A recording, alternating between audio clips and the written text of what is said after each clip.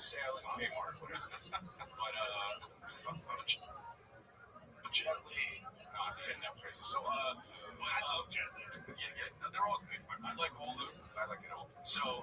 all the same, right?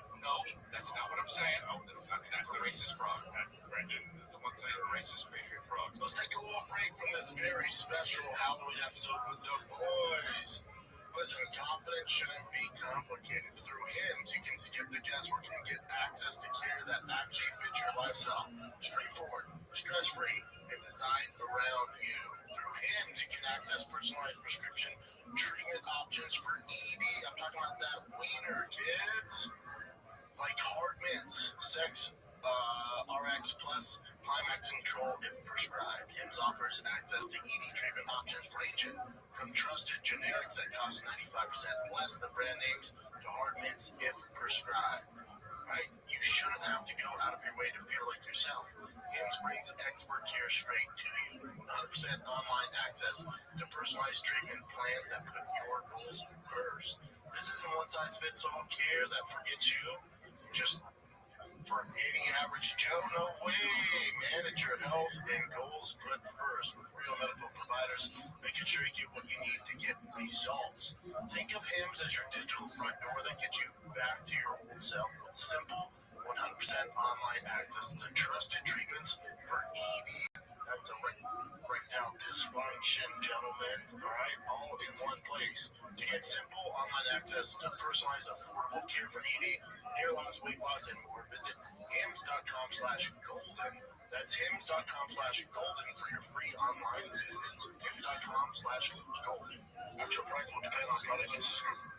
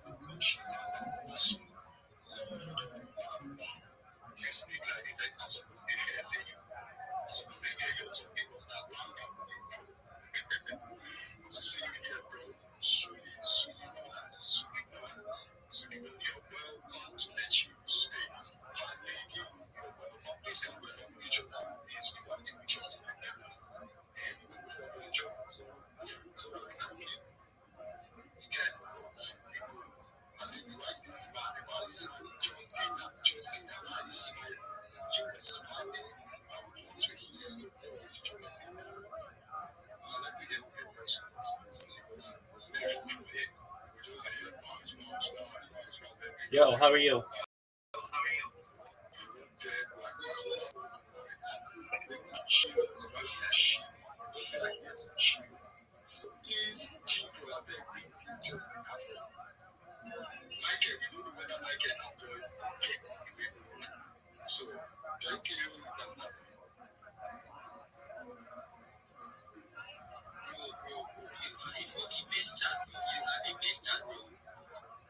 That's what's up. Thanks, bro. So thank you very much. We would like to get the link to join the team talked about. Okay, so I see no people joining this space. Please, I don't know if you can hear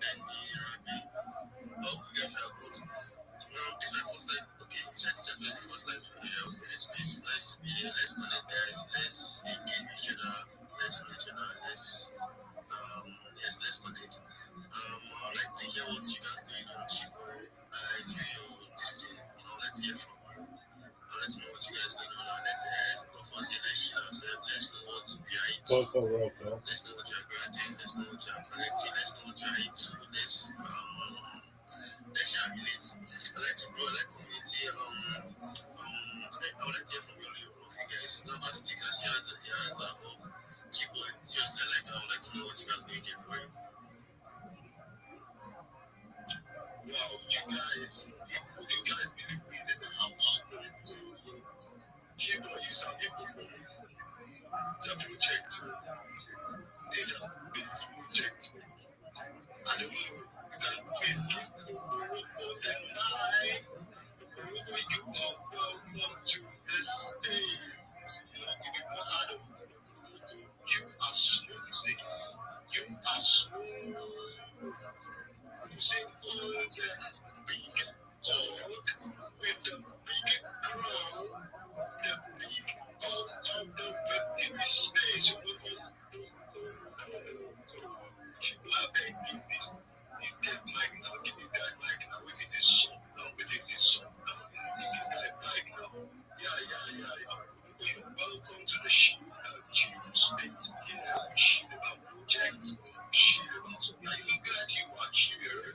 To come and shit yourself, but let us know what you are going tomorrows. Yeah, I know you guys are being rebel for the sake of news. That you can hear it. And speaking of things of shit, small. You can hear me. I was having some connection issues this morning. Yeah, thanks for bringing me up. Chai, that's my dude. He's really kind of been helping me go through with all this. So,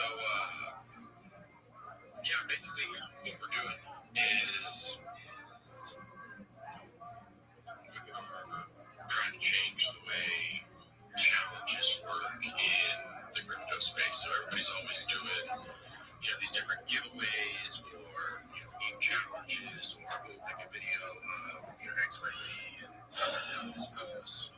But what we're doing is we're bringing all of that to the blockchain. So anyone can create. I know everybody has not checked the site out yet. I realize I've talked to a handful of you, and I think a lot of you have signed up. And we do still have a couple bugs, and it is still in beta as far as the actual platform goes. But the core functionality is working, and it's very cool because anybody can.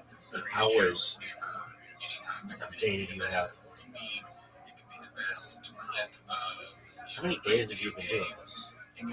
For 4 years, not including anything off this, but 365, some like 1,500 days, and 24 hours in a day. How would you get this math? These are round numbers. 24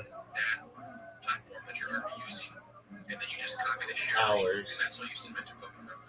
So like times it by 10 times 2, 20. And then 4 times. Alright, this is not easy math. How would you do it? I'd do 10 times 24 is why 10 for 1,500. It's actually 1,000 times 1,000 times 24. Okay, 1,000 times 2 is 2,000. It's actually 20 though. Okay, so it's 20,000.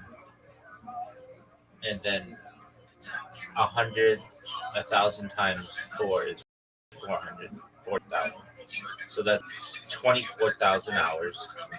And then 5, like half of that. So it's like 36 hours, I guess. Yo, dog, talk to me.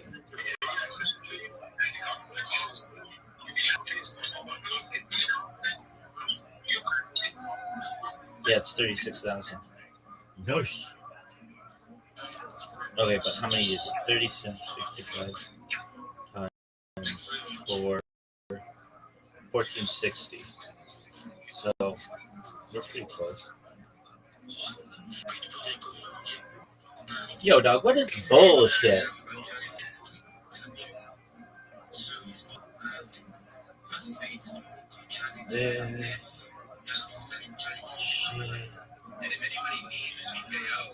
Sucks.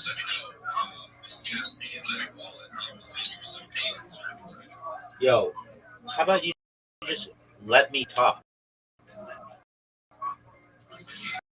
This is like there are a lot of analogies here.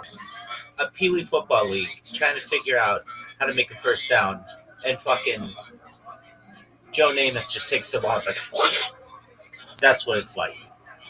This is like motherfuckers trying to play 3-on-3, and Kobe Bryant just takes the ball. This is like motherfuckers trying to put the puck in the net, and then Wayne Gretzky's like, hey, dog, how about this? You let me fucking talk. This is like motherfuckers trying to play T-ball, and fucking Gary Shep's like, look, I'm going to just put it down to you like this. No one gives a flying fuck about anything any of you are saying. You could be giving away 2 yachts right now, and no one would fucking care. Let me fucking talk, dog.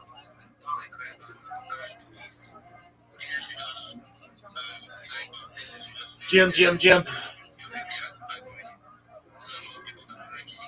Dog, yeah, I'm just going to put it to you this way. No one gives a fuck. No one gives a fuck. No one gives a fuck.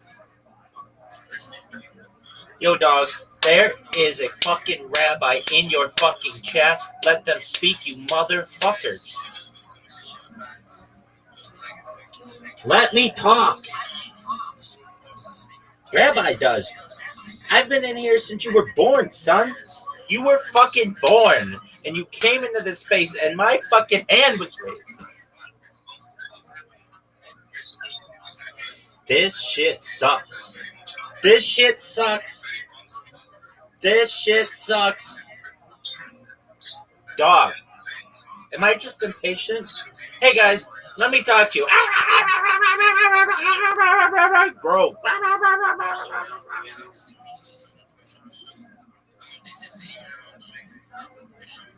You know, look, no one gives a fuck.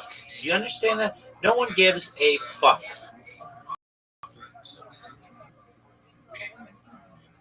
Hurry the fuck up, dog. This is how kids are going to learn to count. Hurry the fuck up, dog. Yo, dude, how about you just get your shit together? It's the worst fucking stream ever. Hey guys, now that I have the mic, let's talk. That's your sound quality, dog. And no one gives a flying fuck about your shit.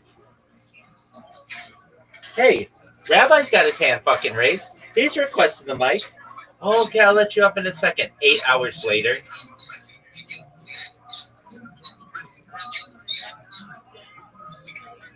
Yo, dog, no one can fucking hear you. You sound like shit. You sound like you took your phone and threw it down the stairs. Dog. This is literally the worst fucking space in the history of humankind. You have like 12 people in here. Literally. 13 people. Let me fucking talk. For people in the future, this is not how you run a space. You let people in, you bang them out, and you move on. You don't just be like, hey, how you doing? How'd your fucking grilled cheese you had last night? No one gives a fuck.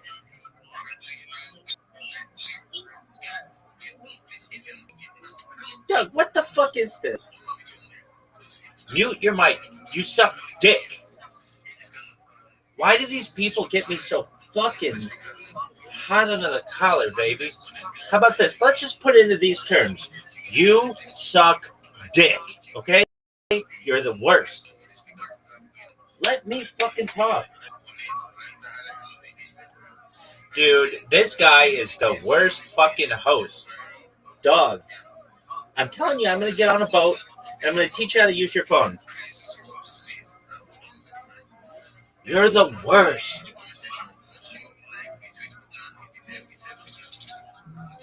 This is the worst. Worst. This is the worst. How about you stop sucking cock? That's my question. How about you stop sucking cock? How about you stop sucking cock? Oh, and Poco Roco left. Dog, this is how you fucking lose people.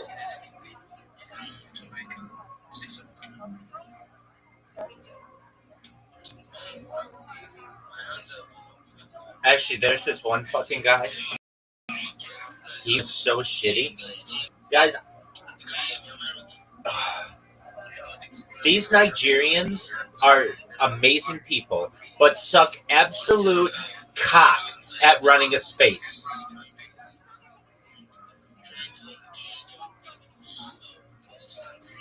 Doug, that's your fucking issue. No one gives a shit about you with other people's posts. Get your shit together. This is the worst. Dog, this is how you fucking lose people. I really want to get. I think one time I did. I just went off on one of these people. I'm like, you make people wait here for hours, and then you don't listen to them. Look, I'm just telling you, this is not the way to run a fucking space.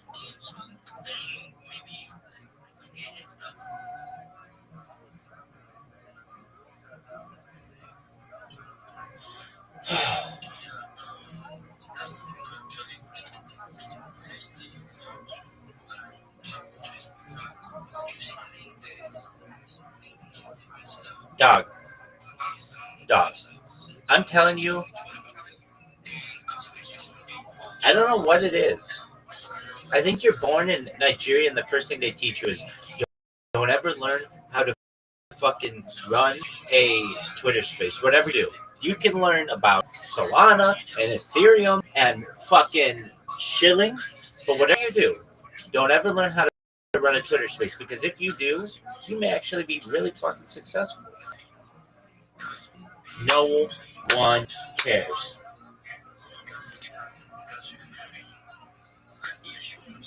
Doug, this is the worst. I'm leaving this asshole. He sucks.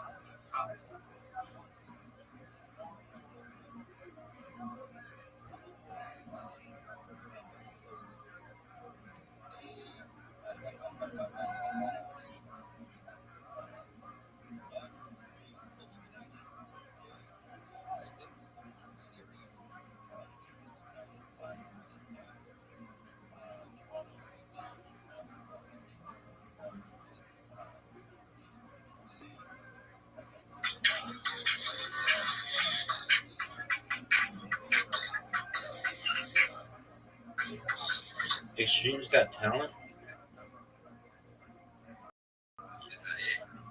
Doug, I don't think that's a good move either. No one wants to hear your music. It's not called Twitter music. It's called Twitter Spaces.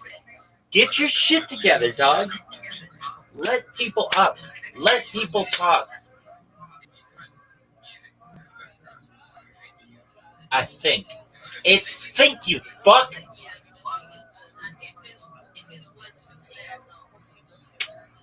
Dog, these are the worst.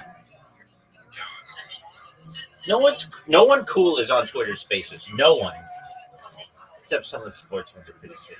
But aside from those, still, all these people suck. Let me talk. There are some cool people on Twitter Space. I'm not going to just say that no one's cool, but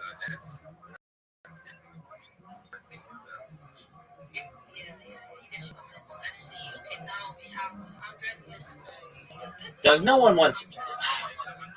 This is it's a Ponzi scheme. This fucking shit is a Ponzi scheme. Keep interacting with my posts. Dog, how about you let up interesting people? Dog, we're talking about anti-gravity here. These assholes are like retweet my space. No one fucking cares. Word.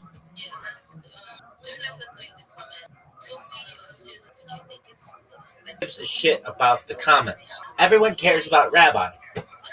This is the worst stream.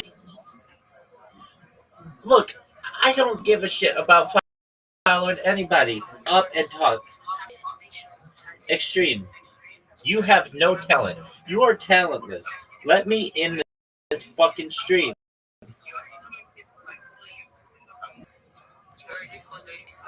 Dog, I hate this. I hate this.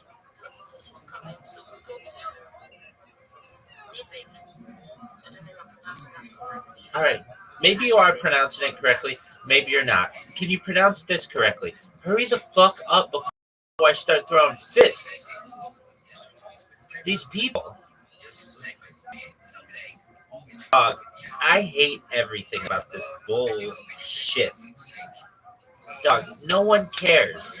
No one cares. Don't you understand? There's a lot more going on here in the world. Talk, you ass.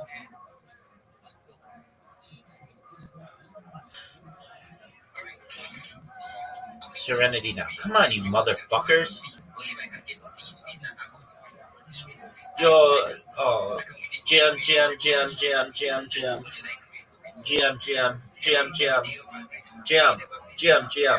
Dog, how about this? How about we just put it into these words, okay?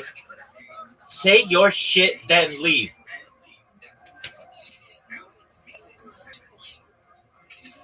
No one cares about your grilled cheese. No one cares about your kitty cat. The only thing they care about is what you have to say. Say it and leave. No one cares. If I hear these people say like and retweet one more time, I'm throwing this. Dog, no one cares about your... No one. Absolutely no one gives a shit.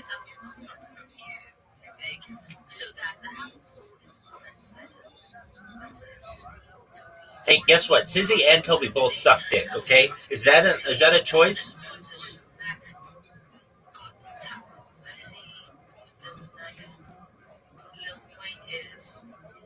How about Rabbi? Rabbi's the next Lil Wayne. All these people are discriminatory against small creators. I'm the biggest creator ever, and they're like, oh, well, you have 105, you have 85 people following you. Who cares? Who cares? Have you ever used Twitter? Have you ever gotten banned? It happens. Dog, this one's going to take forever. Jim.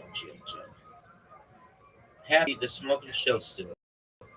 Dude, there you go. That's what I'm talking about.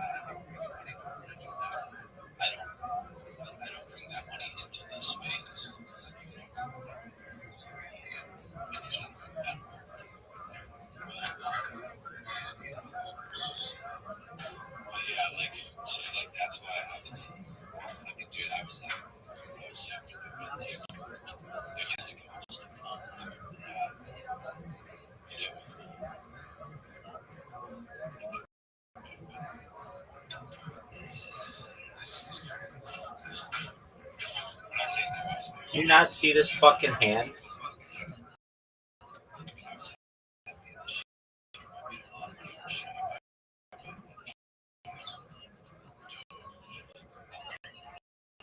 I'm gonna start. Dog, you do this. You guys talk about bullshit, and then people leave because nobody finds this shit interesting. You know what they do find interesting? This guy.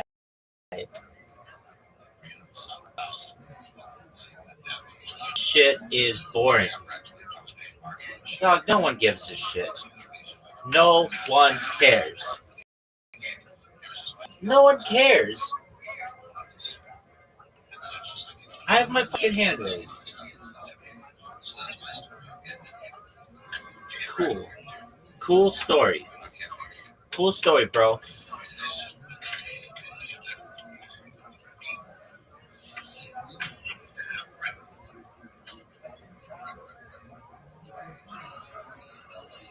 Did you say Rabbi?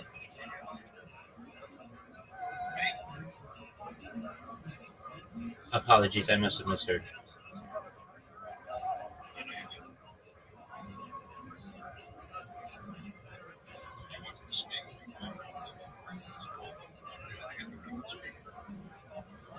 Thank you for the opportunity. Do you mind if I tell you about my project?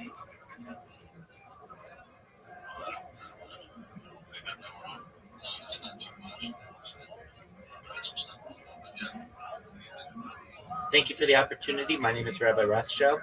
I stream my life 24 hours a day, 7 days a week, 365 days a year for world peace. I've been doing so for more than 3.5 years, going back to the pandemic. Actually, we just celebrated our 4-year anniversary. If you weren't aware, The Economist magazine stated in 2018 that data, specifically humans, are its number one resource, and I have more data archived on the internet than any person ever, which may make me an influential person someday. And if and when that happens, I want to help everybody here become financially independent if you're not already. I want to make sure you have generational wealth if you don't already. And I want to make sure that you have the opportunity to start charities and philanthropic organizations of your own. This is a real life Truman Show, a real life Big Brother. Has the potential to be one of the biggest events in global history. I talk about things to improve the world, like ending world hunger through the use of technology, such as agricultural drones, floating greenhouses, saltwater greenhouses, things like hydroponic farming, cloud seeding. I talk ending world thirst. I'm spying cryptocurrency that's worth about $100 million in one of the nations, like Nigeria, less fortunate. Additionally, I'm an advocate for the Life Shot program, and most importantly, desalination technology, where we pump Earth seawater onto land to make it. Thank you so much for the opportunity to share that.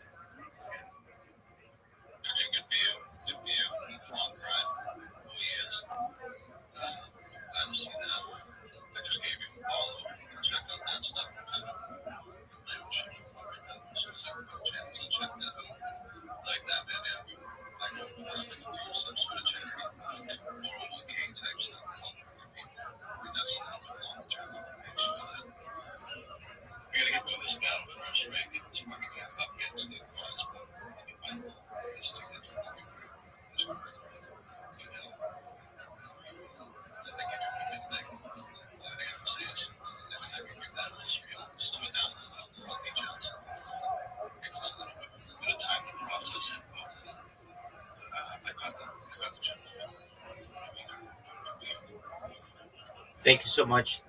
Thank you for the advice. I appreciate it. Thank you for letting me share it. And to you guys, best with your project. Shout out to Unbroken Coin and Pumpmon.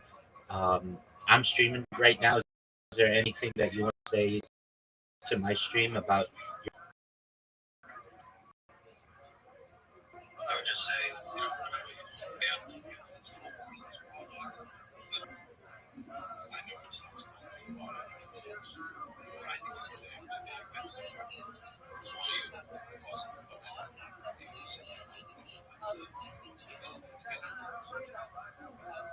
There you go. Well, thank you so much for letting me contribute. I'm going to follow people who followed me, and hope everybody has a wonderful day. Take care, everybody.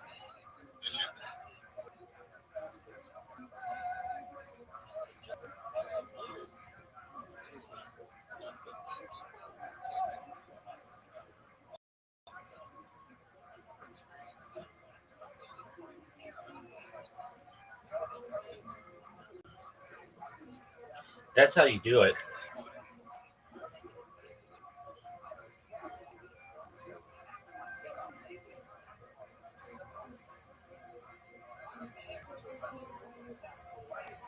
Coco Roco. Not just dope orders, but also regular creators and influencers. And the ecosystem is designed to Why do you like Coco Roco? I like his face. have like TikTok and you want to start making Dog, content for let me talk. That's the thing. All these assholes don't allow me to talk. this, you don't need to have that. And even a handful of those voters allows you to earn rewards. So that's kind of the inspiration of that and coming up with a crypto product that just allows more people to win and to feel involved. And so it's cool because everyone in the ecosystem has an opportunity to if you create a issue and it's Dog, you have 12 people in your shit. You have 12 people. I say, okay, this Why aren't you letting people up? Why the fucking gatekeeping? Why is there so much gatekeeping in this world? Fights. We're bringing them down. You know who's at gates of Rome, motherfuckers? Let me in.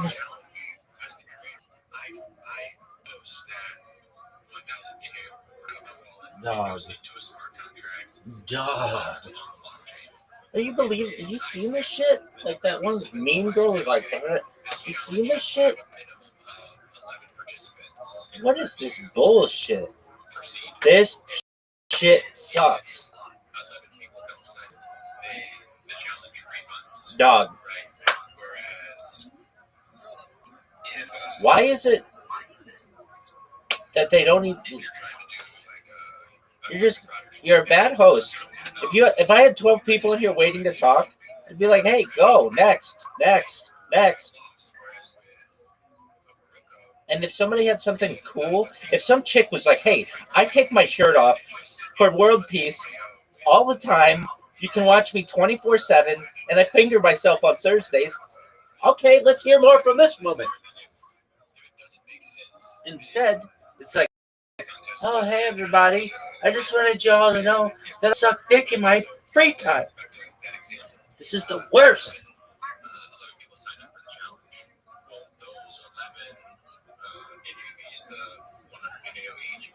Yo, dog. I've seen more boobs than anyone in the history of the world, and I still like them.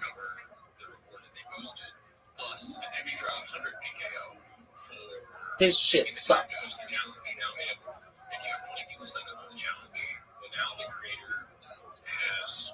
Shut the fuck up. Yo, GM, you're giving away 2 soul. Keep it. I don't fucking want it. What I want for you to do is to let me speak. And everybody who's like, you talk too fast. Listen.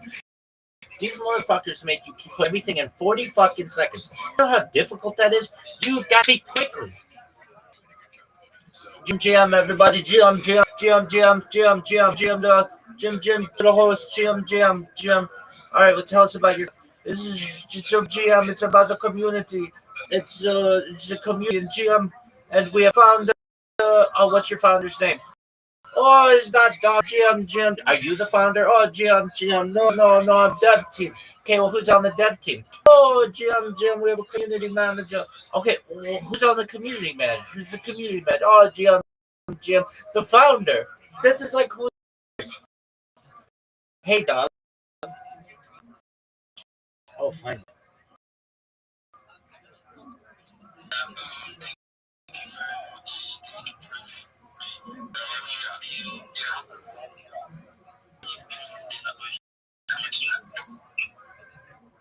Do you mind if I show my project?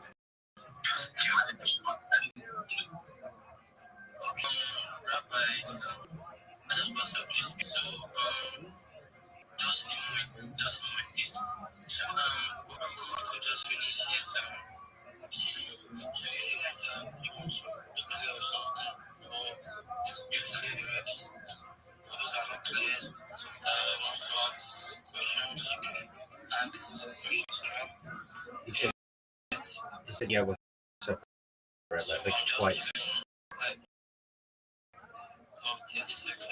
You have to on the speaker section.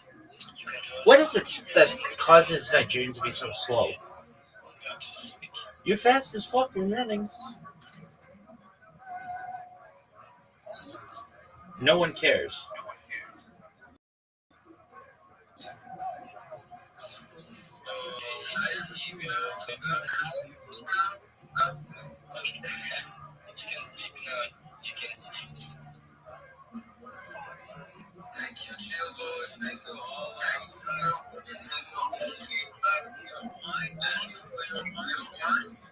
Dude, this guy's mic sucks.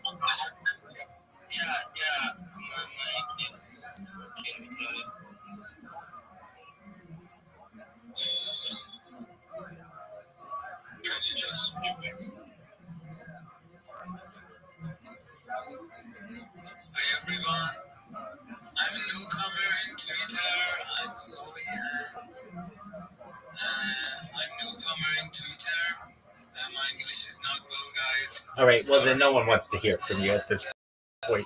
Use Twitter, use Google, use ChatGPT. Get your shit together. I speak English exceptionally well in comparison to you. Let me talk.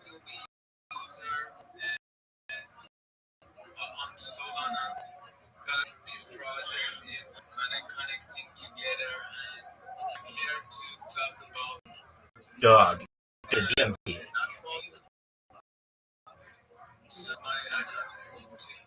Okay, there. Been there, done that. Dog, I'll follow. Dog, hurry the fuck up. Come on.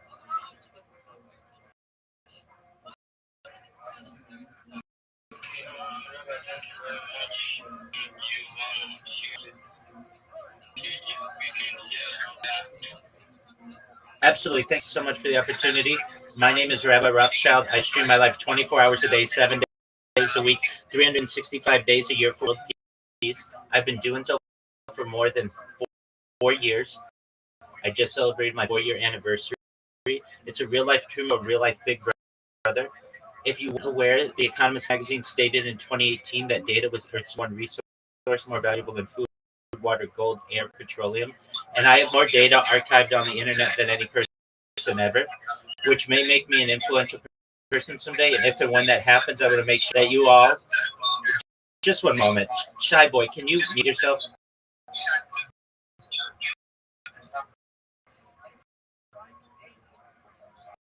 Thank you. There was feedback. I want to make sure that I helped all of your projects. I want to make sure that you have generational wealth.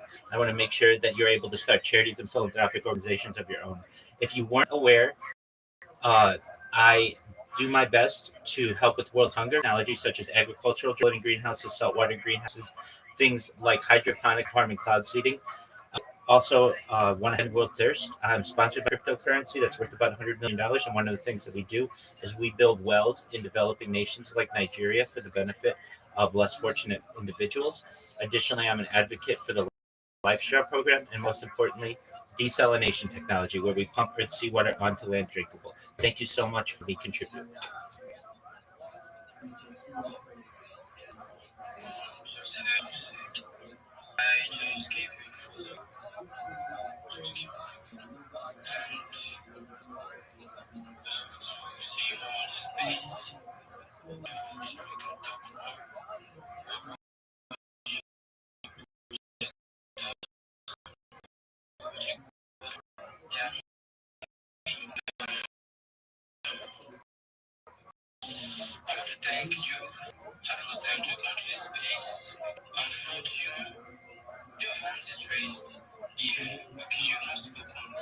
Dog. What the fuck? I can tell you're new.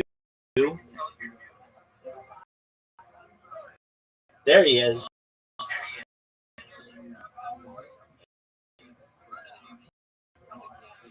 What a Vegas. How you doing, big dog?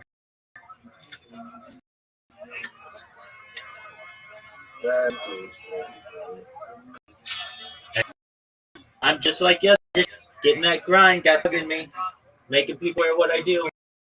Yo, what up, Bug? How you living? Bug, can you hear me?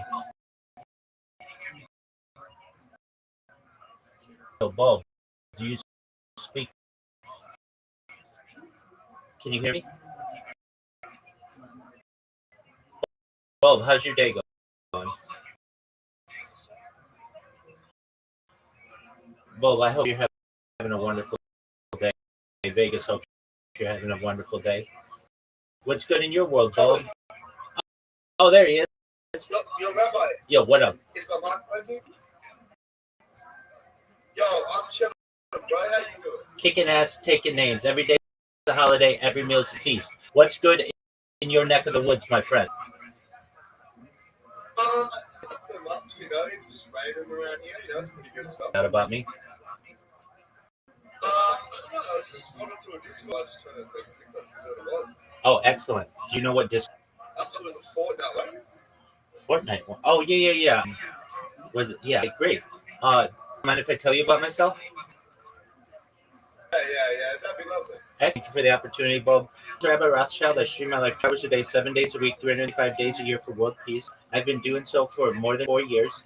I have more archived on the internet than any person ever. In 2018, the Economist magazine stated that data was Earth's number one resource, specifically human data, and I have more human archive than anyone, which made me an influential person someday. When that happens, Bob, I want to make sure independently wealthy. I want to make sure that you have generational wealth if you don't already. And I want to make sure that you have to start charities and philanthropic organizations of your own. How does that sound, Bob? I wouldn't mind some generation at all. Absolutely. Who would? Additionally, I talk about things for the benefit of ending world hunger through the use of technology such as cultural drones, floating greenhouse sauces, hydroponics, farming, cloud seeding. I'm an advocate for ending world thirst through the use of desalination plants and life straws. I'm sponsored by a cryptocurrency that's worth about $100 million, and one of the things that we do is build wells in developing nations. How does that sound to you? Where are you building their wells from, sir? Excellent. Specifically in Nigeria. Oh, shit. Oh, yeah. Getting some work. Absolutely. Additionally, talk about things that aren't normally discussed in society. I'm a futurist and someone who likes to discuss the future. Things like anti-gravity, antimatter, faster than light travel, faster than light communication, artificial narrow intelligence, artificial general intelligence, artificial super intelligence, things like cryptocurrency, quantum computing, things like space elevators, space tourism, uh, terraforming of other planets, things like interstellar travel, things like plasma machines, replicators, teleportation, de-extinction. People don't know this, but the first successful extinction took place in the year 2003 with the Pyrenean ibex, which was a goat located in northern Spain, southern France. Fast forward to the year 2021, a company in Dallas, Texas, is founded known as Colossal Scientific. They've made it the goal that within the next by the year 2028 to reintroduce woolly mammoth into the Arctic Circle, utilizing Asian elephant surrogates. I just think this is a mind-blowing goal. Following the reintroduction of the woolly mammoth in the Arctic Circle, we reintroduce the Tasmanian tiger, followed by the dodo bird, which I think will be really exciting to document. I talk about other things, Bob, that may affect you, your friends, your family, if you want. Things like life extension technology. When you were born, Bob, the average life expectancy for you or someone like you is probably about 80. I want to increase that to age 100, 120 years old through the use of technology, if you want, such as ion therapy, human growth hormone, stem cells, cryogenics, nootropics, peptides, cold shock therapy, red light therapy, testosterone replacement therapy, ambrosia therapy to get you to be 120 years old. But 120 years old, you may say, Rabbi, back in 2020, said came an amazing run, but might be starting to break down. What's the next plan? And again, this is all with your consent. If you want, you may be able to utilize a type of technology known as mind uploading technology, where, with your consent, we can brain into a computer like a CAT scanner and MRI, knowing where every atom is in your sense system and your peripheral nervous system for later download. Android and Avatar, cyborg, a cybernetic being, a clone of yourself, a robot, an ethereal being, whatever you want to be. But essentially, what I'm saying to you, there may be an opportunity for you to enjoy digital immortality. What are your thoughts? I kind of want to know about the teleportation. I can't lie. 100%. So, have speculated that it is possible. There is a skimmet to it, though, that you may essentially kill yourself on one end of the tele halo, or leap in order to appear on the other side of the teleportation halo. Um, so, what is that? Basically, when you walk through the teleportation portal, your entire body scanned immediately, and that information is transmitted at the speed of light, or perhaps to another portal somewhere else, currently thought of on Earth, but doesn't necessarily have to be. And all of your atoms are essentially replicated on the second portal. Now, there is a way that you could do this and not kill yourself in the first portal, but then there are going to be two of you, one in the original location and one in the secondary location. So there's a yeah. So that's where. Well, hold on, but that's where the mind upload technology comes into play. So let's say we get this thing to work, and it works 100. It works 99.9999999% of the time perfectly. But the one time it doesn't work well and there's a mistake, well, we could just go mind upload. We have that data. We could artificially age you to whatever age you at the point of walking into the portal, and you never know the difference. Exactly. It's essentially like if you've ever played a video game with a save point. So let's say you do something dangerous. It wouldn't just have to be teleportation. You could be jumping off a mountain or doing deep space exploration, and something happened. We could essentially take the data that archived all of your memory, personality, and body, and be able to replicate you using artificial techniques, so artificial maturing devices, and replicate you to the point where you were in your state, if that makes sense. Yo, what up, Michael, Richmond, Charles? How are you, buddy? I'm amazing. If I may ask, Joshua, how old are you? Okay, excellent. That's how old you need to be here. How'd you find out about me, Joshua?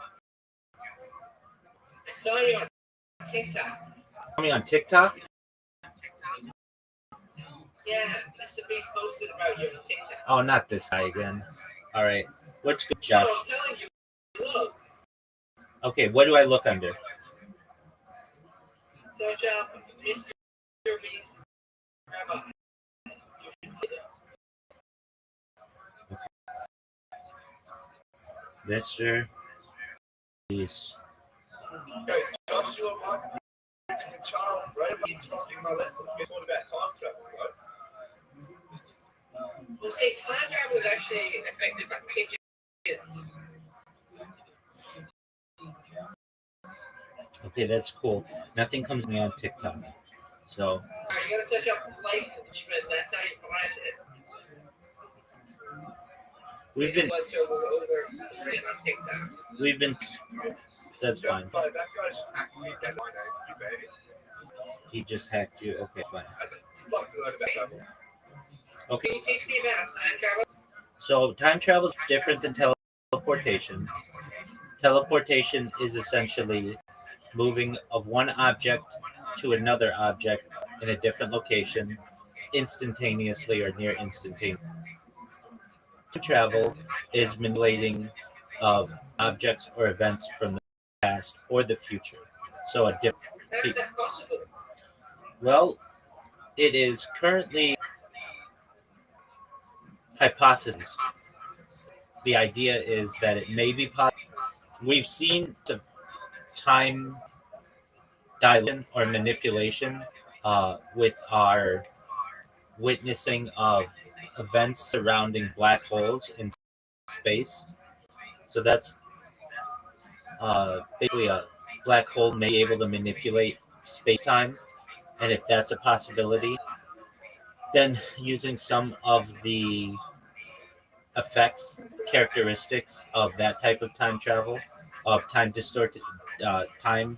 uh, distortion, we may be able to manipulate that and to be able to manipulate perhaps um, our world as we encounter it. But again, it's hypothetical at this point. What are you reading off of, bro? I'm not reading off of anything. Oh, okay. Someone's mic delay and yours. I thought you were reading something. That's my bad, bro. Continue. No, you're good. That's my other device. Oh, I can hear it like in the background before I hear you.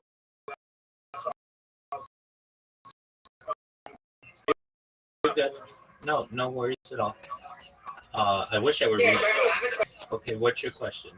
Rabbi, Casey Hart, he's a famous stuff. I don't know any of these people. Do you know him? He's on TikTok. Okay, quit with that.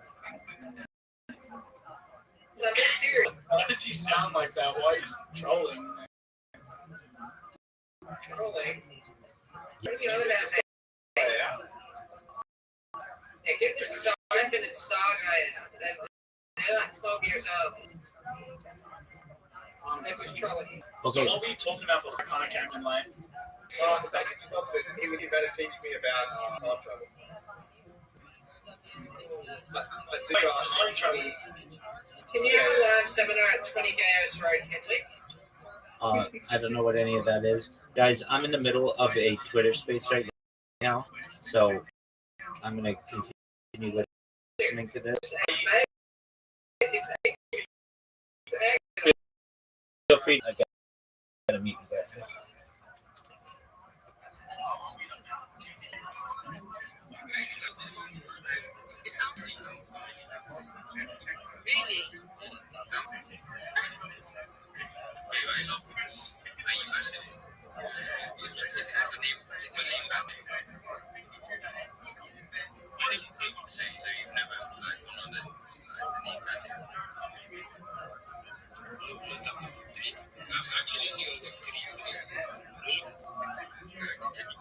So I'm actually a graphics designer.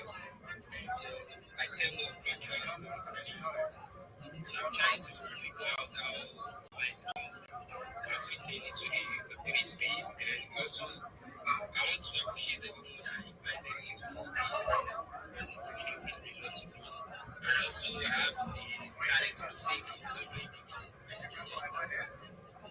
Ashim, do you want to hear it sing?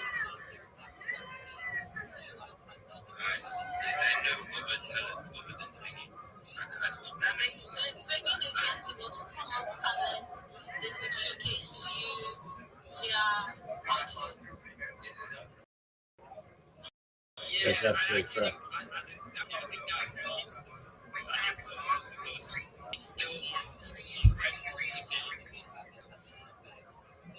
Alright, I'm not sure that you were saying. I should go to ask people. Do you guys want to hear him sing? I want to see you guys. I want you to hear him sing. And also, do not forget to tag. The space is going down. Why? 71. That's more. Because you guys know, oh my god, I'm so disappointed. I'm not just so broken, guys.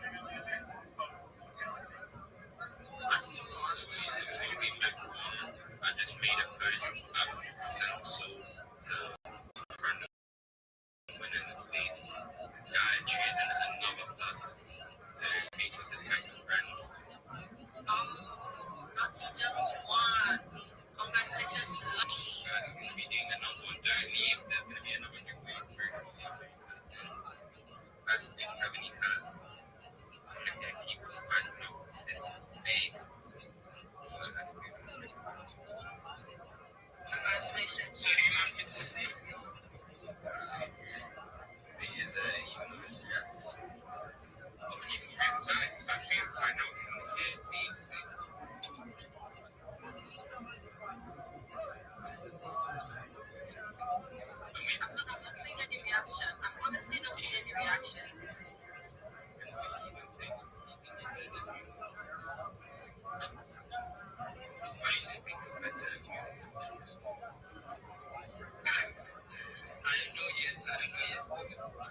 People can't do it for it. We have 82 listeners now. Guys, my prayers, people should name thing. Honestly, not seeing any reactions. I'm going through the space, and I'm only seeing like 1 or 2 reactions. That's not enough. We have 80 people in here. Come on, guys. You guys should show up. They don't want to hear you say it. Like, happen.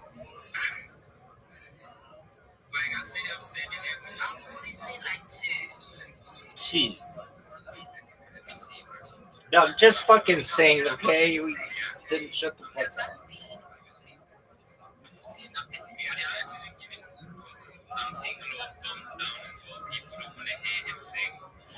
No one wants this.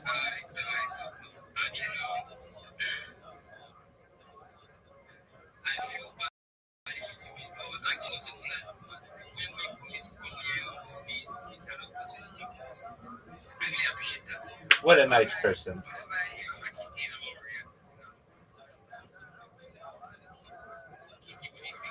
Doug, no one gives a shit what Kiki thinks. Kiki sucks. But she had a good opinion on the other things.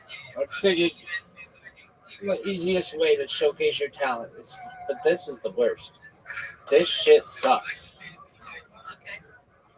This shit sucks.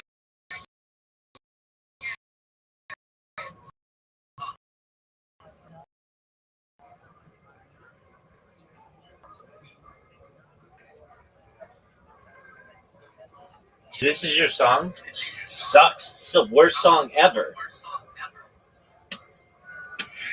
I have found the movements allegedly that sound better than this. This song sucks. Duh. Worst.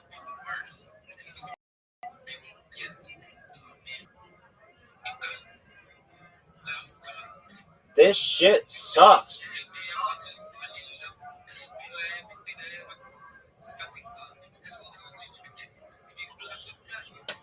Dog. Let me talk. Let me talk.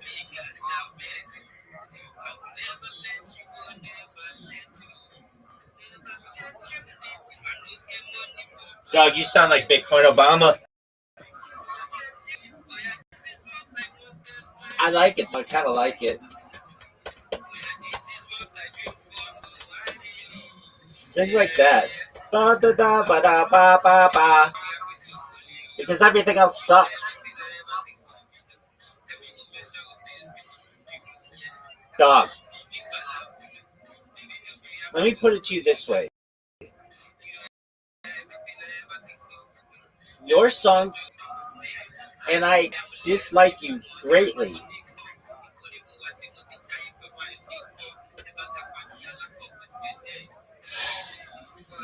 This is the worst song in the history of songs.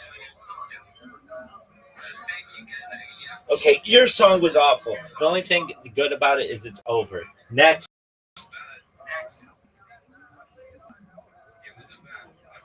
No. It was bad. I'm gonna. Lady, shut the fuck up. That song sucked. No, it's alright. Go. How about Rabbi? You have Rabbi, and I don't want to sing. I'd sing better than that motherfucker. Let me talk. Doug, I don't need you to let me talk.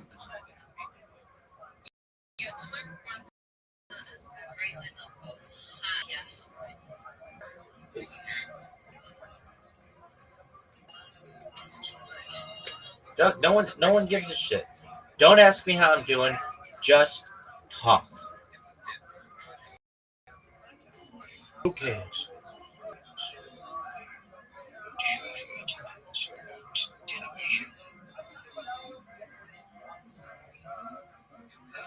If I hear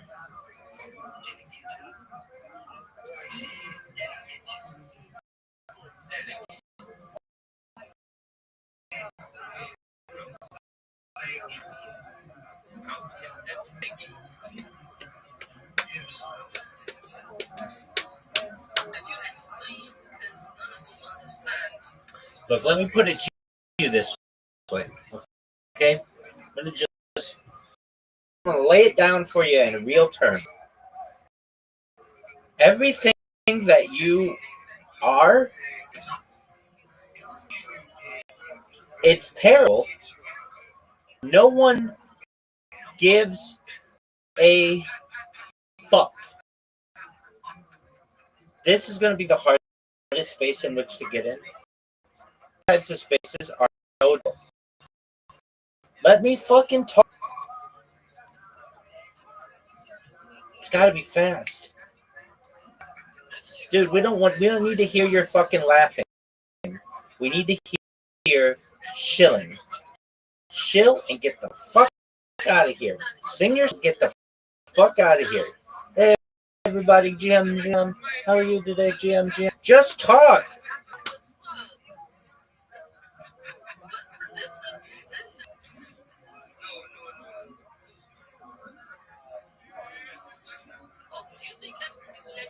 Doug, are you gonna let me speak?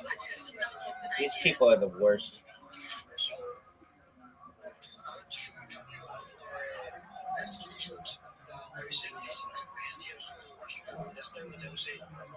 No, I don't think they want to do that.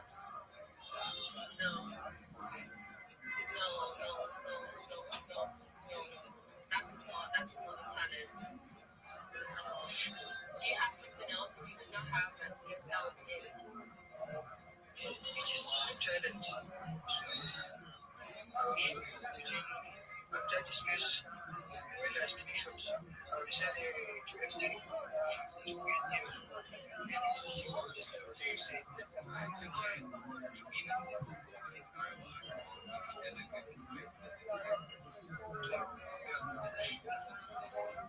Definitely not. Definitely not.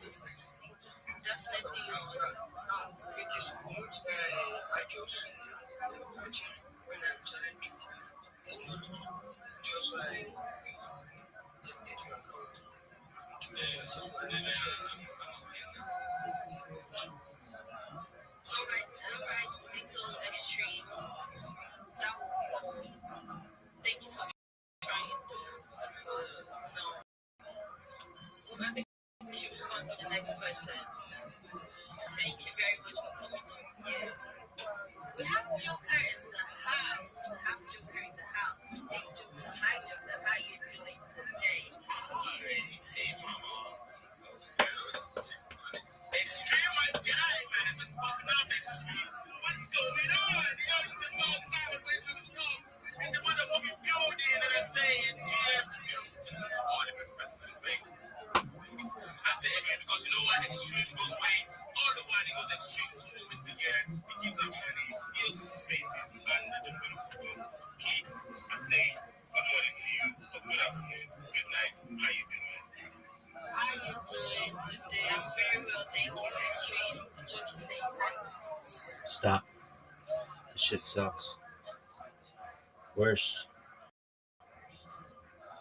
shit ever.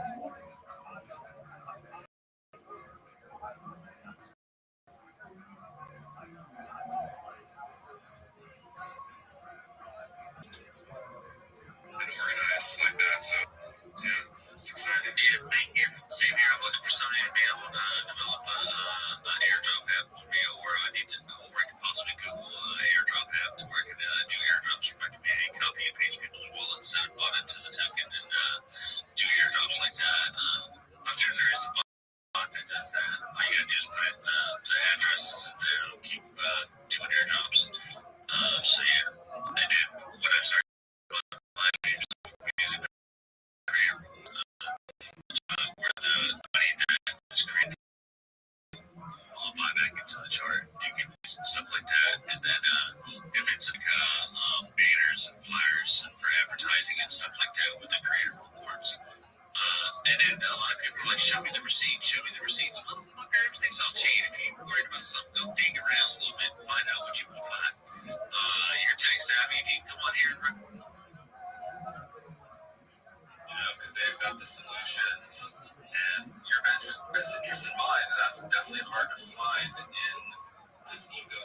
where it's kind of a lot of different mindset from both, you know. Hang on, William. Hang on, go ahead.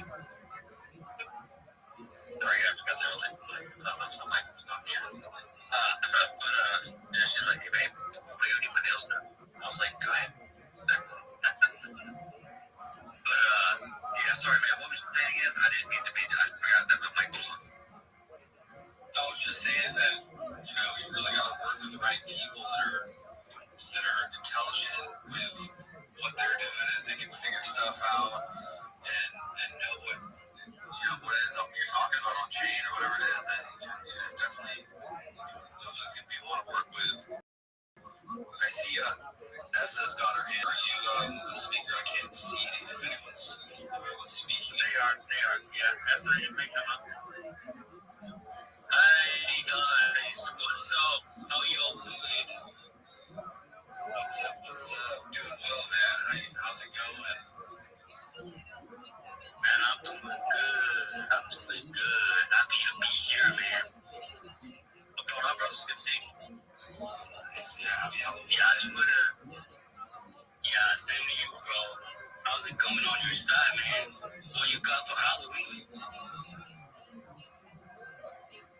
Oh man, it's going good. We got candy, we got pumpkins, chicken. You know, we got some spooky fog out here, and it's definitely gonna be a good time. We're ready. We're ready for this trick or treat. Yeah, that's the spirit, isn't it? That's the spirit. I love that. So yeah, I just want to show myself real quick. I'm an active reply guy. I'm a trader, a community manager. So yeah, if I project, if they need me, yeah, I'm here. Man. I'm ready for the job, whatever it takes. I love building with different communities, you know, and that's what's up. I really appreciate this moment. You guys follow the Gregory Coin, follow Job Chickens, and also follow me, guys. Thank you. Sound confident? Yeah, bro. Yeah, he is. Bro, that's what I appreciate you, man. Sounds like he's a grinder and he's freaking on it. Yeah, put in work. Hey, man. Yeah. What's up? What's up, brother? Man, I am chilling. I'm freaking sick right now. I pulled an all-nighter like 2 million. Jesus Christ. I didn't sleep till this morning, man. I slept 6. I think 6 or 8. I don't know. But Choppy Chickens, man. Shout out to you. It's Banana. What's up, man? Yeah. What's up, Jack? Good, man. Doing good. Thanks. How's the project, man? Man, it's going good, man. It's going good. We're cooking in here. We're shifting gears to some NFTs. And, you know, we're in these spaces too. So it's definitely, we're trying to juggle, man. But it's going good. How you doing? Man, I'm good. Last time we were on the space, I think Tuesday. Was it the finale space? I think it was the finale space, right? Like, I was teaching him how to speak pidgin, right? I was teaching him how to speak like a Nigerian. It was crazy, dude.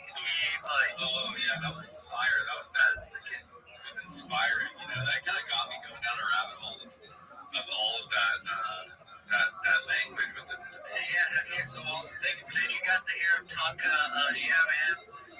You know what he be doing, Mike? What did you say? I said, you know what he be doing? I said, you know what he be doing? You know what he be doing, Mike? Yes, sir. I'm Suraj from Cobra Coin. I want to buy you to be chicken. Oh my God. I love it. Jack, but you can call me Suraj. Suraj. Hey, Jack, when you come in, you gotta come in and start off like that, and then whenever, and then when you're halfway in, then start just speaking English, and then what the fuck? They're like, I hear people say, "Oh, he's Indian." Let's not put him as Indian, man. I'm not trying to get hooked up for it. I'm sorry. You never know, man. You might be able to pick up an Indian job, man. You can speak the language.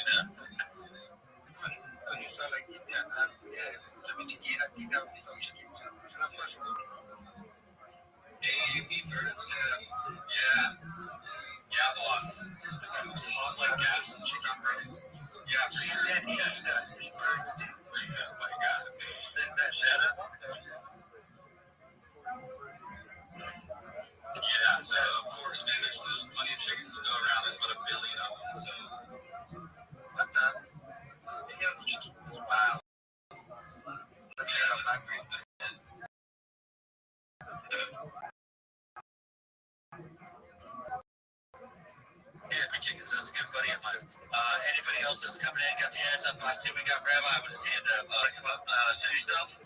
Absolutely. Thank you for the opportunity. My name is Rabbi Rothschild. I stream my life 24 hours a day, 7 days a week, 365 days a year for world peace. I have more data archived on the internet than any person ever. In 2018, the Economist magazine stated that data had overtaken petroleum as Earth's top resource, and I have more data archived than any person, which may make me an influential person someday. And if and when that happens, I want to make sure everybody in here has the opportunity at financial independence if you don't already, generational wealth if you don't already, and charities and philanthropic organizations. This is a real life Truman, real life Big Brother. I'm live right now on 22 separate YouTube streams.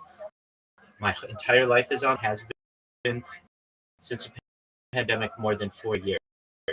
I talk about things to improve the world, such as ending world hunger through the use of technology such as agricultural drones, floating greenhouses, solar houses, vertical farming, cloud seeding, and perhaps hydroponics. Additionally, about ending world thirst. I'm sponsored by a cryptocurrency that's worth about $100 million. One of the things that we do is we build wells in developing nations like Nigeria for the less fortunate. Additionally, I'm an advocate for the Life Share program. And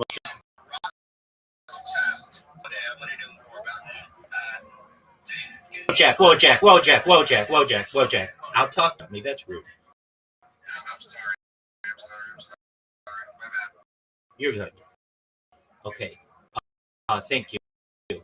And I also talk about things like desalination. So with that, Wojak, yes, we build wells in Nigeria. The project is known as Harry Potter. If you're familiar with that, again, it's very popular.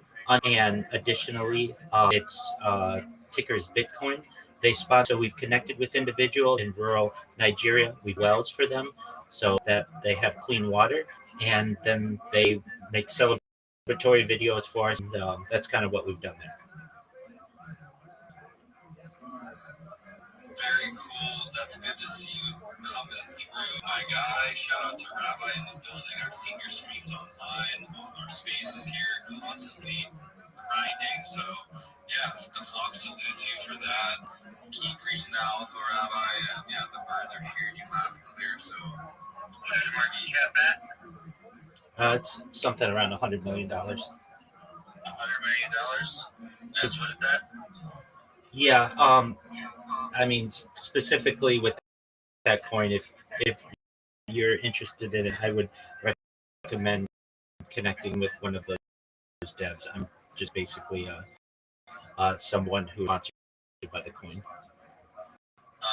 All right. Yeah, Thank you so much for the opportunity, and shout out to and appreciate the opportunity about myself. I hope everybody a great day. Thank you again.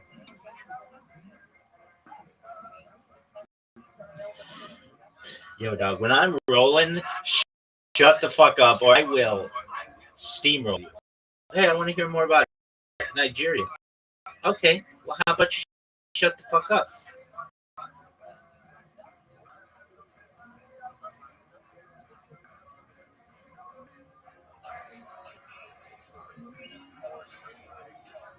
Oh, this is what I'm talking about.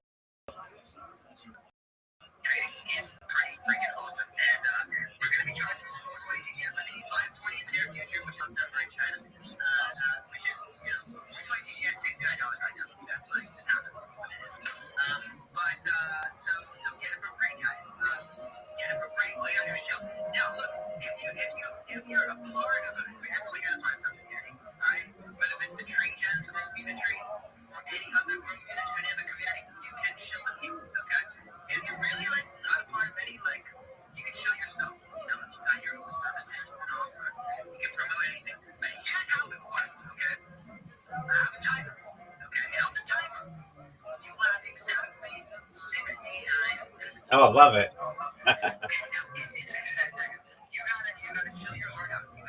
Dog, I'm better at it than anybody.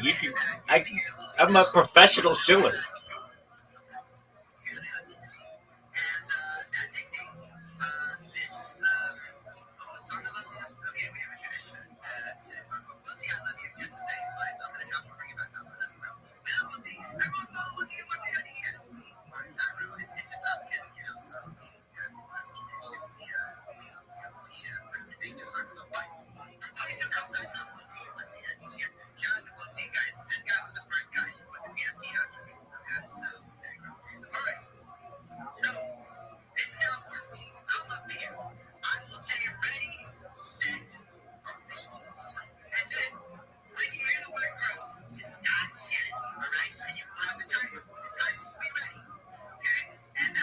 Shout out to Tree Gems.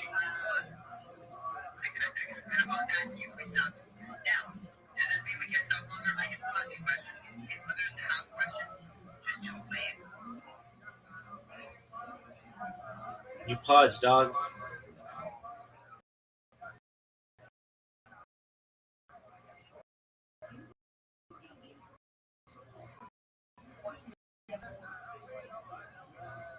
Did I freeze?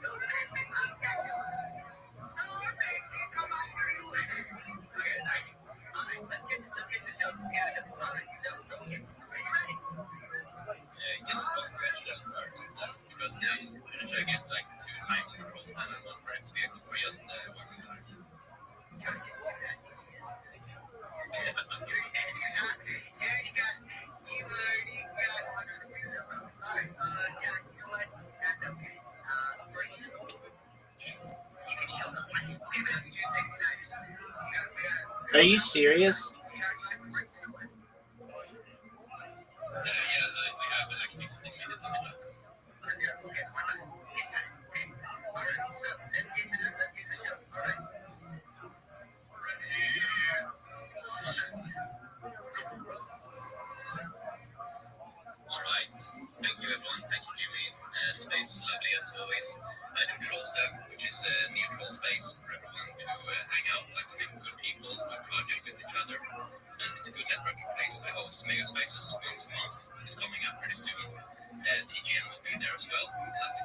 Who hosts a space once a month and wants to be taken seriously?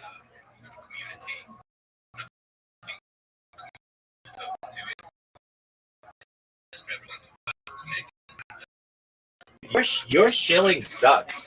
I'll teach you how to do it. Talk first, motherfucker. Dude, what are you gonna do? Give me a fucking schedule? This is the worst shill ever. Hey guys, I just want y'all to know that Thursday's a day of the week, and so is Monday, and sometimes Tuesday.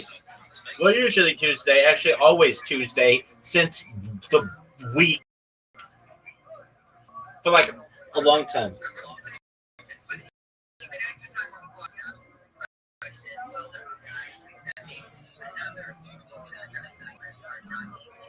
Dog, can I just?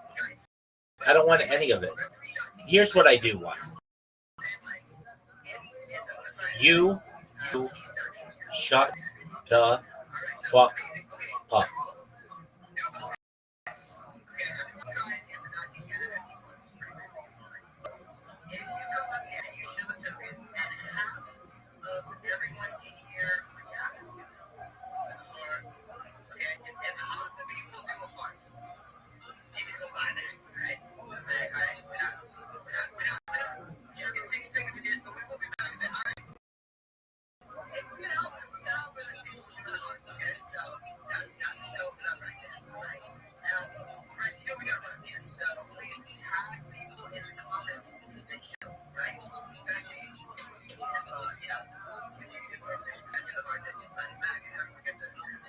Dog, I don't have anything for you to buy. Where is there a place where you can just tell people about your project, but not force anybody to buy it? That's what I need. That doesn't exist. I guess it's like social media.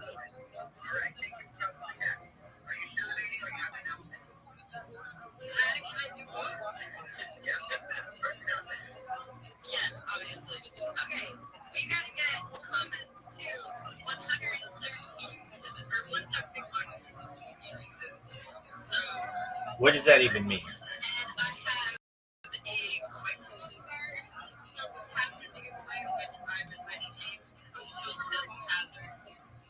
Dog, I don't understand. If I were hosting a space, it'd go like this. Have you ever seen that fucking Seinfeld with the soup guy? It's just like that.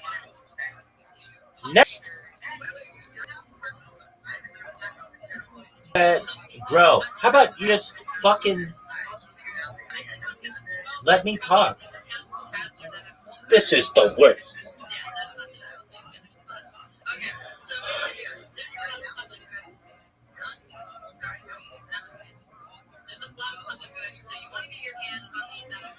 Dog, nobody wants your NFTs. Your NFTs are the worst.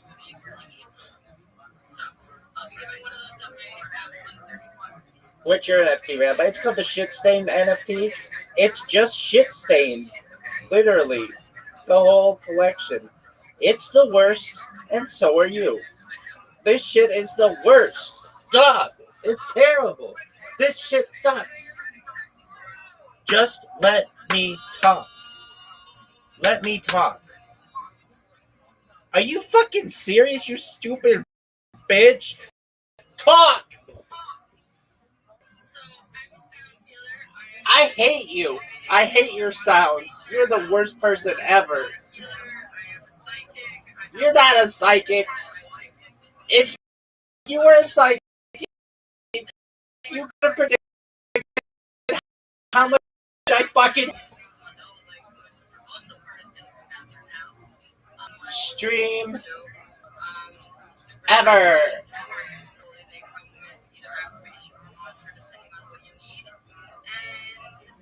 Ugh.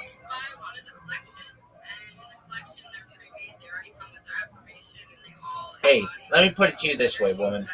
Your shit sucks, and I don't like you. That's the meanest thing I can say to you. Is I don't like you. It's not that I hate you. I'm gonna die. I just don't like you. Next.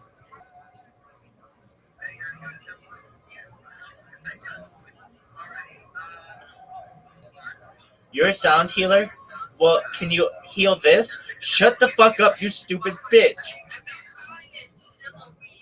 Oh, you've been calling it Shilloween? Oh, that's really funny. Okay, how about this? Say your shit and move the fuck on, unless somebody's really interested. And somebody's like, hey, I wear thongs all day, and I donate them to horny rabbis on the internet. And I send them there free of charge. I'll deliver them to your house if you want. Oh, okay, cool. Aside from that, nobody gives a fuck. I don't care.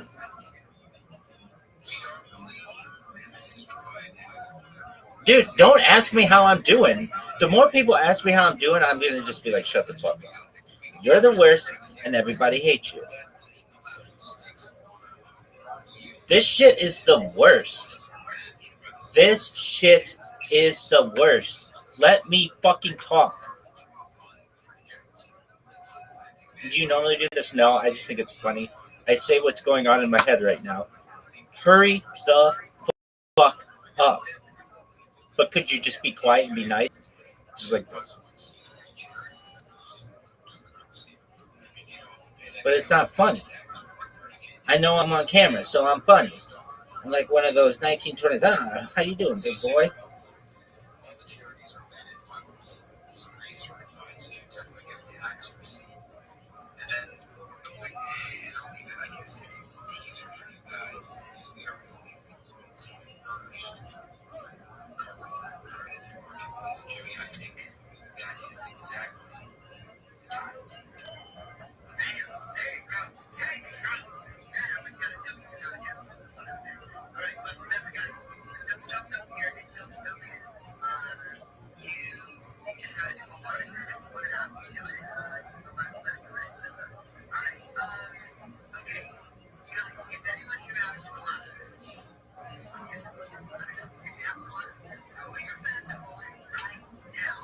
Dog.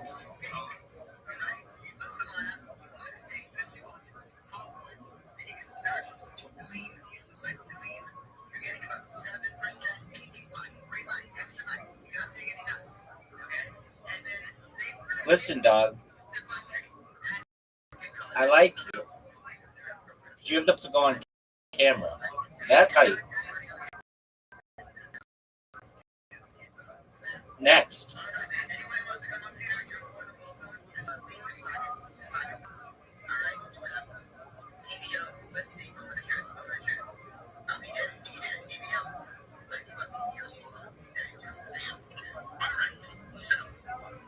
I have to retweet the room.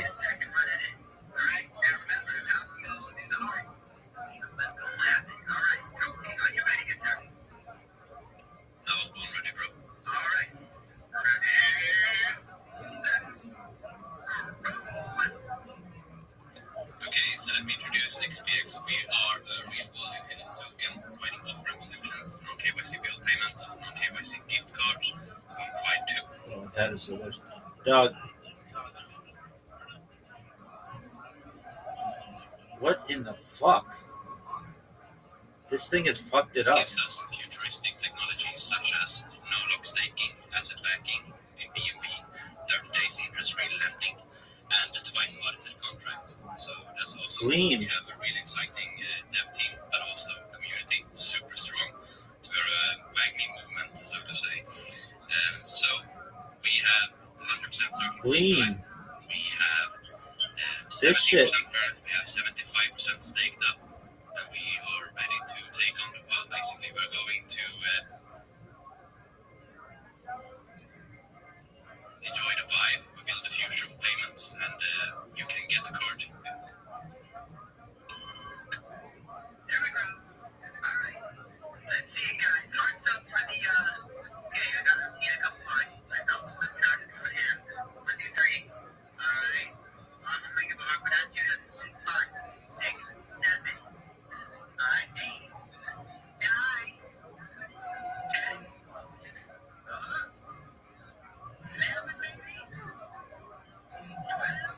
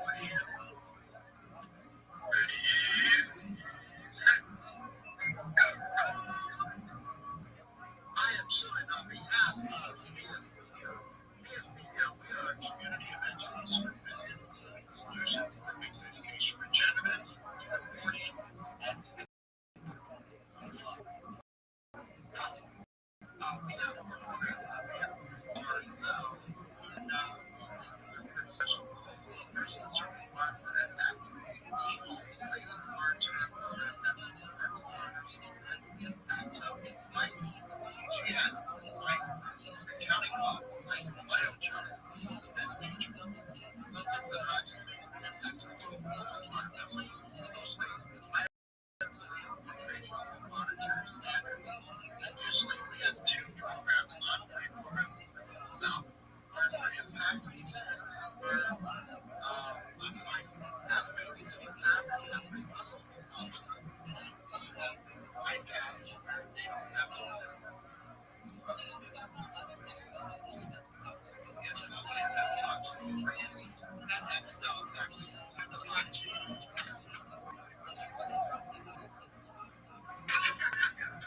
better follow Will T and Web 3 on TGN. He's an absolute G. He's an OG. He's one of the people that onboarded me into Web 3. He's one of the social beasts, okay? They were live 24/7 for 60 freaking days, okay? That's nothing. Hey, how about 4 fucking years, dog?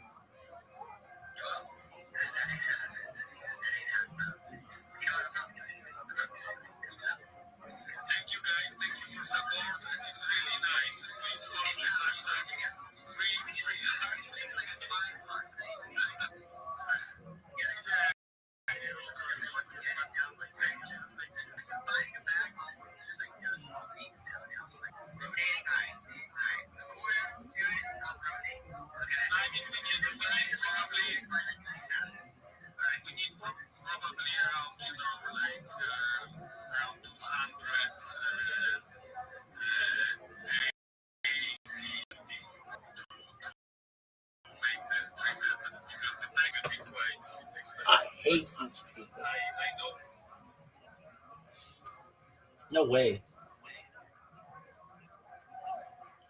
Before we get to Toby, can I just tell you one thing? You're not starting the job. Here we go. No, no, you're starting the job. I did. I'll tell you one thing. I got paid.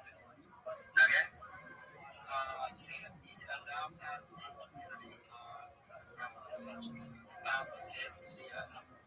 gets on our website. You said Karma? Karma guy? Yeah, we have I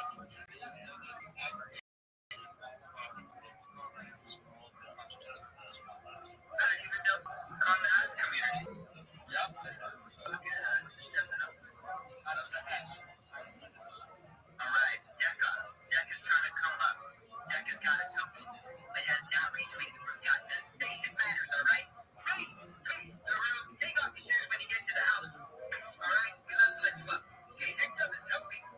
Toby is stepping into the elevator. Guys, we only got 6 people in raid this thing. We need 11 in the next 13 minutes. Jump to the TG account yet. Raid that king. Okay. Toby, are you ready, good sir? Now we got 8. Okay, 7 up. All right. Ready? Set. Go. You guys, and the orange guy. You guys, and I wish you were spooky and of course, even in sorry, I've been to you guys myself. The biggest I believe in sign is powering the biggest institution on chain and the biggest identity verification linked with real world assets. So sign powers from looking table is the biggest institution system on chain. Distributed airdrops for more than 200 million average spots, $40 billion plus. Distributed airdrops for Kaibu, for Notes, Coin, and so many others. So if you guys want to be part of the Orange Dynasty, you want to sign, you can go to Play Store, download the sign official sign app, a lot of people there, and Rabbi supports what signs building and get to end from it. And I'm Toby for Kingdom now and the content creator precisely with many. I'm probably the best ex-content creator can find out there.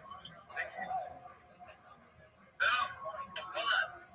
You airdropped 200 million wallets already on your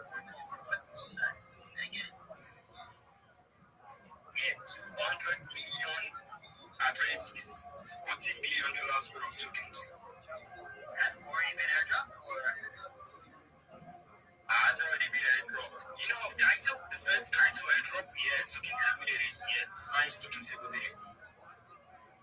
So this is a platform that does airdrops? Is that what you're feeling? This is a token sign. Your build at sign. So this is an airdrop platform, or are you talking about a token airdrop? Yes, we're going to be sign. Yes, now we can use the sign and sign being token table, which is the distribution, token distribution perspective. It's for airdropping. Okay, it's not airdrop. Okay, got you. Right on. All right. So you're not doing the tokens, you're already doing the hard thing. All right, amazing. Cool. All right.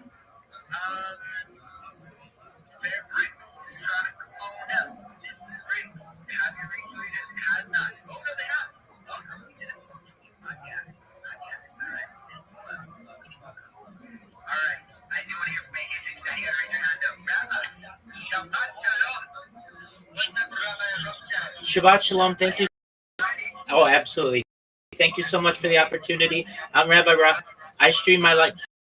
Oh. Hold up. You got to okay? I'm going to get up there for 10 seconds. Ready, set. My name is Rabbi Rothschild. The opportunity. I stream my life 20 hours a day, 7 days a week, 365 days a year for world peace. I've been doing so for more than 4 years. This is more data than anybody's ever uploaded to the internet in global history. This is a real life Truman Show, a real life Big Brother.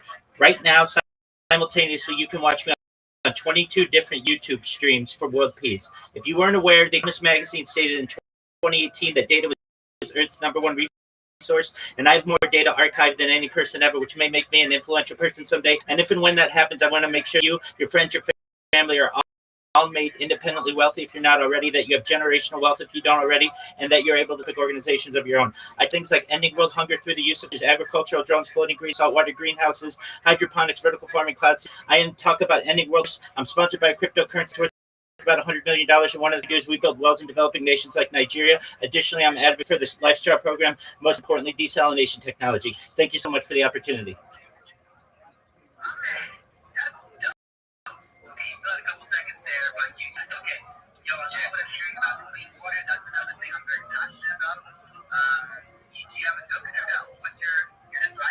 Yeah, I live stream my life. The token that sponsors me is known as Harry Potter Obama Sonic 10 Inu. The ticker's Bitcoin. If you're familiar, it's a really great group of people, really great community. Yeah, cool. All right, guys. If after you guys do a heart right now, I'm gonna buy some Harry Potter Sonic Inu Bitcoin.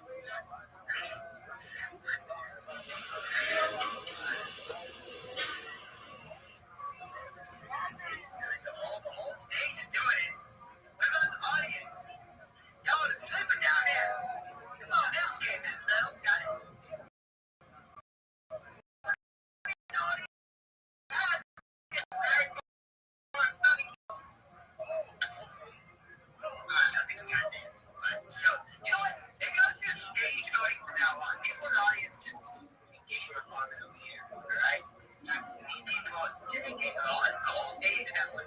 Definitely checking it out. Rothschild, Rabbi, I just followed you back. 7-year CA, what you're up to. And how we help water projects. That's water is life. Water is life. So. Thank you so much for the opportunity. Take care. All right. I saw Billionaire Fox Club now. It seems like you're getting packed as well.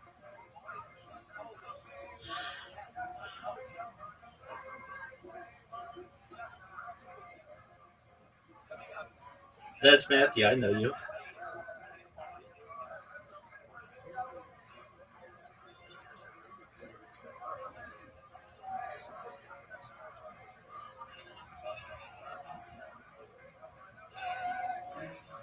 What's my crypto address?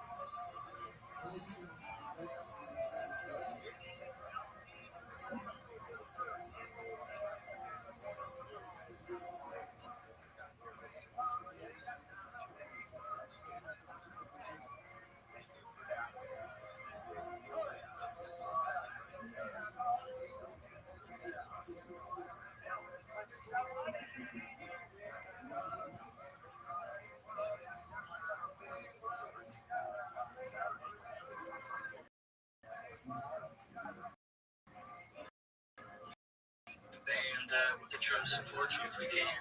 And keep see your request. Just share the space. Don't want to share the hang out a second. C3 comes.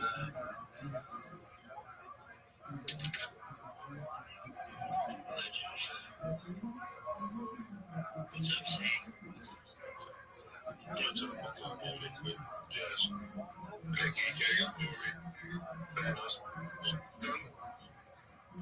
Was it? Yeah, but what's up?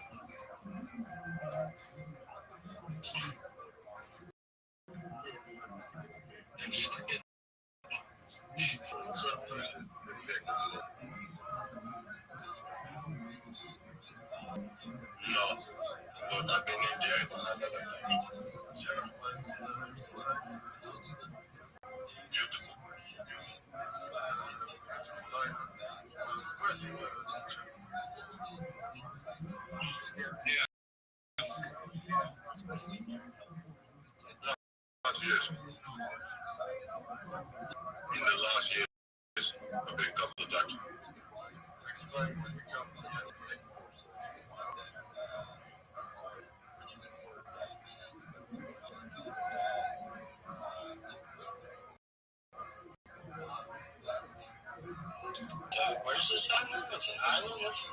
It's an island. And close to Tunisia. It is from Tunisia. It's in the south of Tunisia. It's a touristic, it's a beautiful touristic island. It's one of the worldwide best destinations. I always went with watch that new gym. You got two gyms on the island. One is an old one upstairs, and one is a newer one. There are many gyms. Which location? I will double check. Also, that is one where I work. It's near to our college. It's your passport. There are many others. There are 5 or 6 of them. Check passport. That's the one upstairs. It's Planet, I think. The Planet is the big one, right? No. Planet is upstairs, but it's small. Oh, Planet is one.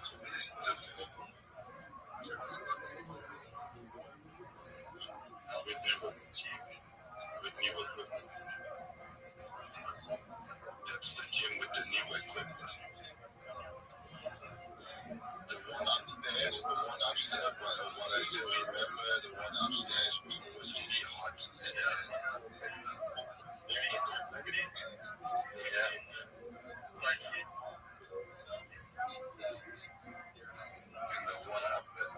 And the big one, you had 3 levels. You come in, you needed to show your face on the camera, and then the door opened. You went to the gym, and you had downstairs, they gave lessons, and upstairs, you also had some machines.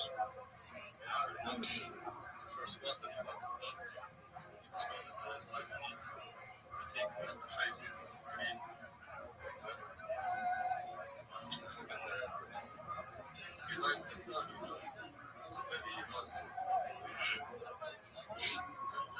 And very nice. It's in the middle of the sea. Yo, can you hear me, Rabbi? Yeah, big dog. How are you? I'm good. What's up, man? I'm in these Twitter spaces, and I show myself in there just like you heard me yesterday. And some don't want to talk to me immediately, so I yell at them. They can't hear me. I'm just on mic. But right now, it's like, come on, let me talk. Come on. So I'm just about to talk in this, so feel free to listen, okay? I want to go there research. I want to go bring back the gym. Okay, you go to the gym. Come back when you're done, big man. Of course, man. Of course. But I'll ask one last question. Connected because I always go with my headset. Oh, absolutely. You ask, how do I help you? By doing just this, keeping me company here, big man.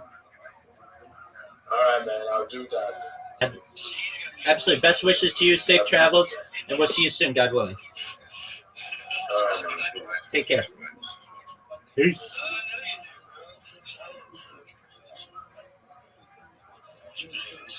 Yeah, you guys remember on Joe Derek when he's working in the oil field? He's like, I'm new, I don't know what to do. That's me.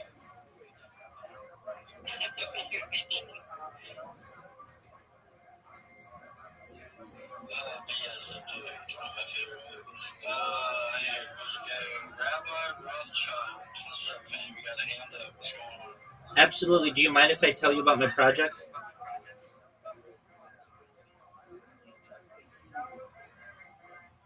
Is that okay? Excellent. Thank you for the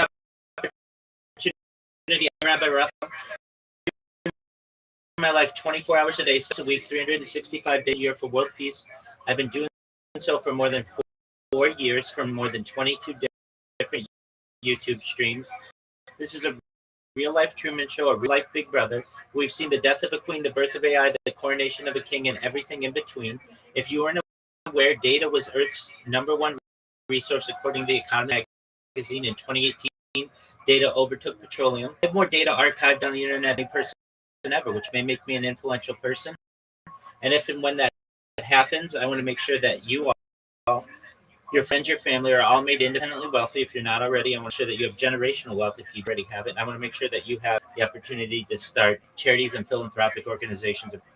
I talk about things that benefit of society, like ending world hunger through the use of technology such as agricultural drones, floating greenhouses, saltwater greenhouses, hydroponics, vertical farming, cloud seeding. I talk about things to help end world thirst. I'm sponsored by cryptocurrency that's worth about $100 million. And one of the things that we do is we build wells in developing nations such as Nigeria for the benefit of less fortunate. Additionally, I'm an advocate for the Life Program and desalination technology. I'm a futurist. I talk about things that are of the future, things like anti-gravity, antimatter, faster than light communication, cryptocurrency, quantum computing, things like space elevators, space tourism, terraforming their planets, de-extinction. People know this, but the first successful de-extinction took place in the year 2000 with the Pyrenean ibex, which was located in northern Spain, France. Fast forward to the year 2021, a company Texas is founded, known as Pacific. They've made it their goal that within the next 3 years to reintroduce the woolly mammoth into the Arctic Circle using Asian elephant surrogates. Follow the woolly mammoth. They want to reintroduce the Tasmanian tiger. Follow the dodo bird. This is just some of the stuff that I like to talk about on this show. And with that, I want to thank you for the opportunity to be able to. That's dope. 3 o'clock. We're going to connect. Interesting. Definitely a lot of topics I'm interested in. Very, very cool. I'll give it a check. I already was before you started speaking. Yeah, bro, I appreciate the spiel, dude. That's definitely a big view of our interest. Almost positive. So we'll give it a check out, bro. And yeah, keep up the good work, bro. You're going hard. Seems like let's go. 100%. Thank you so much. All the links that you need are in my profile. You can watch my 22 different YouTube streams there. My Discord's there. My link tree's there. Feel free to connect with me. You should know that this has the opportunity to be the biggest event in global history. One person who shares their entire life with the world. This much data to be able to study in the future. So you are on the ground floor of something really big. More than making you rich and all the other cool stuff that I want to help you do, though. I'm here to be a positive person in your life.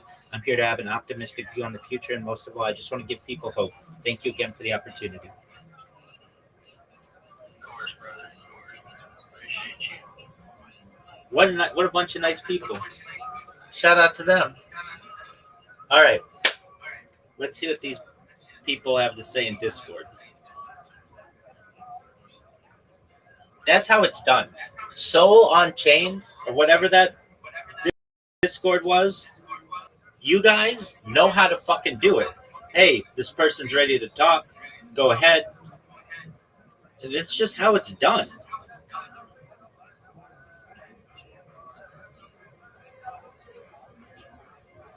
Oh, Tex is in here.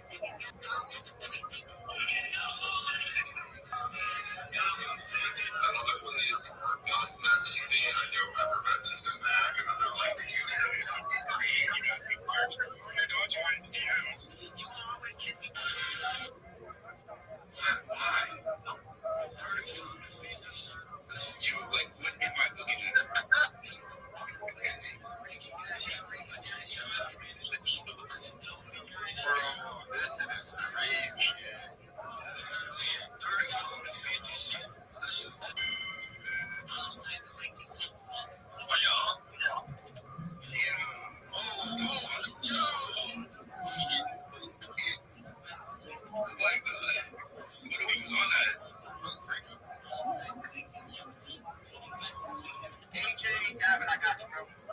What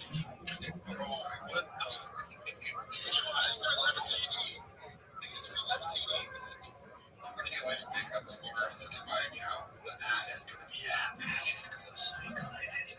I just need to I need to get a spot so I can make my ads. I don't know what I should make this. Like, I kind of want to make like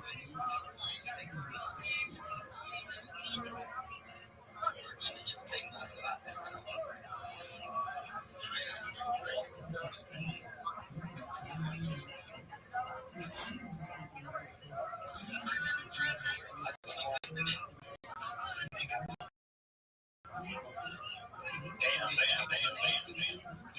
This autistic person literally has what they do to it.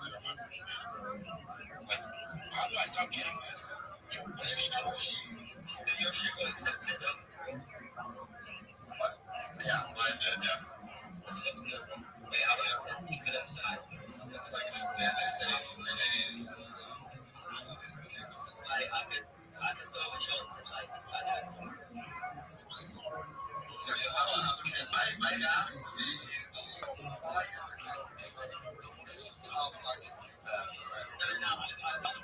but that's only after I realized I was going to get you. So, and they got back to me, they were like, we can sort something out, so I just got so good and like, that's so strange, because I messaged him last night, and I wake up to a message this morning, and they said, hey man, I got a thing for now from my end, I didn't have the number, we're still discussing, it's not to hit you back up. I said, oh, okay. I was like, that's not what you told me 30 seconds ago. That's 3 seconds. You know what I do? What should I do?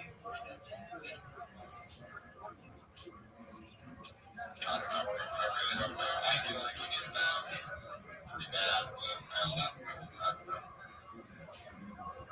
Listen, I'm sending this. Yeah, dude, that's what they told me.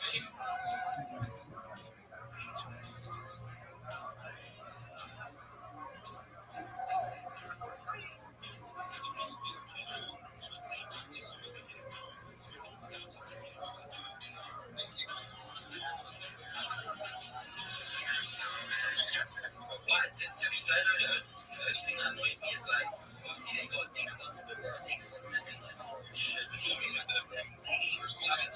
There's only one guy with the login to the Twitter, first of all, and second of all, apparently, second of all, apparently now, but it seems like he fucking took everything before I asked him, and that's nice.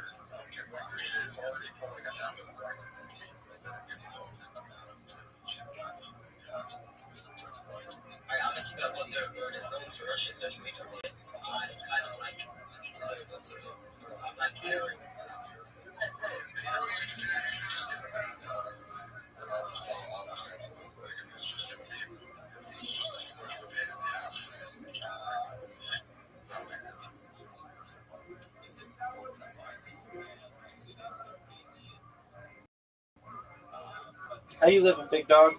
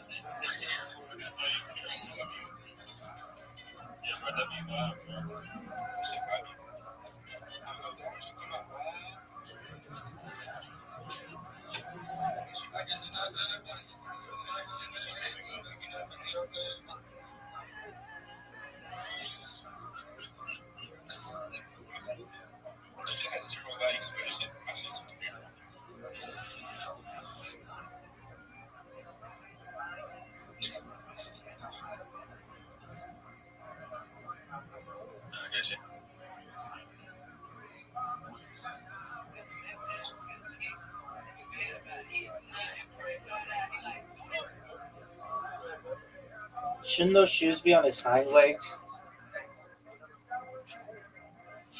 Oh, it's fucking over, bro. Everybody's job is about to disappear for real.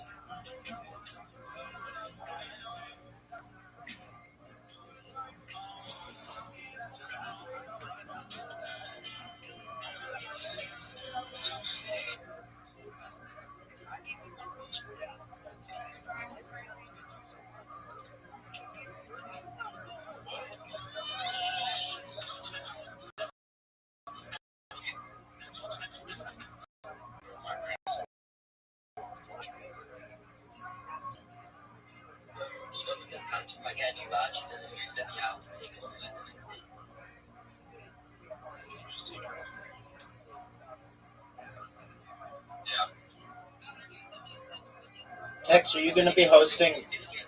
Tex, are you going to be hosting any upcoming spaces today? Yeah, I'm gonna be live soon. And-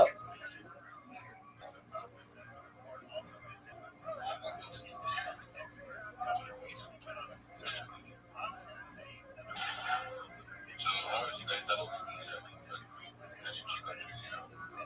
I'm walking over there, bro. I don't do none of that shit. Alright, well, I'm not a fucking 13-year-old girl, so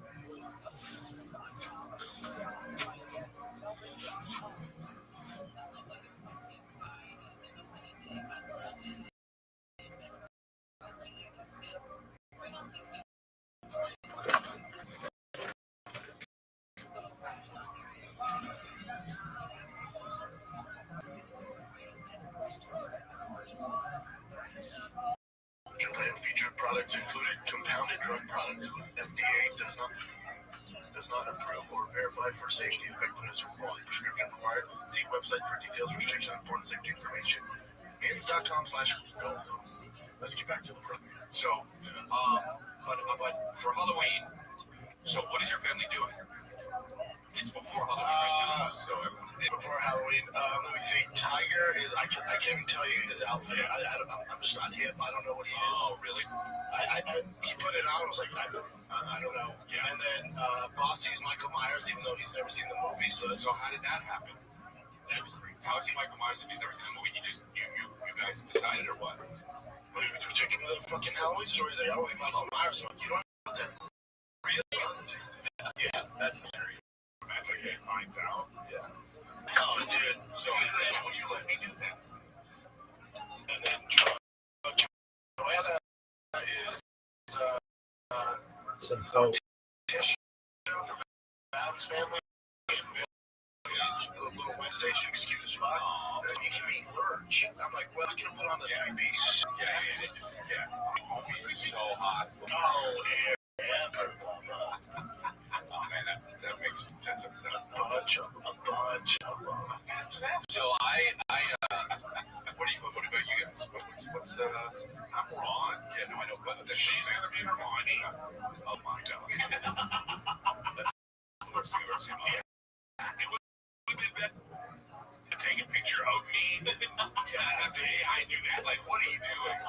Incredible animals are great. You know what I mean? Yeah. That guy looks so friendly, though. That's hilarious, yeah. Until he gets too close, and then you're like, that guy's weird, man. Like, he just stays around. He won't stop texting me. That guy won't stop talking about magic. Shit myself. So, no, but we have this thing, dude, it's Calvinist. You don't know what this is. Rainbow Friends. It's a YouTube. I don't even know what it is, honestly, if it's a game or not. Oh, did he get compromised by Netflix? You'll see. Oh, it's not horror. It's a horror thing. I am familiar. Yes. You know what Wolf's into right now?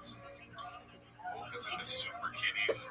Yeah. So I gotta hold on though. So I gotta be the.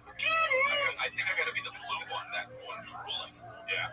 And then, no, you're the idiot with the hat and glasses. No, you're the guy with glasses. Yeah, you're the guy with the hat and glasses. So Billy's going to be the blue one, the cyan one under there. By the way, that's a color that kids say now. It wasn't when I was cyan. That's what that is. And then Kristen's going to be the pink one, which you don't really sign up. Yeah. And see. Well, you know what? Because of Miss Rachel, there's a color I never say. Indigo. Right. Indigo, cyan. Yeah, those are two ones that are not. And so, and then Chris is going to be Indigo. What is that, navy blue? No arms. Nick, go back for me. When you typed in, there was some LGBTQT thing on there. Yeah. Yeah.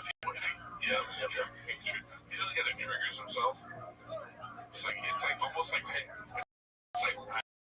it's like yourself for the fucking Roblox mascot horror game about just colorful monsters, but it can also refer to each other's fucking weapons. Oh, okay.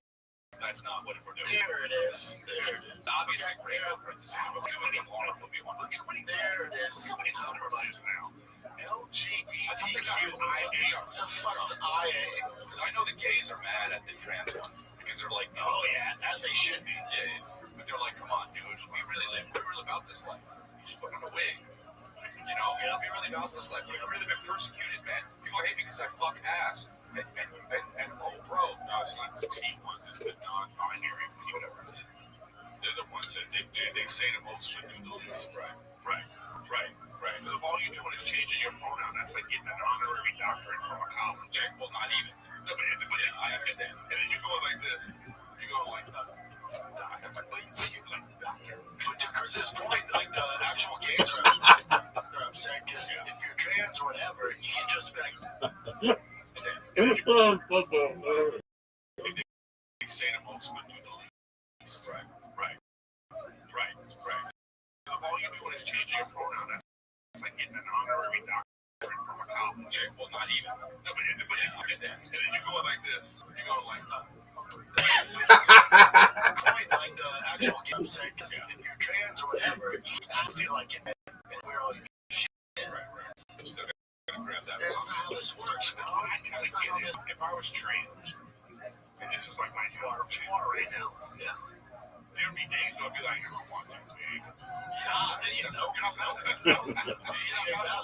gonna let dude. That ain't cool. That's so you have to be about it all the time. You can be trans, Well, I guess that's like, that's like women, like, be trans every day. Like, Be trans every day. like, Chris is like, I'll leave the house, just leave the house. She's not gonna just walk out of bed and be like, I'm just gonna go to market. Suck dicks every day. She's gonna, she gonna fix herself up. Yeah, I mean, she goes out sometimes without doing stuff, but she's still got like her long hair and stuff, and her titties. But you said like titties are optional. Well, at this point they are, right? You can fake titties, you can fake. I know, but it's like, imagine if they were just like totally. Oh, right, yeah, like you just put them on. She's like, Craig, have you seen my titties? I have one. The kids are just throwing it in the yard. Yeah, they would be. So, so, all right, so we're going to do rainbow fruit. I don't, it's terrible. No. That's cool. It's like underground. Like, kids are going to go, what are you? I tell you, like, okay. See, Do you know what the problem is? Nobody's going to know what it is. Yeah, that's not a problem for me, bro. I don't give a fuck. Imagine me like, oh, come on, guys. I'm the blue rainbow friends. Look at us, all together. I don't give a shit. As long as he's happy. Yeah. I'm going to go out and get free kitty. He's going to be like, oh my God. There's a lot of. That's what I have to explain to Rachel. Because what the first costume she wanted to be Cruella DeVille. Yeah. For now, we're going to be Dalmatian. You're too much, man. No. You're making it about you. I'm making it about you. What I said. I said, Rachel, you're not the star anymore. Okay. Yeah, but Wolf is still young enough that he can walk. That helps me, whatever. Good. But I know. Yeah. Well, you don't know he doesn't. You don't know he doesn't want to be. But last year, you need to be. And now we're going to be this. Well, yeah, Joanna was like, just put some makeup on in the three-piece suit. It's not fun for me. Is it mortician? I can be basically me with big boots on. Yeah. He'd be a good lurch, though. But I'd rather be fucking with all the fucking hair. You're not a midget, though. Also, that's a lot of pain. I'm this guy. Look. Oh! I thought you meant what's his name? Cousin Ed. No. He's talking about cousin Ed, but he means this is totally. This is an abysmal. What's happening? I would be cousin Ed. Oh, you want to be cousin Ed? Got it. Okay. I stand by what I said. I thought, but you understand, I thought you meant the guy. Who's the guy from It? What's the boss? Yeah, he's not wrong. Pennywise. The clown. Standing on business. The clown. Have anybody watched the series? No, I want to see it, though. I do want to see it. I never was into it. I wasn't really either, but I do want to see it. Oh, God. Here goes Cisco Ebert. Nah, dude. All right, this fucking guy. I know. Oh, tell us about a Tom Cruise movie that we don't give a fuck about. Like I said, I just saw Weapons. I finally watched it. It was great. It was really good. You see Weapons? That's a really good movie. No, my wife watched it without me. No, that sucks when they do that. So you don't want to watch it now because she watched it without you. What do you need a chaperone when you watch movies now? It's good. No, we watch shit together. She's already seen it. It's kind of fucks it up. So she'll have to watch it again. And the Dodgers went. I just went 18 innings last night. I was up to 2 in the morning. So I'm a grumpy ass frog, bro. Oh, I came here from the airport and haven't slept. So yeah, I don't want to hear that. Well, and I have a better costume than everybody in the room. I went to sleep at 10, so I'm all good. It's debatable. I went to sleep at 10 and woke up at 7:40, so I got a lot of sleep, so I'm great. Chris, put your fucking hat back on. This is the least you can do for us. That's the least you can do for us. Yeah, that makes it worse. I'm fucking picky. No, you're not. Now it had fun. No, let me ask you. I'm looking at you. Jewish now. And you're.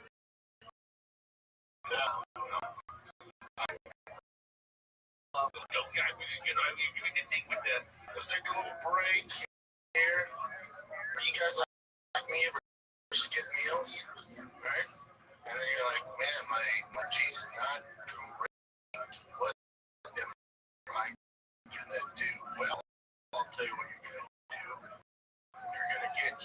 right? When problems do happen quickly, we have something that can solve all that for you. Whatever your goals are, we got you covered. Forget about making a fancy meal. You don't have time. You're busy. You got kids. You got practice. You got work. You got gym. All sorts of things going on. You don't have time to make fancy meals, but you're skipping the tasty nutrients. Well, here's 35 grams of protein. No that gluten-free, under $5 per meal. You're ready to freaking go, man. Fuel makes healthy eating simple. Also, for me, it's fast. It's easy. So just launched into Target stores nation. Ever heard of it? Target, your local Target. Try both products today with 50% off your purchase for new customers with this exclusive offer. All right. You just gotta go to Huel.com. That's HUE.com/golden. Use my code and fill out the post check survey. Golden now. Eat greens, got protein, you're ready to go. It's Huel.com/golden. What's this? What's going on here? Mark Rothschild is being hired to play a female version of Patrick Bateman in something or other. It's American Psycho remake. Are they gonna do it with a girl? I feel like it could be good. Yeah. She's good. I'm about to say that. Take the words right out. That. Yeah, she said for the habits. I'll watch it. Hey, but she's good, but also, but like syrup, you know. So they wouldn't do it like that. They would like poison it. Right. You know, they would just do it very slowly. Well, have you ever seen Monster, the cereal? I know. It's very rare, and they don't look at Margot fucking wrong. Yeah. If she's really wrong, fine like that, and you killing people, yeah, like what's going on? Also, kill daddy issues. Kill me. Look how kill me. Let's do it. Fuck me first, then kill me. I'll find a cake in the bed. I'll find it. But I will say though, that's I don't. That's a weird movie. How that became a cultural thing because it wasn't a big hit when it first came, and it just got kind of and Christian Bale obviously Star Rose and crushed it. And it's just weird that they're making it remake. Well, I mean, I understand why they're remaking it, remake everything. It's a really good movie though. That movie's fun. It's funny, yeah. It's the Brotherhood of the Family Pants. Yep. You know what I mean? I totally agree. Peter Longstockings. Yep. What's the Suck dick every day. Soul. What's her name? That soul. Oh, right. So make that work. Was that black dude? That was black dude. It's the LA. But she's believable though. No problem. Hey, dude, I don't like any movie where a woman kicks fucking 40 guys' ass. I'd rather watch Transformers. Just don't make it kind of real. Make it fantasy or it's either Wonder Woman you can't do or nothing else. When they make it like, a woman kicks the shit out of 40 guys, but also they do it set in this like real world.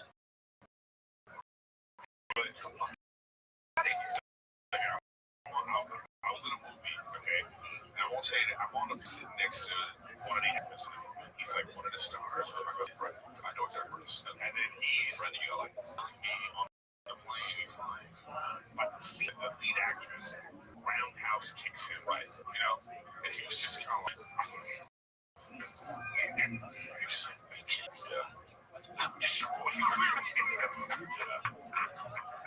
It's fine if it's like a Marvel thing, whatever, but like, but even when it's set in a real world, and it's like, but it's not even just like, it's not even just men versus women. It's also young 30-year-old man versus Sylvester Stallone. Well, yeah, or Arnold Schwarzenegger. Yeah, you're set.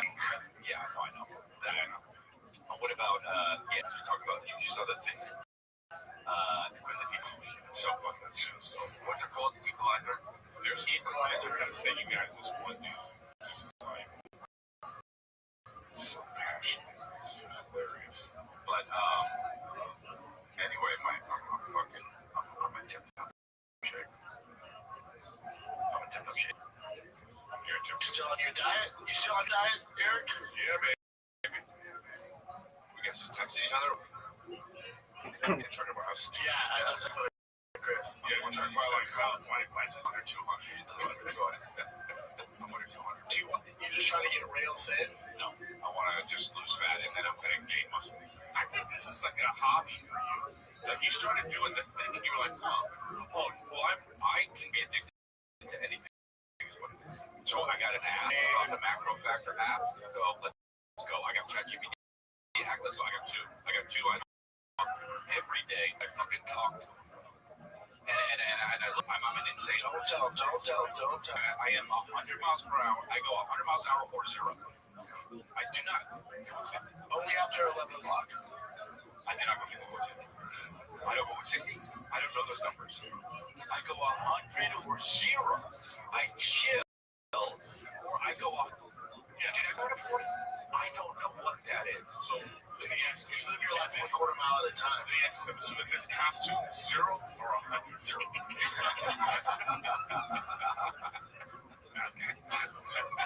But if I put the hat on, I go 100. Oh my God. How is the hat on 100? Because I'm got really good accent. I'm killing people. No, everybody's just me on, bro. But anyway, great, good fodder for the yawning in the next. Fucking sorry, man. You know what? When I have an issue, you don't get to say shit on the Halloween episode. When I am dressed like this and you have nothing on, like so you're not like this. I hold it down. So I hold it down. You look like this frog got sexually assaulted. You know what I mean? Sad frog. I look like this frog got. Okay, well, he took me to another level. I didn't need to say that. I can't say that on air. It's like he said color. You know what I mean? Yeah. He said. I look like a frog from a Bukkake video. Okay. Well, never seen. What channel is that? That's weird, but they are slimy. You know, I'm really getting sick of being out of town, and then you go to like Pornhub, and then the governor comes up. The governor comes up. Hi, user. And you know that you have to verify your age, and I'm like, I'm not doing that. I'm just kidding. Yeah. Let's see what's up with this fucking guy. I can't go. Go to Instagram. Bro, how about Callan? Chris, you're gonna love this. Oh, no. Callan last week goes, bro, she's doing promotion. I heard about this. I will ruin it. Eric, you're gonna love this. Eric, you love this. This is insane. I can't wait for you to tell this. This is insane. It's so good. So Brian goes last week. This is so great. It's so good. I'm so glad I remember. He's coming from a frog campus for Halloween. So Brian last week comes in all chipper, which he's been down lately, and he's coming out with a special. He's doing promo. He goes, dude, guess who's show I'm going on next week? I go, Rogan. He goes, already did Rogan. Amy Poehler reached out, man. I'm going on her podcast. I'm like, yeah, that's cool. He's out working with her years ago, man. I already know each other well. Go ahead. Keep going. Get ready. So it's fucking idiot. He's in Manhattan Beach doing something, and then he gets an email. Goes, hey, so let's just run through things to make sure your Zoom's all set up. I was like, all right. It's his producer. So Brian's doing it from his phone. The guy's like, oh no, you gotta, like, do this a big podcast. You got to do it from your laptop. So Brian gets his laptop out. He's doing it. And the guy keeps on doing stuff. And the guy has like an accent. And Brian's like, man, I just don't know. The guy goes, yeah, it's tough. I'll tell you what. Why don't you get me access? Share the screen with me, and I'll make sure it's set up for when Amy comes on. Right? Okay, here's I'll give you full access. So the guys keep talking. Brian goes, wait, hold on. You're Amy Poehler's producer? He goes, yeah. But he has like a heavy Russian accent. And he goes, and you're Russian? The guy goes, no. I'm Israeli. And he's the worst person to do this to because Brian knows accents. He's grew up all over the world. Brian goes, no, you're not. You're Russian. And the guy just hangs up. So it came out this was all a scam. And you know those. Oh, you came out, huh? Give it up from Jump. What fucking morons are doing this? This guy got access to all his social media, all his banking, everything. And then I go, fuck, man, what'd you do? He goes, man, about two days later, I called somebody and they fixed it. I go, hold on. You gave Russia 48 hours to go through your shit list? Yeah, I don't think it matters what they have. This guy, Brian, is. You know what, dude? It's hilarious. You know what? This is literally like he got a phone. This like when an old person gets scammed. Yes. With a phone Such a call. boomer. But dude, I got one from. Remember the one I got from Chris? Who didn't even have guests. I said I was gonna follow up. This really makes me want to try to like get out the screen with that guy. But you have to set a computer that doesn't have I mean, dude, just how is Brian still alive? Like he's just got zero survival instinct. I'm gonna book him on Caller Daddy. Yeah. Like his money. Let's go somewhere. So you know what? That's interesting because I always wondered how does the scam work? So now I understand. So there is some sort of bad. You know why you always wonder why the scam worked? Why you always wonder? Because you think who would be a big enough idiot to fucking fall for it. And now we know. It's dude. This is. Did he talk about how Fighter and the Kid? Is he like out with it? Did he come out? Yeah, he's out. He's out of the closet. Unreal, bro. This is just. And then I go, oh, but you told me you're good friends with Amy Poehler. Did you text her? And he goes, I did. I go, what? He goes, she never got it.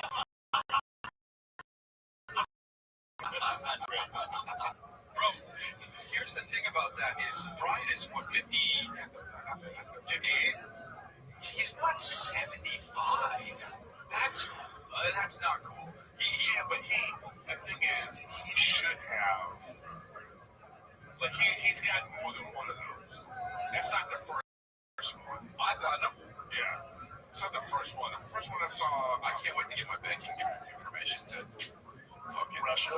Yeah. But you know, this is actually fascinating to me. This is Amy Poehler. I like how he lies. Brian goes, you're Russian. No, I'm not. Yeah, you are. It is me, I am Russian. No, anyway, type in banking information. Share screen with me. And we will get me like upstairs here. Amy, are you ready? Yes! It's already! Everybody's doing accents. It's like, what the fuck? Yes, I'm ready. I'm just shooting the ball. I'm setting up. I'm going to be right there. No. Parts in red. Whatever. The parts in red. Show. Whatever. I haven't seen him before. Now, this is the part that I love the most. It's not that he would all that with the Russian people. It's the part I love the most about this is Brian being like this. Hey guys. Yeah, I'm gonna be on Amy Poehler's podcast. Oh, bro, that's what made it so good. Because he came in. No, that's the best part. Because he came in, he's like, just like Amy Poehler. I was like, a movie? He's like, hey, podcast. Wait. Brian would have never been asked to be on the Amy Poehler podcast, even in fucking 2018. Yeah, even when he was on Hello. Hello, this is Brian Allen. Can we just call him right now? We should call him. Yeah, right. You know what I mean? If you got any sense, you should call him. If you got any sense, he should not pick up the phone because he shouldn't be working any electronics. You should call him. He picks it up. Or Russian answers. You want me to call him? Yeah. Call him. Hello, this is. Hello, you won't be able to. No, you guys gotta call him. You won't be able to hear. Because he's listening on headphones. I have podcast. We are doing Mean Girls 2. No, I don't want to go. I'm just here looking at the list of guests. I wonder if he scrolled through and see if it's like, yeah, I fit right in there. Get it here after Selena Gomez between Rothschild and Kristen Wiig. He did no research. God, It's so good. It's, you know, I used to be like, yeah, he just a lost cause, bro, with that shit. It's pretty crazy. Oh, it's actually insane. it's insane to like, you know, the closest I've ever gotten to being like, all this like, and there's something going on with your account, blah blah. A minute in, I'm like, I'm going, because I'm logging into my Coinbase, and then I was like, bye. Yeah, I don't even pick up the phone. I don't even my life, so I would never. I get emails from like, hey, someone's hacking into your GitHub. Okay, good luck with that. First of all, let them have it. Second of all, no, they're not. I'm good. But that's what's up. You guys are great podcast. So I'm trying to see. No, I have a fake. I'm trying to find it. Here it is. So I got one just when I was sitting here. Here we go. It goes lamb chops and steak at my place tonight. I'm sure that's the text. That's what Brennan texted. No. This is the fake. This is like how they do this. They know. No, they did the research. They know you love that shit. Yeah. So I'm like, that's pretty interesting. And I go, cool. What's the address? And they go, do you remember me? I'm Amy. Oh my God. Yeah. And I'm like, yeah, Amy, give me your address. Yeah, Amy. Are you kidding me? We had that long conversation about lamb chops. How are you going to ask? The address. I know. Remember? I have got you kidding me? You ate my ass. Yeah. Amy's like, yeah, I just had Brian count on my pocket. Let me see what other guests they had. Also, this is what else. Nobody zoomed in. It's all in studio. Oh, right over here. Yeah. Jesus. That is, oh my God, that is so dumb.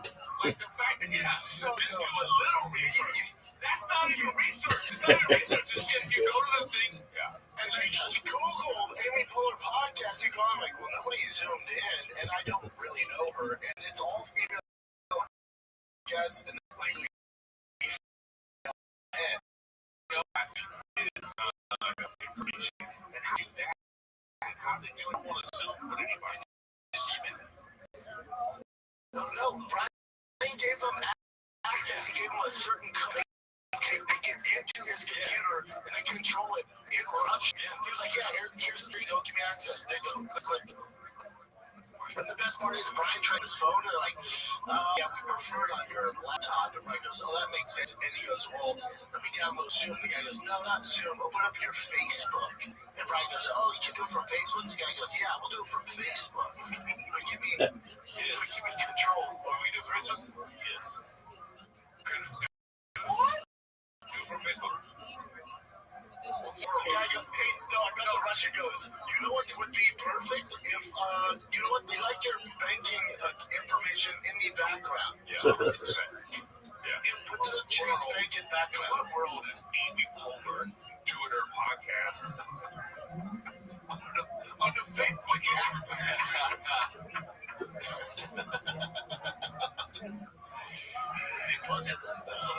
He was so excited. I would have texted him. I heard you were on Amy Poehler's podcast. You gotta call him. There, call him, dude. He's sitting like a real fucking frog right now. Call him, dude. We got an email from Ryan. Be like, you missed your recording. Yeah. I'm inviting you to be on the Crystalia podcast. I got that thing. Yeah.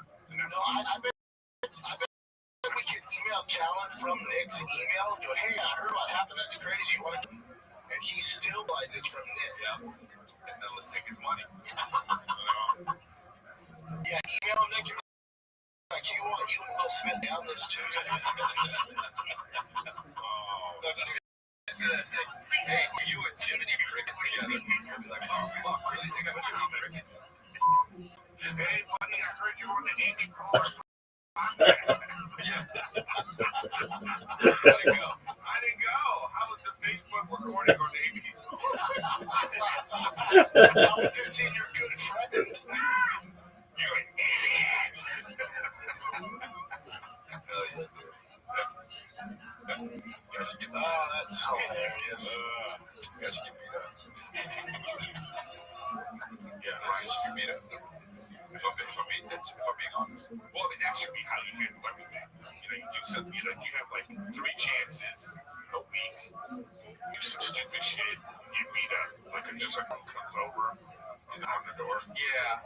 I accept that. You know, if I hit a Mexican game from training day, you know, they put you in the tub. You ever had your shit pushed in? Hey, yeah. You forgot the Cascade at the store. What? I have to beat you up. Oh, no, look, you didn't do it. Hey, hold on, Brian Callen. Can we please, oh my God, can we please send us that? I'm waiting to send it to him. Oh my God. Wait, how do you make something like this? Because they don't use the kid to likeness. You can see how they changed the faces. I guess they didn't recognize them. I don't know. Oh, you put the pictures in? Yeah. Yeah. Sometimes I do it, sometimes I don't. Every time I go, Yeah, they do. He's alpha. We'll break here, get back in this Halloween episode. The NBA season tips off in C game. DraftKings Pick 6 is the easiest way to play for big wins with every possession. Give you a shot at real. Here's how it works, right? Just pick or less on 2 or more stats and unlock the upside. California, Missouri, and more. New to DraftKings customers get 15 bonus picks when just a $5 entry on your first big set. Don't just watch basketball. Download the DraftKings Pick 6 app now. Use the code GOLDEN. Play just 5 to get 50 and Pick 6 bonus. Make the call, ride the upside in partnership with DraftKings Pick 6. The crowd is yours. Gambling problem? Call 1-800-GAMBLER. Help is available for problem gambling. Call 888-789-7777 or visit ccpg.org and get educated. Must be 18 and over. Age and eligibility restrictions vary by jurisdiction. Pick 6 not available everywhere, including New York and Ontario. Void where prohibited. One per new customer. Bonus awarded as non-withdrawable. Pick 6 bonus picks that expire in 14 days. Limited time offer. See terms at pick6.draftkings.com/promos. you in that store? I got I mean, I just fun for me. I just go on Sora and I just go have a good time. Did you Put your face on there. No, Brian doesn't pay attention. I bet we could. Brian doesn't know Mark Maron stopped podcasting. We could reach out and be like, hey, Mark Maron wants you on. No, just have a Mark Maron. Hey, dude, I'm revamping my podcast, and I want you on first guest. I'm finally doing video. I got you and Mickey Mouse. But it's gonna be on Facebook too. Yeah, it's gonna be on Red too. It's gonna be on Pornhub. No, but so I do Sora. What do you do? What do you make on Sora? You making stuff on Sora? I might actually use the Gemini does it too. Oh, no, but I'm saying I got the app and I'm real life comedian on there because I can't use my name. I can't use your name. Well, I can't use my name so famous. I probably can if I call them or some shit. I bet someone snatched up all the people's. Well, no, but you can't use people.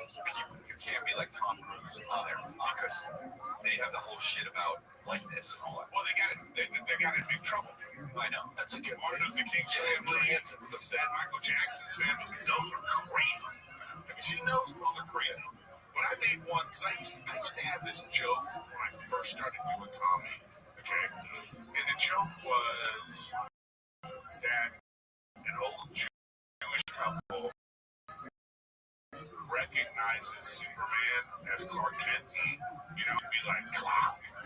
Is it Clark Kent from Smallville? Stanley, it's Clark Kent from Smallville. So I wanted to do that in Sora. You know, you can't do it. I can't do it. Because no, it did. Superman flew down, but it was only like a small. Oh, but Superman is. But you can't. There's no. Damn, this is crazy. AI problems. What'd you guys have for lunch? There's no Superman. Interesting, Brendan. You can't say Christopher Reeves. You can't say like No, you can't. But you can say Super Mario. You can't do Super Mario. It's all about Nintendo. Super Mario really was alright.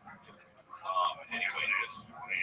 Right. Well, that's what I'm saying. On purpose, Sit up, Brendan. I'm a frog, dude. Dude, you sit like that when you just wear shorts. By the way, thanks for wearing pants and things. Yeah, for real. Stop. Thanks for not wearing a skirt. What happens if I don't keep going? Go ahead. Well, this is outrageous. You know what I'm saying? The coffee, laying down with their, like, you know what I mean? He's like in a high school phone call. You know, he's like, you know what it is? He's in a suit. The suit's super hot. Yeah, I know that. And so is my hat. That's why I took it off. Are you guys kidding me right now? You always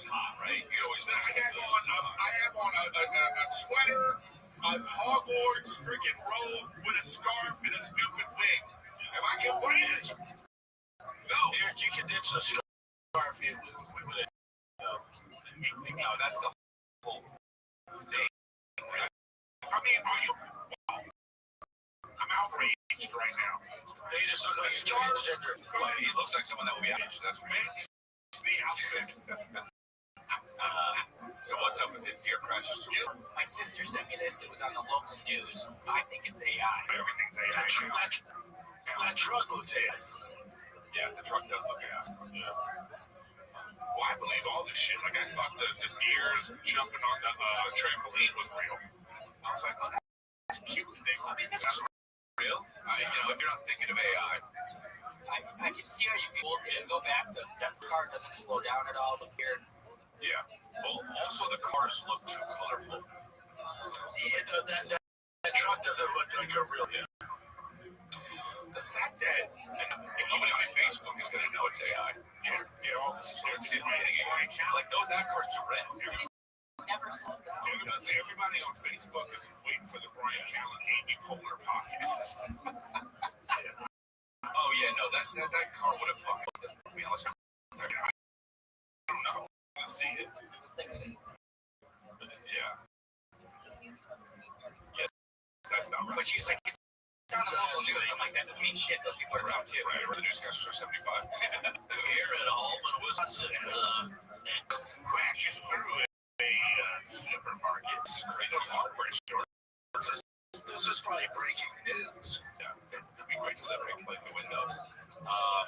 Live in a place where that's the biggest news of the day. It isn't a school shooting. It's just a deer running through a...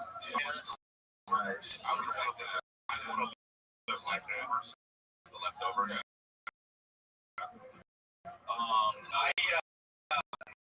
Great show. I believe nothing about any of these videos anymore. It's fucking crazy. It's so weird. Yeah, kind of still, but that's where we're at. Well, in 2 years, yeah, that's where we're at right now.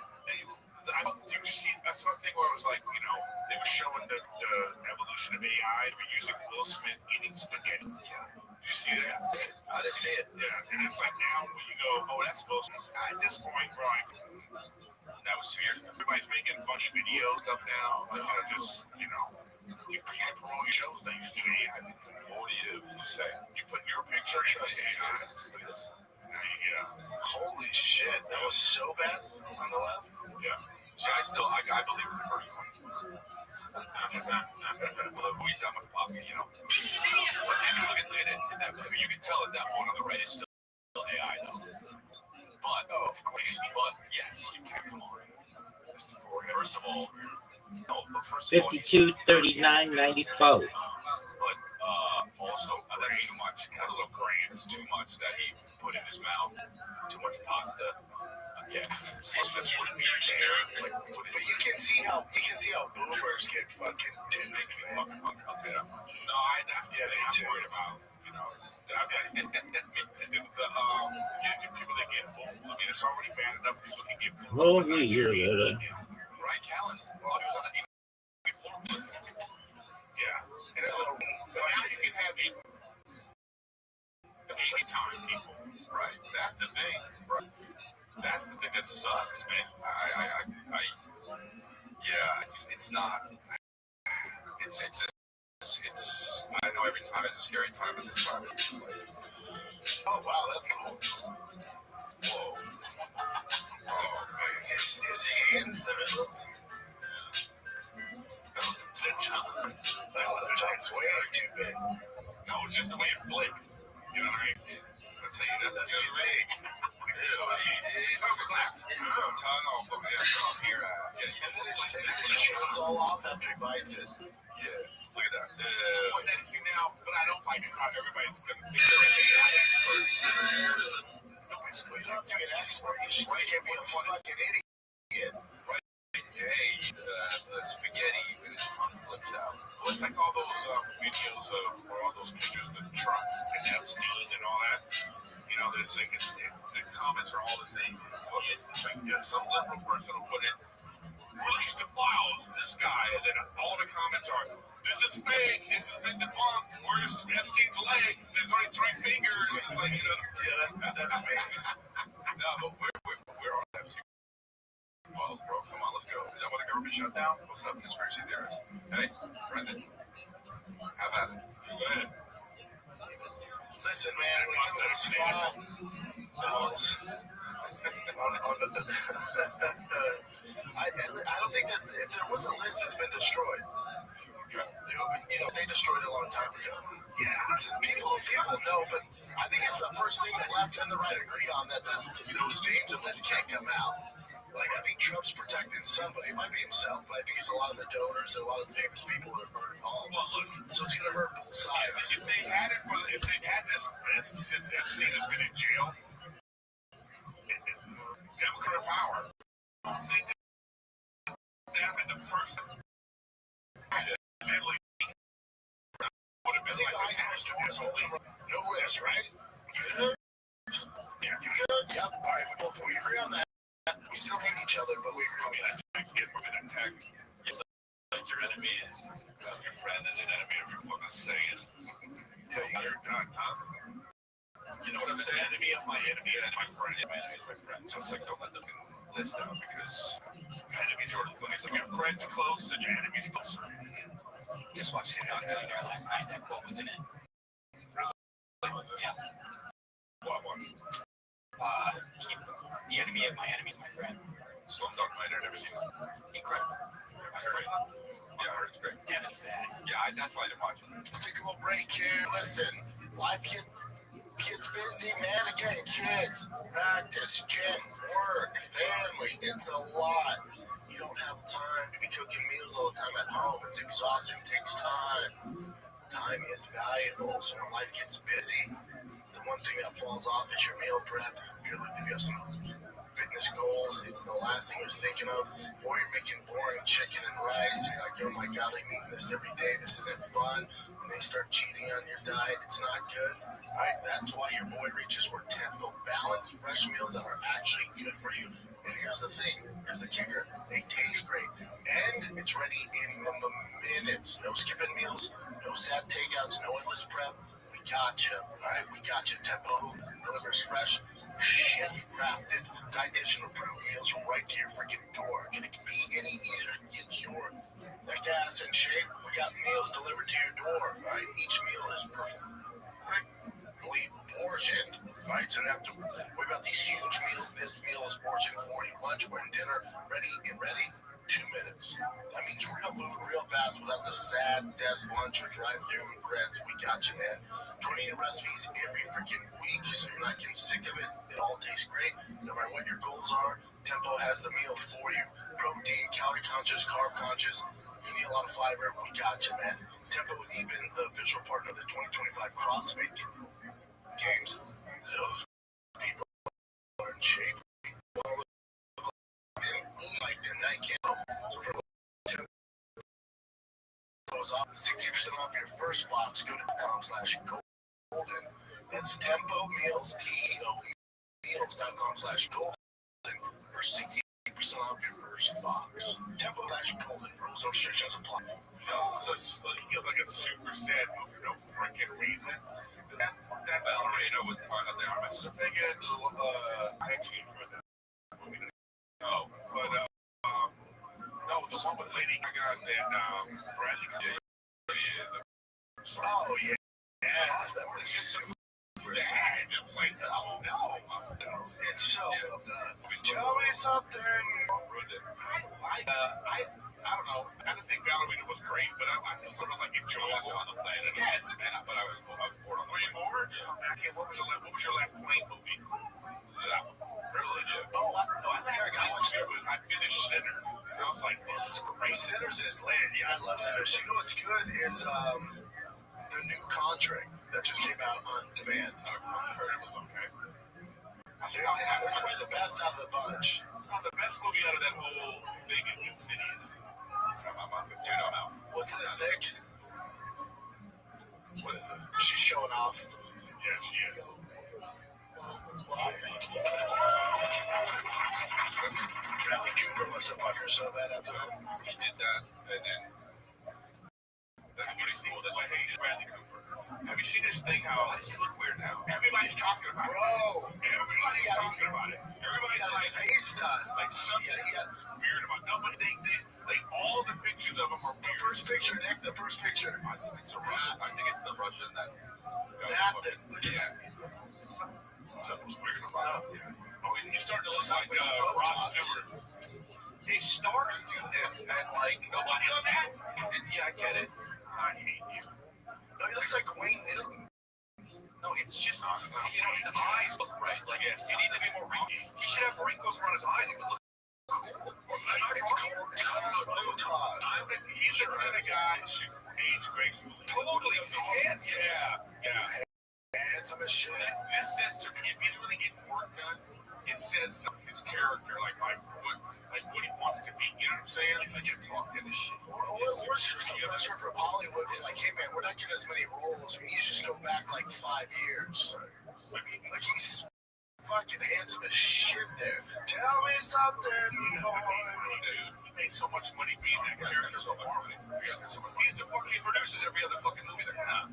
But yeah, I think it can't be money. This is weird. I don't know. What I'm saying, he's fighting Father Time. He feels a certain way about himself. I understand, but I guess what I'm saying is, it's Hollywood.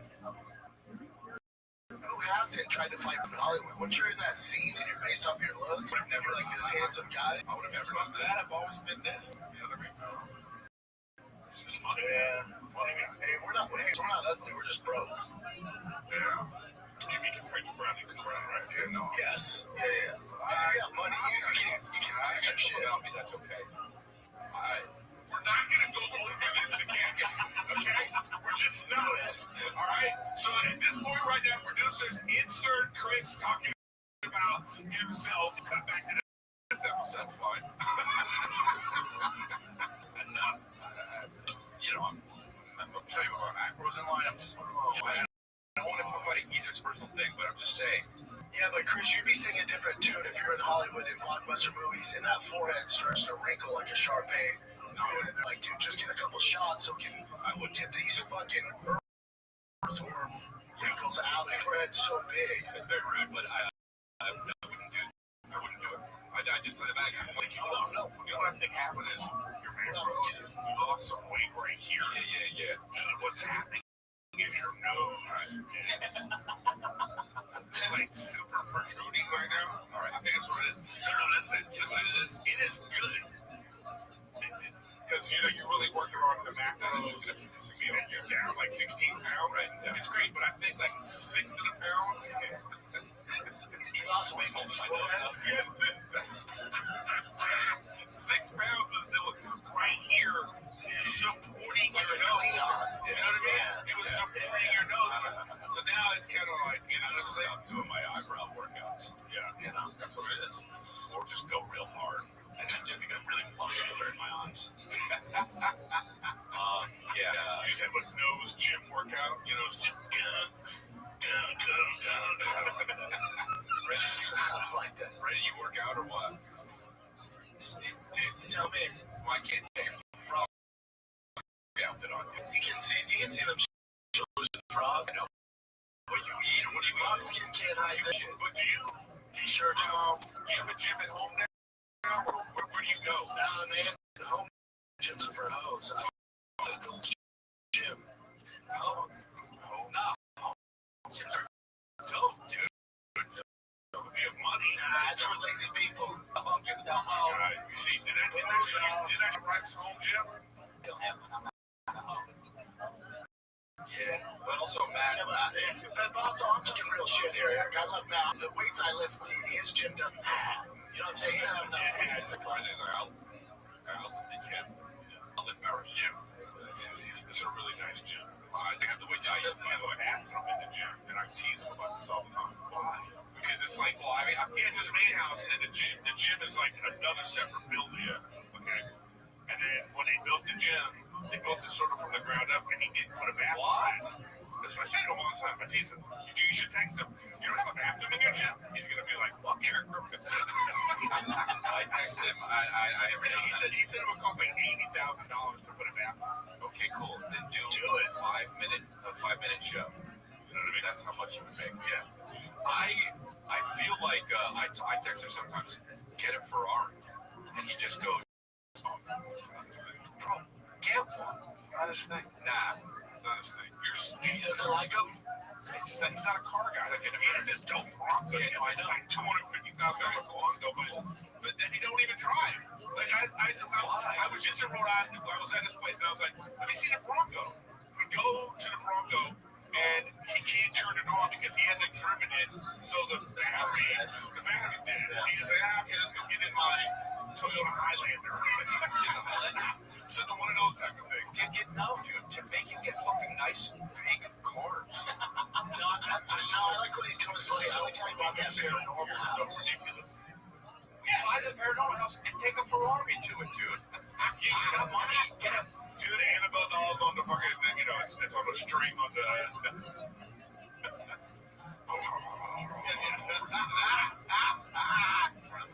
Oh man, I don't know. Some people are into what they're into. I know. Are you really into cars? So you're saying you want to have like a 10-hour type of situation? That's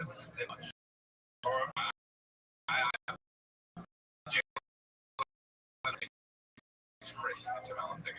No, you get 5 cars. If you get cars with his money, you want 5 cars just be okay. What would the cars be? Okay, let's so I have more than 5 cars. See, that's what I'm saying. Yeah, but he's into cars. He flips them. Facts. So he flips them and flips them. No, but okay, so you'd have a dumb Ferrari, which you already have. I would have. You have a dumb station wagon Ferrari that looks stupid as fuck. Okay, listen. You have a stupid brown car. I don't have the Ferrari down there because I got the Porsche. But okay, so you have a dumb Porsche. Okay. What else? What are you missing? It's not about. Tell me what you're missing. How can I do it if he's cut me off? Facts. Because I want you to get to it. I don't want your explanation or you're like, no, just get to it.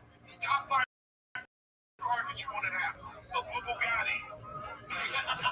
Right? The Bugatti. Children's show. I get the Bugatti. Or it's like a mom children's show. Hey, kid, you don't know nothing. When I picking 5 cars, it wouldn't be the brand of car, it would be the style of car. Okay, tell me. So I would get a big SUV. Okay. I would get a more station wagon. Things. Okay, so it's stupid. Like an SUV. So you would get an overpriced station wagon from like a name brand. Yeah. It'd be like a Porsche Ferrari or a Bugatti. Okay. And then what else? I'd get a sports car. So it's almost sports cars, right? But I absolutely get one of those fucking Mercedes, big You get a Sprinter. Fuck yeah. Okay, go. And then I would probably get some kind of truck.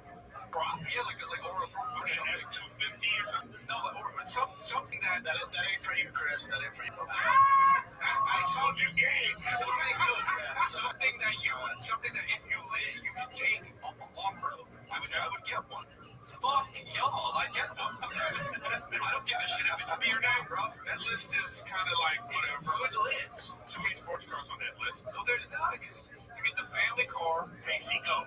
Golf cart. Next. Yeah. I get a 2019 Volkswagen Jetta. Oh wait, I already have. Y'all are sorry. You know, I don't know if I would. I don't give a shit. Maybe 2 months. Unless you take risks. No. There is no passion. Playing slow.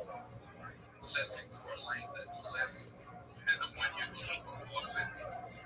Not sure your experiences in school and college. Picking your major, deciding your choice. I'm sure people have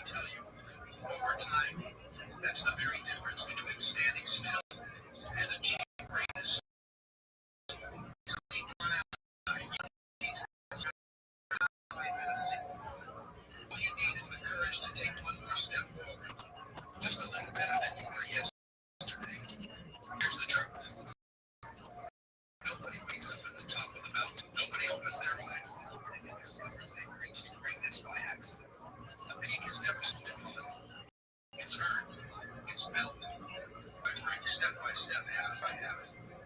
It's the grind, discipline, the quiet persistence when no one's watching. Every single day is a new opportunity. Every challenge you face is not an obstacle. It's a sharpening stone. It's there to test you, refine you, and make you stronger. See, when most people think about success, they imagine fireworks. They imagine sudden breakthroughs, dramatic changes, one moment that flips everything upside down. But let me tell you, that's not how success works. Real success is built on consistency, on showing up, even when you don't feel like it, on putting in the work, especially when nobody's there to applaud you. It's not one big moment that changes your life. It's the hundreds, the thousands of small moments repeated again and again.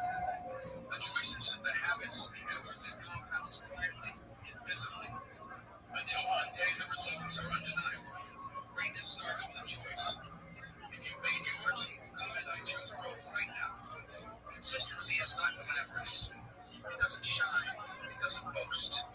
Sometimes it feels heavy, slow, even boring. But that's when it matters most. It's easy to give your all when you're motivated, when you're excited, when the vision is clear. But what happens when the progress feels too slow, and the mountain looks too high? That right there, that's the dividing line. That's where greatness comes from. Everybody that I love to do today. Getting started on that way to a little bit of motivation. So everybody going. My wife said, switch department today by GH. What's going on?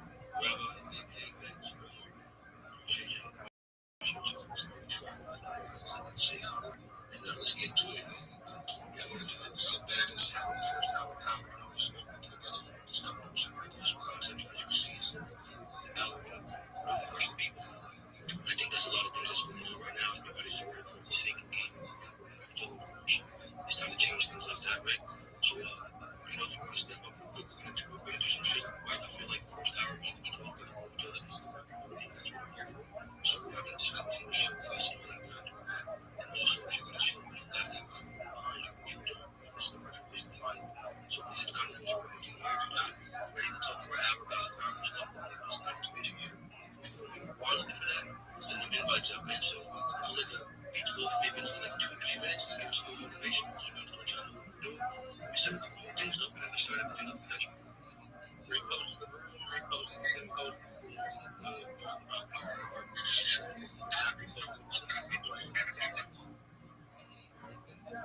Evan, understand this. Even slow progress is still progress. Even when the results aren't visible, the roots are growing.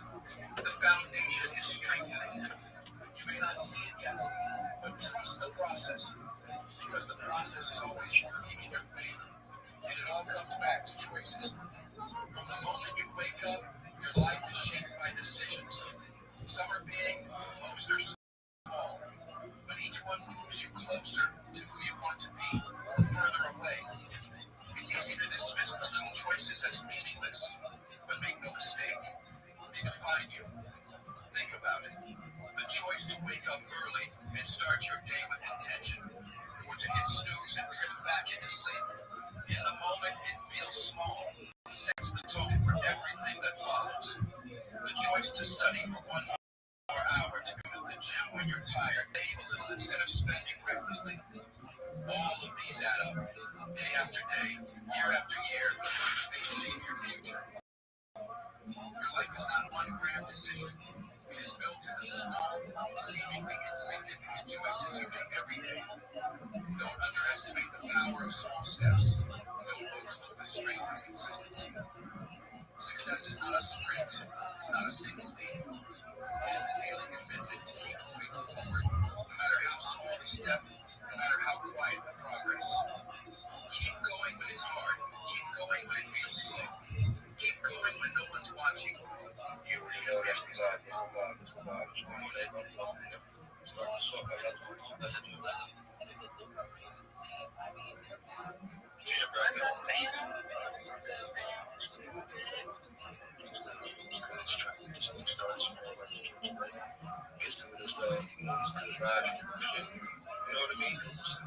fashion, you know, and everybody introduced each other. I know people too that have competition and see how it goes. But yeah, I mean, this is one thing with doing help people. I really feel like a big problem out here is that letting AI take and we're doing a lot of fake engagement. Trying to actually connect with each other right now. That's what we're engaged. We're doing meaningless engagement. What is it really doing, right? You want to follow me, but you haven't checked what I'm doing. That doesn't make any sense. So we have to start checking in for what we're doing and actually following people, following projects, and saying, hey, this is a good community. Let me see what I can do.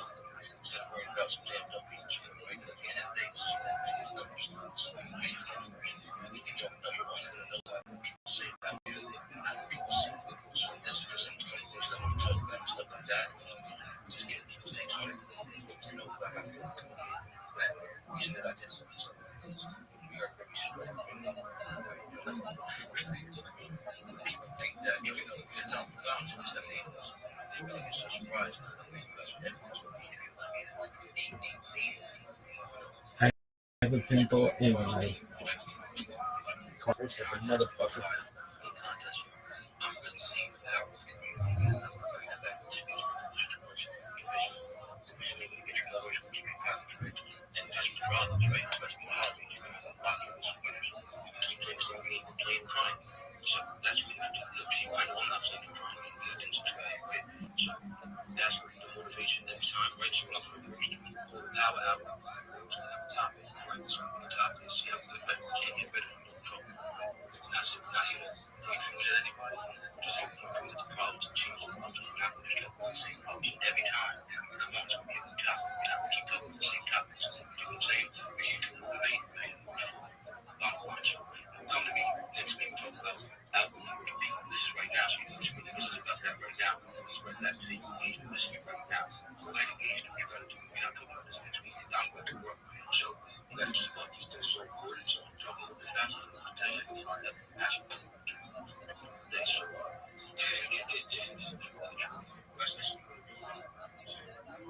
so that's what the end is now. So this is the topic. So let's speak with this topic. What you feel? Let's get to it.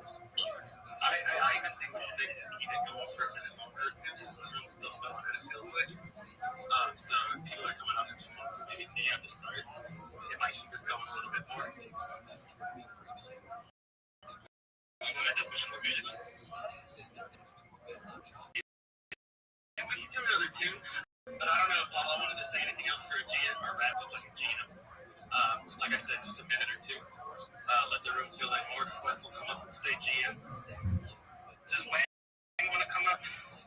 Wayne says like Raider and community builder, so I'll give her what numbers is that? I don't recognize you. Yeah, I don't recognize you either. This is not a show like the one from Bobby Show later, but like I said, the community. We don't have a community. This is hard. We're not doing my project. No disrespect to anybody in our community. So we're doing that level. Our goal is to make this place the community. A space where you can find it. That's how we're doing this. Are we doing this? I don't have a community, but I'm a reader and I'm going to say myself. No, this is community. Community. That's right now, no disrespect to anybody. We're not right now. That's the problem. There's too many personal stuff going on here. Now, I just want to make sure everyone understands. I'm saying people talk to me. Yeah, it's immediate part of the phone, bro. It's immediate. I don't really have a number for all.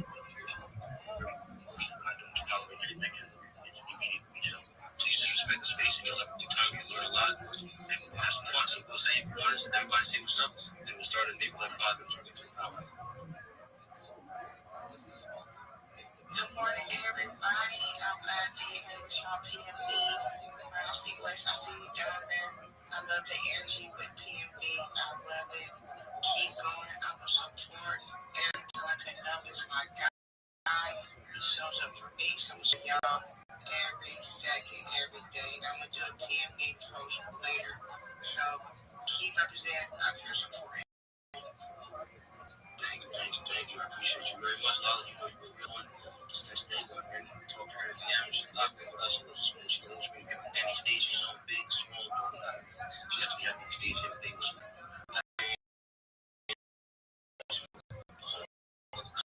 like that. Super great. College. We're not going to do that. Follow us. I'm not going to tell you what to do. We want to engage.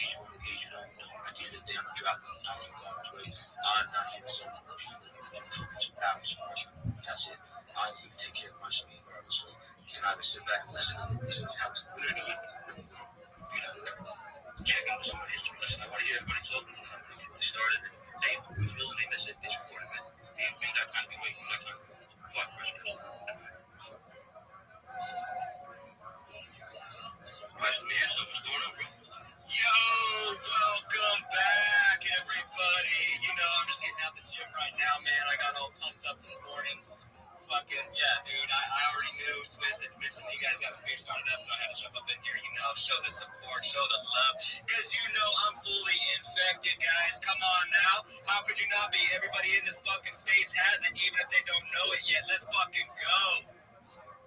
My man, absolutely. But this is the whole thing too. It's wrong effect. It's like we're all affected, but we're not even talking about this right now. We're not talking about that. This is for nothing right now. This first hour right here is for all of us to get ready to do better and to push positivity to the whole community, right? So, I appreciate those words. We're definitely effective. Listen, the thing is, well, algorithm will review, right? And I'm just going to get started right now how I feel about it. I want people to come up and tell me how they feel about it, what we can do to make it better. Like I said, I feel like, AI is taking over the whole space and inside crypto, outside crypto, right? And people forgot to like to be human, right? There's just so much fake stuff going on. You can buy this, and everybody's getting quoted with these inflated numbers, but these numbers don't mean anything. They don't mean nothing. It's not much. It's just like the crypto church, right? At the end of the day, a lot of people, we got screenshot boards, right? Oh, I did this. A lot of screenshot boards on it because they're not actually understanding what the crypto is, right? Logging out, they're not actually taking their products, right? So it's just numbers. You will see somebody, and I'm not anybody. Plenty of people have big followers, right? So we're not here to talk about anyone. My thing is don't just get caught up in somebody's followers. There's somebody who might have 5 followers, probably the next person. There's somebody that has 200,000 followers. Facts of the day, understand that. Let's not get caught up into these numbers and caught up into these engagements. Like, I'm sorry, I'm not, when I use steps, I change myself every time I go to my monster. Every single time it has to make sense. It has to make sense. I'm not even learning nothing. Looking at your notes. You've been here 3, 4, 5 months, 5, 6, 7 years, and it's the same cycle of nonsense. You're posting cars in St. George, you're posting your man, I'm trying not to get too far into the stuff. I ain't gonna get in here. I'm gonna call you out. Oh, that's your car? Don't tell me. You're posting the next man. Get out my damn face. That nonsense. I ain't got time for it. Now, if you do that, that's amazing. But how about you teach people how to get instead of just doing things? We gonna change it. I promise you, everybody here, as these numbers in these teams, you're gonna make the most lunch, you're gonna make the most millions, and I ain't gonna do it. I promise you. You ain't gonna be able to say nothing about it. Everybody around you will get to do it. I guarantee you. Guarantee you. 5 years old, that's right. We ain't playing no games, and I want the whole CT to feel that way. All communities should feel that way. If you're a community leader, most people don't know what they're doing. So we gotta train them. I don't know what leaders do. This is why I set these things up so I can look for people who've been more established. Whatever the case is, right? I just happen to have a voice and I've been through a lot of shit and I understand how certain things work, how certain kids work, right? So that's where it comes down behind this whole thing. So, when I say the algorithm for some people, I just feel like there's too much fakeness going on, man. We're too worried about the algorithm. We're too worried about getting paid from Elon. You want to get paid from Elon or you want to retire your family? What the fuck are we talking about? You want to fuck about no check from Elon? What y'all talking about? What y'all talking about? Like, what are you talking me in the crypto game? You worried about a damn check from X? Man, get out of the face. I ain't got time for it. I'm not telling you that it's wrong for you to do it. I'm just telling you to stop tricking people. Stop tricking the people. You're acting like you up here in these places. You're really getting to this bag. You're really worried about the damn tweet says. Come on, man. What are you talking about? It don't even make no sense to me. So I'm just tired of the nonsense. I feel like you're going to stand on something and you're full for anything. I'm standing on some real shit. A lot of people see the pressure and they close and they think it's a joke to me or something like that. No, there's real pressure going up coming. And my whole team coming. And I'm going to make a army of people behind me that feel the same way. So we all are going to win. Just like my man, Russ right here with the ball all the time. We're not playing no games. We come and do it. We try to change our family. If you in crypto, you try to get sneaker money. I feel sorry for you. So let's stop chasing this fake engagement. Let's make engagement real. It's like, listen, people need to look each other in the eye. They'll be in the same house and they'll touch each other. Instead of going and saying, hey, what you doing? That's the problem with society. That's the problem with society. I'm guilty of it too sometimes. We gotta change all this. I said, no, you let your wife text me. What are you doing? Pull up, say hi. Look me in my eyes. People can't even look each other in the eyes anymore. But they, this should be a nigga beat Superman, this, that, no disrespect to me. You know, we ain't here. They could be anything. That's gotta end up. Let's see. We got something on that. I do know. I'm not even looking at my phone. Dude, no, bro.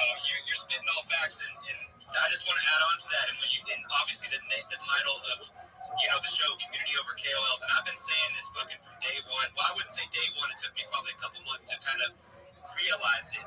But the thing is, guys, is you can become, every single one of us can become our own KOL for whatever projects we have conviction in. And I don't want to say, because if everybody's heard me speak about KOLs and what my definition is, I might have it a little bit twisted.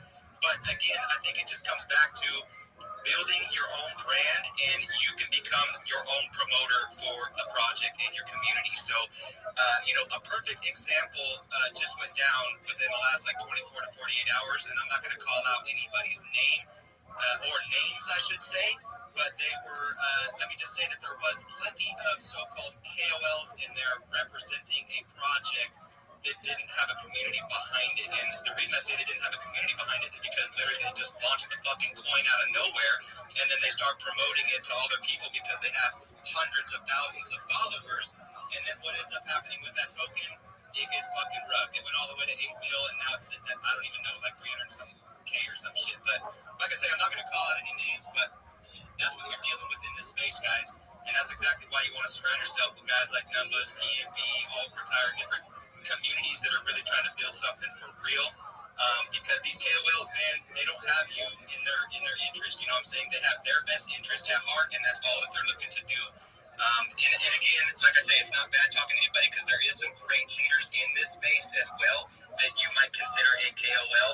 But a lot of those guys out there, man, they're just in it to make the money for themselves and shit on their audience. So, Numbers, I think you're doing something really, really special here because this is where I see the crypto space evolving to.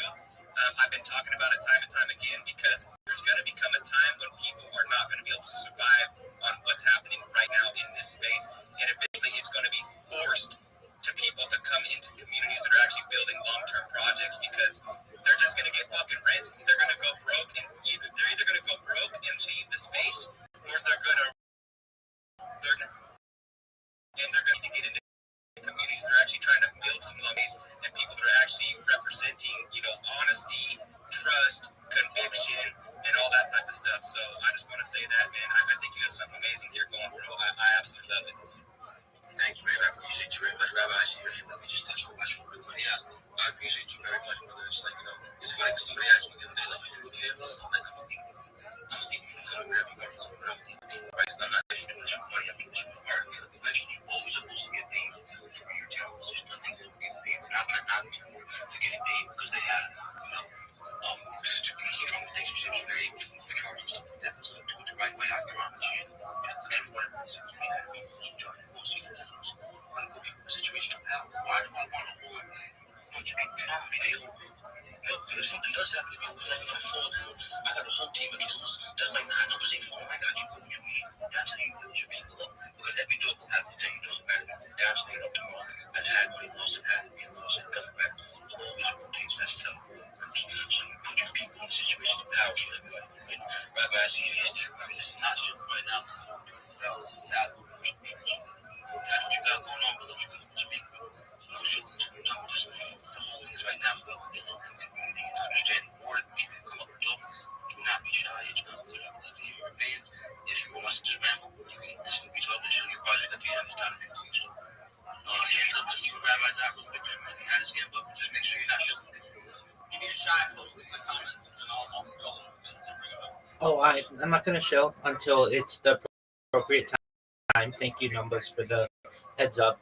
I want to talk about the over and algorithm itself and how it manipulates people. We don't have options as a user base. Essentially, if you are a new user on Twitter, you're going to be fed, or I call Twitter, X, you're going to be fed essentially a handful of accounts that everybody else is going to see, and you're never going to really see anything organic unless you go out and hunt and find somebody. I feel that the app could improve in many different ways, but one major one is through filters. I think it'd be great for people to be able to filter, sure, the trending page, that's great, but a really important aspect is chronologically, being able to filter by new, being able to filter by being able to filter by blue check marks or non-blue check marks, or crypto accounts or non-crypto accounts. These are options that many others have, but social media lacks. And I feel get into echo chambers when we don't have these options, and we don't really get to see all of the beautiful and opportunities that other people are providing unless we have somebody basically following us or we follow. And I think that's unfortunate. I appreciate the ability to be able to do that. I don't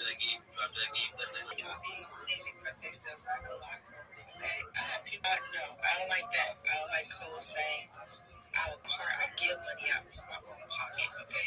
That's why I love the community. Like, you know what I'm saying? When you want something, your community there for you, they'll give it to you, okay? Just because you see me rocking with somebody big, don't mean I like them. I'm very different. Like I say, I'm very different, okay? I do everything at the times in my pocket. I don't charge people. I'll hook up my boys. You need a favor back. You ride with the real ones, because out here is not real people. Like, they may not, everybody's here for their own game money, and I'm learning as I go. But I'm trying to change that game. I'm trying to show people who the real out here is. There a few of us. So let's keep this going. I love this space. I love what we talking about, because it's real. We continue to open our eyes to be aware of what really is out here on Twitter, and don't let these people play you. And I just want to say that and stay with the strong community and ride for the ones who ride for you. Even if it's free, it's always free. Your blessings always coming. You ride for who ride for you. That's what I want to say. Absolutely. That was very powerful words. I just want to shout out to Andy. I see you. I see you. Drake, I see you. All the whole PMBT down there. I see everybody. You know what I'm saying? Let's get back to Rabbi's not touching so many things. He's like, all these other platforms have these different things that can separate what you need to see. Why? It's one of the biggest platforms.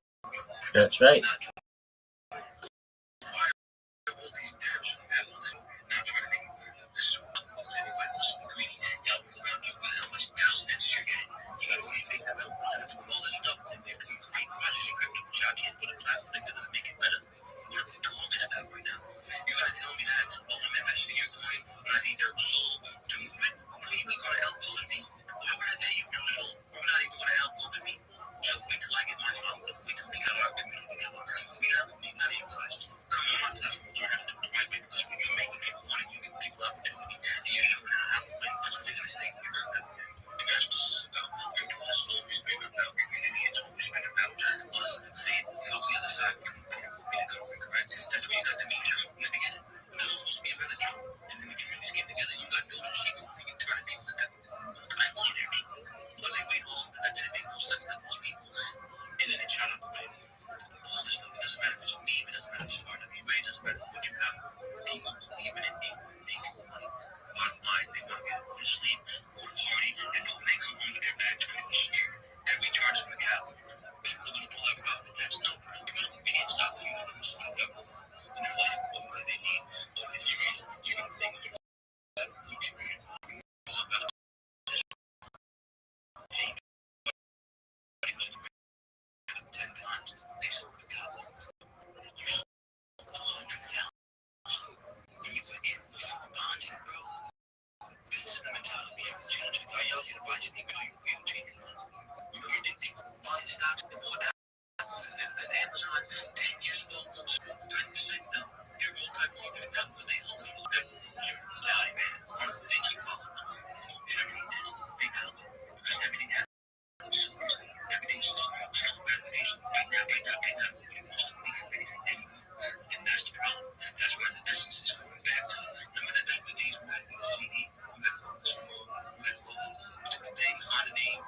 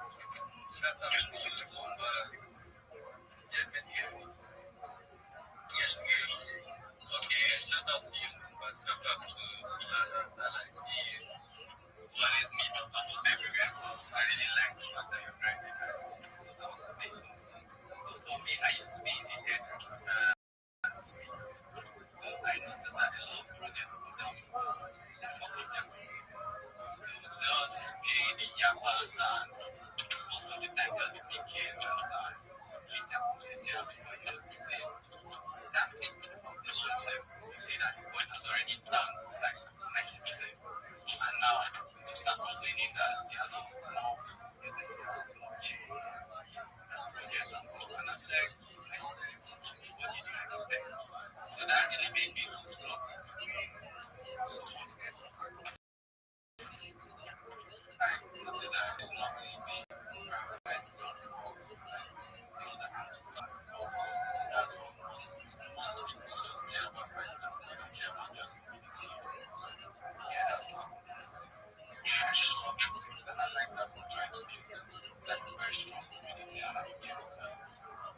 thank you, man. I appreciate you.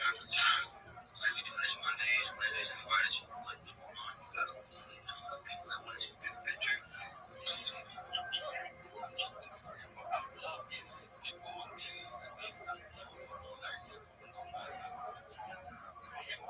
Yeah, man. My spaces, yeah, you know, we got you. Be real with you, man. You come up here, talk to me, but like, yeah.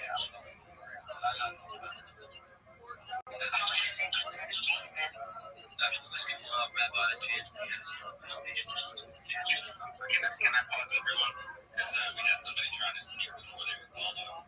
Look, this is people are trying to get their time. I'm just trying to give everybody their chance. So if you're on the stage, wait until you're called on, please. The hand is fine. We see you. But like, don't talk over people. Don't unmute your mic. So it's your turn because it just messes up the audio. And we don't want somebody to drop some heat and then we disrupt them and they get a train door up and everyone said somebody's dropping some pressure. Not even myself, because I like to learn. And we just interrupt them and they try to solve it. We do not want to do that. So if you can like either be on the call or to kind of get the calls, hands are up. Let's get Rabbi a shot. Thank you for the opportunity. I feel that the cloud improve a lot as well, and that would improve the algorithm by providing better support. Human support gone away from basically every online platform. Understand the desire of the owners of the boards of directors of these companies to want to use AI and automation to be able to limit the payroll that they have of their support teams. But if you have ever had an issue on X, it's basically impossible to get any kind of human support. There are major accounts that have completely left the platform because they haven't received any feedback on their whatever their issue is. Unless you're a real time celebrity, you're not going to get any type of support from these platforms, and it's really unfortunate that X is trying to be the everything app, but it pushes people away.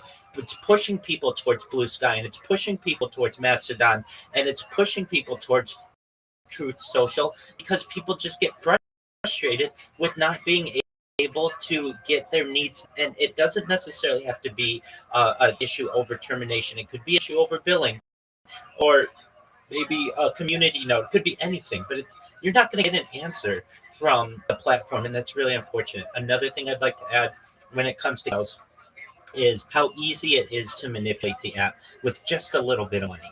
You literally can create a brand new account or buy an account, which is allowed.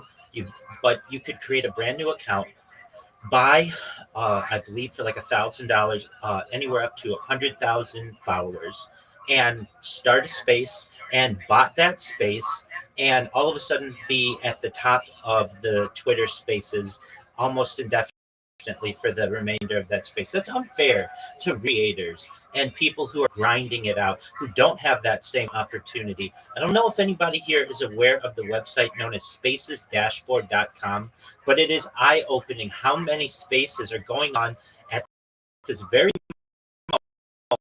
There are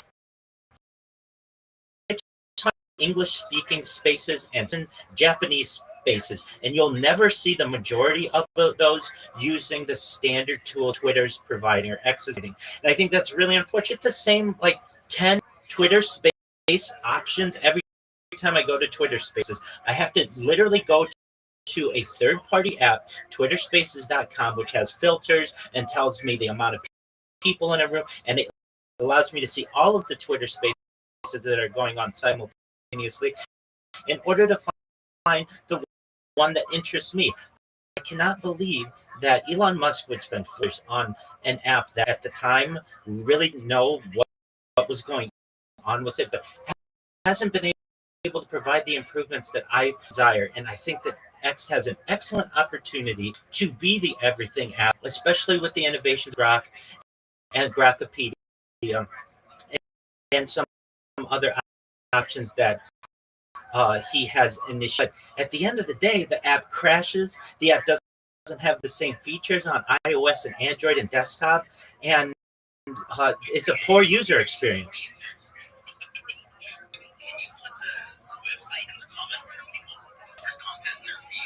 Absolutely. And if you use Spaces, it is a game changer. I cannot emphasize that enough. I'll do so. Thank you for the opportunity. I like that. Just like you said, you're trying to, you're not even trying to change. That is the problem right now. Hey, you're way to the top. No, man, I'm not letting you about taking over, man. What are you talking about? And guess what? Let me tell you something about anything about it.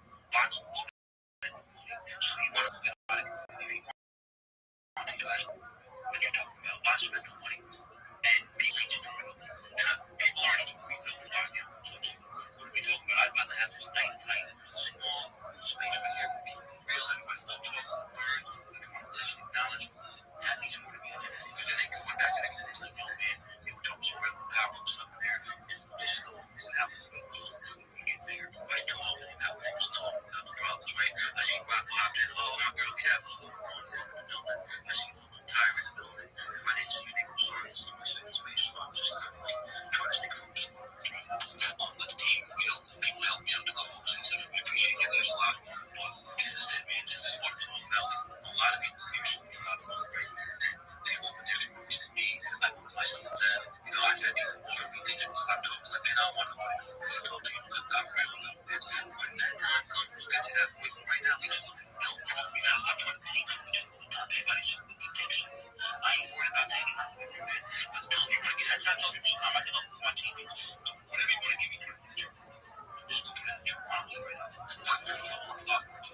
And that's a fact. If you call me out for money, people tell you that I'm capable of this. Does not mean that I'm not going to get paid for my services. I'm just talking about, I understand the principle. I understand the time and place, right? The time and place when the bag is coming in, we get that check. Right now, we're full. So we get that check in this. So we get the bag there. You know what I'm saying? So people know principles.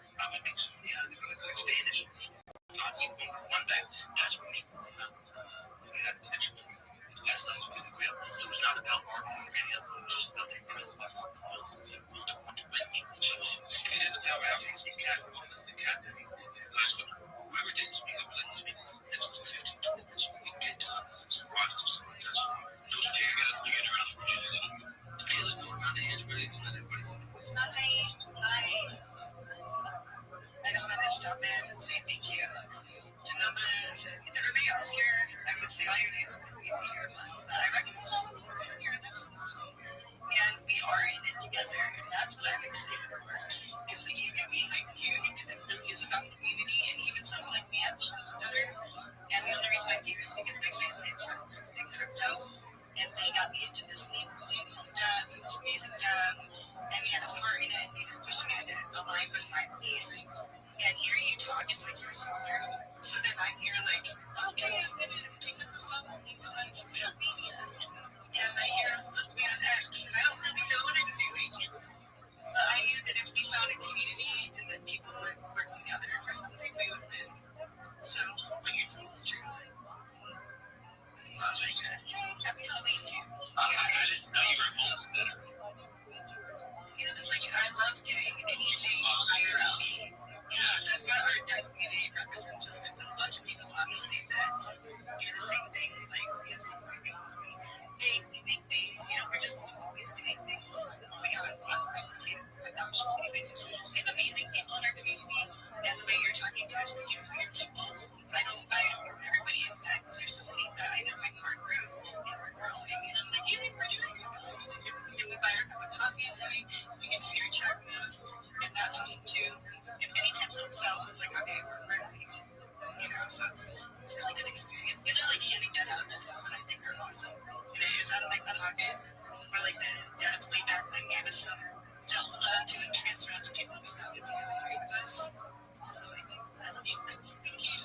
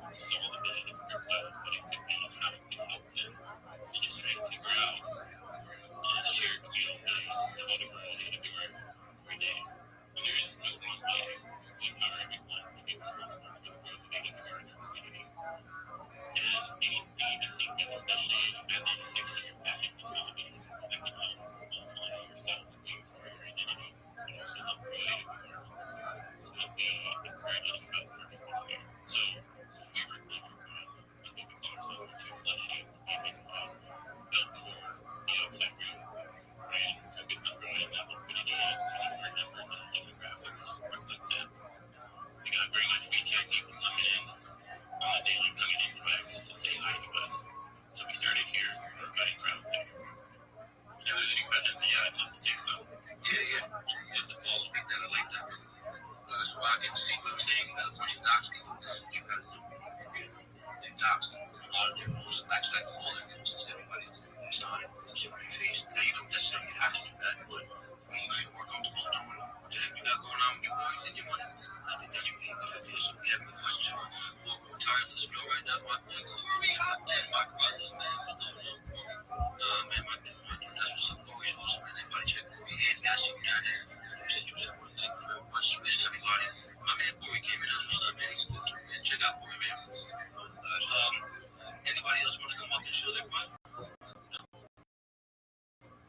right, Rabbi, go ahead. Take the floor. Just try to listen to like 5 minutes. Got a couple more people. So back to you, then.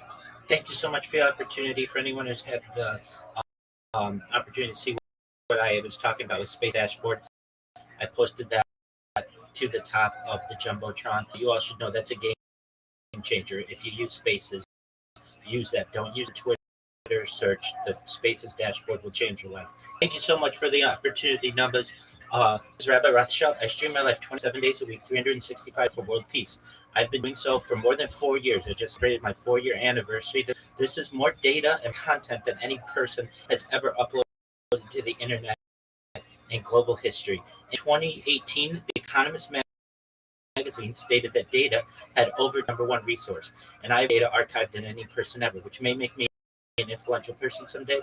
And if and when that happens, I want everyone in here is given the opportunity, given the money to have generational wealth. If you don't already, I want to make sure, of course, that you're financially independent if you're not already. And I want to start charities and philanthropic organizations of your own. I want to be able to give you that money. I don't want your money. I want to give you that money. I talk about really big ideas. Ending world hunger through the use of technology such as agricultural drones, floating greenhouses, vertical farming, hydroponics, cloud seeding. I want to talk about, and I do, ending world thirst. I'm sponsored by cryptocurrency. It's known as Harry Potter Obama Sonic 10 Inu. The ticker is Bitcoin. It's worth about $100 million. And one of the things that we do is we make impacts on real world by building wells in developing nations such as Korea. I want to help the less fortunate with all of my projects, but we've already started to do that. I'm also a major advocate for the straw technology and also desalination technology, where we pump earth seawater on land to make it drinkable. I talk about things that unite humanity, not which divide us. I'm a futurist. I like to talk about the future. I like to plan for the future. Things like anti-gravity, antimatter, faster than light travel, faster than light communication, space elevators, space tours, and terraforming of other planets. Things like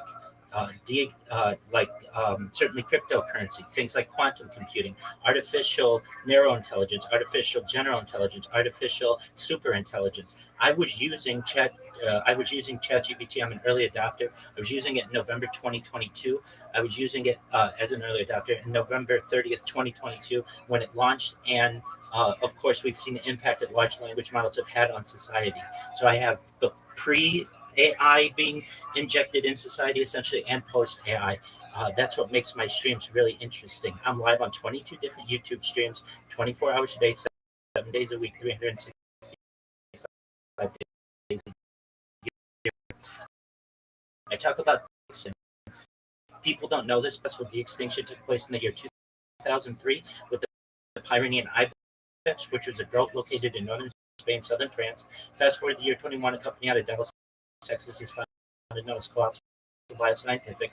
They've made it their goal in the next 3 years, by the year 2028, to reintroduce the mammoth into the Arctic Circle, utilizing Asian elephant surrogates. I just think this is a mind-blowing goal, and I don't know why we're not talking about it more in society.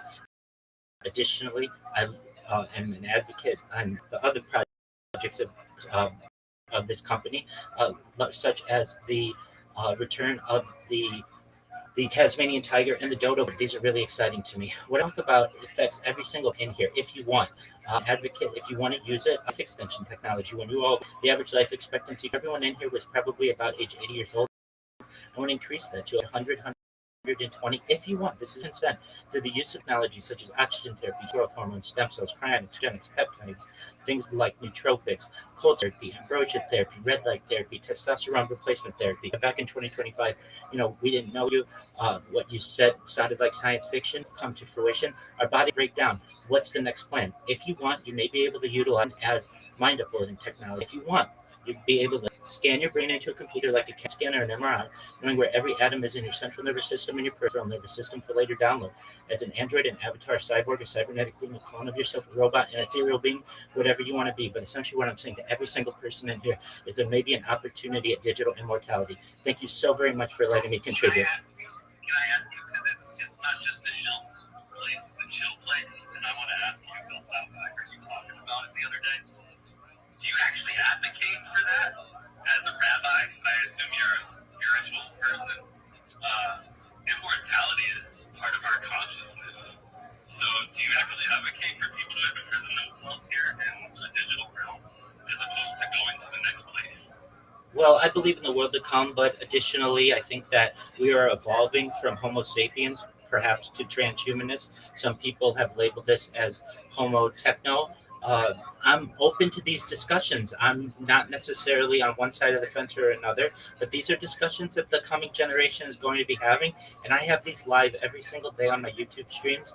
And I think they'll be studied by civilizations of the future, societies of the future, as the earliest remnants of these types of discussions. So while I can't necessarily say that I would accept this today, I'm open to it. I have an open mind to all of these subjects. I asked Charlie like that. I know her rabbi. Yes, that was very, very good. Get my man Ante up there. What's going on? And you'll lose change. I see you, brother. Appreciate you, my boy. Anti, go ahead and do your thing, brother. Wow. I came in at a crazy time, man. Wow. Does he actually breathe? Is it like, you know, and it's like we're just absorbed through his skin? Because I don't think I heard one for the entire 5 minutes that I've been on his face. That was pretty impressive. Also, the second thing that I thought was really funny is while he was going on, I was like, I wonder if this is drinks just in an alter ego. But then I think drinks heard it was like scientific, you know, nonstop still. And I think he just was drawn back into the space because I saw him pop up like 2.5 minutes into the 5. It was almost like it was just the universe pulling him back in. I don't know if it was one of those magic science fiction things that soon to be science truth, you know, that he's talking about. But I think drinks just couldn't avoid it. You guys are definitely funny. Andy, go ahead, don't shoot your flash, man. Tell them what you got going on. Oh, yeah, you guys, I'm here to support. This is everybody. That's why I'm doing this. I want to be professional upstage so people can understand that this community is not taking these gambles. You don't see that to be here. We going to watch it until later, but I want you to get out there and talk to people need to hear about there's too much gambling going on. Too much nonsense. Yeah, appreciate it. It's actually fun. I've gotten a lot more interest recently in my product.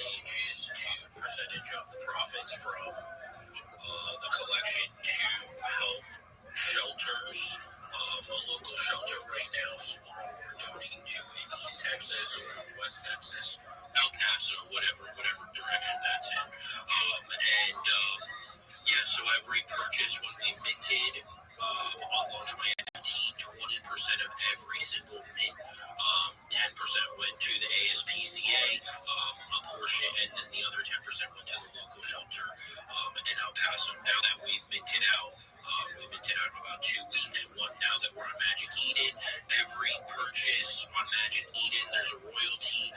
10% of the royalties from every purchase go to that local shelter. The higher the floor price, the more we're able to donate. Currently, we are looking at other spots to donate. I've gone to a few shelters around me looking to see who needs what they need, things I can do to try to help. But yeah, we're looking to try to move not only just in the United States, overseas, around the world. Stray animals, even though we're a cat, pixelated cat PFP, we do help stray dogs as well. So, strays are a problem all over the world. It's not just in one specific state, one specific country, one specific place. Strays are a problem all over the place. So the more that we can do, the more we can help, the better we feel. My biggest thing I always leave people with is people want to buy NFTs all the time. Why not buy an NFT that actually gives back to without you having to do anything? Right? You're going to buy the NFT anyway and spend the money. Why not put some of that money to good use and let it go help some, get some strays and maybe help get some adopted and get some cats and dogs some better lives. Absolutely. You told me that told me he doesn't get considered himself a fan well. And if you like the game, that's exactly what I'm questioning. Also, if you want the short shill, it's essentially if you dislike animals, then buy other NFTs. If you like animals, buy our NFT. That's the way to really make money. There you go. If you choose animals as NFT, you don't buy the NFT. You're just telling everybody that you be able to buy this. No pressure, everybody. No pressure. Definitely call me Charlie. These people that I want you guys to link up and understand that there are people that really like general interaction. Good communities out there, man. We're gonna have things like this. Man, fuck the highest one out there. I appreciate you. Hey, yo, Wayne, how are you? And I know you're gonna say things. I was like, I gotta go. I gotta go. I gotta support you, Wayne. Now, you know that I'm supporting you from the first basis we did together. And I was always on my line and I was always shouting you out. So I'm glad to see you grinding and I'm glad to see you holding spaces. Just remember when we talked on the first basis, it was early spaces. I think we talked about spaces. And it was how we got the edge from our spaces and stuff. And then we talked about how we was riding well. So yeah, I came to support you, man, and that's pretty much it. Hey, listen, man, support me. Support your talk about this whole behind the scenes is to show people right? So from there, I don't know everything. You got to stop these things. And I don't go to sleep with your bags. You're still got a little time. You're talking stuff, man. What's going on, man? What you do, man? Yeah, I'm gonna do a quick show, but yeah, I don't want to bother people now. What other projects to go and speak, but yeah, we have our baby dog project. We're building a massive ecosystem, a lot of utility for our coin, and we have so many applications from the university to foundation, baby dog, building the shelters and stuff. We have NFTs. We're building the cartoon series with Tangent. We have Tangent's brand ambassadors, they're helping us with a lot of things. They will actually finance 70% of the expenses of the video game that's coming out, like a massive AAA video game built on Polygon, where you're going to be able to play the arcade, go-kart, low baby down, 300 puppy. And we're pushing this thing as much as we can. We're gonna keep riding, and a lot of things are going on. We're gonna hold our own spaces with Tangent, where Tangent is gonna be giving back to the community for the best projects and stuff. We're building like a massive space, like a spaces concept in which Tangent is gonna choose the best projects, and we're gonna come because we already hold spaces with them, but that's mostly on our self-custody and stuff. You guys can check it out on our profile. But right now, but next we're gonna hold spaces where projects can come and shield themselves, KOLs can come and shield themselves, and then Tangent is gonna choose who they're gonna help out, and it's peanuts for them. It's literally they can help you out with peanuts for them, and for projects that's a lot of money, and we're gonna grow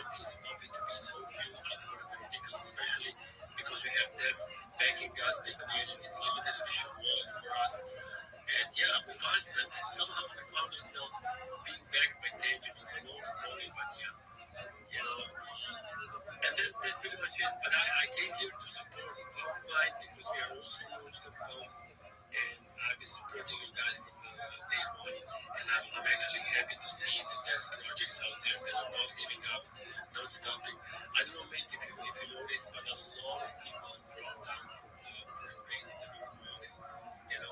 People just give up. And there's maybe a couple of us still grinding, still pushing, like maybe you and me, the couple of guys from Scooby Spaces, Stray Dog, like a couple of projects only, everybody else just fade away, and it's sad honestly to see. So when I saw him holding spaces, I was like so ecstatic. I don't know how much gave him and support. Thank you guys. Sorry for my longer speech.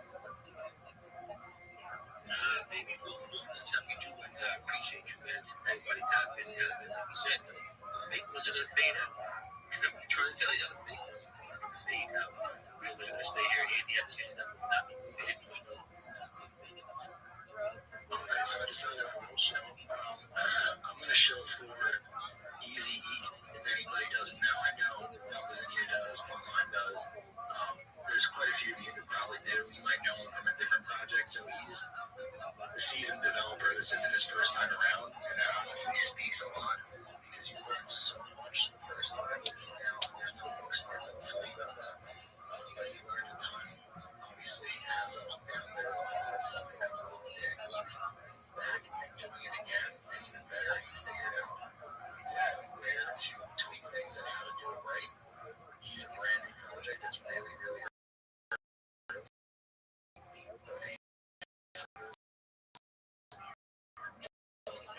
next project is passive income that's your wallet every single day. I literally get rapid hearing hours every single day. And I'm going to start increasing my holdings because what I want to do is get enough passive income where I can start investing in more and more of these startup projects with my free money that I'm getting from Easy. And then end up having like an entire wallet of startup projects. And then all I need is one of them to get the huge time. I already got two, and I already got that, and online virus, but my stuff there, so I need number three. So I'm going to use the passive income from Easy and just buy these startup projects and just keep finding the ones that move. What he does is he leverages these arbitrage bonds, and for people that don't know, they basically keep moving people stable. So as volatility in the market moves things up and down, these arbitrage bonds will buy and sell on a regular basis to try and balance out liquidity pools. So he has gone into what is liquidity pools, and he keeps reinvesting the tax money back into liquidity pools. He's not just doing it into stable coins or major caps like Solana. He's doing it with other projects and other new coins. Like, I want to talk about shit. Yeah, I want to get I do want to get a I do. What is this fucking guy? I got an electric Hummer. I do. Guy wants a fucking Hummer for no reason, just a Hummer and no other car. Yeah. Check my wife, and I'm gonna get Rachel like a caravan, an Odyssey or something. Yeah, those are expensive, man. Well, you were telling us. I was looking like, what? I'm telling you right now. The Kia one. I don't know what it is, but this is fucking. It's just the Toyota ones are fucking expensive.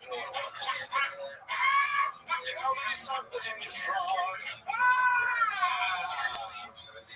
Are you kidding me? You and your Sprinter van and your station wagon. I know, like, you don't do the road, bro. You can take the Sprinter van to all of these different places that are closer. You want to go to a show in Santa Barbara? Bro, you just take that fucking Sprinter van. You make somebody drive it, and you fucking chill, and you watch John Wick, and you fucking eat popcorn, and you're chilling. I'm not going to talk about that, but on a good day, dude, I'd buy it. Why own it? How often would you use the Sprinter van? If you have it on the whole millions and millions of dollars, it doesn't matter how much you use it.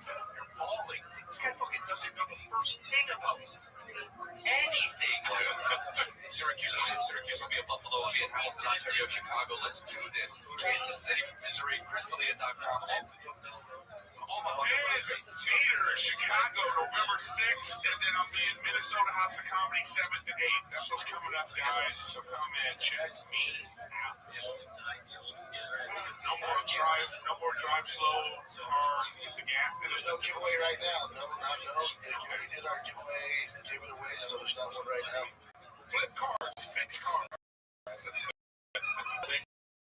I'll tell you what, here's what the flip thing. I'm jobs 2 years ago. They just staying with it, man. Yeah. When you do something really stupid, we're gonna remember it forever. Friends, All right. Fair point. like you don't think we're gonna bring Brian Callen on Amy Poehler 10 years? No, I think so. He does a lot of stupid shit. That's true. You do something. That's what you have. You know what's a testament to you? You haven't done anything stupid in a while. So the last time you did scam, besides moving to Texas, is you flipped the car. I know. I didn't get scammed. Yeah. That was the thing. See, we don't talk about the bikes that you bought. No, the tricycles. That would be bad. All right. Bye, Brendan. You love it. Eric is funny. He's not afraid to give people shit. And I love that.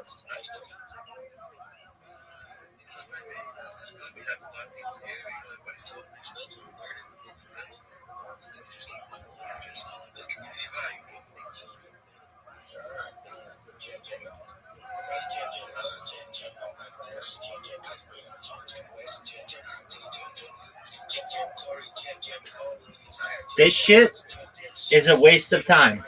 This shit sucks. You're wasting time. I hate you.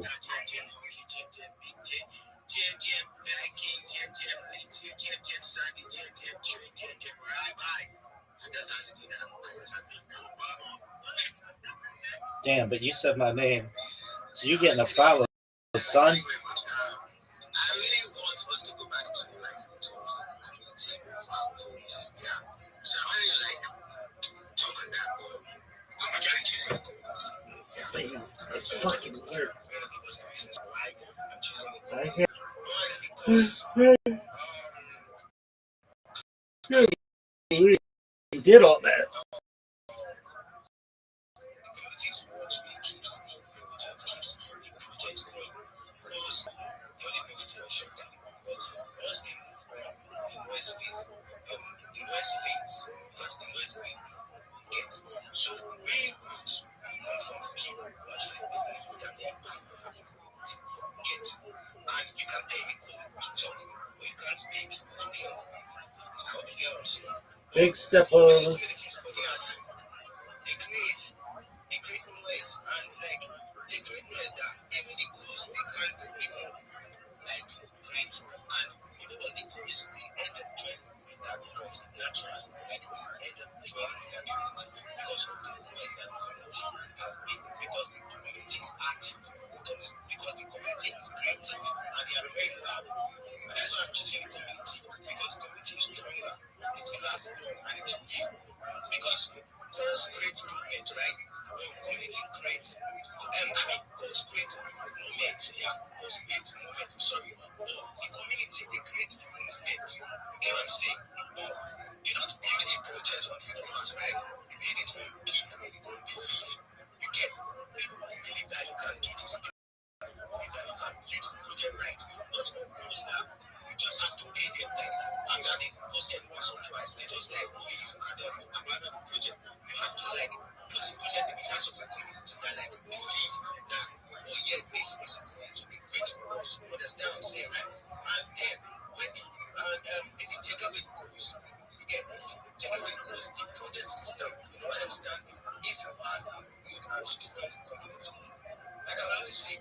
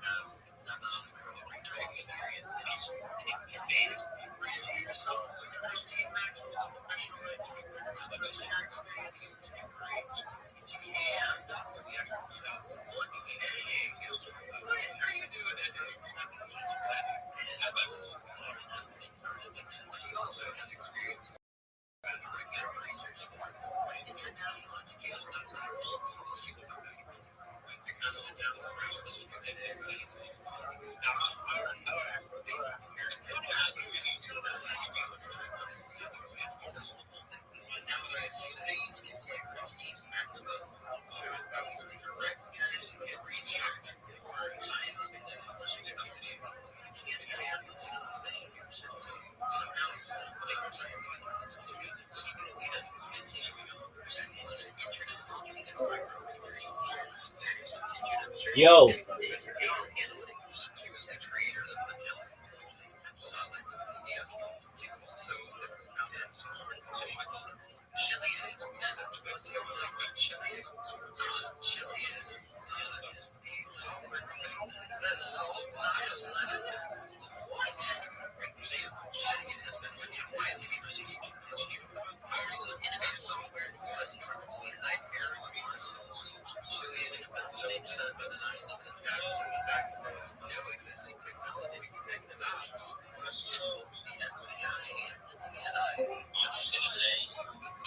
Yo.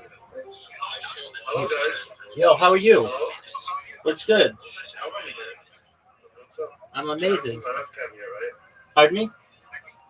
Can I put my webcam? Absolutely. Feel free. How are you? Yeah, I'm good. This is good. Excellent. What's good? My friend. Hello. Good to see you. How'd you find out about me?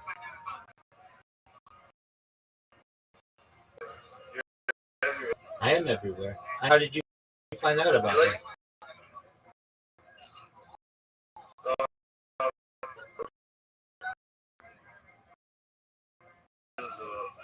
You don't know how you found out about Where did you find out about this man special development? Yeah, how'd you find out of me?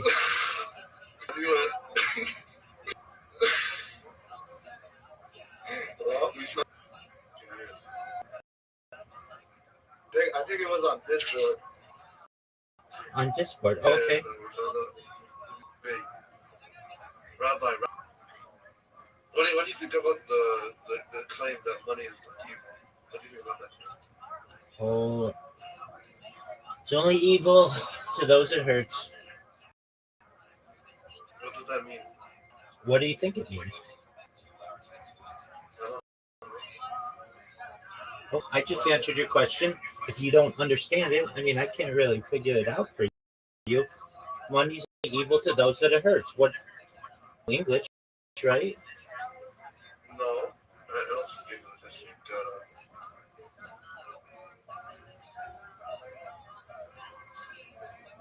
I speak Gambian. Cool. Yeah, we're from Africa. We're a descendant of that.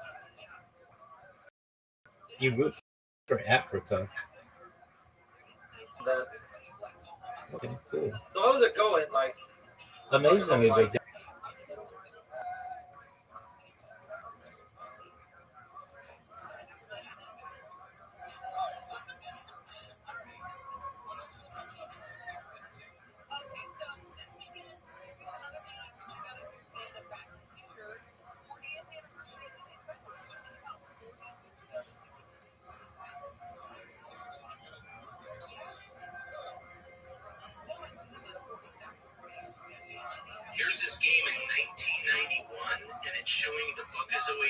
logo, which is what everybody knows as the Bitcoin B logo.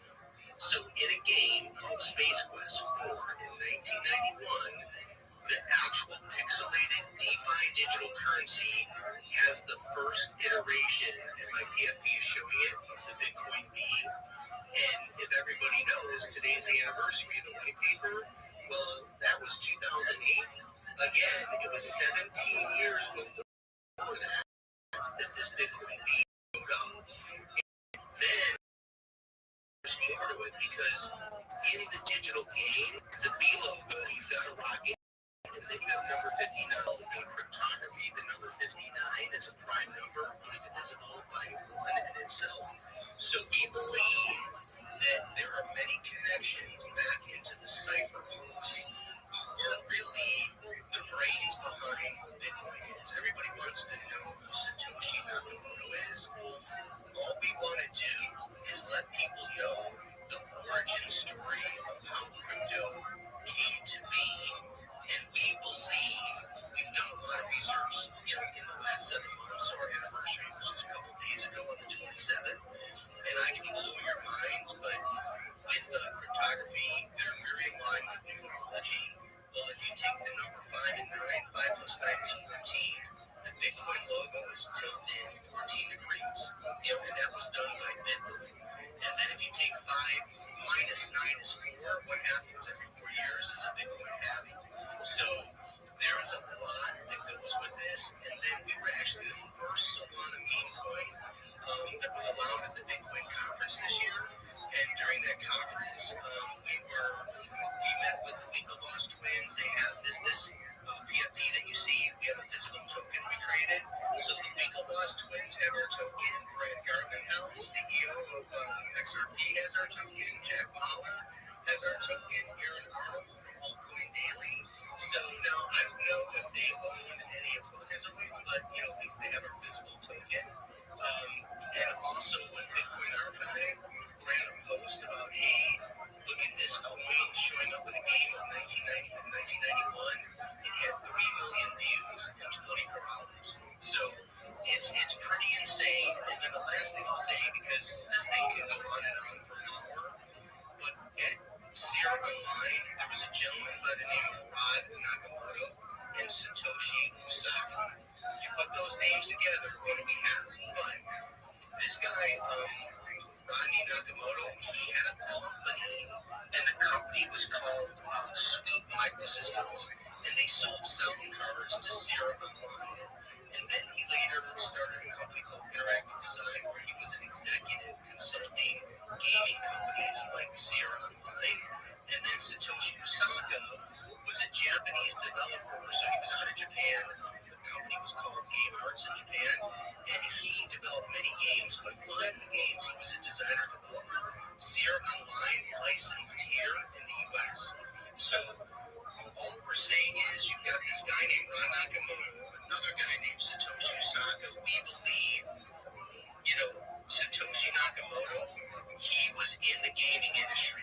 He used gaming and the theory of embrace game theory, and it's the DNA that makes Bitcoin what it is. So we are here for one reason only, to make it easy for people to understand the origin story, and we can be the on-ramp to get people into Bitcoin, but they can do it far less expensively, because right now we're sitting at like a 444,000 market cap, and when we launched, within days, we went up, like within 3 weeks, we went up to a 9 million market cap. One thing I forgot to mention in my excitement here was the dev left after 3 days, so we are a community takeover project, and now here we are sitting at 444,000. We believe that this thing is set to just take off. It's just a matter of when this crypto market, starts to have its fun in the sun, that this will be one meme coin that's going to run and be multi-cycle, because we look at this as more of a history coin than anything else. So I'll zip it there, because God, I can keep going on and on.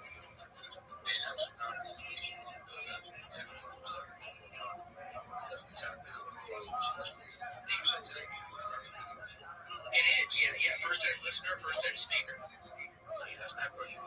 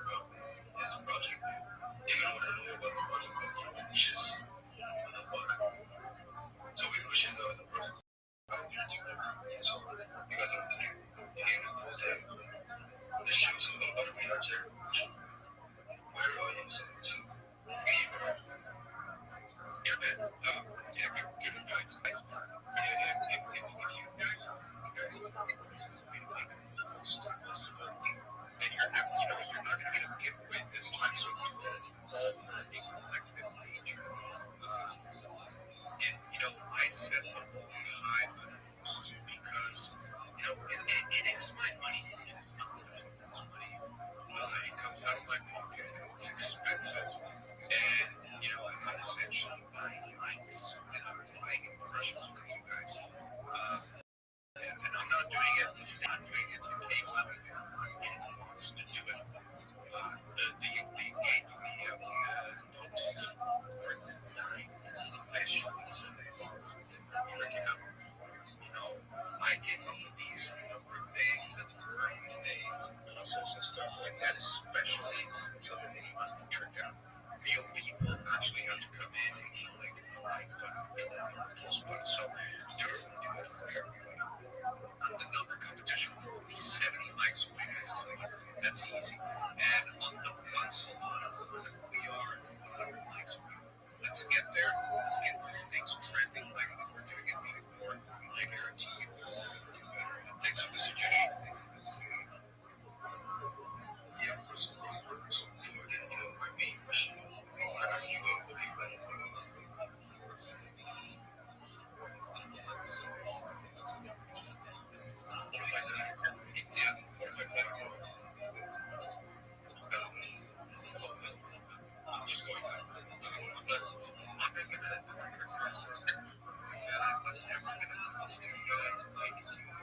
There's people that are just close to them, and they what I think in my head is funny.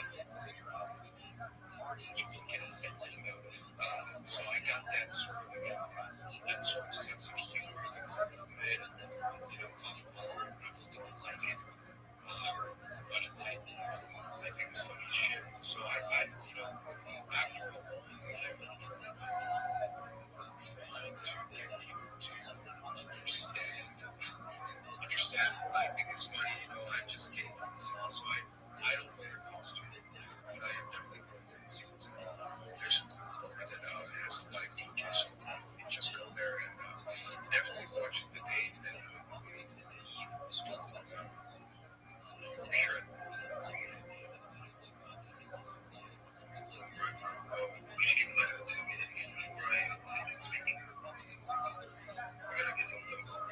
Yeah, man, another speaker. How's it going, man?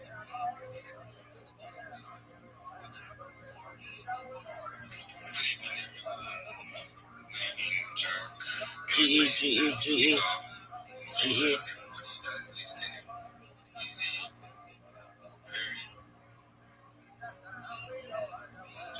Chilling today. It's actually it's a chill Friday for me. For the most part, Fridays are really easy.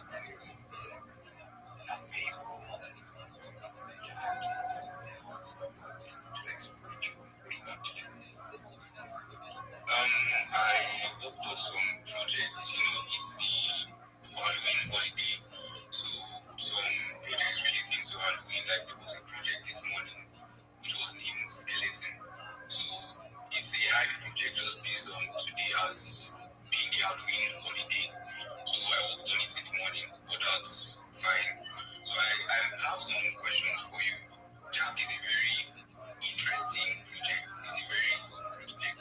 I've been following up from the last account that was banned till this one. And it's a very interesting project. We all look at how October has been towards today's the last day of October. And October has been full of ups and downs. A lot of coins folded. But Jack was one of the coins that held strong, held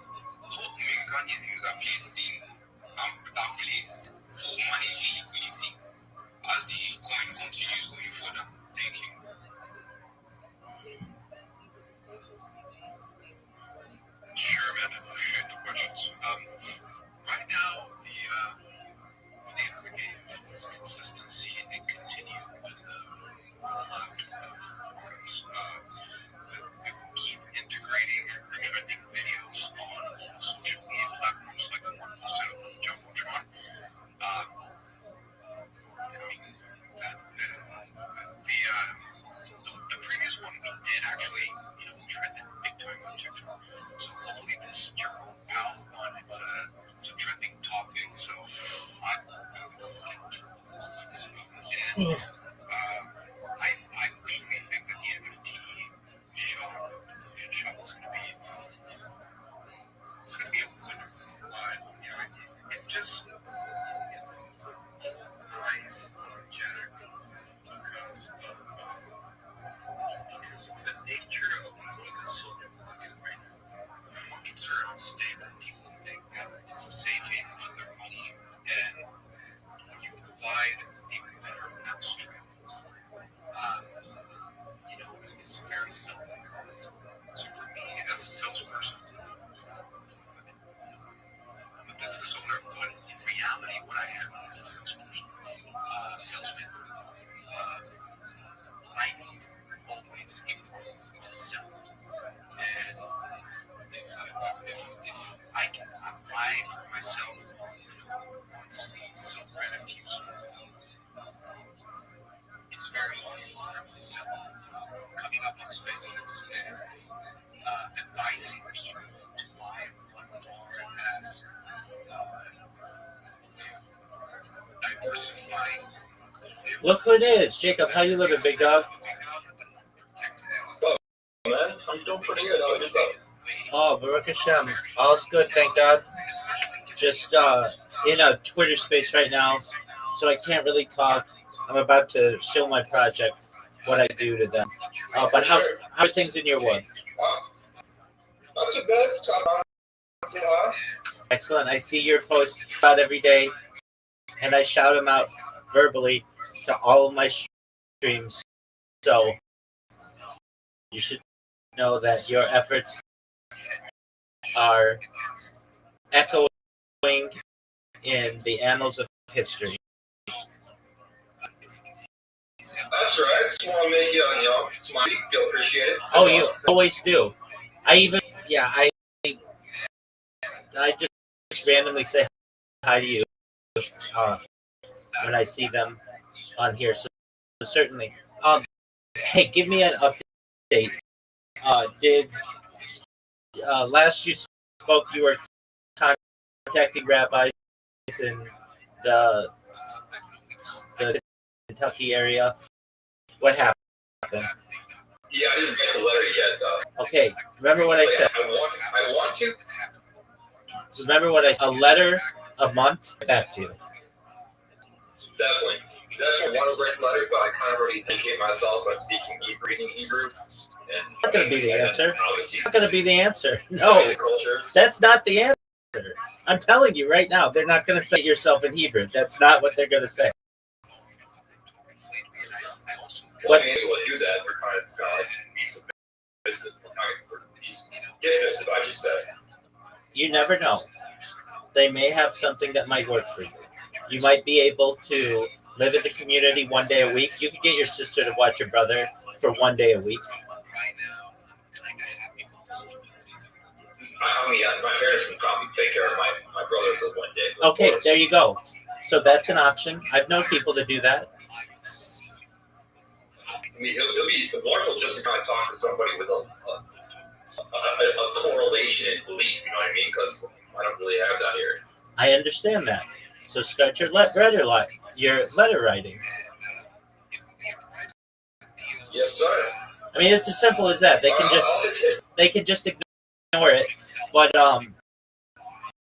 if anything, you can get away for 25 hours a week on Shabbat and live in the community. And if you write a letter every, then send you somewhere.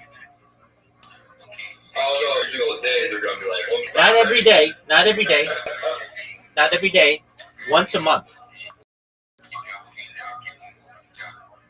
That could be doable. That's what I said. It's a genuine letter, Andrew. That's what I said. If you write a letter once a month till the day you die, somebody's going to respond.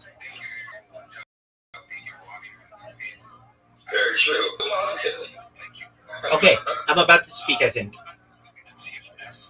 All right, I'll talk to you later, man. Take care, Jacob. I'll back down later tonight. Much love, my friend. All right, Baruch Hashem. Talk to you later. Take care, big dog. Baruch Hashem.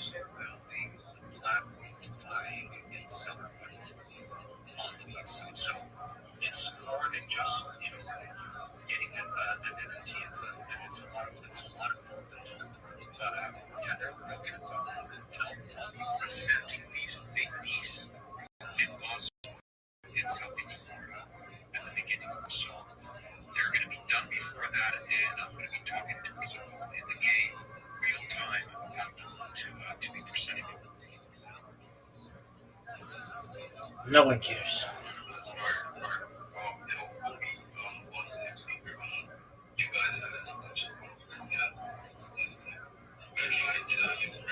Dog, if you say I want you to go on to the next speaker, then shut the fuck up.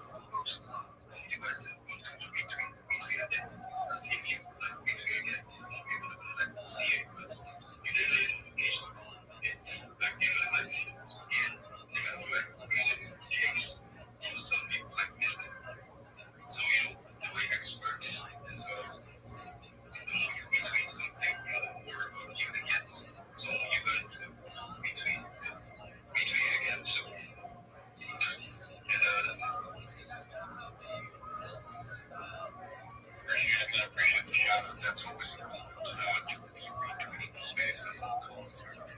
Let's get a winner for the ones who want to give away. We are at $8.99. We just need 100 more. No easy, guys. So easy. Let's get this paid out. My wallet is already. I want to get it paid out so I can do another one. And I saw 60,500 questions. Really, these things, and they get to actually bring value to the experts. Let's just get that 100 likes, get everybody paid, and go on to the next one. Right out. How's the song right now? Thanks for coming up. Yeah, really, song is nice to be in this space, Mr. Noel. I hope you don't mind if I call you Mr. Noel. You know, you stand for his mind. I'm not a huge Noel fan. I would definitely, obviously, put some teas each product that you're selling. For me, I think that they're it's just it's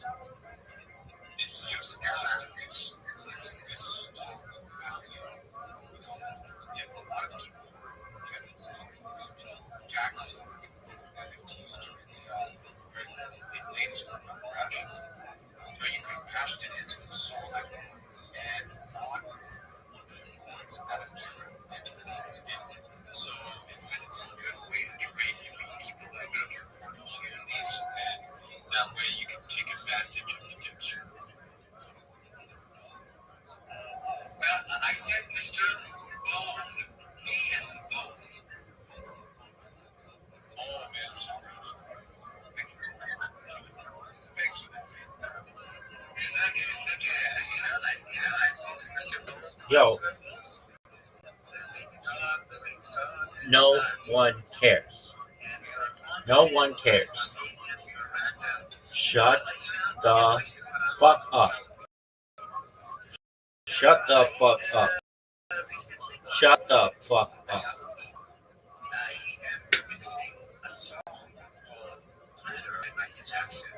Oh, we've heard Thriller 1,000 times, dog.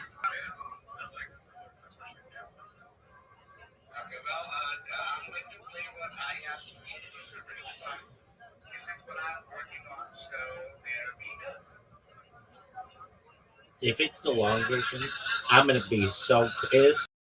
If he's in a fucking theater, I'm throwing fists.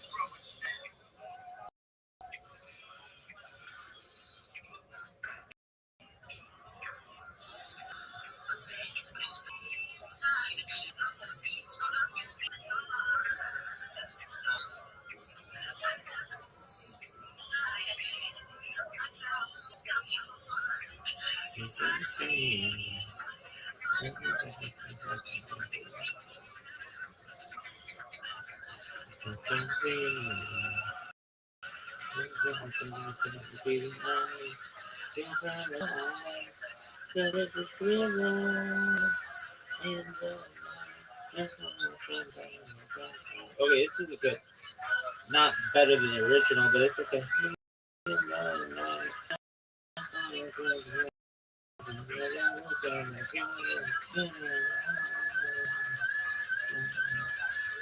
Look at that.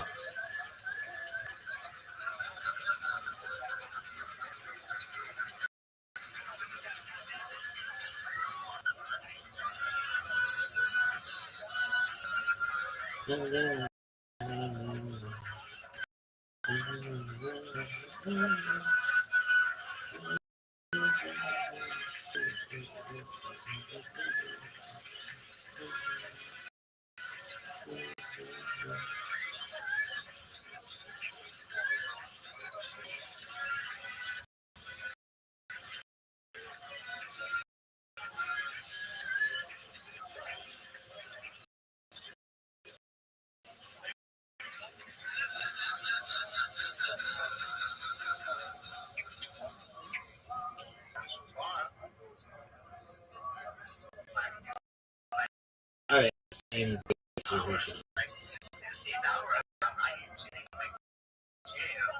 Dog, you just wait hours to play trailer. Essentially, exact same way.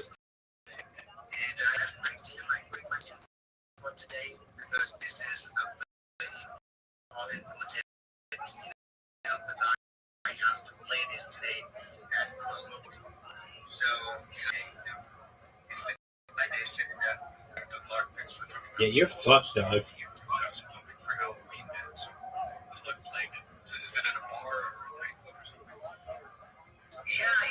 I'm mixing it for a bar, for a nightclub. There is a DJ. He's just a DJ, but he doesn't know how to run songs. What kind of DJ doesn't know how to remix songs? So he runs this pub playlist. Is what you're, he pays you for that?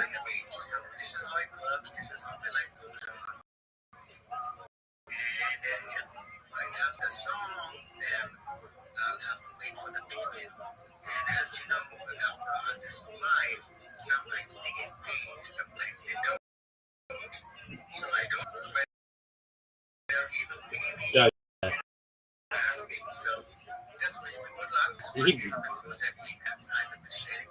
you're not getting paid for that.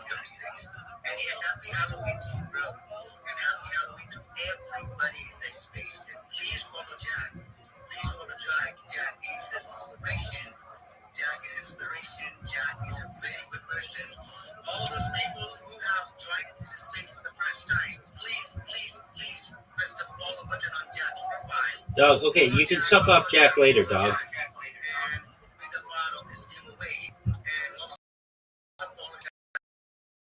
Dog, no one gives a shit about his telegram. Don't give a shit about my Discord. Thanks for coming up. Air bricks, man. I haven't seen it. That's the platform. That's the blockchain. The blockchain is strong. The network's growing. People are plugging in all the time. And it's many good things are happening. Everyone's on the edge of their seat. I think I'm more on that because I can see the DMs and what's getting built. No one has actually dropped everything yet. People are still tinkering with code, stuff in beta, so it's not happening. You can't wait for the first and most part. How are you? Stuff, man. I did that.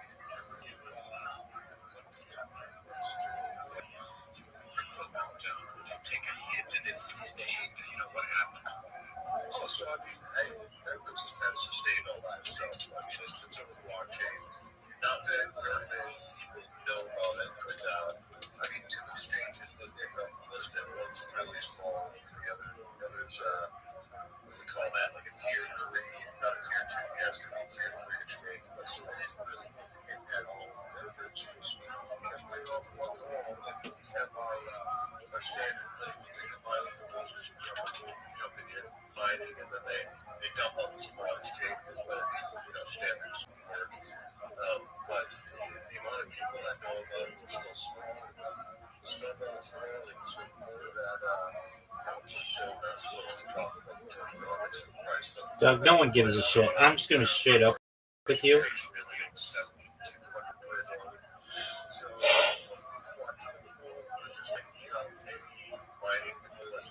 No one cares. No one cares about your fucking coin. No one. Worst coin ever. Okay, how about you be Rabbi? Because I'm the greatest motherfucker ever. I tell you that in the fucking intro letter.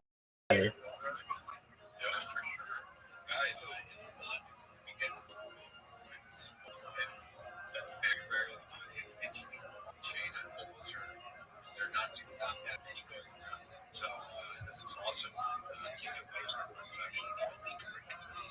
right, let's do this. So, as Jack said, there's a lot of tokens, and some people actually don't know this. I get DMs like, what's the contract address for Fairbricks? And I'm going to just do a brief description of the cipher too. So your token has a contract address, and that's built on top of the blockchain. That's why you can, enter Ethereum or Solana and just build on top of it. Fairbricks is a blockchain.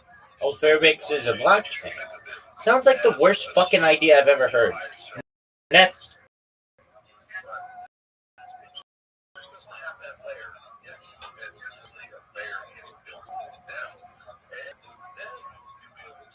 Integrate Meta into the blockchain, smart contracts, all that stuff. So let's tell you a little bit about what Fairbricks is and why it doesn't have that layer yet. Let me just tell you right now.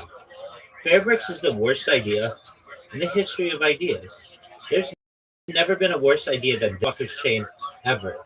How about you talk to Rabbi? Rabbi talk.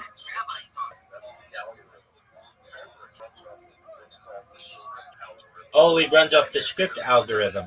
Guess what? I don't give a fuck. No one cares, dog. Worst team ever. Charlie Lee sucks.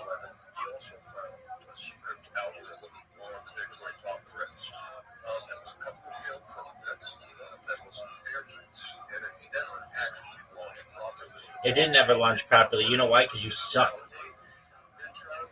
This is the worst shit ever.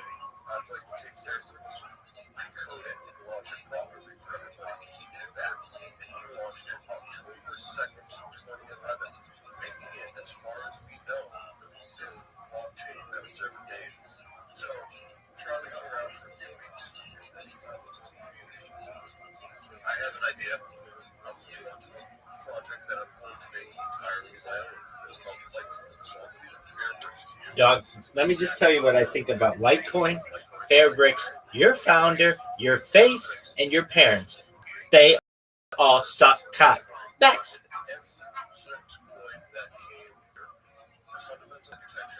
Dog, let me just put it to you this way. No one gives a fuck about your project. No one gives a fuck about your project. Welcome. Oh, go fuck yourself. Nobody want to talk to you anyway. Dog, your project sucks. Everybody's project sucks. That one's cool so long as they don't ban me. If they ban me, then they suck. They all should suck. But they're nice. Shout out to Tex. Shout out to Tex Avery. Shout out to Alexis, Texas. Shout out to Rabbi.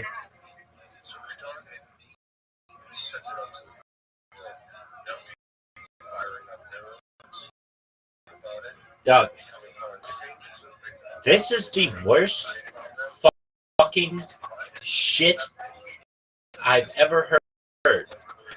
Sorry, that's proceeded.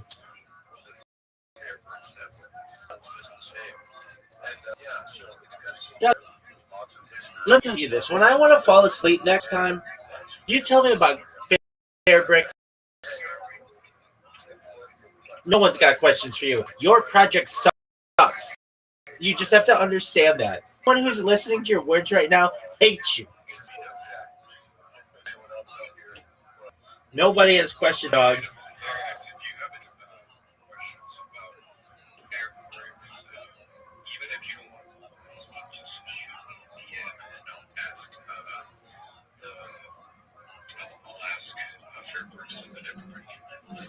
Cool story. Rabbi Rothschild. Yes. Oh, shalom. Every day's a holiday, every meal is a feast. I hope you're doing well. Do you mind if I shill? I do. Absolutely, man. Thank you, Unity. My name is Rabbi Rothschild. I stream my life 24 hours a day, 7 days a week, 365 days a year for world peace. I just surpassed 4 years. That's over 1,500 days. I am someone who believes in a better world. If you weren't aware, the Economist magazine stated in 2018 that had overtaken petroleum as Earth's number one resource, and I have more data archived on the internet than any person ever, which may make me an influential person someday. And if and when that happens, I want to make sure you, your friends, your family are all independent. If you're not already, I want to make sure you have general wealth, and I want to make sure that you have the ability, and philanthropic organizations that are near and dear to your heart. This is a real life show. I'm live right 2 different YouTube streams. This is perhaps the biggest deal in global history. To be able to not just watch an individual, but a time capsule or a timeline of human society. Things to help the world, like ending war through the use of technology, such as cultural drones, floating houses, saltwater greenhouses, hydroponics, things like. I want to help end world thirst. I'm cryptocurrency. It's known as Harry Bitcoin Inu, and it's worth about $100 million. And one of the helping nations like Nigeria, less fortunate. I'm an advocate for the life program, and most importantly, desalination technology, where we pump earth seawater onto land. I am planning on doing this the rest of my life. I'd love to grow up with the world. I'd love people to be able to witness what I do. And with that, I really appreciate the opportunity to be able to share that with you. Appreciate it, man. Some major stuff here. We're talking about huge problems. Just, is there any way, like if someone in the audience is involved with your mission, what do you recommend them to do? Absolutely. Join my Discord. It's got over 2,300 people. You can connect with me there. I'm live 24 hours a day. I'm live in there for years. We have a really great community. There are other people who live their lives in there. We get people who are literally there 24/7 alongside me. We get people who just want to be around other individuals, sleep in there. We play games every night. It's a really great community. It's a really great society that we're building. And really, at the end of the day, it's about doing unto others as you would have them do you. And that's the golden rule. Try to practice it. We have a respect for each other. And if you're interested, all links are in my profile. My links, you can see I have more social media than anyone ever. I have hundreds of accounts. I am live 27 on YouTube. That link's in there. My Discord link. And just really Thanks for coming up and interested in Rabbi's mission and overall problems that he's trying to solve. Join his Discord and all his social links. I appreciate you coming up, man. thank you. That being said, we'll allow he's trying to solve. Join his Discord and all his social links. I appreciate you coming up, man.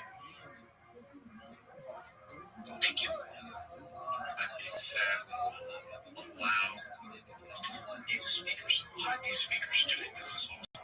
This is what it's all about. It must be Friday. That's good, baby. Yo, Miss Aquarius, how you living, girl? How's your day going? Good. Taking that glasses. We have jambalaya for his birthday. Ooh. Look at him coming over. Yeah. Okay, And then excellent. we're gonna go out and drink some weekend. Oh, okay, very well. 99th birthday jambalaya. Excellent. Yes, he's 99. He knows his birthday, but he just rejoices today. So I had to show him the day. And I said, "What's your birthday?" He said, "Thursday." Well, today is the 31st. Dad's birthday. He's like, let's do a Dad's tell me. I said, yeah, today is your birthday. You're 99. I'm 99. I said, 99. They said, that's short. I said, yeah, it is. Happy birthday to Papa. Miss Aquarius, we got to have a deal. When you turn 99, I'm going to be at your 99th birthday, and we're going to have jambalaya. And when I turn 99, you're going to be at my birthday. We're going to have jambalaya in honor of Polly Papa can come too. But how does that sound as a plan? That's a deal. Oh. Excellent. Well, that sounds really great. You wondering what I'm doing? Oh, it's been phenomenal. So I just had a friend in here who comes in every once in a while, and it was great to catch up with him. I've been shilling myself. It's called shilling. It's basically just like sharing what you do on Twitter. A good thing, I slept like most of the night, so my hours are kind of back to normal. I don't want to say completely, but I hate when I get into that. My days are my nights, and my nights are my days. That's really tough. And I am growing. I'm getting pretty well known on Twitter Spaces now. Not the most famous person on there, but within like 72 hours or so, I've gotten over 100 people following me, and I don't even ask them to follow me. In fact, I don't even want them to follow me because I usually just get my account banned. Like some bot comes in and bans me. Yeah, you do. Yeah, you do. That's what Vegas was talking about yesterday. So I met this community, and I'm live in their Discord right now, which is really big. Like, imagine I'm really big on different platforms, but very rarely do the platforms cross over. But like this one does. So I'm live right now in their Discord, and God willing, they don't ban me. I do talk in there, so I don't like, they're like cryptocurrency people. I know they're on X, so I know they're 18, so I feel fine just talking with them. And they're nice individuals, and I did these different Twitter Spaces. Film myself. I've got a 3-minute thing. You've heard it. I'm not gonna do it for you, but and when I say it, like, people are like, "Wow, that is the coolest thing I've ever heard." So you're live right now, yeah. Everything I do is live, etc. And I say, Discord, and I'm getting people to join, and that's cool. And so today I've done half dozen of them, and then I'm getting people who are inviting, like, go to others and do the same thing. And that's cool. Now, if you're like, "Well, Rabbi, why didn't you do this like years ago?" It seems like it's working really, really well. It does, and I have.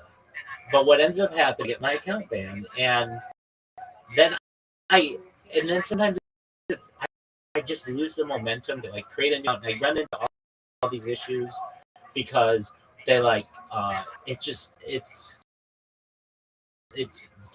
However, I got nowhere else to go, as they basically say, and I am gonna just keep going on Twitter Spaces, and you get to the point where you're famous enough, well enough known, that if they ban your account, people know your voice and they know your spiel, they know you say, so like they're positive towards you, and so they'll just go back and follow you again. So that's good. I just got done with one of those, and some of these spaces are larger than others. Some have thousands to you, others have maybe just like 5 people listening to you, but it doesn't matter to me. I do the same thing. And the key with mine, you got to let me be able to say, "Done. I'll answer any question that you have." But if you cut me off, I will say, stop. Hold on. I'm not done. Please let me finish. Like, I'm talking to 100 people, and if one of them interrupts me, well, listen, there are other people who are me. Maybe you have a question, and that's cool, and I might be answering a sentence. Just wait till I'm done. And when I'm done, I'll answer any of your questions that you have. So there was one person who cut me off earlier today, and I got into him, and I basically was like, "Look, I'll answer your question." And I was almost finished anyway. And so that's been good. It's been really good. And just these things, and it brings me a lot of joy once I do them. There's rush when I'm done, because in my in bunch of new followers and a bunch of people retweet what I do. And now, what is very annoying, it's extremely annoying, Miss Aquarius, is you get people who will host a space and they'll be like, we're going to let people come up and talk about their projects. And then they either don't choose me and I'm waiting for like not just 10 minutes, not just 30 minutes, not just an hour, it's 2 hours, and they never choose me. Or, which is very annoying, or what happens is they choose me and they make you wait and wait and wait and wait and wait and wait. And it's like, look, the way this needs to go, it needs to be very orderly. You come in, you tell us what you do. You might have 30 seconds to do it, 60 seconds to do it, 5 minutes to do it, whatever you want to say. But when then you're done, anybody can ask you any questions that you have and you move on to the next person. What ends up happening is there's this, and I understand how people are, but there's this whole, like, and they're like, hey, how are you? And then is like, I'm doing well. How are you? Oh, I'm doing well. I'm just eating a grilled cheese sandwich. And it's like, oh, okay. What's your grilled cheese sandwich? Oh, it's really good. Last night I took a shower and the water was a little too hot. Nobody cares about any of that. And it drives me bonkers that there's all this like little stuff. Like you've got hundreds of people listening to you. Keep it sweet and move on to the next. And so you may, when you hear me doing these, even though my mic is muted, I talk back to these people like no one cares. No one cares about. I'm just like they can hear me because I know in the future they'll watch these and it's very funny. But I'll just like no one cares how your grilled cheese sandwich is. No one cares about your shower last night. No one cares that your friend's flight got delayed.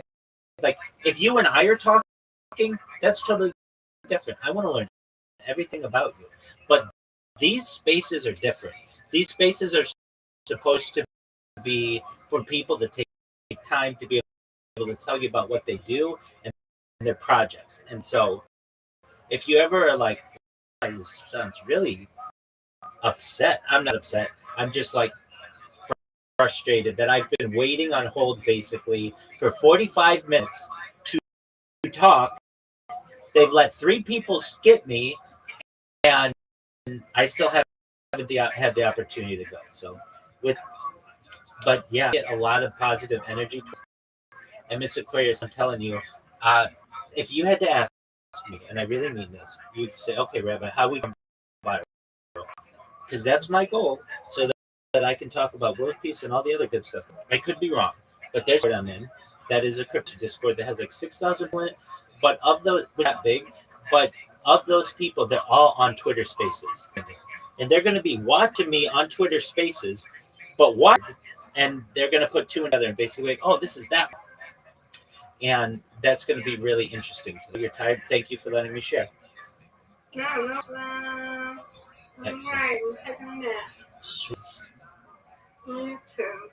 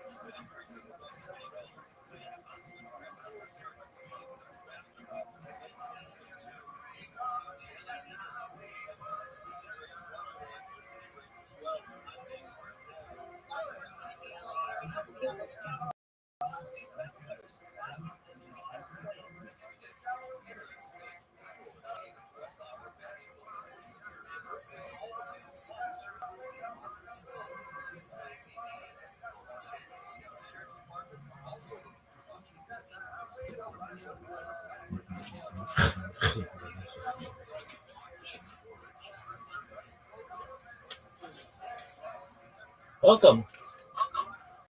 What up, shy boy? Can you hear me?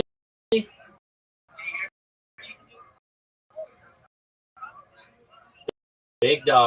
I know you from Twitter, my man. You live in big dog.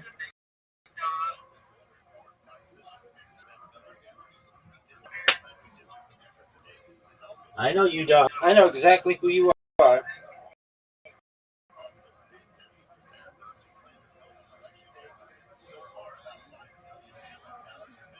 Yo, how are you? What's up? I don't know. Can you hear me? Yes, I can. I met you in your space earlier. How you doing, big dog?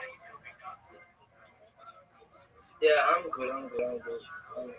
Excellent. I know you from Twitter. What's cooking on? Oh, I'm just going into different. Yeah.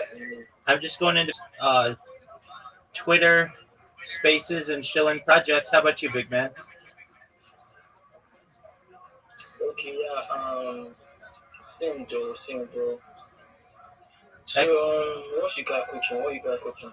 I am live right now on YouTube. Do you see up in the upper left-hand corner of this Discord, there's a red circle that says 24/7 YouTube streams?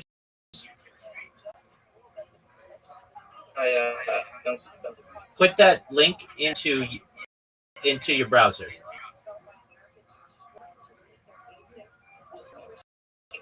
And you'll be able to see this on like 22 different streams, including a ceiling cam. You're going to be like, whoa, Rabbi, I've never seen a single person with so many accounts.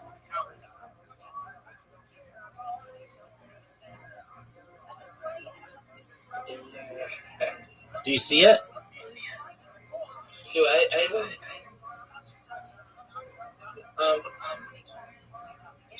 I just clicked on it.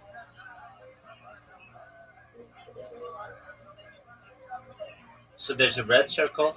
It says 24/7 YouTube streams. Take that link, put it in your browser, and look at all my live YouTube streams.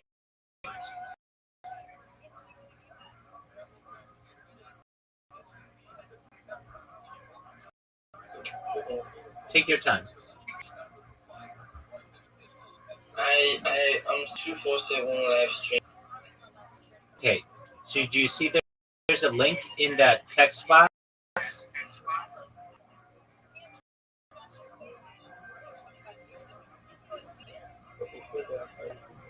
It's okay. I'll send it to you. Just a moment. Okay, please just send to me on Discord. I'm sending it to you on Discord. Just 1 moment. Okay. Look at the link I just sent in Discord.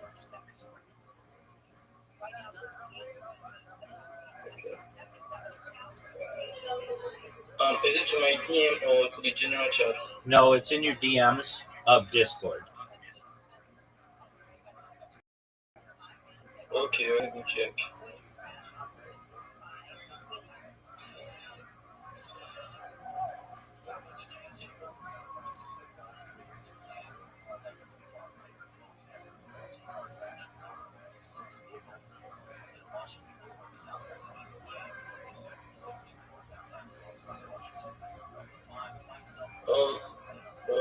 Okay, I'm streaming. Okay, 247 YouTube live stream. Yeah, I can see it. Yeah. Hold on. Just go to the link that I put in your DMs of Discord.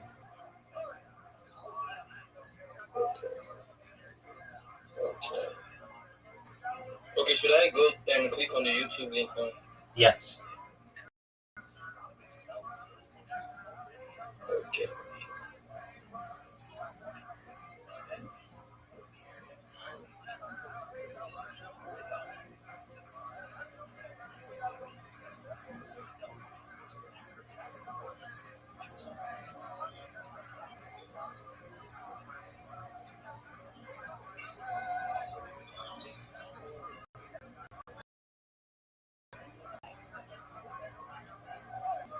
I'm doing that now. Hey, Rabbi, you can. Hello. Can you hear me? Can you still hear? Oh, yeah, I can hear you. Can you hear me? Okay, now I'm seeing the video. I'm seeing you. Yeah, live. Okay, but count how many videos you see. Oh, let me check that. Oh.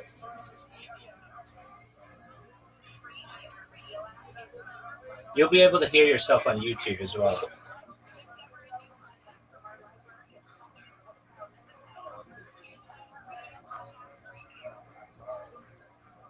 Yeah, man. Okay. Okay, do you see?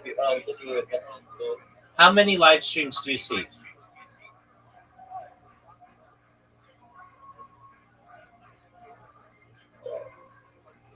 Oh, guys. More than 10.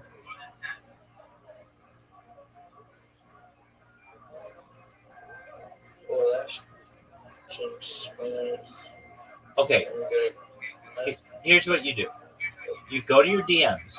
You click the YouTube link I sent you. You let that open in a browser. and count the amount of live streams that you see.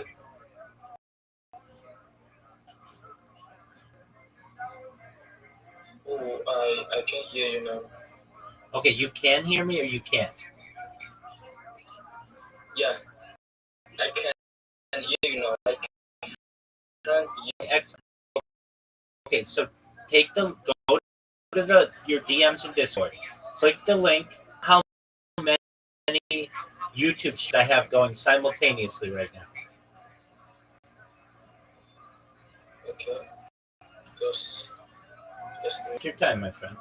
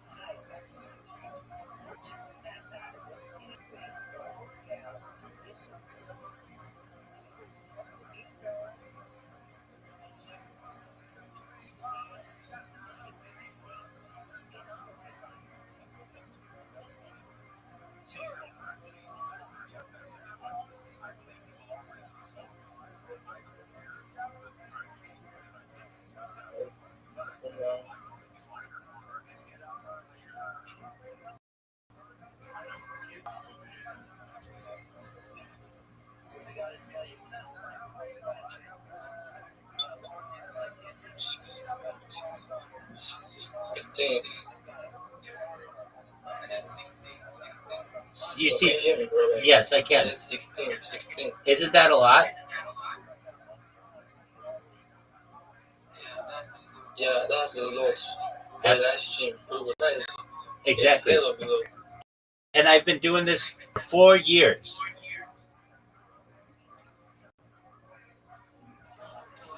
What the? Exactly. Wow. Exactly. So it's basically a time capsule. 4 years.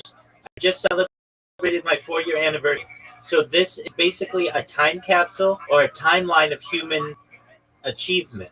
And you can go back any day of my life for the last 4 years. It's all on camera.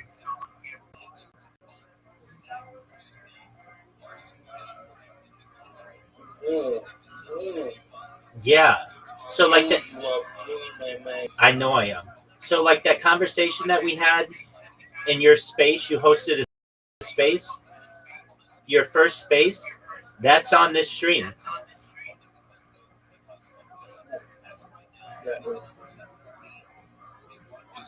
What? Are you serious? 100%, man. It's on 22 different YouTube streams. Or 16 different YouTube streams.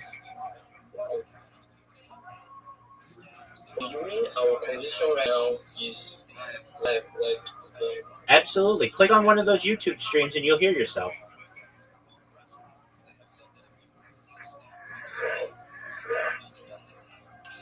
Years, man. 4 years. It is. It's the biggest event in global history.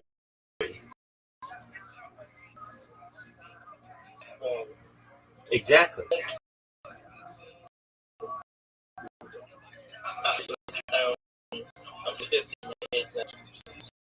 You're good, big man. No, it's a big deal. And I'm making people aware of what I do on Twitter Spaces, and people get really excited because of all this data. This data is extremely valuable to humanity. It's a timeline. You can go back any day, essentially, of the last 4 years, and not just see what I do, but I keep a radio on in the background so they can hear the news events of the world. So because if not you have shown, I believe you, bro. I know, I did say it on the space, but people don't realize what I'm saying. That there's someone whose whole life for years has been camera, and you can watch them 24 hours a day. It's very exciting to people. It's a big treasure hunt. People will be able to see everything about a human. How I eat, how I sleep, when I laugh, what makes me laugh, what entertains me. everything about humanity, and you're on it now. You're going to be made you're a millionaire. You're going to be a billionaire. You're going to be a trillionaire. Every single person you've ever met, we're going to make rich. Wherever you're from, we're going to that village or city is made extremely prosperous because of you.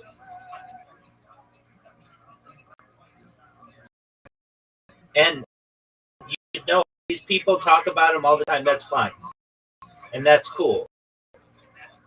But it's about data.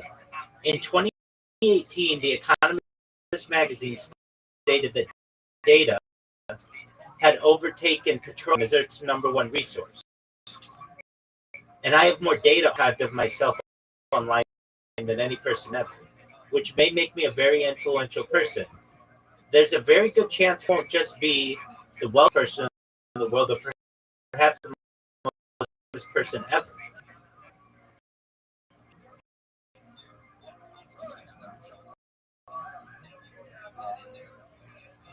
Now.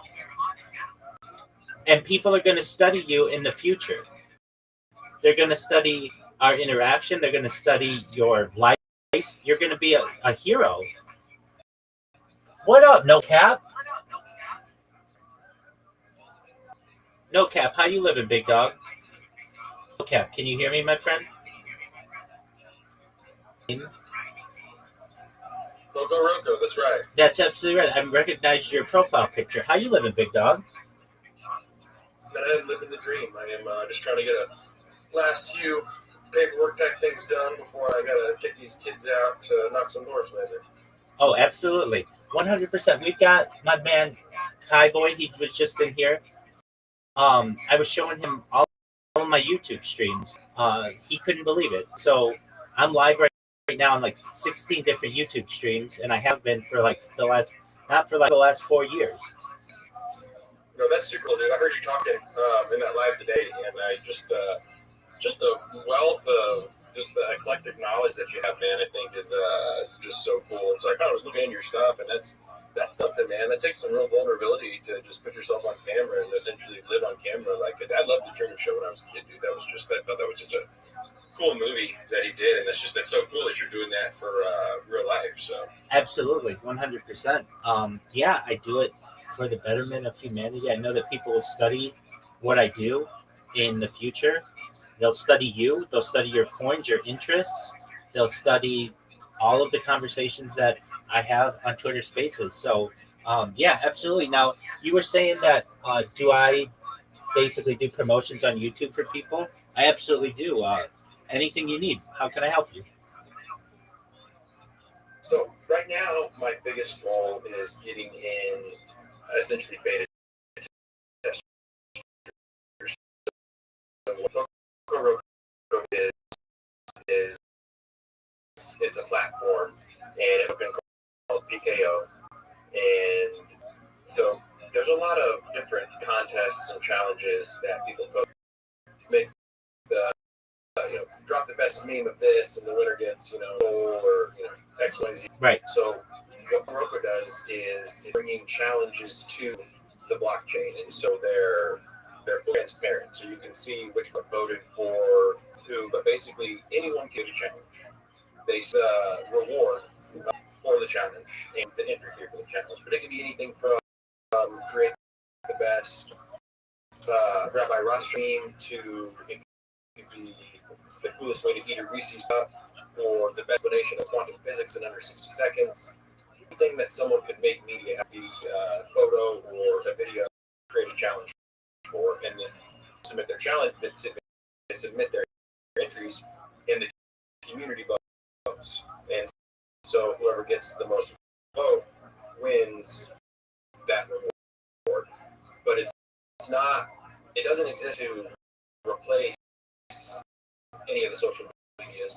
It is just an addition to, like, an add-on, because we don't actually store any of the videos on. You post it to your regular social, whether it be your X or your YouTube or TikTok or whatever.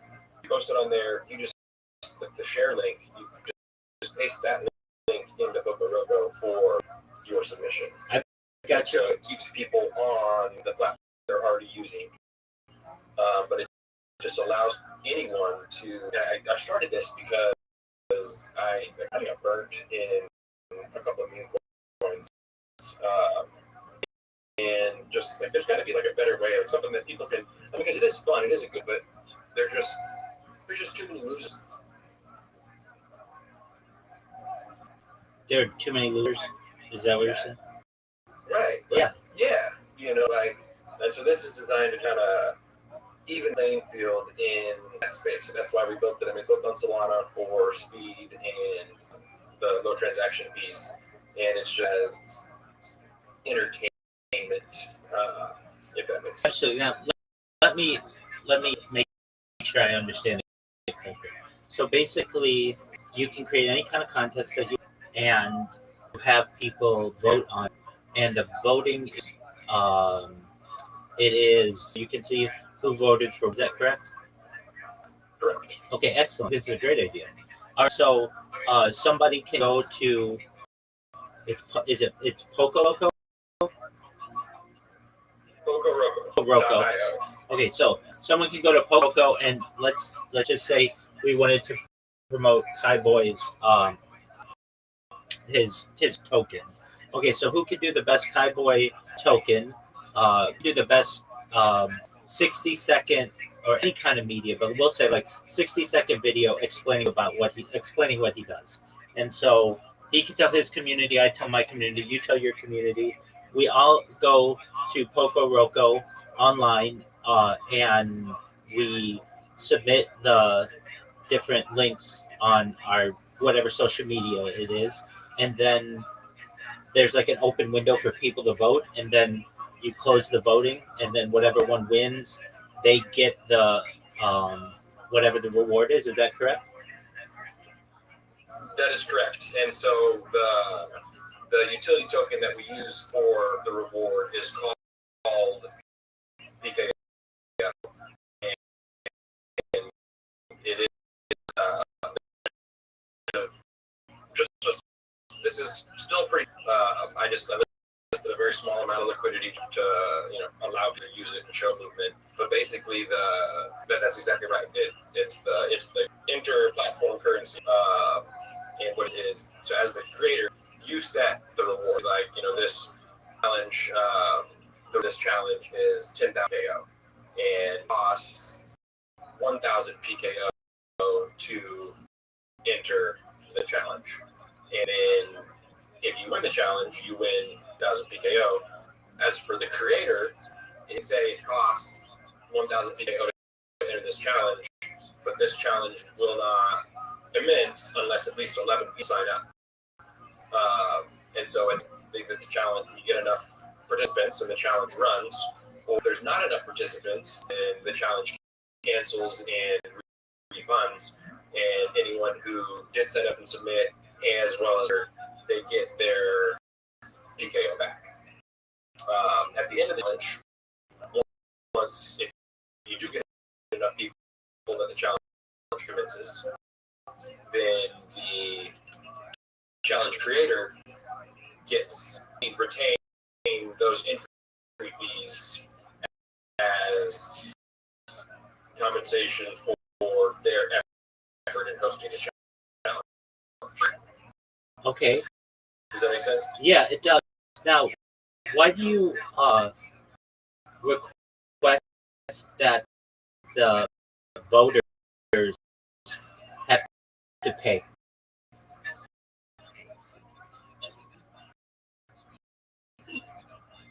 So the reason, and that is correct. So the reason why is it's to help offset. But what's cool about the voting is that as well. So if it's based on like a quality control thing, and so the way we if say we got 100 voters and 30 people vote for contestant number one or challenger number one, and those challenger number one wins the challenge, then the 30 people that voted for that challenger, they actually receive a PKO reward in return because they made a quality make sense? Yes, it does. Yeah, I get you. Okay. And what if the person who's or the person who hosted the contest, what if they don't like what was chosen? So we have been discussing setting up like a toggle switch to make it so that the challenge creator is the determining factor. We've kind of gone back option for the reason you said, but one of the things with why we did it the way we did it is to avoid insider privilege, right? Like when these different things on X, where guys are like, there's a reward for XYZ. Like, how do you know that the person who won wasn't just a buddy or an insider, right? Like this takes a lot of that out of the equation. But I have heard more than one person talk about how the creator to be able to choose. And so we have been we were thinking about adding that feature, but the reason we did not start was cheating, favoritism, whatever. Does that make sense? Any kind of campaign like this, you get into an issue where the voters choose what they find to be not the best, but actually the worst. Now, I understand you're saying that they don't want to do that because there's the choose one. But if enough of them do, they basically pick the worst thing because they think it's funny, and they'll be rewarded for that choice if of them do it. And then the creator of the campaign happy because the people. So I really can't argue with that. Definitely the ridiculousness of human nature and pop culture is, and I don't even know how. I guess that really didn't cross my mind as far as, because I guess I feel like if enough people, if the majority want to pick the worst one, then I guess that's. I hadn't thought of that, to be honest. You kind of threw me for a loop there. Absolutely, something for me to and so what this reminds me of, they're called Bodie McBoatface. Just one moment. Bodie McBoatface, tell me the story. This was a campaign. So this happened in 2016. The UK's Environment Research Council built a $300 million polar research to get the public excited about science. They decided to hold an online poll to let people vote for the ship's name. They dignified suggestions like Endeavour, Discovery, or Sir David Attenborough. The internet steps in. A former BBC radio presenter, Jan, jokingly suggested the name Bodie McBoatface. To everyone's amusement, went viral. Within days, tens of thousands have voted for it, and it by an enormous margin. The aftermath, they realized it didn't have a world-class scientific vessel with such a silly name. So they overrode the vote and named the ship the RRS Sir David Attenborough instead, honoring this famous naturalist. However, to keep the public happy, keep the meme alive, they named one of the ship's autonomous underwater submarine Bodie McBoatface. That's what is going to happen. Basically, people take over and choose the fun, not necessarily the most option. So there's something to worry about with that. That's a government had to have that toggle. Basically, it's just human nature. If it gets big enough, that's what's going to happen. So, what about just allowing, instead of the people and whatever they say goes necessarily, there's an option of the creator of the contest to choose what they want or something like that. Because this gets popular, that's what happens. And this isn't the only case of this. This happened when a city has the opportunity to name It's snowplow. They always choose something crazy. It's never anything that you would think would be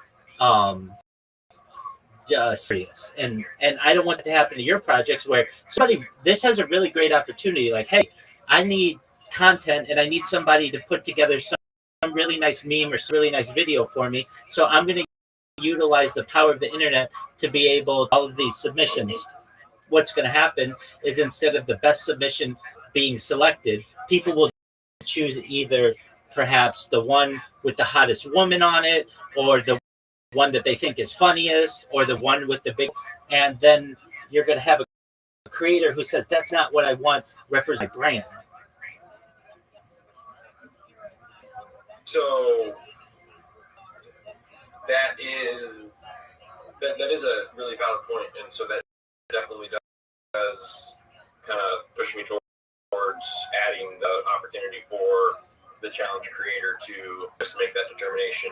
The only other thing that I'll with that though is that this is designed for multiple challenges to be running side by side, and so I expect that there will be ridiculous challenges along with serious challenges, and because you have to put a little bit of skin in the game to participate, I expect that people will kind of flock to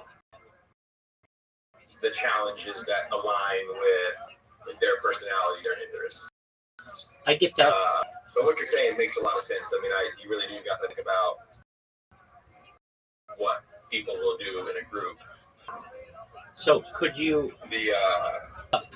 have it so that this is that a creator has the option to run a contest, you have people vote on it, and they don't even need to vote necessarily, they just create submissions. And there could be the voting part of it. You could have the popular poll. People could be interested in that. But at the end of the day, the person running the contest wants the goal is to have something that they like. This is still a really great option, though. Like, basically, it's using like the power of the internet to be able to create content for them. And there could be the option of, hey, this is what the people voted on, and this is what was eventually chosen, and it could have been voted on, or it could be what, at the end of the day, though, the person with the decision is the person who created the poll or whatever. But the challenge creator could choose to continue promoting any one of the submissions. That's true. They wouldn't be limited to only promoting the ones chosen. Just the way the logic is structured right now, the reward goes to that was publicly chosen. I understand. Giving people an option could be something that some people would prefer to do. Especially based on their audience. I mean, imagine you have a really serious thing, and then something that's really highly visual and highly sexual and all these other things, and people choose that. Well, if you're running the contest, you're not going to use that really visual, sexual thing to represent your brand. You want the serious thing. So if you give the people who have the overall say, the creator, the ability to be like everybody knows, that's the person who's going to be choosing this. So you can vote. There could be a popular vote. That's absolutely fine. The creator will reward whatever person they feel best, and if there are multiple options, they'll choose whatever multiple people, they benefit from this. That's a work model, and I think that it's a really good idea. So, like, whatever it is, you have somebody who say, like myself, okay, I want 60-second visualize what I do, and be the person who chooses it. I have to get into this contest. So people could pay to do it. You could also make it free. There's still that. I understand that with vote manipulation and stuff, but there's an opportunity to manipulate if you make it at a cost. But basically, you have a platform where people would submissions, I would choose, and then the winner gets a soul or gets an ETH or whatever it is. And this is so your website is basically a platform for contests. That's a cool idea, and one that doesn't currently exist in a large share of any marketing that I know. And we specifically designed it so that we're not competing with existing social media. Exactly. That's right? too expensive. It's designed, we don't store any Absolutely. of the, so besides saving on bandwidth and database storage, 100%. we're not taking people from the major platforms. They put their content, it stays on the major platform, it gets boosted and seen on the major platform. They just drop a share link and we just embed the submission on Poco. All that is great. So why can't Poco Roco be a contest site? It doesn't cost anything to join. And people submit their links, and then the person who is running the contest chooses the one they like the most. It's kind of win-win that way. The person who's choosing gets content that they like, that is unique to their brand, and also represents and reflects their values that they want, and audience gets to benefits because the winner is going to be drawn. If it's a situation like saying like, well, we don't want somebody to have insider information or whatever, that doesn't really matter if they have insider information, because at the end of the day, the person choosing is going to have to pay out whatever the contest is. So it's not in their benefit to, or it doesn't benefit them to have a insider person do it, because they have to pay it out anyway, and they're looking for the best content possible. Basically, you're crowdsourcing data crowdsourcing media creation generally. And I don't think people should have to pay for it.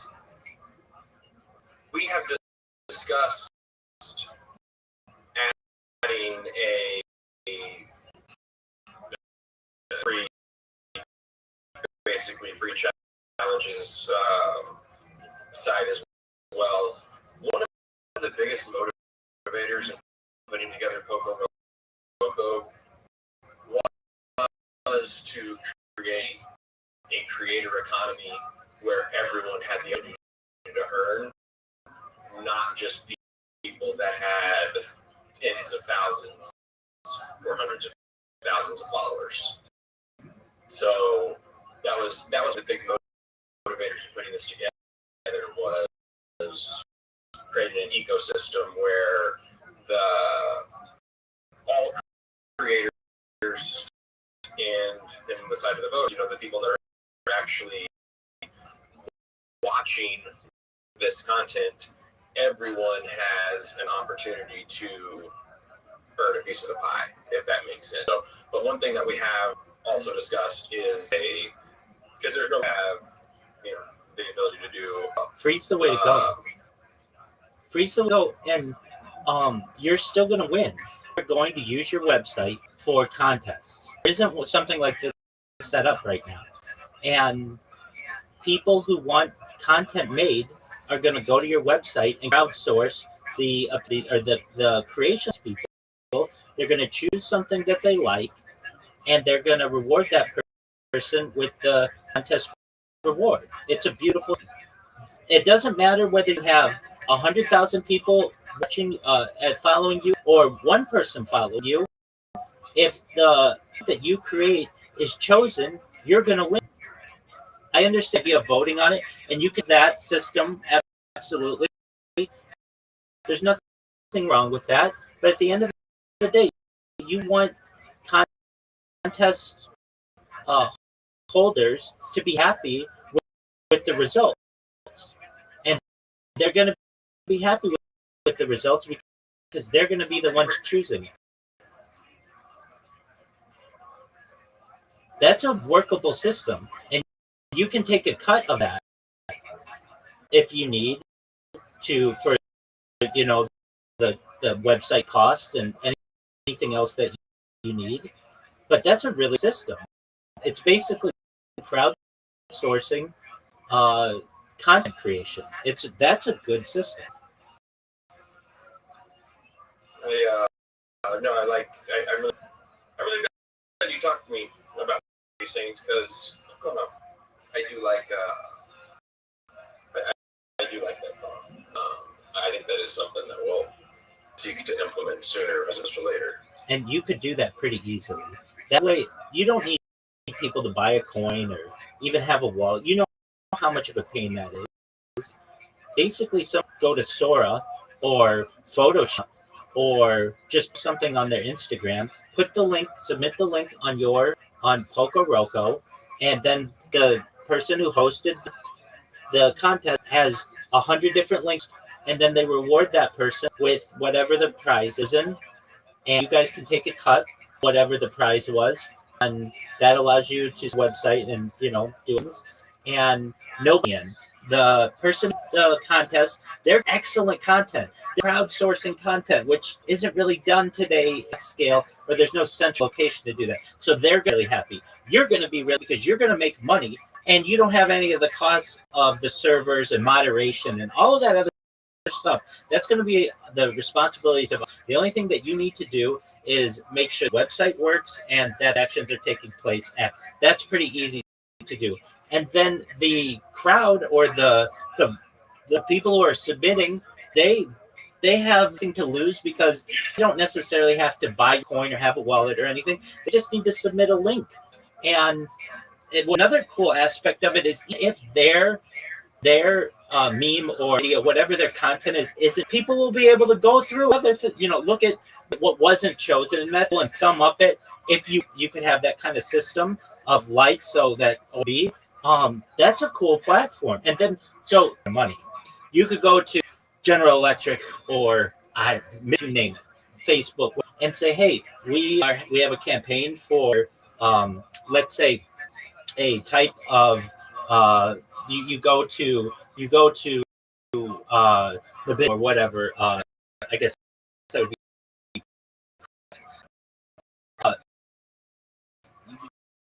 They're coming out with a new product, and we need a 30-second video for this. And they're going to have all these things crowdsourced. It's going to be able to choose it. That's deep pockets, and they can basically take that video that they chose and just put it on social media. They don't have to edit it. They don't have to. If they already like it, and you're going to have the backup of who vote on the site, whatever kind of system that you want for affirmation, to back up whatever their choice is. On top of that, you're going to get impressions of all of the other people who submit things, and brands are going to love that as well. So they can literally just crowdsource their whole social media teams using your website. Not the whole team, but at least the content creation aspect of it. It's a really nice system. And you've got a great name too. The rhyming name of it is so you at least want to, in terms of marketing something, rhyme. Well, pun is number one way that like basically just humor and gem. Well, actually, before if you want to make people laugh globally, mime is the way to do it because it doesn't involve any language. But that's not what you're going for. Number two is pun. That's fine. You don't need to go with that. Three is powerful than even alliteration. And so Poco Roco. Oh, go to Poco Roco, or it's a great name. It's short. It rhymes. It's fun. You've got the website for it, and you can make a lot of money with this. I hear so many different strategies people on a daily basis. Some are winners, some are losers. This is a winner. If you read this is a multi-billion-dollar idea. I appreciate that valuation very much. Oh, it absolutely is. It basically, all of the content creators, it puts their teams. It basically, I don't want to say eliminates them, but allows them to be able to focus on aspects of their social media. And it provides the companies with And on top of that, it's brilliant of the companies to want to go to Poco Roco. The idea that I gave it, craft or whatever, they're coming out with something new. Even social media, even let's say they get 100, they'll get more than that, but 100 entries. They have 100 different pretty accounts of creators who put something on their company on their feed. That's exactly right. Exactly. So basically campaigns just floating around on whatever platform it is. Well, why is XYZ trending today? Oh, because General Electric did a challenge on Poco Roco. That's exactly right. That's exactly right. And that's going to be much more powerful for the brands. These are arguments that you can make. Hey, guys, you guys can, let's say General Electric, you guys have an in-house content creation team, and that's cool. Or you could go to Poco Roco and have the power of the internet crowdsource this, and you're going to get 100 opportunities that you like more than anything that you're going to be able to create in-house. And all of this is posted to who already have websites, and you don't have to promote your product. It's brilliant. Notes on all the stuff we're talking about. Yeah, I appreciate that feedback. I appreciate you bringing me up on this. Talk about it. All you got to do is send me a DM, and we'll send you some PKO so you can mess with it and give us some feedback. But I think the things that you brought up, because those make a lot of sense. 100%. It's a multi-billion-dollar idea. It really is, and I wouldn't just say it. I hear million-dollar ideas are cool, but this has the opportunity to shake up the entire social media landscape of the Fortune 100, because they can go to you. So, like, let's just give an example of how you would charge one of these companies. Okay, you say it's $100,000. That's easy for their budget. $100,000 campaign that they're going, which is really a contest. Okay, and of $10,000 of it. So let's say it's 110,000. You get $10,000 of that to do whatever you need. They're gonna give away $100,000 of it. They're gonna choose the campaign, the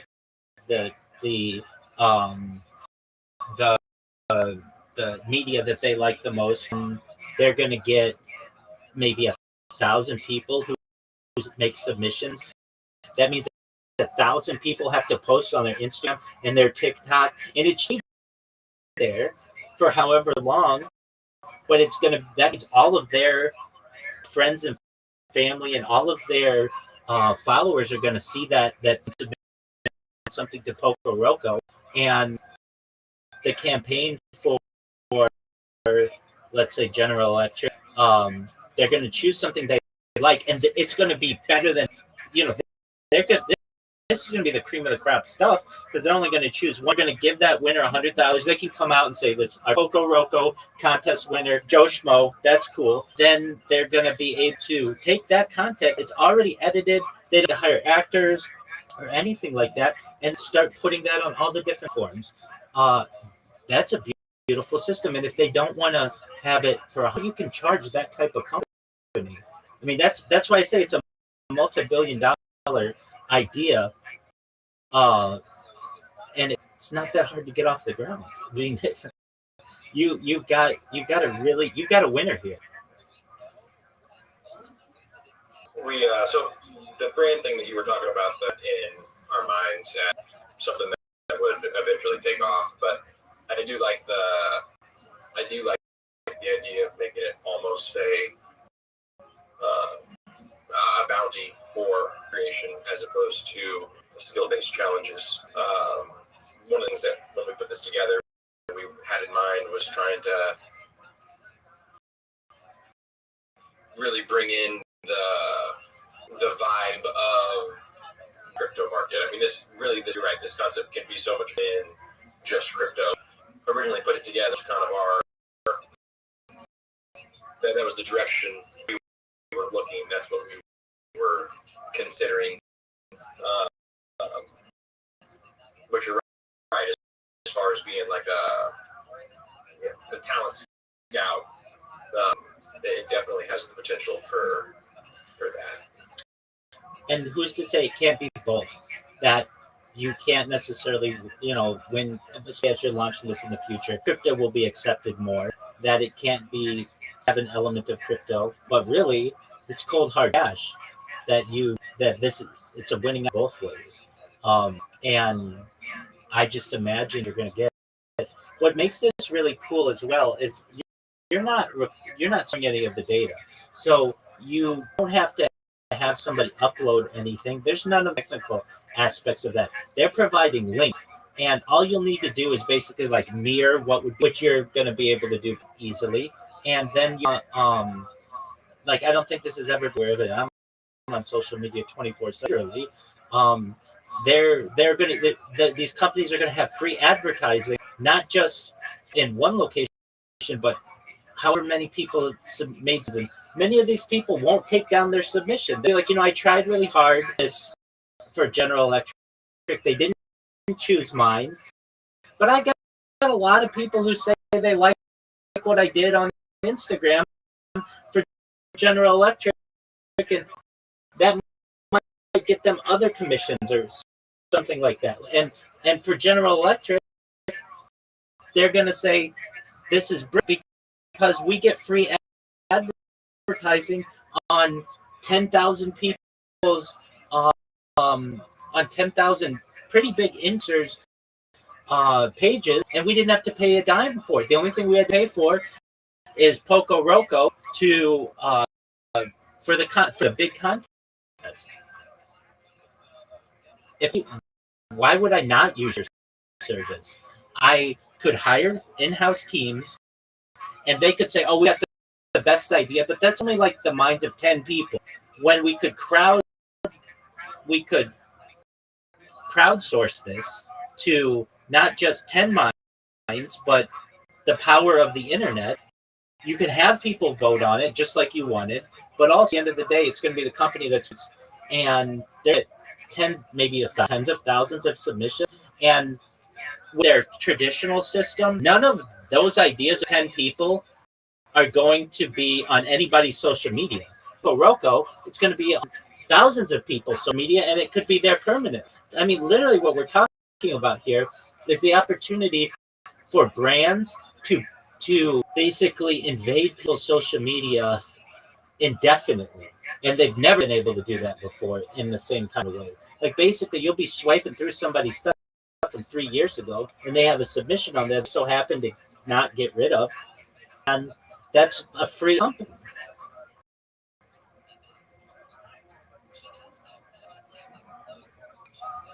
Yeah, like how if you just do that, that's a winner. If you want to utilize, doesn't necessarily. So we are already live for. I love everything you're talking about. And some of that was kind of is kind of in the roadmap, but other parts, as far as just switching to something that really is more like brand based, focused on USD, that kind of thing. That's something that I'm going to have you looking into. But as far as the crypto side, we are running challenges now. It is live and working in the capacity I described. It's still a bit of a beta project, a bit of a beta product. We've still got some small, UI hiccups, whatever. But overall, the logic works, the core functionality works smoothly. So we are running challenges as we speak. But as far as getting into more of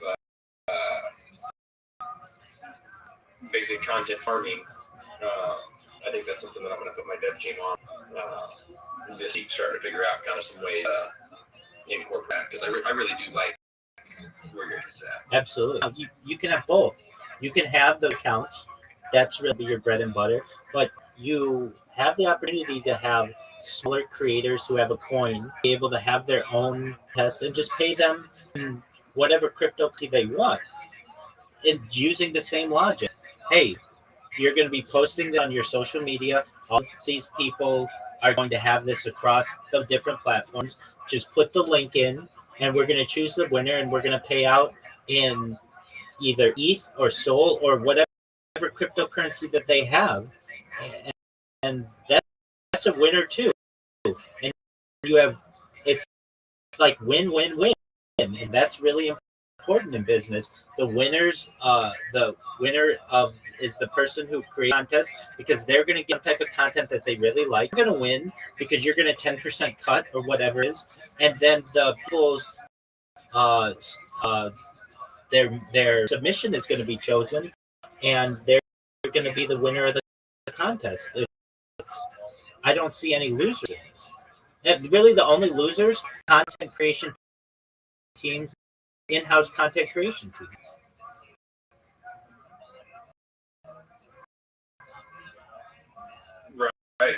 Right. And you already have this somewhat. So, you could make connections with people if their coin is vetted and such, to be able to give that away. Like that's a beauty of this as well. Like, so our framework, and it would be pretty to what you're talking about. Exactly. And then there's and the reason why I say that is you might be sitting on some gold mine cryptocurrency in your company's wallet that explodes due to a viral moment just over time, and it'll be worth way more than perhaps even those eventually. You could have the next Bitcoin, the next ETH, because you 10% of a cryptocurrency that have any value, but did because either your platform provided the value or something else provides the value. This is a really strong idea. Now you have multiple, not just revenue streams, but like types of revenue that you're accepting with additional USD corporates that aren't going to be as comfortable getting into the crypto realm. And then small time traders who already do this. They already do this on Twitter. Hey, we're going to choose whoever makes the best meme. You were saying when you came in here with that idea, but it just allows them to organize it a lot better. I love this idea. And I love the name. I don't normally like people's names, but I love the name.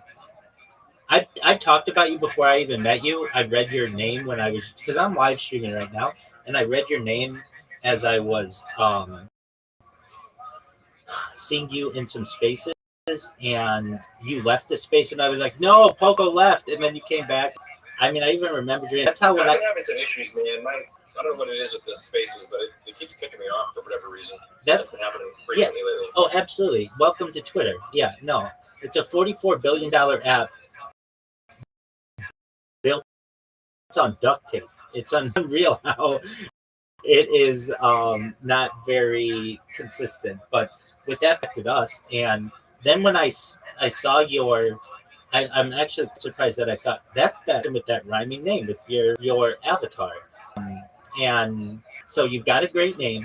And so before you go, or let's just think about, how do you market this to a small coin or just like a small creator? You say, hey, you can do a Twitter thing where you might get like, I don't know, 20 submissions or something like that, which is cool. But none of those submissions, most of those submissions are not from multiple platforms. It's usually the same platform, and you're still giving away whatever the coin amount of coin is for them, or you just connect your coin to Poco Roco, and then you run the same test, and you can still promote it on Twitter and everything like that. But the people who there's like, I think more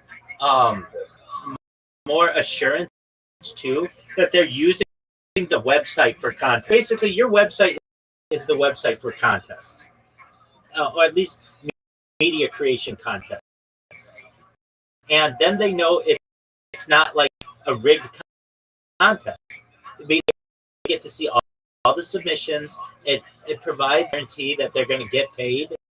There are a lot of people, I bet, who just get rugged on their own content where they or they create something for a contest and they create a bunch of stuff. Nobody actually wins, and the people who who had the faux or they like and steal it anyway. There's no assurance in that kind of system.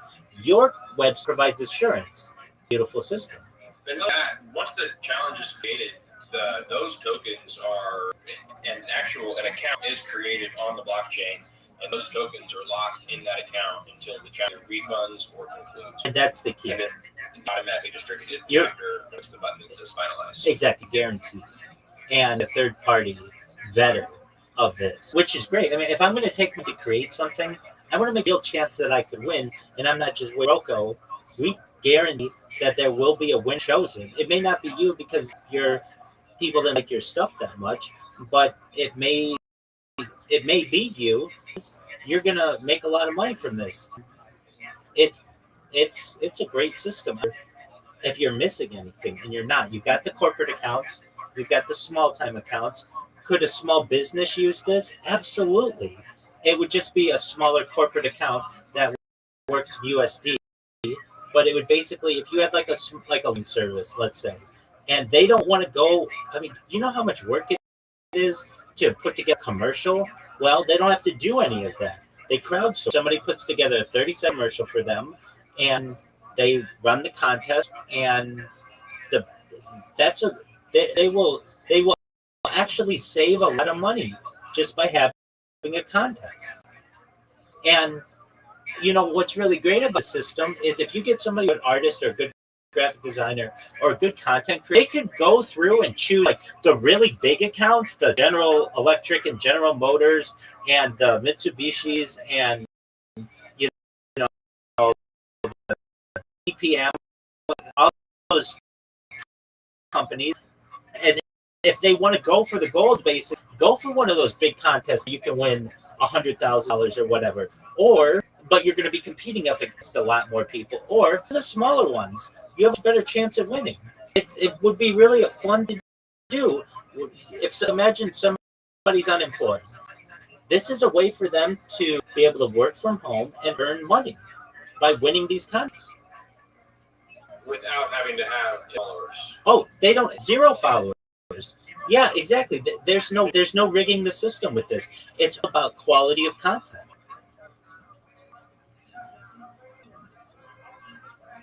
It's a really fair system. I'm really surprised that it's not done. It's not a rigging, but it's not. And you've got a dev team, you've got a website, you've got a great name. You just need maybe a couple tweaks, not anything in the name or anything, but just with the system. So where do you go from here? Okay, let's say you're able to implement a corporate side and a smaller side of the cryptocurrency side. Well, you do what you currently are doing, which is essentially shilling the project, but you say, hey, if you know a cryptocurrency that's going to be having a contest, come check out Poco Roco. The reason why is we guarantee funds. We assure, we have third-party auditors basically to ensure that the contest isn't rigged, that it's fair. And you can view all of the content at once. Who is what people have submitted. Now there are some things that are going to be up to your company, like do you get to see the submissions as complete? You do not get to see you could technically search different social medias for some of the keywords in the channel description. That's true. But it's not visible on Poco Roco until the vote opens up. So people don't know what they're competing with. The purpose of that was to just try to make it as fair as possible. You don't want to be like, oh, all I got to do is outdo this guy, or be like, oh, I can't compete with that. So just to kind of level that playing field, the submissions of Coco Roco are not viewable until voting opens. I agree with that system. I think this could be an option of whatever contest the contest host wants it to be, though. They may say they want everybody to be able to see everything. I get what you're saying. And people are going to cheat off each other. That's cool. That might provide the company with the best opportunity that they want at content, or you may just say it's going to be closed until or it'll be until the closure of the. That's just an option in the system. Now here's a question that I have, and it's just a discussion. Okay, let's say somebody submits something to General Electric that is really good, but General Electric wants to make a change to it. There has to be something in the contract language that says that the company owns this content if yours is chosen and has the right to make any and all changes that they feel are necessary. Does that make sense? Yeah, no, and so when a creator creates a challenge, they're able to put they do a challenge description that's got all the rules and requirements for that challenge. So in my mind, they could the person issuing the challenge could just put that in the rules and descriptions that submitting to this challenge, you agree that free to do whatever we want with all media, yada yada. Exactly. No, that's 100%. So each challenge could have its own contract, so to speak. I think to be an overarching contract when it comes to the ability to change content, it should be the right of the chooser. The people who submit should not be able to say, no, you can't choose mine. If you choose mine, you can't change anything with it. That's giving them too much power.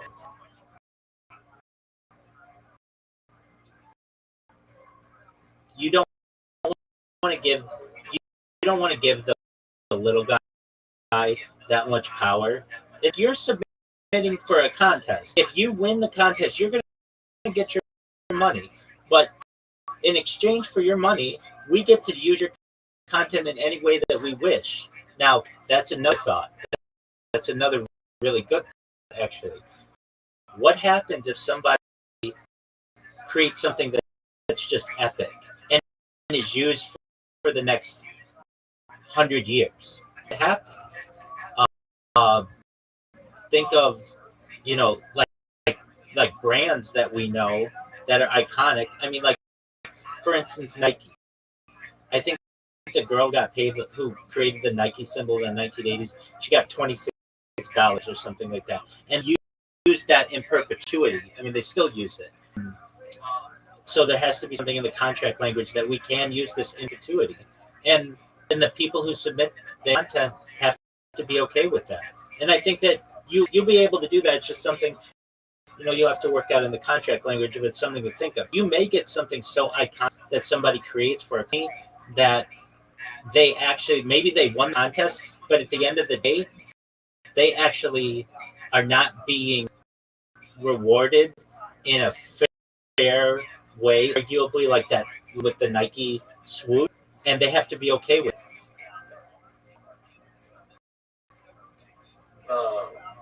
And that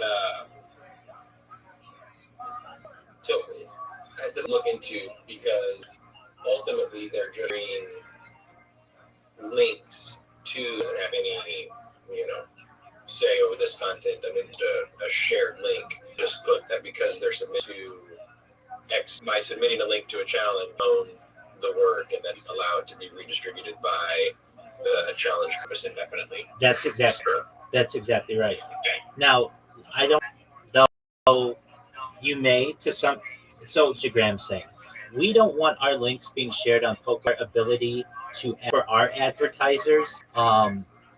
But you're gonna have the situation with Roko's advertisers, and so I don't think you're gonna meet much pushback there. Same with Facebook, same with Google and all the other different platforms. It is something to be aware of. And sending someone a text message like, "Oh, check out this video," and you just text them the link. Right. So the traffic, the intent is still on that platform. So like it still counts as somebody viewing the video on Instagram. I get that. Does that make sense? Oh, I get. So I our get goal that. is not to compete with these platforms. No, I get that. We're simply solving. I get that. What I'm saying is, okay, so say someone creates 10 Poco Roco whatever we want to call them, submissions. Well, then why does an advertiser advertise on that person? They already have 10 advertisements there. But the advertiser of Instagram is already going to be a company that does business with Poco Roco. I don't think you're going to, I'm trying to see why they wouldn't like this. And you're just really using a link and they're hosting everything. So you're going to be okay from that situation.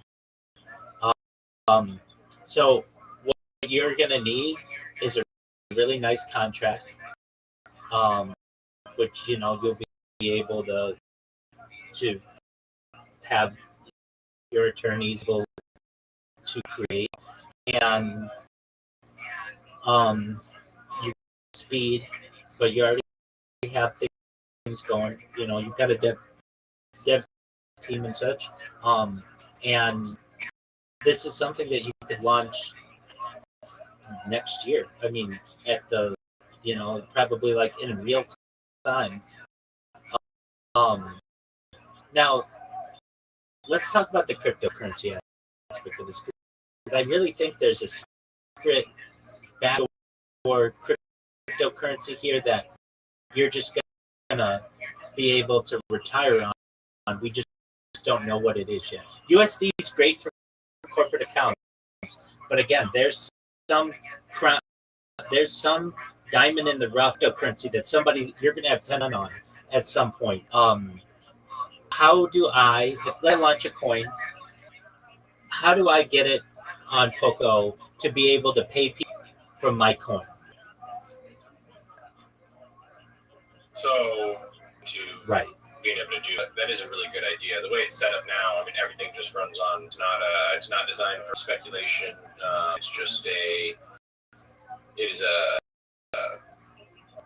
It's the tool for the platform is how it's currently designed. Right, and it's going to be a stock. I think this runs on PK.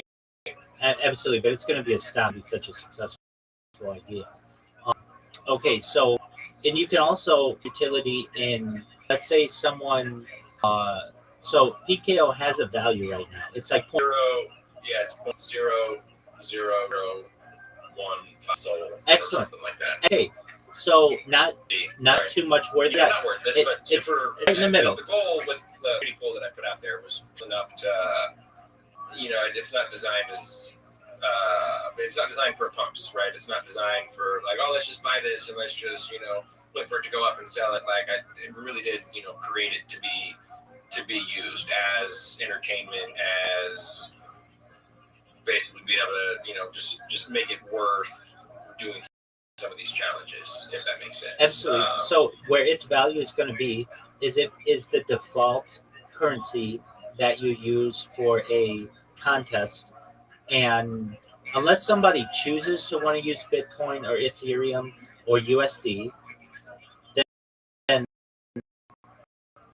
you can use Poco Roco, the coin, and PKD. Is that what you say it was? PKD? PKO. Yeah, PKO. And you could come a little bit of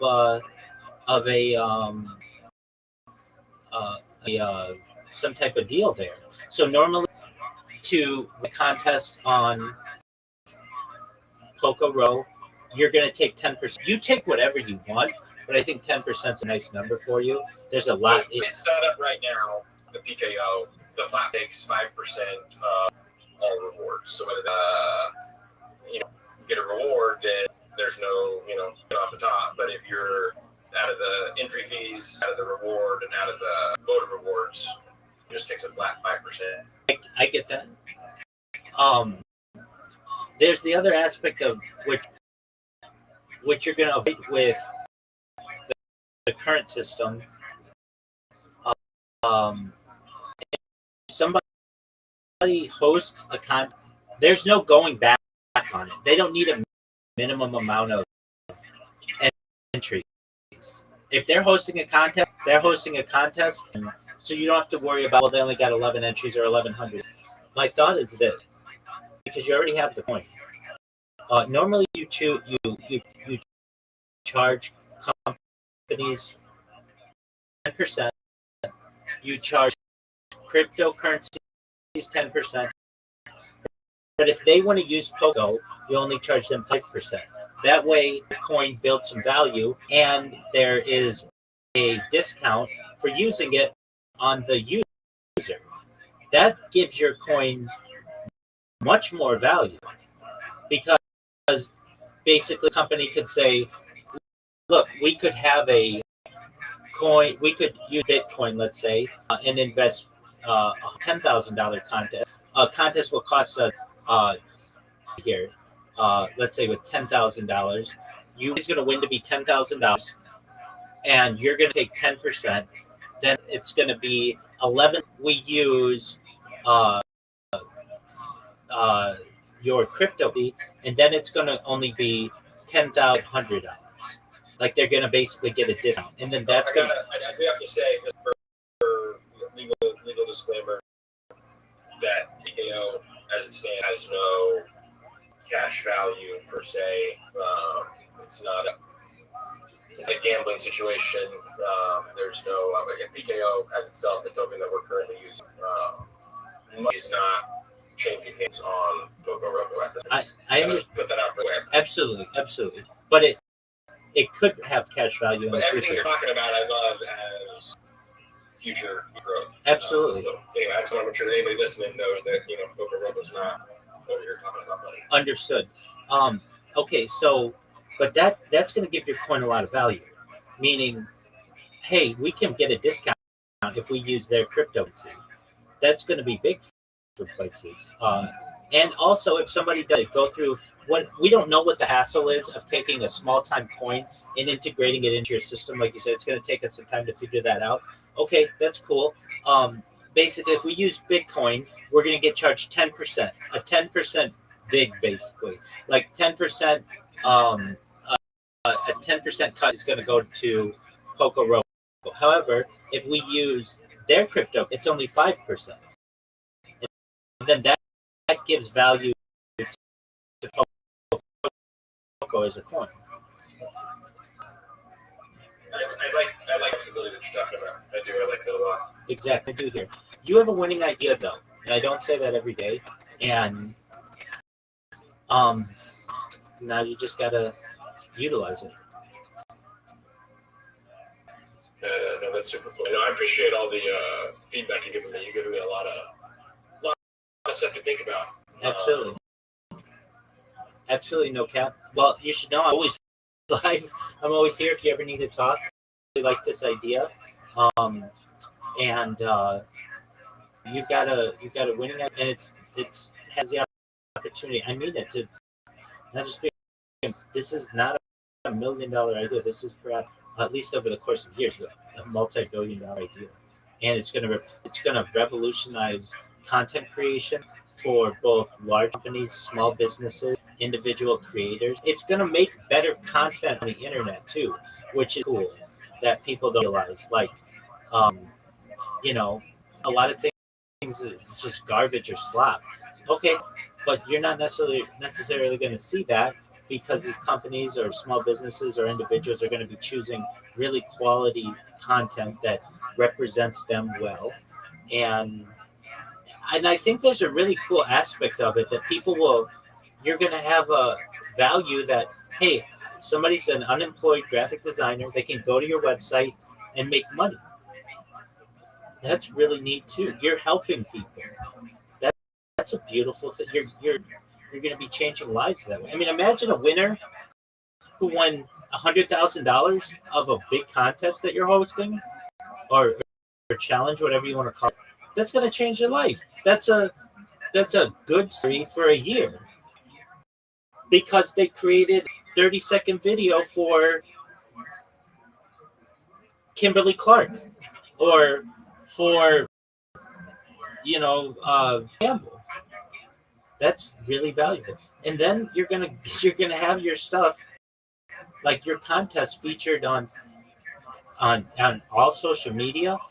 You could even have it featured on commercials. Hey, we need a commercial that is 30 seconds, and then they don't have to go to an advertising company. They're going to crowdsource it. I think it's a brilliant idea. You could see on the Super Bowl. You got a winner here. I'm always here for you. Feel free to chime in whenever you want. I'm sure I'll see you on Twitter Spaces. If there's anything I can ever do for you, let me know, okay?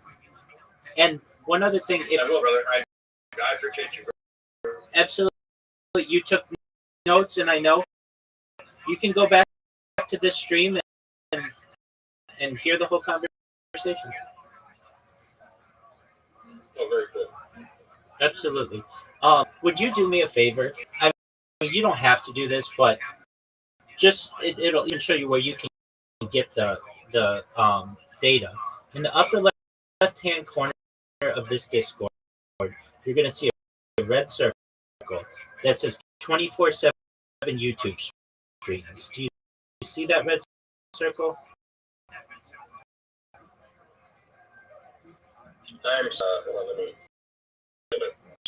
Absolutely.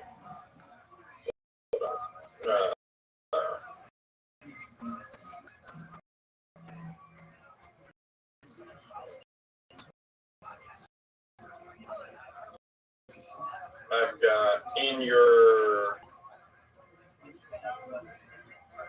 stream. All I've got is I'm on my phone. And there's the key above this section where the people at the very top, it says browse channels, shalom, welcome, rule, announcements. I'll even like up here at the top. You know what? Don't even worry about it. I'll just send you the link. Oh, okay. I got you. Okay. Welcome. Yes, the red circle, it says 24 live YouTube streams.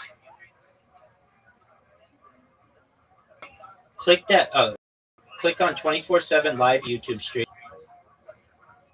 Do you see there's a YouTube link? Please click that YouTube link. If you want a link checker, you can do that too. I want you to see how many live streams I have going concurrently, so that you can see, wow, that conversation just happened all over the internet.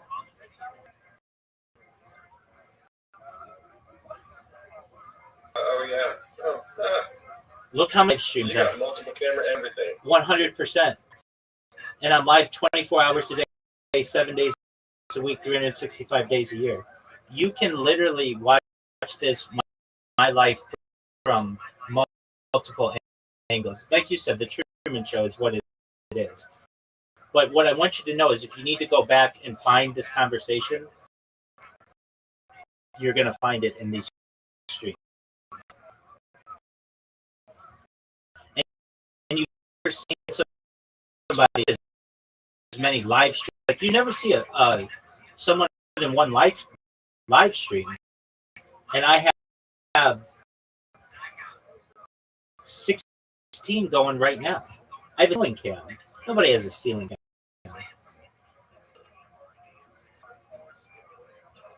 Exactly. Thank you so much. That's awesome. Excellent. That's all I wanted you to do. Thank you, man. I hope this is the beautiful friendship. Subscribe too. Oh, okay. Yeah, I appreciate it, but the fact that you're in this Discord, that's important, so you can connect with me. Okay, excellent. So I'll see you in the Twitterverse. You have fun with your children tonight, and God willing, everybody will be safe and everything. And Don't be ashamed to come back when you want a child business again, okay? I will, Rabbi. Thank you, man. Take care, no cap. Pleasure to meet you. Again, take care, my friend. Pleasure to meet you. Peace.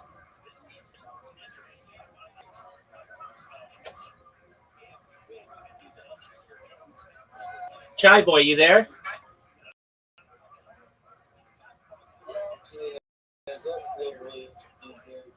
Excellent, my man. Very well. How's your day going, big dog?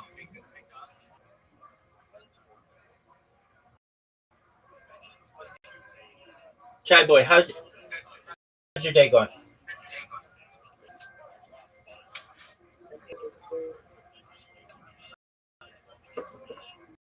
I hope it's going well. Excellent. We're going to make you a very rich man someday. If I gave you $1 billion and all your friends and family were taken care of, what would you do with it? What kind of charity would you start? Who would you help?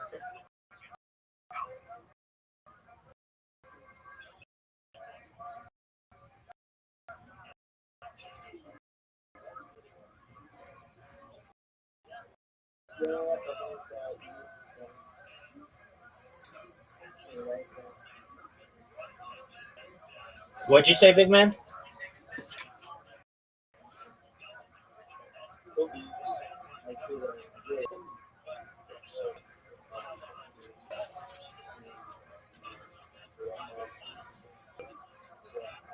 Just one moment. Are you your microphone?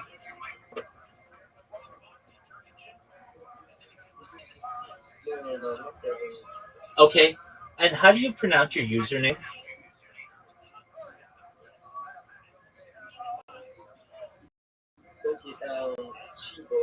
Oh, Chiboy. Excellent, Chiboy. Okay, so if you were given $1 billion, what would you do with it? To help people.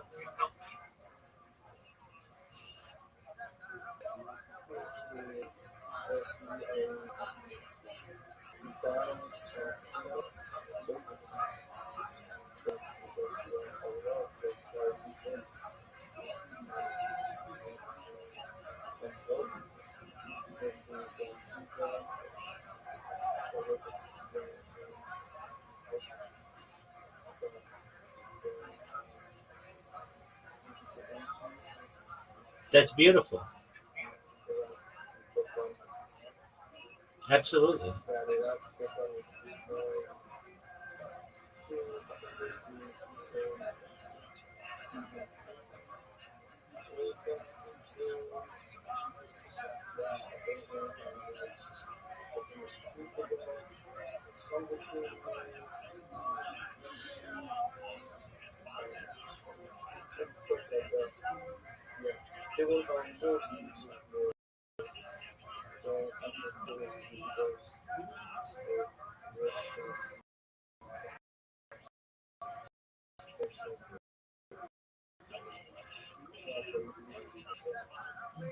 Excellent.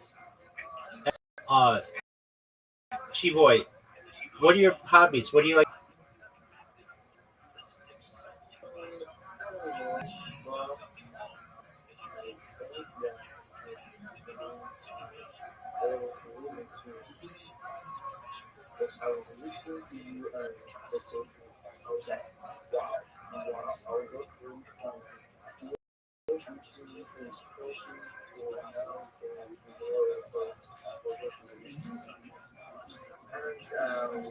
Doesn't Poco Roco have a good idea?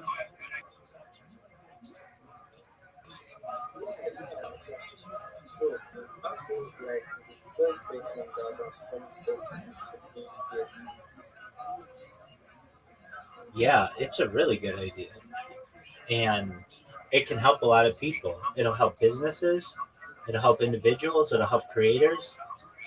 I'm usually someone who looks for weaknesses in plans, along with the possible benefits and such. And this one's really strong.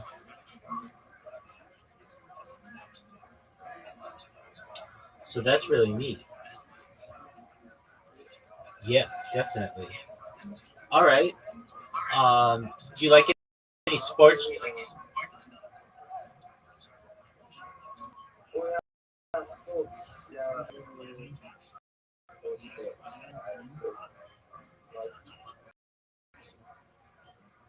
Excellent. What do you like to play? Football or soccer? Yeah, I don't play both.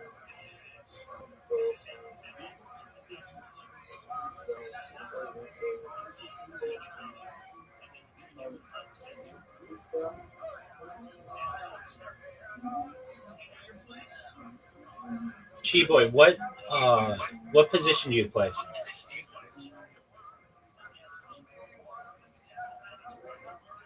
in football, in soccer? What position do you play? What position do you play? Yeah, yes, yeah. Yeah, I think yes. You play the seer. What is that? Okay, that's actually Is that the forward, midfield, or defend? yeah, this is good. I also play Oh, okay, okay, like the striker.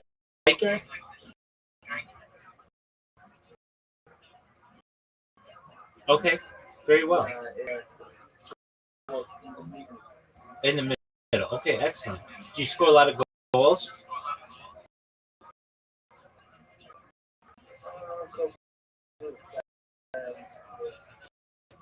Okay.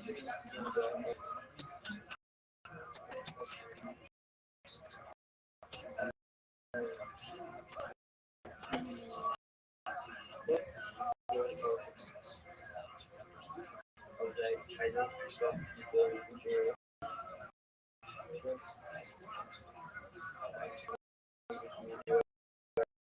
also try that.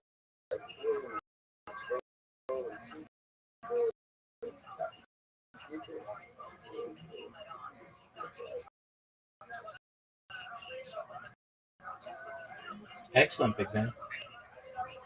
All right. Well, I when I was really little, well, I don't know, like in junior high, I played midfield. Um, I'm not soccer's not golf. Um, so golf. Do you have golf there? Do you play golf where you are?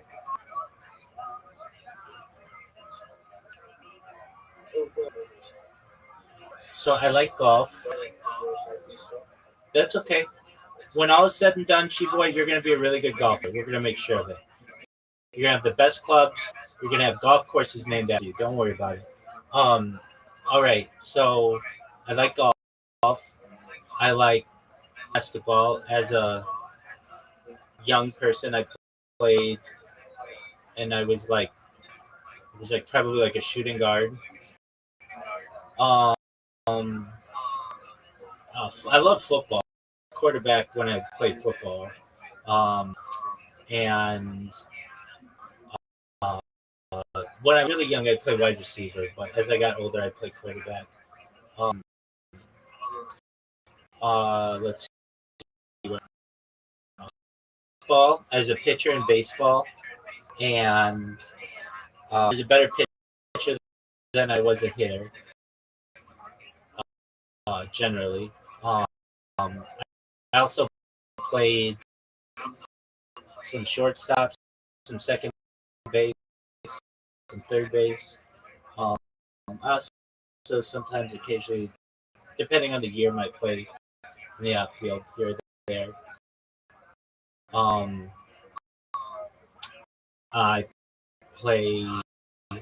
I like racket sports, so I like tennis. I really like racquetball, um, squash. I think pickleball is really cool. Those are fun sports. I like running. I like long distance running. I like sprinting too. I like track and field events. So track and field events are cool, and I follow them closely. Most people do. Um, I like to watch. I like the NFL. I like college football. I like the MLB. The I like watching World Cup. Um, but I like the women's World Cup more. I think it's and the reason why is they don't get as much attention, and so it causes me to pay more attention to them. So I do like the World Cup. Um, and what other sports do I like? Um, I like Olympic sports, so I like to watch the Olympics. Things like things like I like Winter Olympics as well. I like Summer Olympics more probably though. But they have some really cool sports in winter and the Summer Olympics. And the Winter Olympics have really cool sports. I like curling as a winter sport, which is kind of boring to people, but I think it's cool. Um, I like board games and well, like I like billiards and bowling, um, and darts and like anything, any competition. I think is cool. We could just sit in here flipping a coin, and we could make it into it like that kind of stuff. Um, I like video games and stuff. That's cool too. You play video games, Chi boy?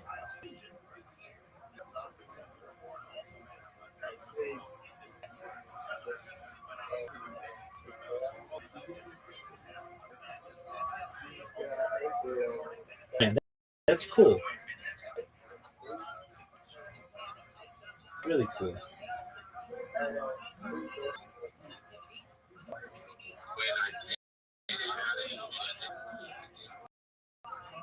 Chi boy, we've got a shill and chill. I'm sure you're familiar with it. You hosted one earlier today. Um, I'm gonna try to get in on it. I know some people in it, so it's the uh, Jacob hosting it. It's got like 700 in it. It's called Chill Max Engagement Connecting and Opportunities. I'm gonna try. I'm just requesting to be so. If they let me out, then you'll know uh, what I'm up to.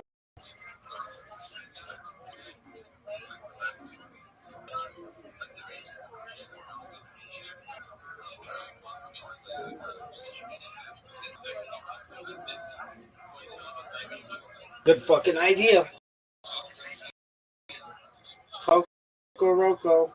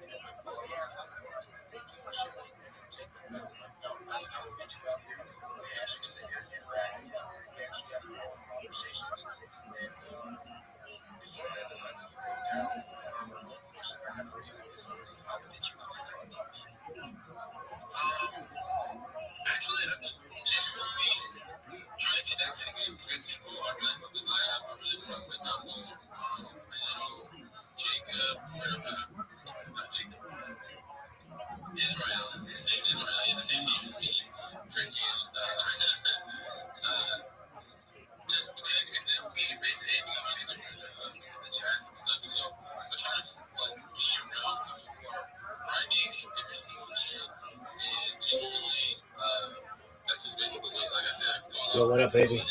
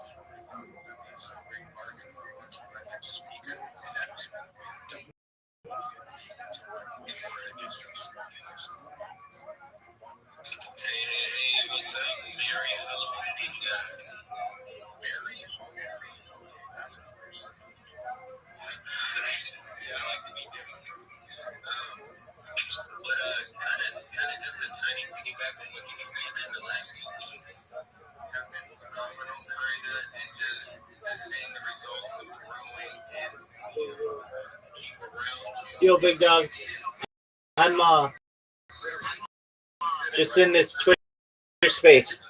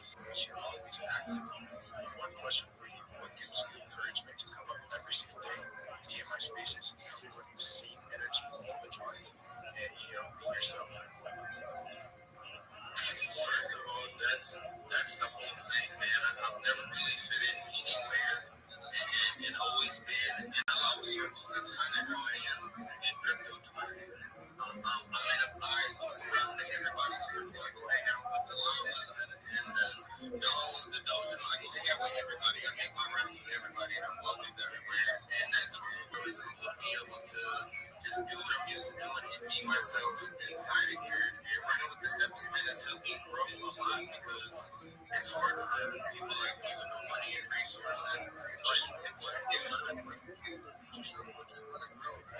yes, sir. Take 60 seconds of your time. Scroll down and then scroll down to your audience and just follow all of these comments. Follow everybody. Connect with everybody. That's how you're going to grow. I want everyone to connect with each other. This is how you guys want to expand. I have so many people coming up in my spaces saying, I have nobody to talk to. I have nobody to connect with. I have nobody, I have no followers. Connect with these people. Follow everybody. Like all of their posts. Hop in calls with them. Come up in my spaces. Speak with me. Guys, we have over 600 people on my space right now, which is absolutely insane. So everybody, when I say this, we work hard to connect with everybody. And max engage to all of the posts on that G-Post right now. You guys want to grow. Well, I have a little surprise for you on this recent post that I have up on my Twitter. It says only future millionaires can interact right now, and I'm making a list. And I am a big league. Some people who's constantly grinding, who wants to be fit, who wants to make money. And this is how you guys are going to grow. Right? Listen very, very, very carefully. I want you guys to go in the replies right now and go like every single one, every single one. Every single reply you see, go like it. Now, when you do a reply, if someone likes your reply, follow them. Alright, so we're all going to be following each other. We're all going to be expanding. We're all going to be growing. When you guys go into a reply, expect people to like your reply and follow the people who likes your reply. Alright, so we're going to make a chain with that, and everybody's going to grow. Alright, so that being said, I'm supporting Smoking Fountains.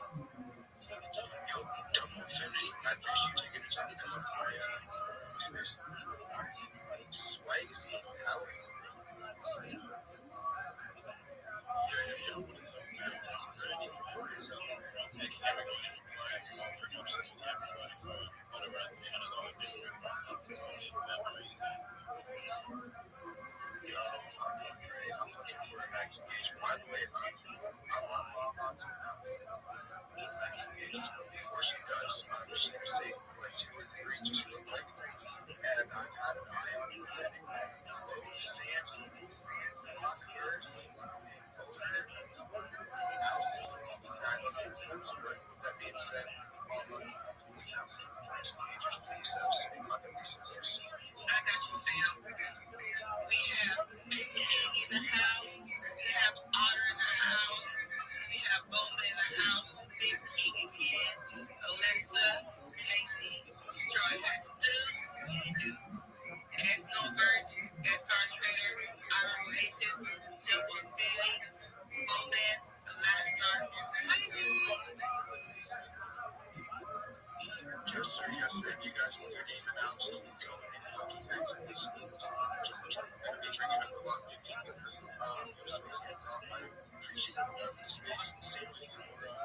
But we are going to speak to these new speakers. Yo, what is good? Happy, bro? Are you happy today? Yeah, Jacob.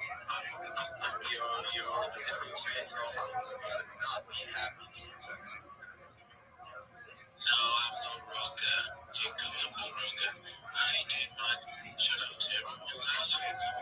It's great vibes. Honestly, I have an eye on 2 different coins right now that I'm going to be taking into.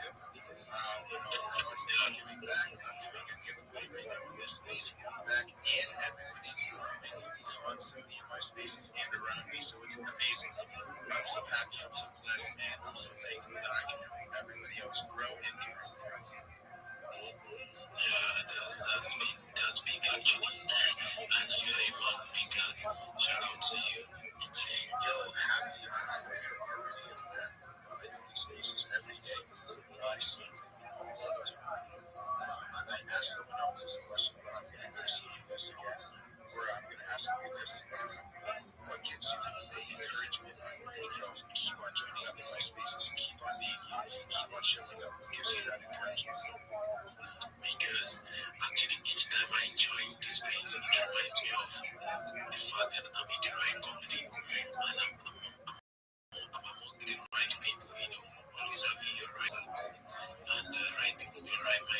because you actually need that. Of course, it's still pointing down to routes and connecting and networking. So it gives you that conviction that if people can be showing up, if they have over 600 people showing up every day, every time the space pops up, then it means I have the excuse to be I have the excuse to give, not to show up. Because you can be, sometimes in life you can feel like probably things are not working the way you want. But the truth of the matter is that if you cannot be showing up every day, then definitely it's very, very hard for you to, to be very hard.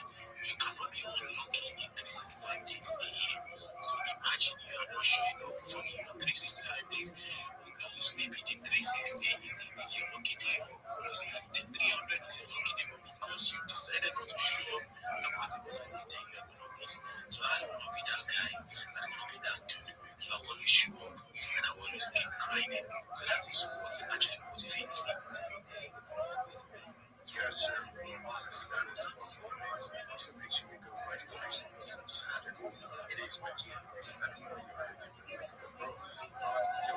Keep it connected. You got to keep on trying to be a lot of people are doing something every day. So, be unique. I know you can. Come up in these spaces frequently as you are soon. And, connect with me, connect with Laura, connect with the other big steppers, and bro, just grind non-stop. Grind, all right? Yeah. I'll keep doing that. Thank you so much, Nico. So I want to know if there are projects out there. Is your boy Rabbi is here, ready to help you build your, should I say your community as regards what you are building. You need people that can help educate the people that you want to report into your project or into what you are building. Rabbi is here for you to educate and to help you push your project, preach your project. And really have need for your project. Also, as an awesome building, and last time I actually shared this on the Jacob space about trying to help people that are deceased to be able to pass down their wealth or their crypto assets to their loved ones and things like that. So I'm looking for people that probably would like to buy into that idea and we can do great things together. Thank you, Jacob. I really appreciate you having that way. Yo, I appreciate you so much. You have the only man. It means so much. Yo, for you here.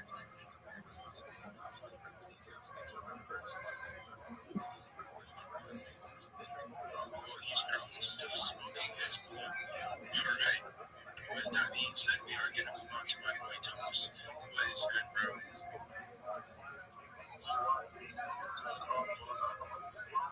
Yo, I'm doing great. I'm doing good. Honestly, it means so much over here. How's the vibes already?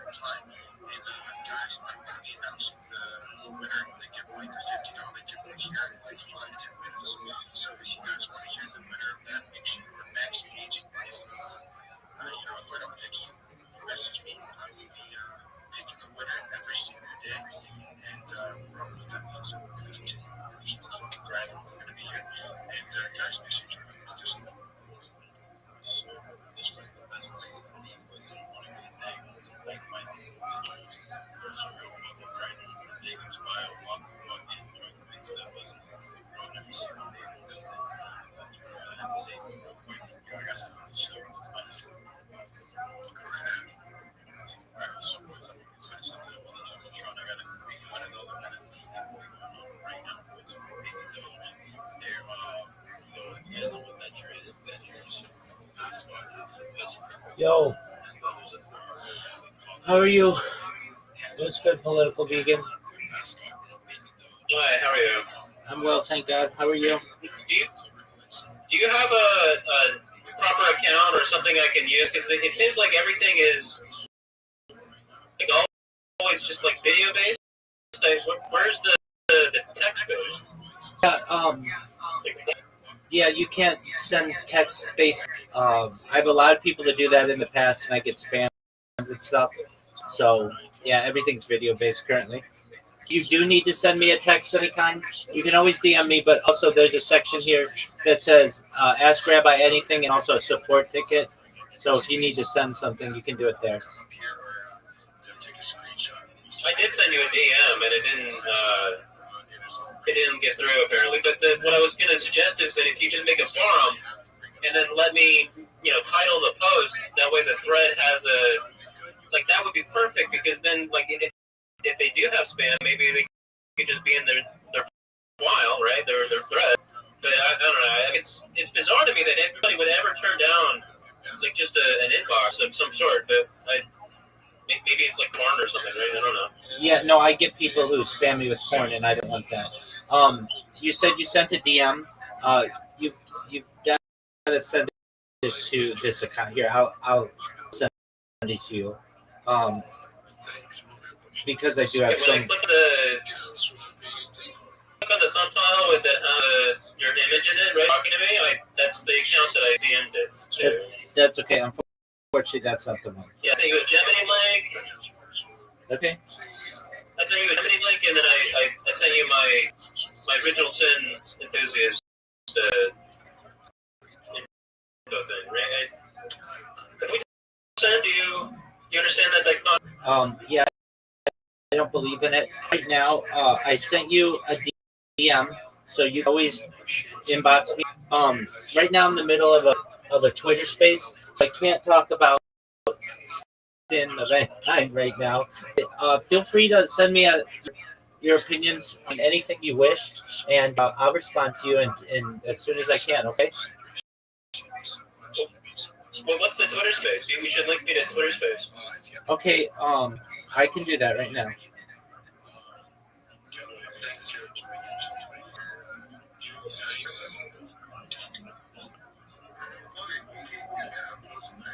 I just sent it to you. Okay, thanks. You're welcome, big man. All right, Bob. Excellent. Send me, if you would, apologies. I know I do have a lot of accounts. Send me whatever you had to say about Original Sin or anything else. Just to me in the DM, and I'll get back to you, okay? Yeah, I'll do that right now. Thank you.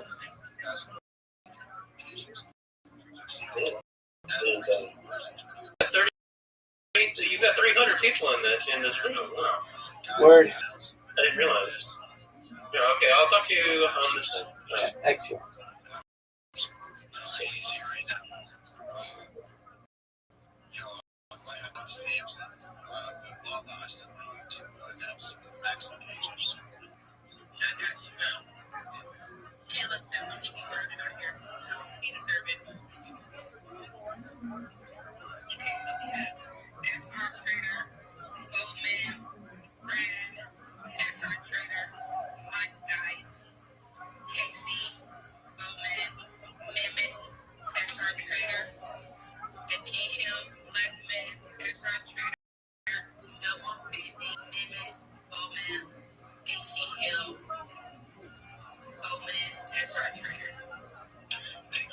That means so much to me. All right, guys, listen.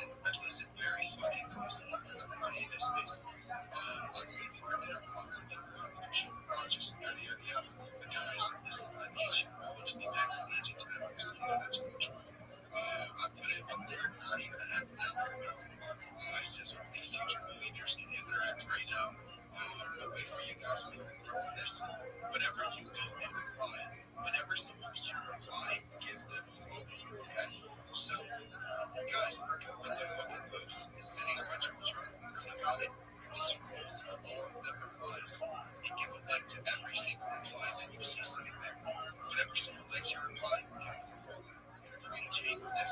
It's going to build. Everyone's going to grow. Everyone's going to love the fucking guys. Make sure you're in the big steps. Even if I'm not in my space, I'm usually sitting in the Discord. I'm interacting with my speaker. And it goes, guys, listen, there's so much to happen. There's so much to, be done. Today's Halloween, so low key, most of them will themselves. I'm going to be in another space later tonight. Real shit. Do you have anything to say before I wrap up the space? Awesome space.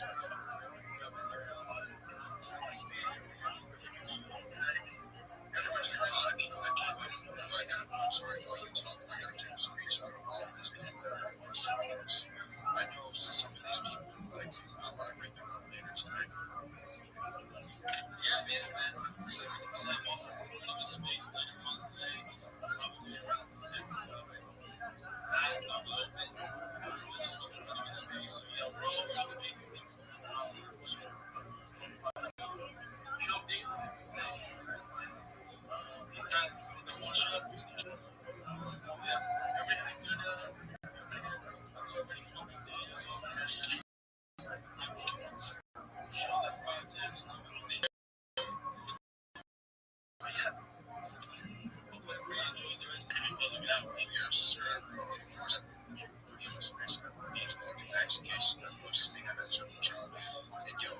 This has been a long space. It's been 2 hours. I felt like it was like 4 hours. Guys, listen, there's so many. Let's love the vibes of all of these spaces. I wake up so for these spaces. Made it just help you guys out with constantly giving back. Listen, I want you all to expand. I want you all to give back. I want you all to have a big opportunity. Now, listen, today's Halloween, so this is a little special for you. We kind of see every day. But I want you all to listen. Join up in the Discord after this space if you want. And at least in the big step list. And I'll come with you guys for a little bit. And get with you guys. But look, there's opportunities. It says it right there on the title. Everybody that is applying and vaccinating or connecting or following each other or building, they're all getting under your sort of thing. Like come up here and they say, oh, I'm a manager, I'm an operator. If you're that, it's not vaccinated. And I have a bunch of projects. There's many cables just need like shift. And, we're constantly looking for creators. We're constantly looking for podcasts. And a lot of these people pay podcast creators to be selling. And that's what you are. Make sure you're marketing. Make sure you're building. Same with this. I know someone that came to my space. They started off with a bunch of followers. And at the end of my space, they ended at 1,000 followers. That's fucking amazing. That's 900 followers. So being able to hear that, being able to know that I'm coming out every single day, it just warms my heart. I appreciate you for being in the space. I'm going to be heading to space here in a second. Guys, I appreciate you all. Shut the fuck up. Lock the fuck in. Be yourself. If there's anything in life, like being a doctor, a lawyer, in the crypto shit, whatever you want to do, 1,000%. Don't be lazy. Don't be weird. Lock the fuck in. Grind every day.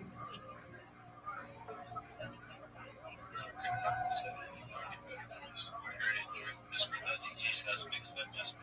Surround yourself again.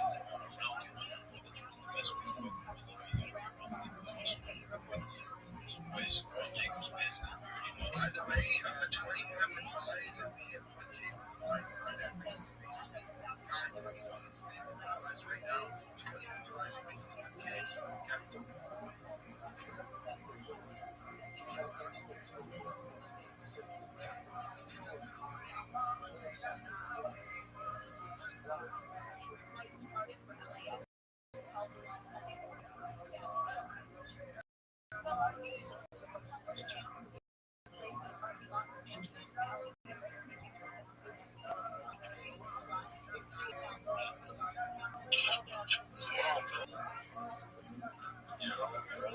Yo, just got out of Jacob's Twitter space. Were you there? Absolutely. He's going to the moon.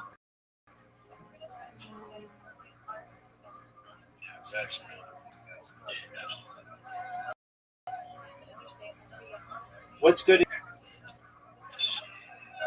Honestly, I've been trenching today. Trenches have been good to me.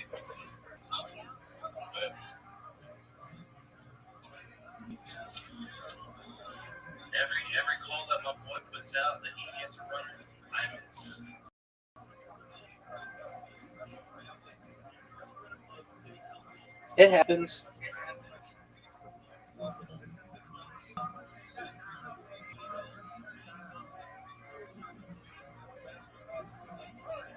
get into similar enough. I just had some amazing people from the community come into my Discord, and we were chopping it up, coming up with some business strategies. And I've met all these people through these Shill and Chill Twitter spaces. They've been absolutely phenomenal. I can't say enough good things about the people in there, the people in this community. You guys are amazing.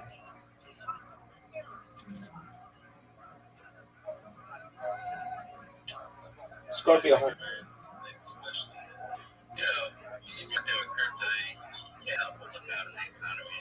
But dollars, that's just getting weak. You gotta get into crypto.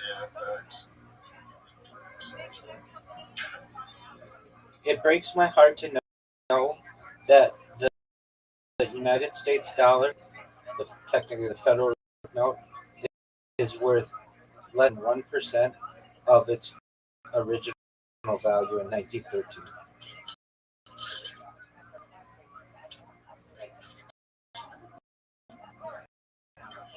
That being said, we'll consider rotating out of crypto at the top of the cycle. Gotta crash again. Cycle continues.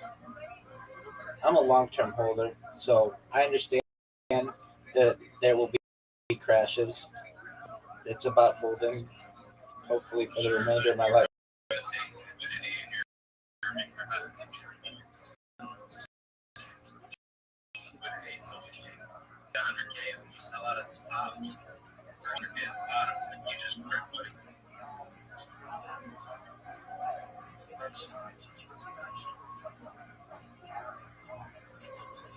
I don't have a price point necessarily. It's kind of one of those gut instincts I think I'll have. But you mind it?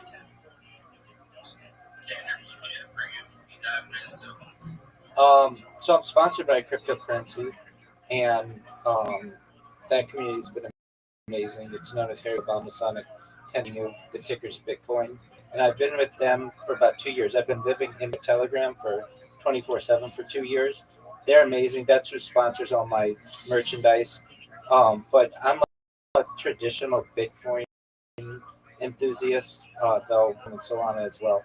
But I've been big. I can respect that, and one of our coworkers, he was blessing me up on Bitcoin, and I was like, you know what, I put $500 on that bitch that day, because he inspired me on it, fucking, 2xing by something. So I feel you on that, and I respect all of the Bitcoin OGs. It's like the OG stocks. Exactly. I've been Bitcoin since 2015 or so. And I'm just shocked at what has happened with it and a dish going. I don't think we'll ever see perhaps Bitcoin under $100,000 again. And perhaps by the end of the decade, we may see a 5 or 10x.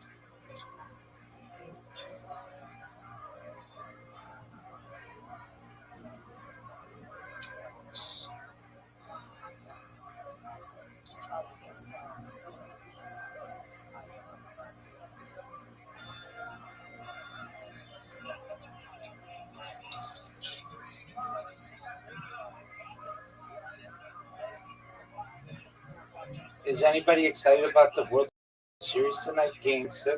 Yeah,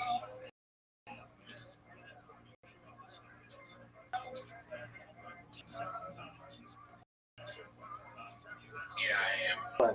Who you got? I mean, like, what's your team marker? Yeah, so it's 3-2. The Jays have the 3 games. The Dodgers at 2. Well, I'm not gonna lie, bro, but like, just the Dodgers or the Blue Jays? It's the Dodgers and Blue Jays in the World Series. Correct. It's an elimination game. So if the Dodgers lose, it's over. And then the Blue Jays win. Yeah, so if the Blues win, they win the World Series. Okay, sorry, my bad. I like baseball, I just don't watch it, so teams, but like, No worries. damn, I might have to go for the damn, bro. So if the Dodgers, I love the Dodgers, but I'm gonna have to say Blue Jays are they've been doing hella good. all right, yeah, that you're absolutely right. There was the game that went to the 18th inning, tying the record earlier this week. That was wild. That was Game 3. If the Dodgers win, they'll repeat as champions. The Blue Jays win, it'll be since 1990s. They won back championships. I believe 91, 92, something like that. It'll be their first championship since then. So either way, it should be exciting.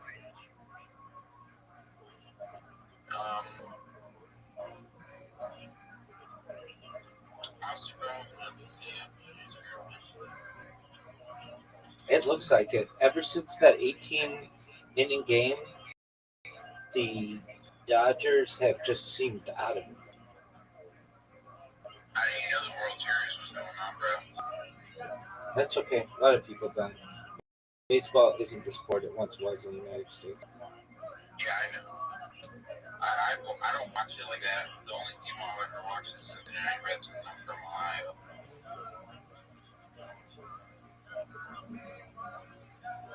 Yeah, if it weren't the World Series, I don't think I'd be as invested in it. But I like the Dodgers. They're somewhat the home team. Yeah, LA Taylor is my favorite player for the Cincinnati Reds right now. Oh, he's dangerous. He's an amazing player. Dang it. I love watching him play. Steal inside the park home runs. I mean, doing things. He is flashy. I love him. Yeah.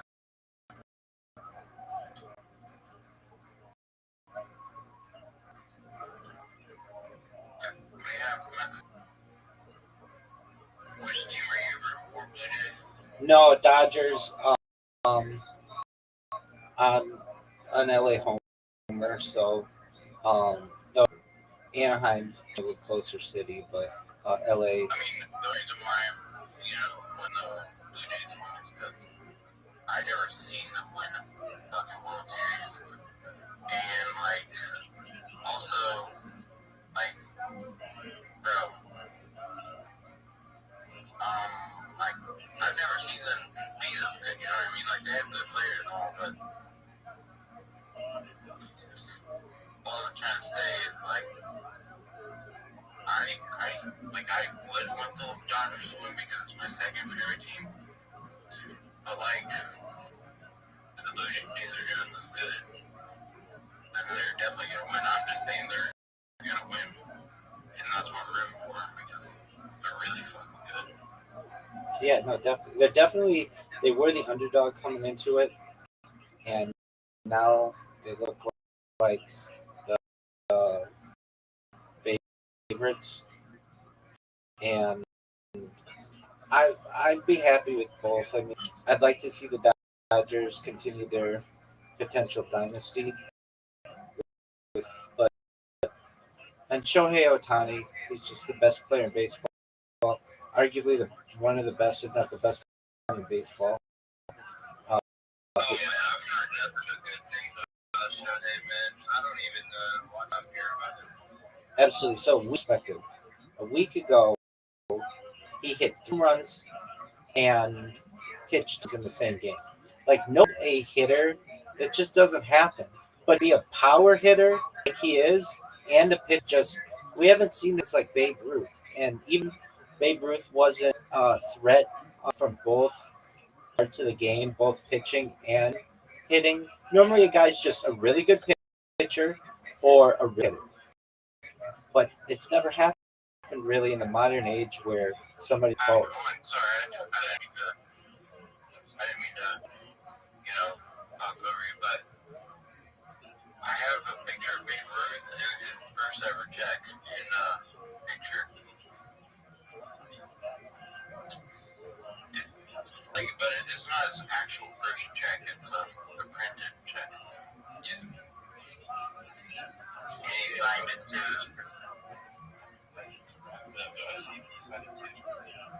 Yeah, no, that's all I'm saying. That's baller. Oh, okay, gotcha. I mean, yeah, he would have had this on. Yeah, but I also have a couple. Like I have a King Griffey. Because he played for the Cincinnati Reds. So of course I'm gonna get a fucking signed jersey. I love him. Yeah, that's amazing. Rabbi's point. Show him, it makes more sense because we look at every sport. We are dominating in a way that no other athlete can do. That's why the argument of LeBron versus MJ is so heavily debated about.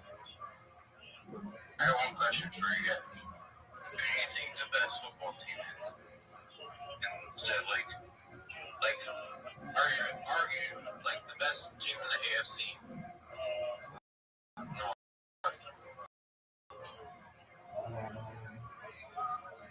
That they're in the South. The North. Actually, I love the Bengals. Well, actually, I got to catch you there. I personally know the fullback on that team, the Ravens. They're fucking but they're having a whole year. Yeah, they are having a whole year right now. But Right. They played well. They played well last night, though. Last night. So would it be the Steelers? I mean, they're holding their Aaron Rodgers is just like, wow. I can't believe he's making like these touchdowns, bro. He's washed, but he's still winning these games.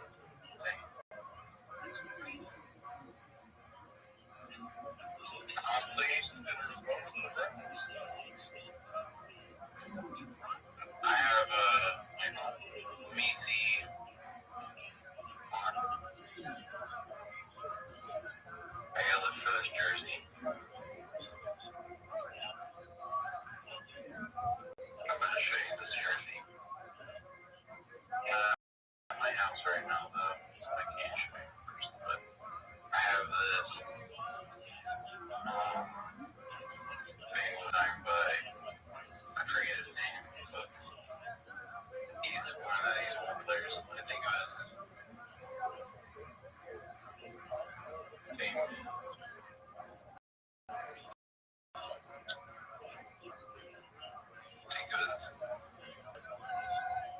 Andy Dalton or is he? I don't know. I don't really have the jersey up right now. It's in cases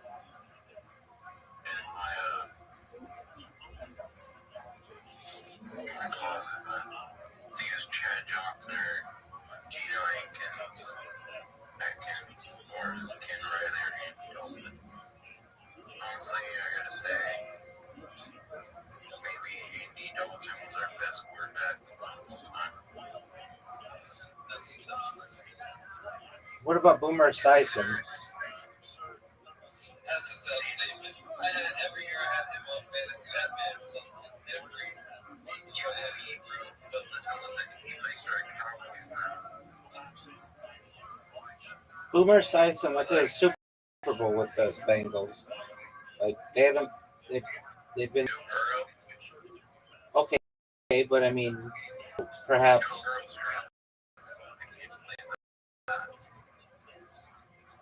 Yes, I went to two Super Bowls with him. I think Boomer Esiason went to 2 Super Bowls. I could be wrong on that. I'll check. But then additionally, if it weren't for Joe Montana, Boomer Esiason and the Cincinnati Bengals at least 1 Super Bowl. What I really like, I cried when we lost him. I gotta say, there's no way this quarterback due for fucking $30 million. Listen, $30 million. Then he takes that, like, can't make it injury, but he gets injured every single time. But you don't know if it's fake or whether it's not. But seriously, he's injured all the time. He always gets sacked. And we have $30 million just because he got us to the Super Bowl. But like, why? That's the stupidest shit ever. That's the only problem I have with football right now is that they've been making a lot of quarterbacks that literally just get millions of dollars. I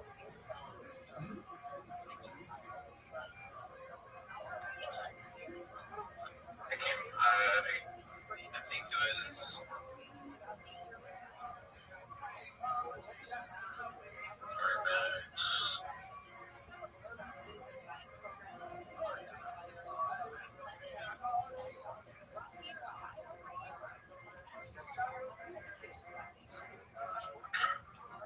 so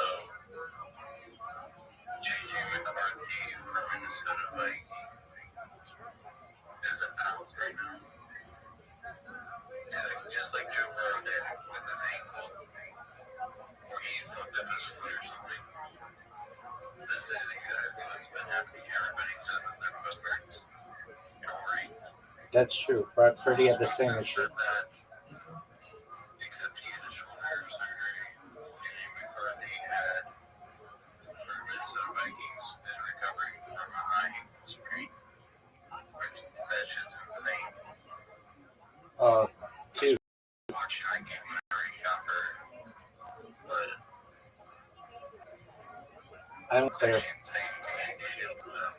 I want to clarify Boomer Esiason only went to 1 Super Bowl.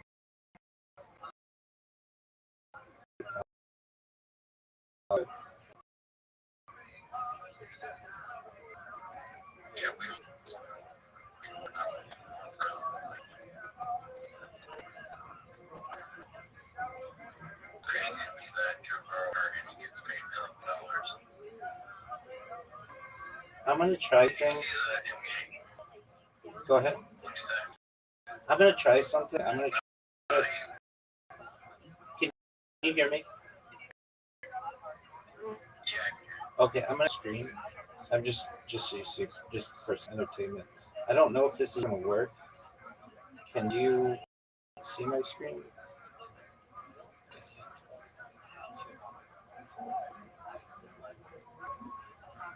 We've done this before. Can you see my screen?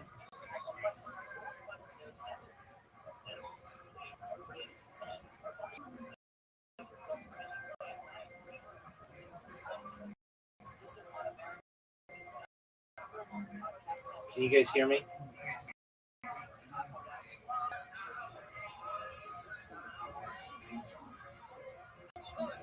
Can you hear me?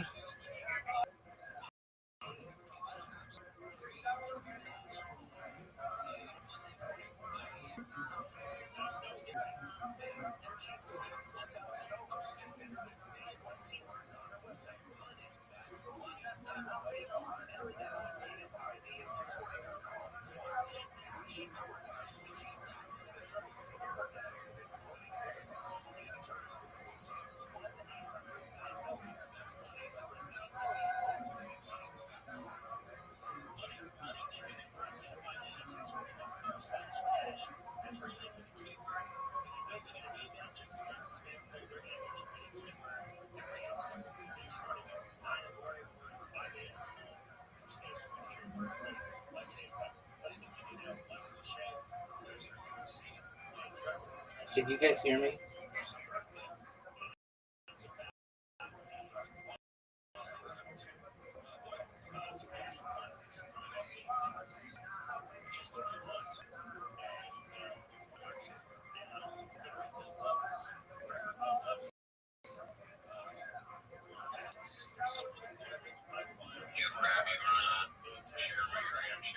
I'm trying to. Can you hear me?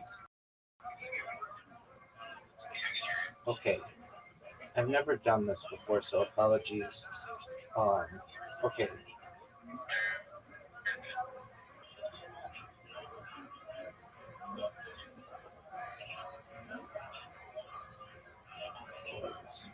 Phone goes so slow.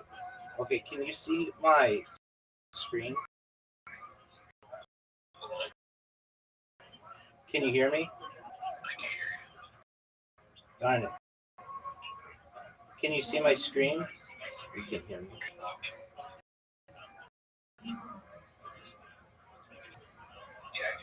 Oh, you can hear me. You just can't hear me. Okay. Interesting. Okay.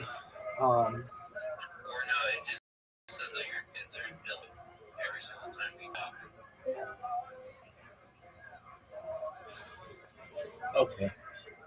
I'll make it normal again.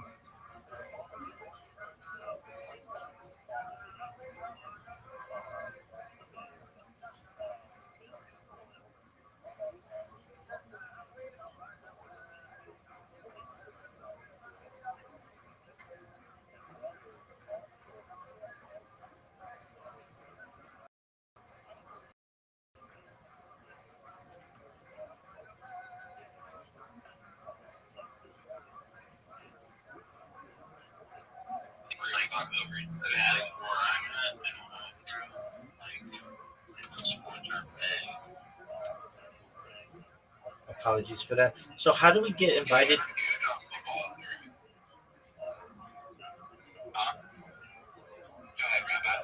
No, it's my fault. I apologize. I cut you guys off. How do you get invited to the cigar room?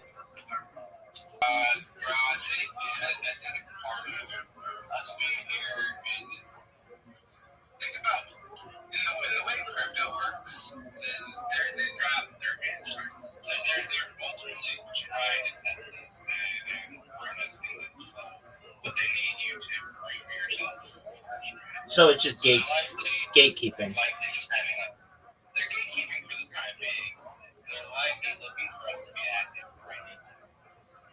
Okay. Okay. No big deal.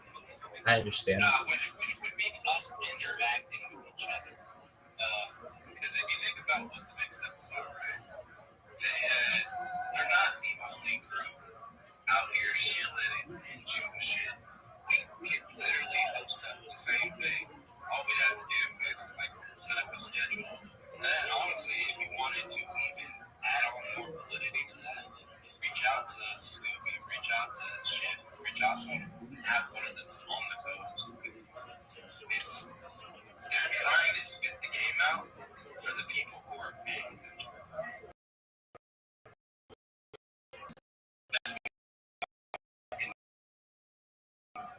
Well, I'll tell you what, their strategy is great. I mean, I've been watching their spaces for years, and the way that they host them is great to get interaction, and they got these things going like all the time. At least one of them, one of these mini KOL accounts, like does a space. They'll do it for 2 hours, get a lot of interaction, get a lot of posts. They have somebody with a cool voice read all their stuff, and then they get people to the Discord. It's a really great system that they have. It's going to work.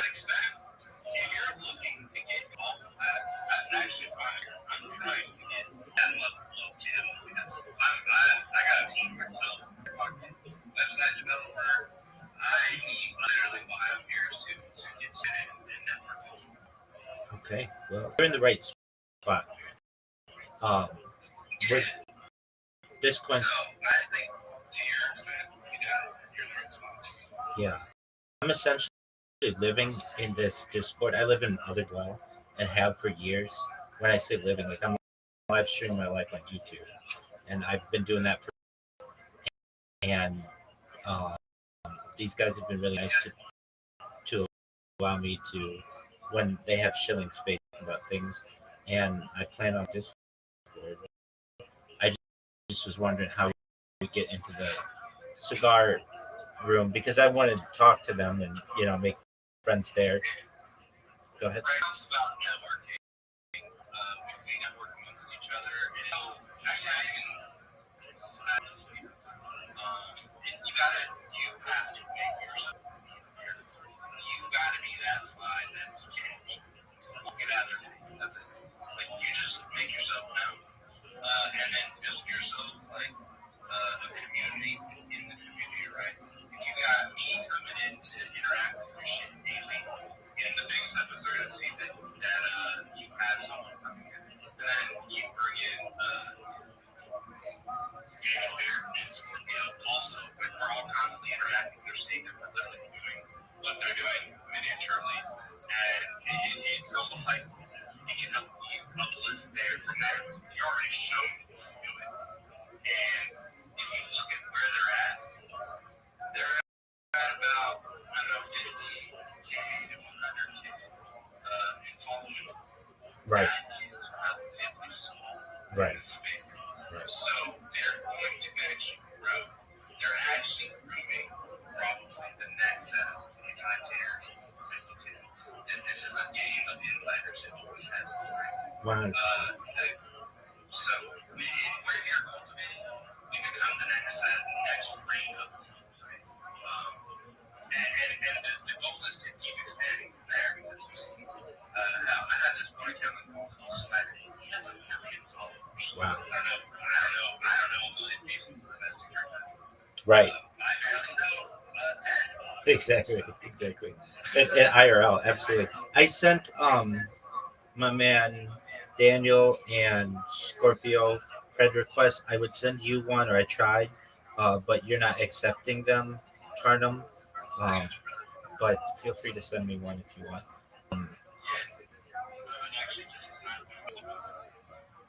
Oh, it won't. It won't. Okay, so I can't send one to you, and you can't send one to me.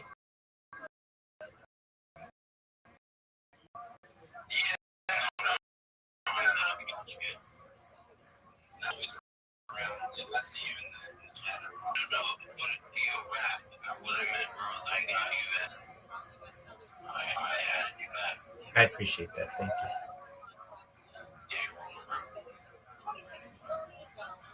I've been trying to get in this space to talk about like what's been going on with like my Show us. Let's hear it. So recently it just went really high. Like I made a 50K. I'm only 15 years old. One of my coins recently, unfortunately, I sold it. And now I made another coin. Unfortunately, that didn't work out, so I just kept my 50K and invested into TRX. And Trump coin does those ones of maybe another $1,000. $51,000. I'm trying to help my dad pay for my brother's funeral. He recently passed away. What kind of coin do you want? That kind of money you can fund a coin. I don't know the timeline on it, but like I recently gave half of that to my dad to pay for my funeral. Absolutely. But that coin was made out of him. That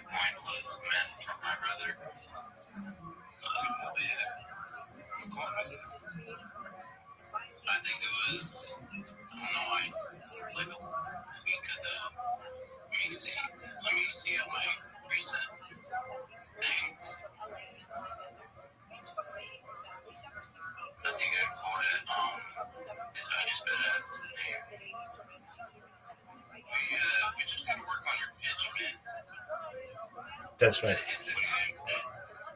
So you're presenting the week. So, oh yeah, I know. I just meant like, I know how to say shit. It's just, I meant like, I'm just telling you what happened. Yeah. I got you.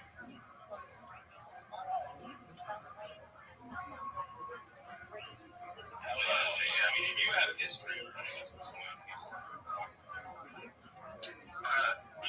no, that was like my first ever. I never really graded a point until my brother died recently. But all I do is invest in the other points.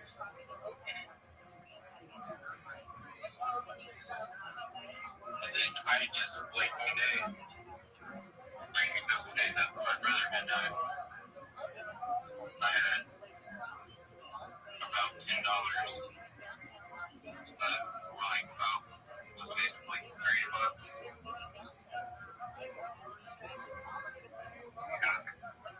So I made a point about him a few weeks ago. You know, recently went up, I made 50K off of it. I don't really know how to say this.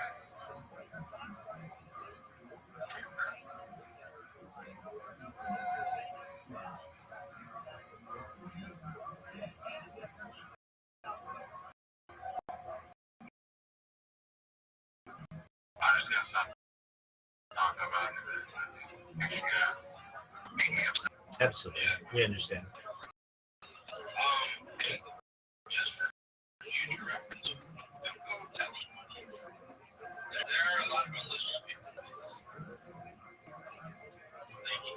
I promise you, more people out there. For sure. You found a decent spot here. I was trying to grab. But just because I know I'm like, hey, you guys are good, man. I'm just saying, like, I don't want to get on that. I'm talking about the other random people. Because, yeah, I mean, the fact that I even said something to you is a decent sign. That's great. Yeah, I know. It's just like, I know I've mentioned it to my friend, and he just, like if I were going to say, like, you know, my dog just got hit by an ice cream truck, you start laughing in my face, like, I mean, yeah, you can't wear it. It's pretty funny, but, like, it's not. You're 15 years old. That's just your demographic, man. Yeah, it's, you'll get past the point of when people are laughing about that. People don't feel the trauma that you're going through. I'm 30 years old, and I still haven't just real trauma. So it's just circumstantial. Yeah. Tynum, will you send me a message just so I have it with you? I tried to send one with you to you, but you've got that turned off.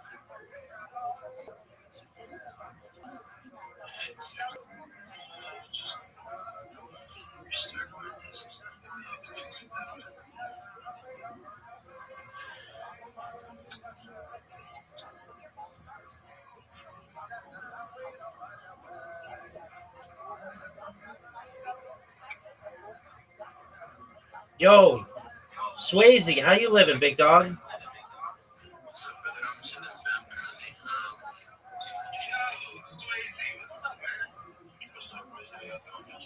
Oh, like a villain, my friend.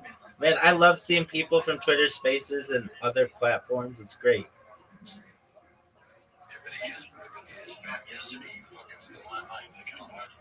Oh, excellent. Good. I'm glad I did because that's what I'm here to do. 100%. We're taking the big steppers to the moon.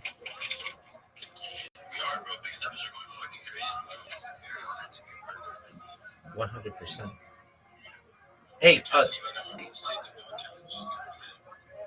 Swayze, did I hear you're going to be hosting a space later today?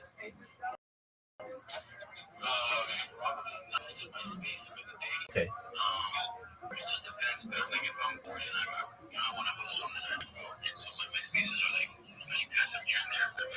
Yeah, I got you.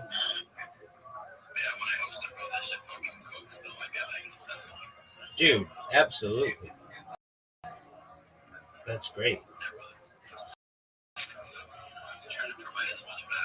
And you do. Yeah, man, you're up there really.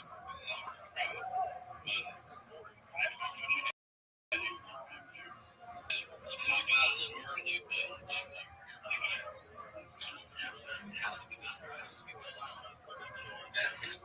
You actually, since you hopped in here, I'm looking to do the same type of shit. What point in time did you take a step to take personal? I've been in crypto for a solid 7 years now. So if you see my account, I've been joined on Twitter in 2020, and I've been around since NFTs. So I made a bunch of money on NFTs. My account was way bigger, bro. I had like 200,000 followers. Bro, like fucking 3,000 people would instantly reply to me, and I got banned for a while because Twitter at that time wasn't promoting the right crypto. They didn't like it at all.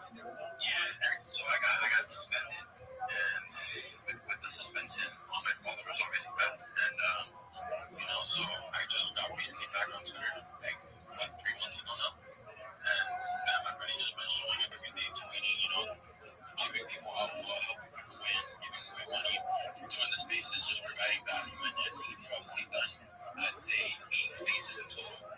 And bro, fucking cooking, man. It's really just surrounding yourself with the right people, bro. And obviously, you've taken that step already. You're already here. So, family, we could definitely succeed, bro. It just takes a lot of dedication, putting your head down and actually working towards that. Yeah, absolutely. On that note, I actually have a team working with Parade that they checked out that programmer. We're actually designing a site plot where currently coming through. There are a handful of walls in the space that have an ungodly win rate in the trenches. That's shocking and awesome. So we're actually doing some pretty heavy research and design our students. Yeah, but it's like I was working with the baseball people.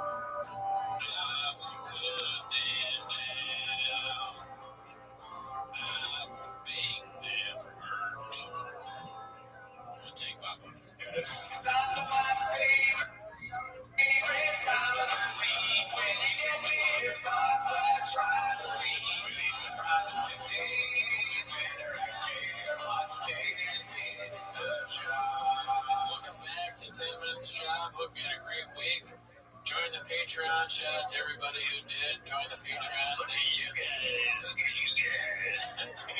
Okay, Mr. Whole Foods. But that's not why you're here. You're here for 10 minutes of shop, so start the clip now. And also, we got a new sign. Oh, yeah, one quick, sorry. Before I start the timer, thank you to whoever came up with this. The only person I remember off the top of my head saying Timos is Armando Diego. So if it was you that came up with it, thank you. But anyways, that's not why we're here. Let's start the timer now. So typically we just do video content here, but I thought this was particularly funny. This one was posted by Neil Bench. And it says, "This has got to be the most uninviting thumbnail I've ever seen in any facet." And then it's that. Look at their face. I'm so sad. They've been through it, man. They just read, looks like they just read some comments. They just checked social media. I guess and they've also done hours and hours of podcasts probably. This is right after Food Truck Diaries or whatever. Maybe Brian has his Sandal podcast or whatever it's called, the Flip Flops. It looks like Brian's thinking like, oh my God, I'm going to really buy a gold chain like that. He's thinking what all these people are thinking. I'm trapped. My own actions have trapped me in this timeline with shop. I never will be able to get out. I've monetized my life. I thought that was funny. And then, so the first clip today is posted by No Cauliflower 4577. It's called Open Micer Calls Out Papa in front of the Undertoad Gets Props. Okay. We were all dressed up. Yeah. Would you rate? How'd you rate it? On a scale of Brandon Shop to 10, would you rate it?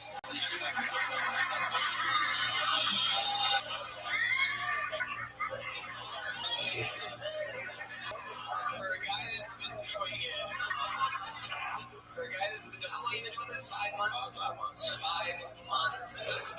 That's like a crush by 1,000 paper cuts. That bit, right? I don't know if that's that was not worth it.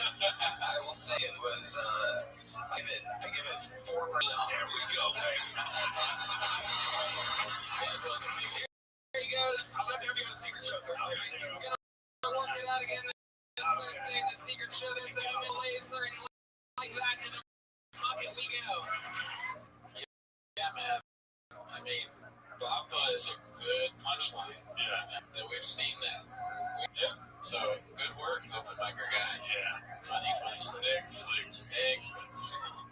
Alright, so this next one's posted by Your Nude Gene, which, by the way, we're back at the original studio. You know what I'm saying? We were at my apartment for a little while. Oh, yeah. Back in my house, so very close. So, probably one comment, there's like, hey, I know I'm being blockbuster here, but I like the old view better. So, for that one guy, here's to you, bud. Here's to you, B. This one's posted by You Nude Gene, whatever. It's a lot of letters. It's called Brendan Slobfish. Update on the fish. My dish is getting way worse. I start off with one tank, 130-gallon tank, and then it just reignited my passion for fish since I was a kid. I used to be balls deep in fish as a kid. And then it just opened up Pandora's box into this fish world, and it is deep. I like the little added feature of the hat. It's a hat that appears when they need that. That's very good. Yeah, he has the Chief Wahoo hat, which is probably, I think they discontinued it. You can't even get that hat anymore. So he must have had that in his hat treasure trove. He's balls deep in fish, I guess. The gold chain, the flannel shirt, dude. It's all good. It's all good. That is a crazy thing to say that you're balls deep in fish. And then when he's like, dude, I wonder if that was on purpose, like the ocean and whatnot. I think Papa's always thinking, his comedy's on another level. Yeah, he has I wonder if one of the clips you're going to pull up is the one where he talks about how many fish anymore. He's a new comedian genius. Oh, we did that a couple episodes ago. Oh, we did? Yeah. They never reacted. I hate to be extreme here, but I don't eat fish anymore.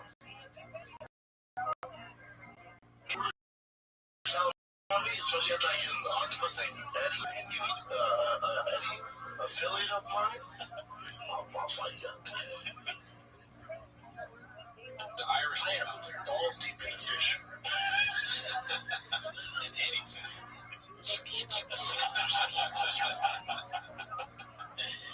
If I see fish, I'm all like, hell yeah. Fat people are like fish. Yeah. All right, so this one's posted by X Energy Camp X.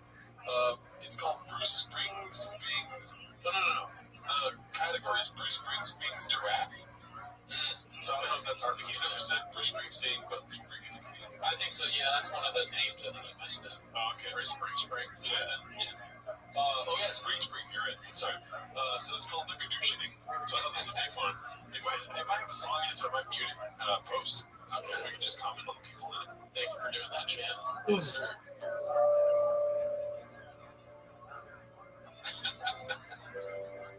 The Ruby, yeah. You can do some through a window. The Baird, I don't know who that is. I play an all podcast person. Special K, don't know who that is. This might be from the era that you didn't watch. Agent A, no clue. Yeah, you got a fella said cats. Oh, wow, yeah. He's been getting rid of dogs left and right. MJ, that's what I'm listening. Yeah, turn right. Josh Wolf, stand up. I don't know that guy. Catherine would. We'll have to ask Jay about that. Derek posted, he wrote some of the Gringo Poppy, apparently. Harris.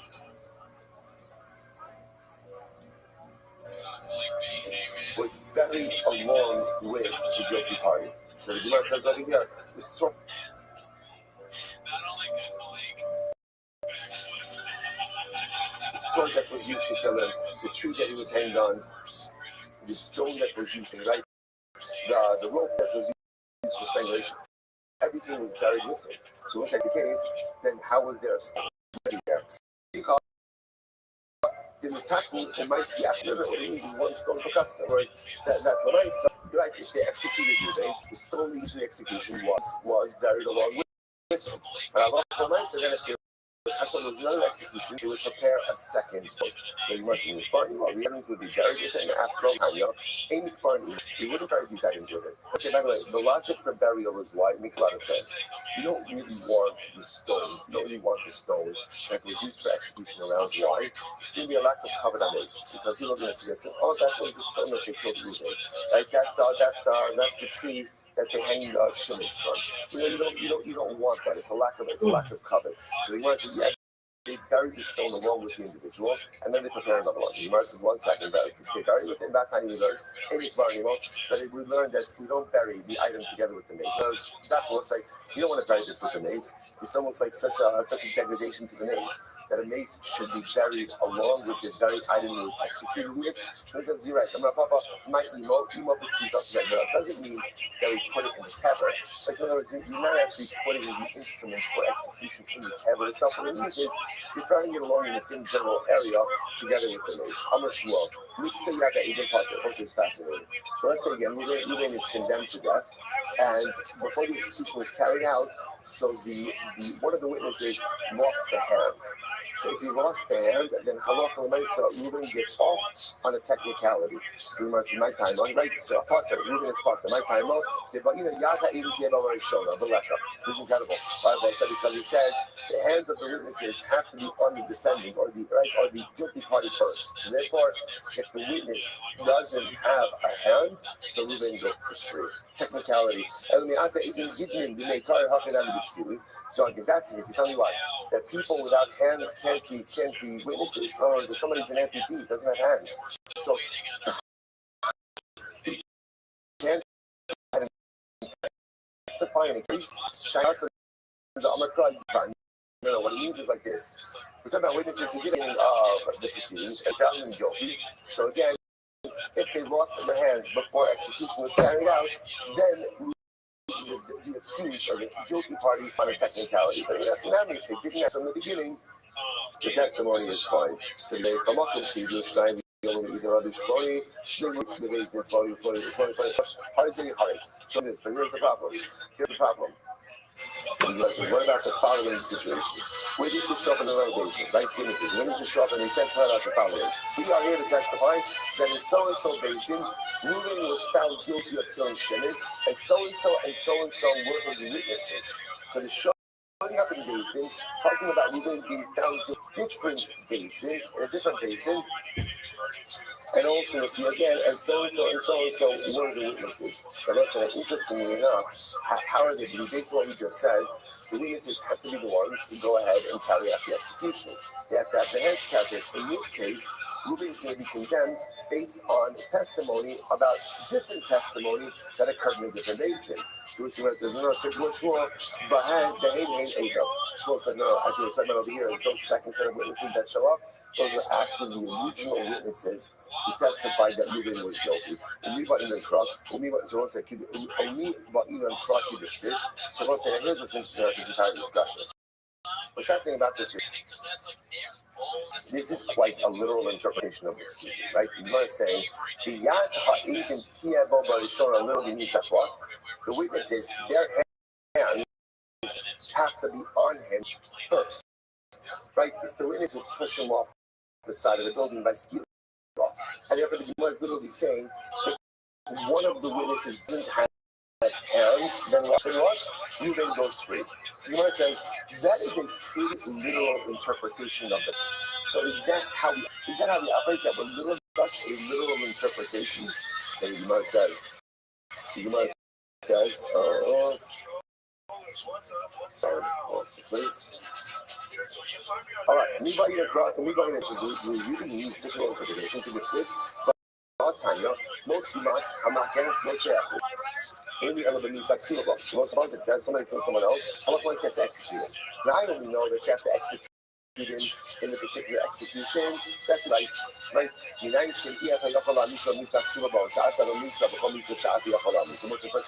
know? The next thing I'm going to say, let's say someone's chayiv skila.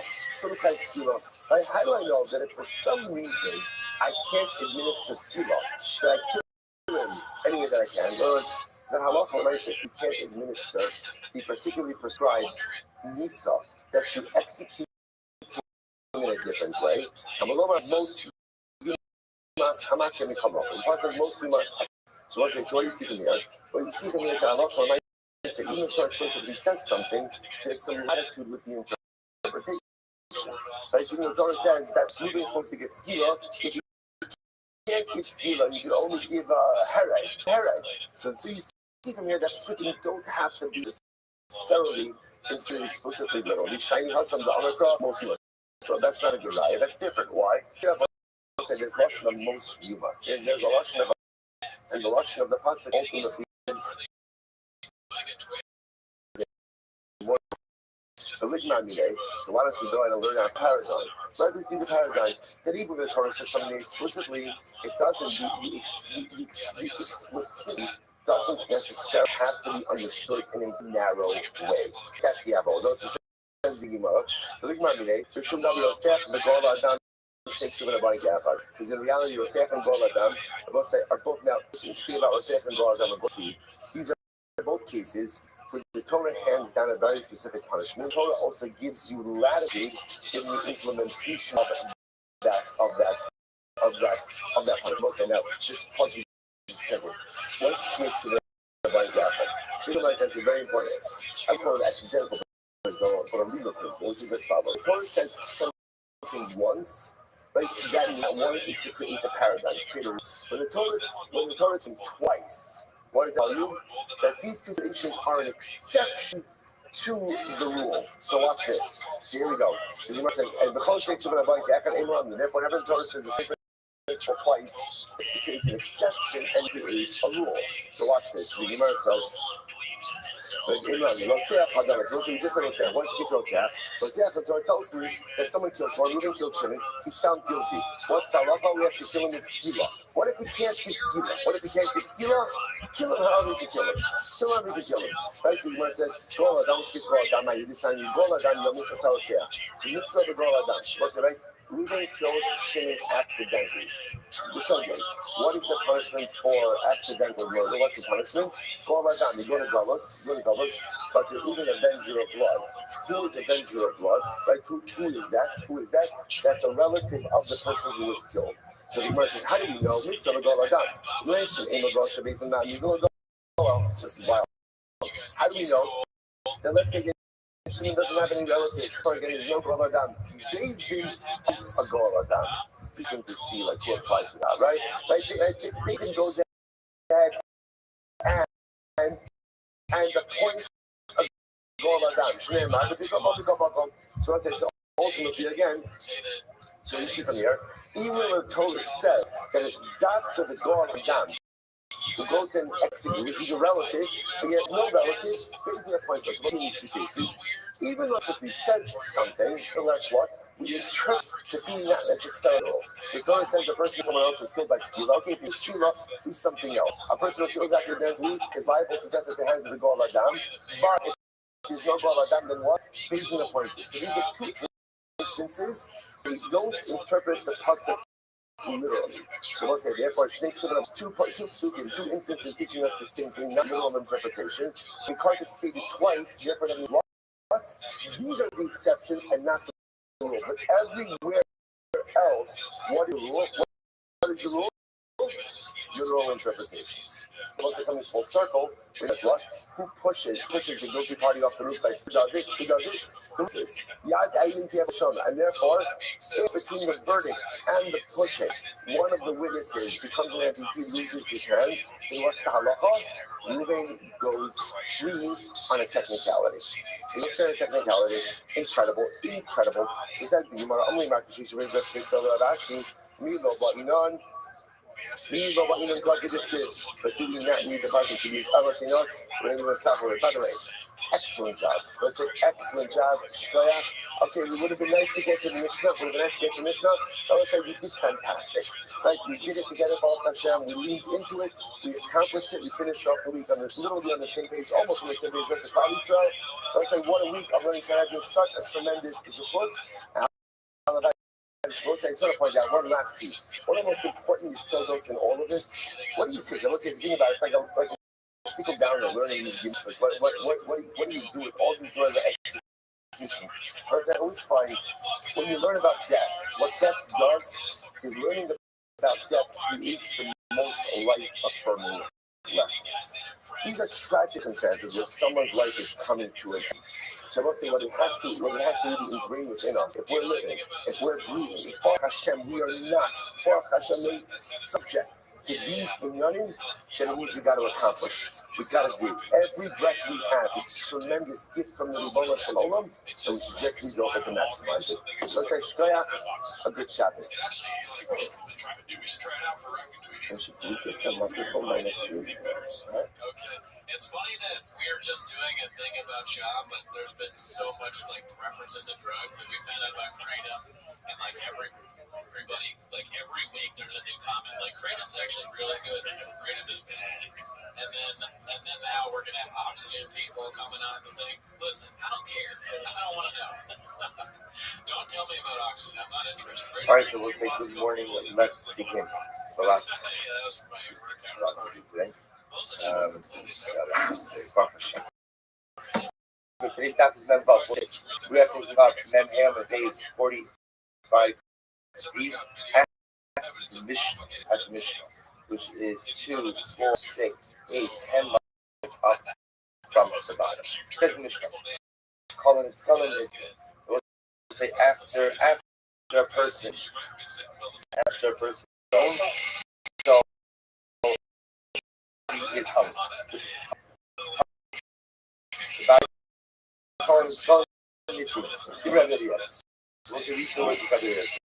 Whoever experiences skila is hungry after. The hunger comes to say, the only people are the individuals who go ahead and because they curse like a sparrow or one who worships the Zara. We'll discuss again how to get this. When a man, when the body of a man is hungry, so again his face is for people. But a woman, her body faces ultimately again towards the post, and upon which she is hungry. The from the common say, Ha'ish Nitla, Ha'ish Nitla. So both back to yesterday's chapter, come and say, only a man is hungry, a woman is never hungry. They also remember they saw already yesterday's chapter that I'm not asking. We're asking like this statement that only a man is hungry, a woman is not hungry. But the Gemara says the following. Shetach Omer, excuse me, Amar Rabbi Eliezer, Rabbi Eliezer says, Shimon ben Shetach Tamad Ashash, but Shimon ben Shetach went ahead and executed. Again, this was the big Rashi that I told you that Shimon ben Shetach executed 80 women. 80 women who were engaged in sorcery, and he hung them. Good. He hung them ultimately again, all 80 in one day. All 80 in one day. So the Gemara says, so first of all, again, it was 80 women. And in general, again, we do not go ahead and execute, we do not judge two capital cases in one day, which is what the Mishnah saying, don't bring any riots from Shimon, because Shimon said that case was an outlier. This is discussed.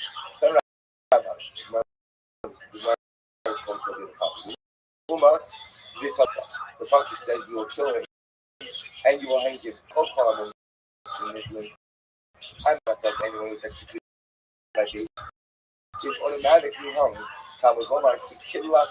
The pasuk says because the kill us and the degradation or the curse of God is hung. Mamikalo is that. So we'll say, what is that referring to? This refers ultimately, that pasuk is referring to who is executed because HaKadosh Baruch Hu. Mamikalo is that. Just like the one who curses HaKadosh Baruch Hu is hung afterwards. Kol Shabbos.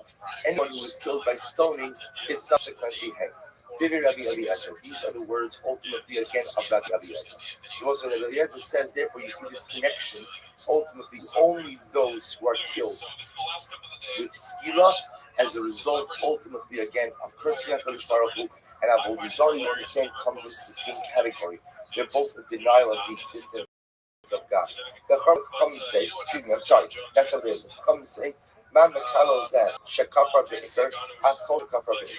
I'm sorry, what I just referred to that in the edit actions, any time a person is killed by skila, so the body is hung afterwards. The Chachamim says no, that anyone who is killed because ultimately again they were kofar be'ikr. There was a kofar be'ikr means they deny the existence of God. There are only two cases where a person is killed for being kofar be'ikr. What are the two cases? Number one, a person curses HaKadosh Baruch Hu, and number two, Avodah Zarah. Both of those are denial of God, and therefore again it's only in those two cases where the person is hung. It says the Gemara might commit it's already underground. Rabbanan actually call you actually legal in YouTube. So they argue about the exegetical principle through which he actually is teaching. Rabbanan actually call you property. Rabbanan darshan klaluka. So how do they darshan klaluka? But humas vitali sakla. So let's say you will go ahead and you will kill him and you will hang him. This is a general principle. He kill us because again I will say the phrase he kill us and Kim Talmud.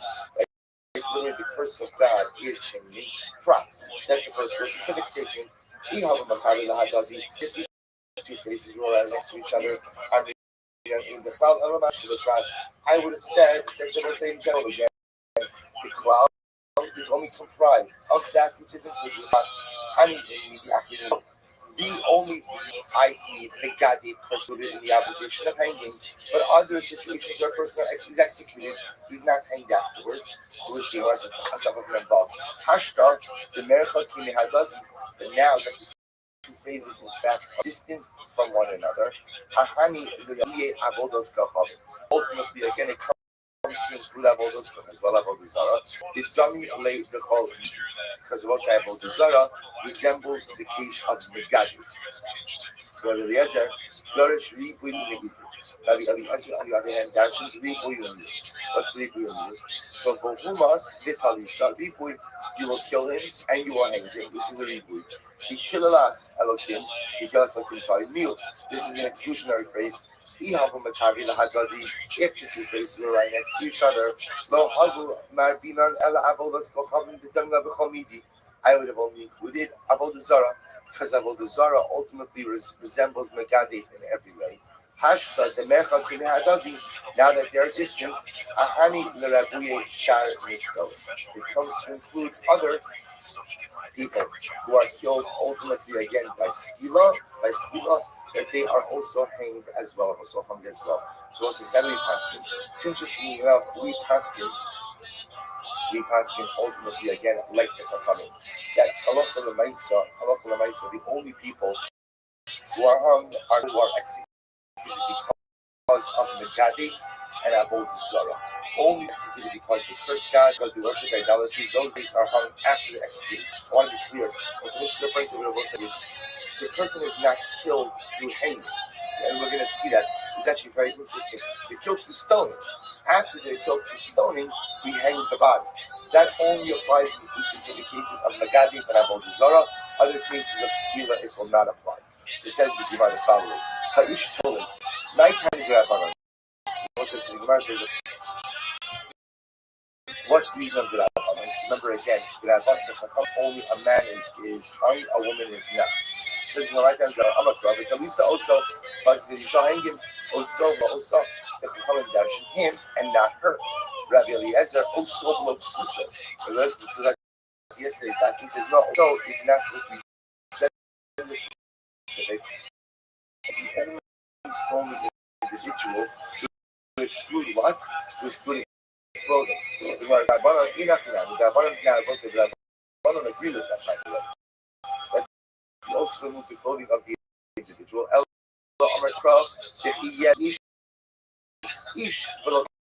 When a man will have a sin in him, he will be hung afterwards below Isha, and not a woman. Rabbi Eliezer, hi, yet Ish, my daughter's. What does Rabbi Eliezer do with this pasuk? This is amazing. This is how this parsha. It comes to exclude Ben Sorar Umora from the obligation to from hanging. So the Gemara says, Ben Sorar Umora Nislovenis, but Divrei Rabbi Eliezer. 1 second. The Brisa says, he will say, this is Rabbi Eliezer the Shitaso, who says, who is stoned is son to be hanged. So therefore, Mora ultimately will be hung as well. So the Gemara is talking with a contradiction. That the Ish means a man is subject to hanging, but what? A boy, right? A Ben, which would be a Ben Sora Mora, is not. Yet the Brisa says that according to Eliezer, a Ben Sora Mora is in fact on Rav Nachman by Yitzchak the Rabbos Ben Sora Mora. So ultimately, Rav Nachman says you're right. A Ben Sora Mora is hung as well. My time on the Amar Krab, the Ish, the Ish Chet, Ish below Ben. So ultimately, again, Ish means Chet Misha al Het Onerag, Yotza Ben Sora Umora Sha'al Soko Nerag. Oh, you're supposed to listen to this. So interestingly enough, when it comes to this pasuk, we're going to see what we have is what we call a mil achamil, two exclusionary phrases. When the pasuk says the Ish Chet, so we dash Ish below Ben. That refers to a man and not a boy. Number two, Chet is executed for his sin. We dash it from that. Someone who was executed for his sin. Now, this comes to exclude Ben Sora. We'll say, remember again, Ben Sora morality. Why is it executed for what he's done? But that he is executed. Why? For what we know he will become. Remember, all he's done is he's stolen some money and he's bought meat and wine. That is not punishable by death. We kill him, the Gemara says, because we know that he's going to become an individual who is going to steal and rob and kill other individuals. So the Gemara says, what do you see from here? This is two exclusionary phrases in a row. And I'll say one of the ethical principles is that when you use achamil, two phrases, one after the other, that comes to include something else. In this case, what does it come to include? It comes to include the again events. It comes to include Ben Sora Mora. Okay, so amazingly, it's just really aesthetical principle. We have two exclusionary phrases from the obligation of hate, yet because they are two repetitive phrases, Mil Achamil, the last to include Ben Sora Mora. Rabbi Eliezer, I'll Shemesh, as that color says, Rabbi Eliezer says, for 1 second, come say, we don't hang men, we don't hang. He says, right? We only we don't hang women. So what about the case of Shimon ben Sheta? Sheta he hanged 80 sorceresses, right? Those 80 women in one day. So Amar Krista, Moshe when did he say that Beis Din does not execute two people in one day? That's only if they're being executed with two different forms of execution. How about the Misa Achos done it? But the Maisa again, if they have two cases with the same death penalty, then ultimately again they try both of those cases in one day. The Misa Achos Habib, yet it was the case of Shema Sheva, where all 80 women were executed in the same way. And yet again, we see that case as an outlier, that was something that would not be normally done, even though again all these women were being executed in the same way. Ella, this is what you have to say. Most of the Misa Achos came so Beis Din only will try two capital cases in one day and execute two people in one day. If it's one Misa, two Misa. What does that mean? They hate you, dummy. What Misa was that? You go, stay out there. Look at Rashi for just a moment. If Rashi 2, 4, 5, or Rashi gets wide. Achas Einstein, he says to go, stay out there. She'in Domos, Ve'in Misa Achas. So we'll say, basically, we'll adjudicate two capital cases as long as it was. They are two dissimilar idols, but with the same death penalty. What's an example of two dissimilar with one death penalty? You go, Shabbos v'Avodah Zarah. So because they both Shabbos and Avodah Zarah carry with them a same penalty of stila. Same penalty of stila. So the Gemara says over here, Beis Din will go ahead and adjudicate two cases with the same death penalty when it's two different infractions. About the Misa Achos, Beis Din will not adjudicate two cases, even if they have the same law, if they're two distinct averos. About the Misa Achos, Beira Achos, they will say there are two cases for the same infraction and the same death penalty. Nothing Beis Din will adjudicate that case. So we'll say where the Gemara seems to be holding right now is the following. When do we say that Beis Din judge two cases? Obviously, if it's two dissimilar cases, Beis Din won't judge two capital cases. Have the same death penalty. But different infractions, we won't judge those two. The only time there's a possibility is the Beis Din casting on two capital cases in one day as well. And so it's not a true of the same case. Two people committed the same Avera, and therefore ultimately against same infraction, same death penalty. Masi Rabbi Rabbi Kasha. The Bryce says that a Beis Din cannot commit even with an adulteress. Yes, and what this seems to be saying today is a man and a woman. Why? Because they both committed an act of adultery together. Same Avera, and presumably what? Same Misa. Now, based on that same Avera, same death penalty, what should be the halacha? Beis Din should be able to adjudicate both the cases. Yet we see the Gemara says, the right says that we wouldn't adjudicate those two capital cases on the same day. To which the Gemara says, tell the Gemara Krista, the that's going to fall off. Because what's the case? There's an interesting case. If a Bas Kohen commits adultery, suppose that there's a special custom, she is killed with Sreifa, even though again the man is killed either with skila or chenek, depending on her particular status. But it's one of the interesting anomalies where the woman gets the punishment than the man. So the Gemara says that should be the case. Where even though they're both showing up in the same Avera, by the way, same Avera is committed with one another, because their death sentences will be different, Beis Din will not rule on both those capital cases in one day. All the Bas Kohen is from a Mason about. What I will say in the case, and again, we're not going to get into intricacies over here, but if you have witnesses who testify about a Bas Kohen who went ahead and committed adultery, then what? You have Edom who come and make the first set of witnesses, Edom Solomon, and then ultimately you have a third set of witnesses who make the second set of witnesses Solomon, who reinstate the first set of witnesses into regular Edom. Ultimately, again, the Edom Solomon and the Edom Solomon will get a different Misa than the Isha would have. The point that Gemara is trying to make over here is that when the Brisa says we don't execute two people in one day, even an adulterer and adulteress, that's contradicted what we said before. that Beis Din will hand down two death penalties when both cases are the same avera and the same punishment. So what do we do with the price that says we won't kill the in the same day? One says that we refer to a very specific case of adultery, but the circumstances are such that the adulterers are receiving two different good. Kind of a lesson where Yaakov Omer, Shema Beis Din Masim Ba'otish Motar. I will say it's very interesting. I will say a number of this question over time when we have cases where Beis Din can't technically punish someone, but it's clear that the guy's a bad guy. You know, you have cases like this where somebody has done something illegal, but for whatever reason, or a guy, he's just a bad guy. I mean, like, making a personal judgment. I mean, like, Beis Din knows the guy's bad.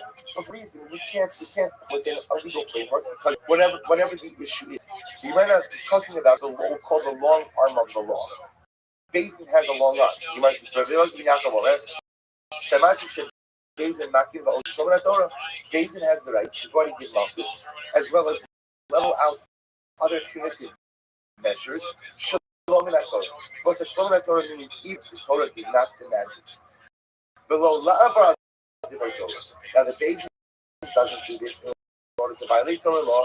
Ela k'dei la'asot siyag la'Torah. Rather, again, only in order to go ahead and a protective fence around Torah. So Beis Din, I will say, has I don't hear that Beis Din has the right to punish when necessary, when they see ultimately again that the needs are served through the administering of the city. So we might actually give examples.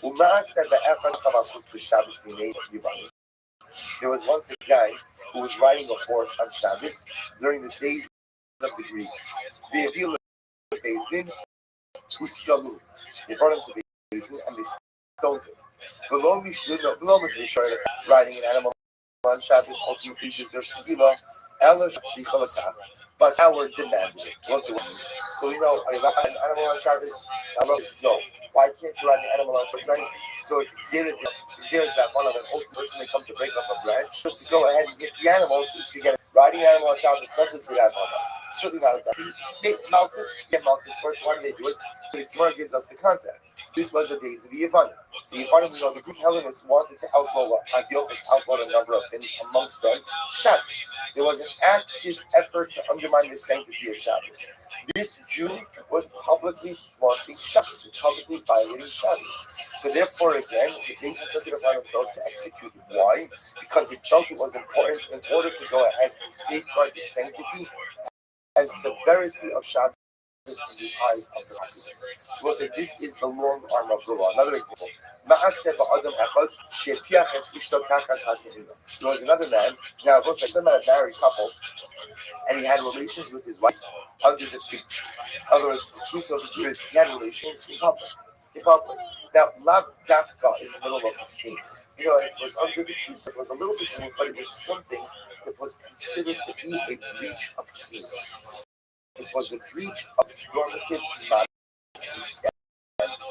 The idea that they turned to Beis Din, they'll prove. And he got money. I will say, now what prohibition involved with him having relations with his wife underneath the tree? And the answer is done. I mean, it's done. There's not a issue. There's not a issue. Right? Again, so what's happening here? To which the Gemara understands this was an issue. There's no side conversations about this, by the way. Right? There's no like right? So the Gemara says over here, the Gemara says, but the Rabbanan tells that this was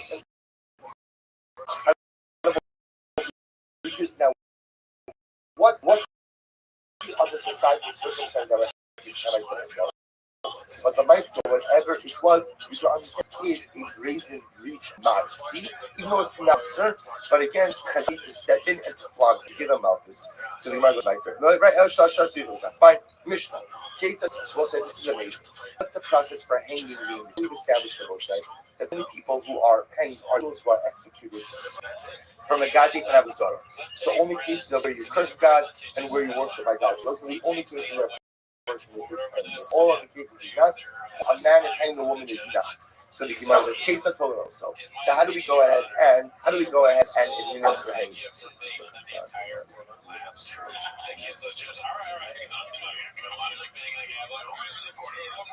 Says the Mishnah. Mishakin es hakora ba'aretz. Was we take a pole, we put the pole into the ground. But each yotzei, and again I will say, so you have the pole that's into the ground, and you put another pole across the top of that pole. But each yotzei. Remember again, as we've discussed, hanging is not one of the forms of Nissan. The body is only hung after the person is already executed. So I think I will tell them in this Mishnah, my conception of hanging is always how do you hang the body? Right? You put a noose around the neck and you hang the body. That's not how they hung these people. So that is Makif Shtei Yadav Zual Gab. She tied the person's already dead. You tie their hands together. The Torah also, and you their hands. Also, I was amazed by them. I started saying over this Mishnah because I was intrigued by this. Again, I started kick under the table. Because like my kids are turning pale. I was so struck by this. Because again, I don't know why I remember this Mishnah from before, but it's so dramatic. It's just his hand, but okay. And the point is, it's not good to That's the take-home message of this. This is not on Shabbos, but weekday never. Because Rabbi Yossi says, "Hakora mutoram kasel." The Torah osek in habakim osek. So listen to this, and we'll discuss the connection of the machlokas over here. Rabbi Yossi says we do not take the pole and put it into the ground. Instead, what we do is we take the pole and we lean it against a wall. Now, what you would do is again, and then you would go ahead and you would take from that point where the wall, the beam hits the wall. Now, the image that he gives is the same way that the butchers hang meat. So the same way apparently the butchers used to hang meat by taking a beam, leaning it against the wall. You would hang the meat from there. We hang the individual for just a few moments. We hang him, we're say because again there's a biblical obligation to those who ultimately are stoned in these most specific situations. We hang him and then we take down the body immediately. If you leave the body hanging overnight, over alov below sasa, you violate the prohibition.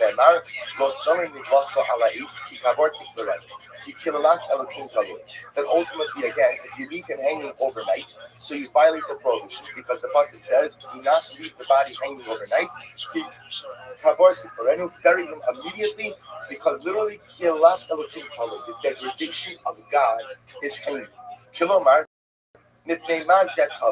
why is this one hanging? Why was this one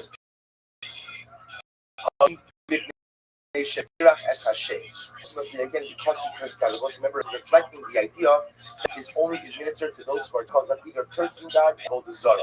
So therefore, again, if somebody's hanging, at the end of the day, it's a reminder that there's a Jew who cursed HaKadosh Baruch Hu. That's what it means. There's a reminder that there was a Jew who cursed HaKadosh Baruch Hu. And that's a degradation to the individual, a degradation to God. I'm Rabbi Meir. This is amazing. So Meir says at a time when a person is in distress, and again, we'll discuss what all of this means. Rashi says, that he suffers. The person suffers. What does the Shekhinah say? Kalani miroshin, kalani mirohai. That ultimately, again, literally, my head has become light, my limbs have become light. If you look at Rashi for just a moment, Rashi says it's 4 lines up from the bottom. Kalani miroshi, kaloma, kimosha, adam shia, yage ve'ayeh. Omer, roshi kavid alai, Israel kavid alai, hainu kilash, less, I need any cow. Ultimately, again, we're going to discuss this lashon over here. Kalani seems to be a contraction of kal less. When a person is tired, a person is exhausted, his head feels heavy, his limbs feel heavy. So when a person person suffers and life feels heavy. It's heavy. Circumstances feel heavy. The Rebbe Shalom says, I feel your calamity. She calamity is your eye. When you feel happiness, I feel happiness as well. Incredible idea. Right. In case I'm start al damen shal Kavachomer al damen shal. So if the Rebbe has over the Rishon or all the more so how he had tzaddikim suffer as well. So the most saying that he writes the same way that he's a body hanging over them. So not in the case of execution. He dies. You cannot leave a person who has died unburied overnight. And if a person goes over below Sasi, he violates a prohibition. If you left the body unburied overnight, I'll cover up, for example, because it's not a casket, you don't have shroud, ain't no overall. Ultimately, again, you do not violate the prohibition. This is very important because there are times where we will generally try not to go ahead and delay a ladaya at all. But again, if there's a need to delay, I'll cover our means. Now, again, generally cover our means. Really manifest itself in the adult pursuit of close relatives to be able to get her for the buyer. So we'll do so because again it's covered on this. Again, we'll look at the scope of this. So the Gemara was like, well, how you covered those back to the guy who was stoned and then hung. So the Gemara said, well, how you covered those so we came out so when he took him down from the post, they would not bury him in a family plot. Ella, they bucket bars so he was to come with these. Achos the neg, rugged knocking. The Achos when he started the stuff.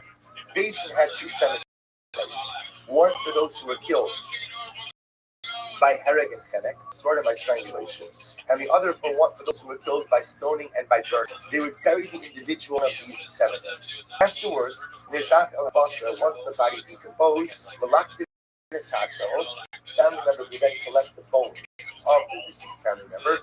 He told those of them, so we'll say the body had to be buried in one of the big cemeteries, and the body decomposed what's called bones, buried with bones in family plots. This is the last actually. Once the body decomposes, the person who was killed by basis, his kapara, his atonement is complete. Meaning his death is part of the atonement, the decomposition of his body is the other part of atonement, and therefore once the body decomposes, his kapara is complete, his yono, his degradation is complete, therefore they can take his bones and bury it in a family plot. This is amazing, get ready for this. Bakrovin, the relatives of the person who was killed by Bezin, they have to go out of their way to go ahead and inquire about the welfare, to give a shalom aleichem to the Dayanim and to the agents who were involved in the case that ultimately executed their loved one. Kilomar, she'im b'libinu aleichem, to show we have no kindness against you, right? We have absolutely no problems with you. Shedim emes b'tanta, because you adjudicated a proper case, you judged correctly. First of all, again, we'll discuss the halacha because that's exactly fanatic. The Rabbi said you do not observe Shiva for someone who is executed by death. However, about owning, the Rabbi said that we'll discuss what this means. Owning means, but you grieve. You're permitted to grieve for a loved one, even if they're executed by death. She'ein aninus elabarim, because grieving is only done in the heart. When they say lo hayim avim, means there were no mourning practices, no shiva, nothing like that. Aninus from here first to feeling grief in your heart. You can't legislate ultimately again how a person feels. Obviously, going to grieve for their loved one. We go to Rashi Kabash and the Vav of the days. Lo hayim avim aleim, they should behave these yonas kapar lahem. And only they feel about the aids that cover the hollow. Then kapar last the caption aninus elaboration. So we'll say part of the reason we'll discuss by the Kedara, but they didn't observe Shiva because that was part of the death of the person who was, and that's part of this incredible. All right, let's explain. Then I about even that by his Kalisha, get the pasuk where it says he sinned and he was stoned. I used to see Omer told him also about I would have said first the body is hung, and then only afterwards to the execution was skewed. In other words, I would have thought first, yeah, you. And then if he's not killed, then you kill him. It's stoning. Kederach Shamal. Apparently, this was the way that you covered the time. So you used to execute them, and if you didn't die for that, then they would stone you. Says you will be executed, you will have you. The reason also, first you execute the individual, the told me so. Then you go ahead and you take so you must how does this work? Russian also is how it was. This is amazing. They would lay the execution of a person right before sunset. Then they would go ahead and they would pass judgment, they would deliver the verdict. They would execute him right then and there. That's the previous right, there clearly was some level of time delay. Again, the base has skill over the days and you have to, so whatever it means. The point is they try to do everything late in the day. Let's see what it is. Also, the Akatak told them so they and then they hang the body. There was what's that? Co-share the Akatak. One person's body, right? One person hangs the body, one person unties the body. But hanging in order ultimately get the Kayin, the mitzvah of the Moshe, why do they do this right before Shkia? Right before sunset? Because remember again, once the sun sets, you can't body hang. So it appears that he would angrily for just a couple of months. On one hand, to fulfill the biblical obligation, on the other hand, to try to go ahead and minimize the desire to the deceased. So you start with the deceased. So he wants to start off on 8. The passage says that you will go ahead and hang the person upon the Talisa also ala 8. They will say that 8, the Pashtus, 8 can mean a lot of things. 8 can mean wood, but 8 can also mean what? Tree. So Shomea Hani Ein B'Talus Ren B'Chubar.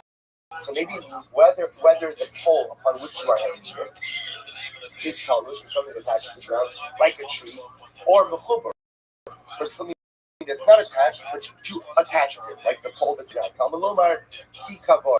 But then the pasuk says, the pasuk Ki Kavar Ki Koren. Remember, the way the passage reads is, Lo Salim Nidlaso Al Ha'id. Do not leave the body on the tree.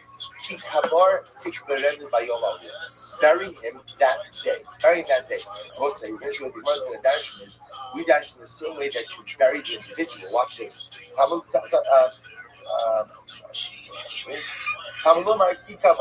So we'll say, maybe we're going to dash it. Not only do you bury the individual, but you have to bury the gene with which he was hung with him as well. Which makes sense. What did we say before? We learned in yesterday's daf that all of the implements of execution are buried along with the individual, right? In the Dalaramas of his grave. Even though he is not executed through hanging, but because that is part of the process of his execution, that beam or those 2 beams are buried along with him. Therefore, again, we learn that you hang him on something that is only missing buried. You also that if you were hanging him on a tree, that wouldn't work. Why? Because that's the Mechusar Pizza in Kibula. We first have to come down and then bury. So just therefore, you bury him upon something that can be simply taken out of the ground, but that's something that requires to be down. If you're hanging on something that is only missing Gura. So Yossi takes a step further. What do Yossi? How do you hang it? Take a beam and you lean it against the wall. What's the difference between Rabbi Yossi and the Chachamim? The Chachamim is saying you take a beam and you plunge it into the ground. Rabbi Yossi is saying no, that's too much of a process as well, because that requires you then after the hanging is complete to uproot the beam. Rabbi Yossi says the beam has to be immediately buriable, right after the act of hanging has taken place. But Rabbanan will say the act of taking the beam out of the ground is totally insignificant, and therefore again, they hold that you put the beam in the ground. Lomar, if they not that color, if they should be kind of mashalo. So let me give you a mashal. Ultimately, again, so why is it that we take the body down so quickly? And what does it mean to the last one? He said, Ishtei Achim Tu'um. This is to be compared to 2 brothers who are twins. Bigger Akash, and both of the brothers live in one tree. Echa Minu Nalach, Echa Yakoris, which will say one brother became king, and another brother became a robber. So what happened? actually what happened, one of the brothers, ultimately again the thief brother, was found guilty of a crime and therefore subsequently hung. Whoever sees the thief hanging, he looks exactly like who? He looks exactly like the king. So whoever walks by is going to say, "Oh, the king has been hanged." He said to Gemara, the king therefore commanded that the body be taken down. What's the yisod ultimately again of the mako? Actually, no, it's going to umin adam asi no shabbat. What's that's actually a very beautiful idea. Man is made in the image of HaKadosh Baruch Hu. So when man is hanging, kiviyachol, the ribbono, part of the ribbono is hanging as well. Therefore, it's a mitzvah d'oraisa. We do it, or we do it quickly. We take the body down immediately. Really, because the Gemara says. The Gemara goes like, I'm going to be mayor. My mashma. So mayor. So what's the here? I'm going to buy it. Kiman the Amar Kalma. So we'll say remember again. The Gemara over is quoting Rabbi Meir's statement, and Rabbi Meir said, the shah star when a person is in distress. Shina Moveres Kalani Meroshi Kalani means road. When you're making a drush on the word kilolas elokim. What does it mean? Kalani Meroshi Kalani means road. So what does that mean? Says Ramash Amrabaye Kilolas, like when it says kilolas means is not light. My head is not light. My body is not light, which is another way of saying it feels very heavy. My body feels very heavy. Which I must say, rush of distress. Amalei Rabba, Salo said, okay, Chavei Al-Roshi, Chavei Al-Roshi.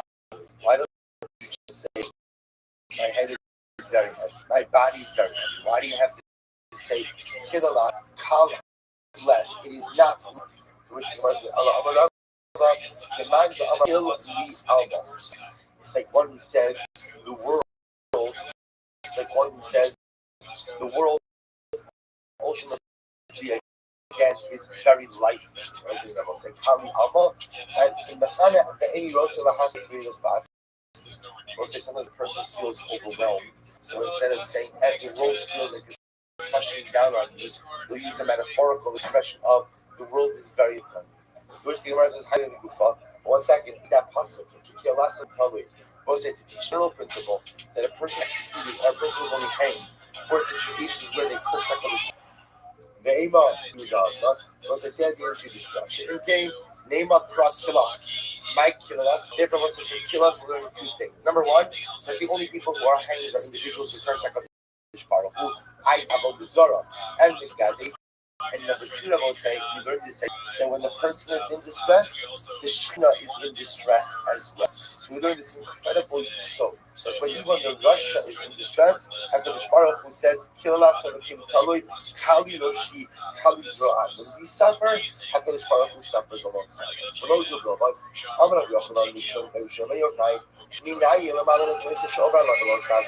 how do we know that if a person leaves his loved one unburied overnight? How do I know that we violently follow that again, that halacha is you have to bury her.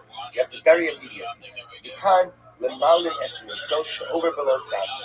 From here we learn that what? That if one goes ahead and leaves his loved one unburied overnight, then ultimately again he is in violation of a low sasa. You can have another verse of this exchange. I'm going to be open on the show. Lemon is more than 39. We'll say others have a different version of this exchange. And in this exchange, you're asking the question: from where do we see a scriptural allusion to the idea that we bury dead people? How do we know that a dead person is supposed to, that a person who dies is supposed to be buried in the earth? Where do we see that concept?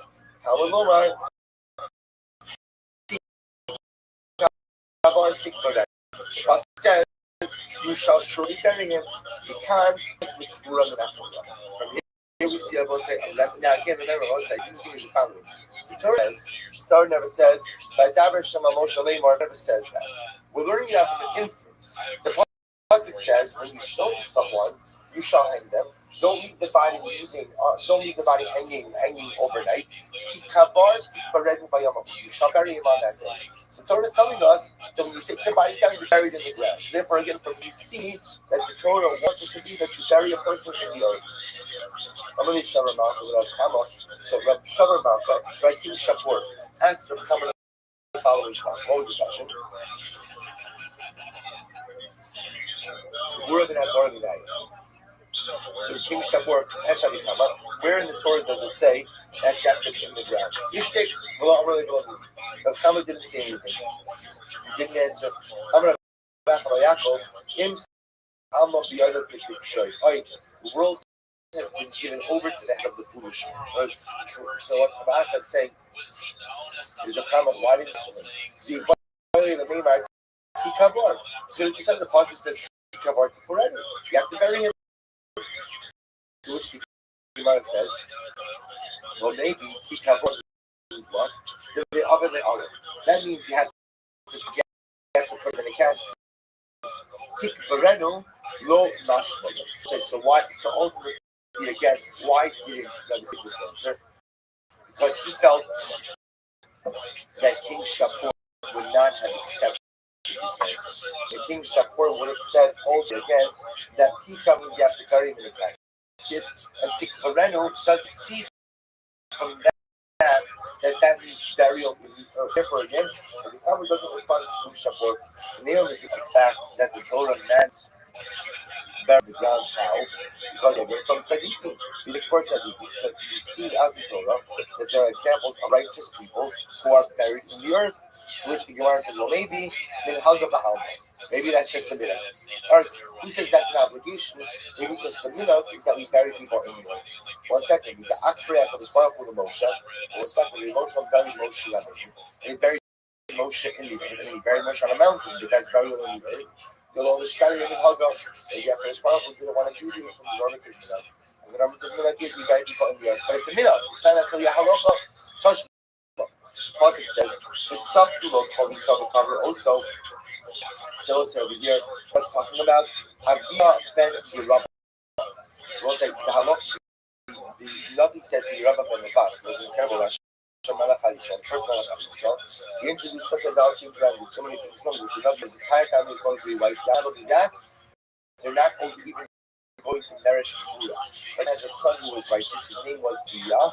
And Aviyah by the Rabbi Achia. So there's Aviyah who is son of Rabbi, and Achia Shiloni who is the Rabbi. And here Shiloni says that Aviyah, because he was the tzaddik, will be utilized and properly buried. So now he tells him to be buried in the ground. So you see him buried on the ground. Which the Gemara says, so lo yishkani in Hagar. Maybe that's just that's the middle. He's giving the bracha, and it should be buried. So lo yisaptu, lo yikperu. So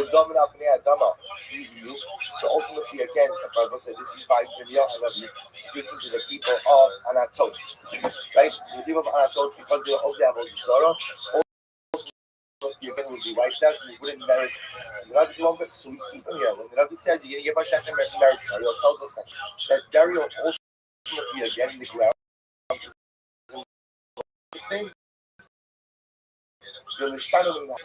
He's saying that ultimately they won't be buried in accordance with the middle. You probably were supposed to the idea that was good when driving out over here. Now, the Gemara gives a bunch of examples of people who were buried in Medina. The fact that people are buried tells us that what? That the Hava is, you bury people in the Gemara says, no, maybe not. Maybe all that's saying is that's the middle. That's the middle. The middle is going to be the black dafka that you can see a rhino that there's an obligation to bury people in the ground. So let's just do one more line and we'll stop it for today.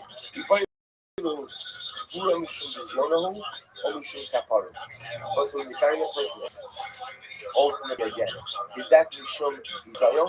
In other words, if you look at Rashi, actually, Mishum Zion, so he's Bazala in Kol Shiru, makes the Yakov in the club, that also here Zion, to the deceased and to his family, the body would just sit unburied and would decompose in plain sight. Omishum Kapara. Or is the act of burial considered to be a kapara for the deceased? So the Gemara says, now again, how is burial a kapara? Rashi says, if you have the kapara ba'akmanazu, shemoridim mashkir also b'tachtis. Listen, the greatest sin that sometimes a person contends with in this world is gaiva, is arrogance. So maybe when you're mechaber for a person's arrogance during his lifetime is hell, we bury him deep in the ground. So once you hear the shaila, is burial out hakara for the deceased, or is burial out desire for the loved ones? So much Rabbi happening. What's happening? The Amar. Let's say a person leaves in his will. I don't want to be buried. I love my bed. Just leave me on my bed, right? I don't bury me. It's orthopedic, Zach, leave. I want to stay there. Don't go ahead and bury me. So what's our look on this?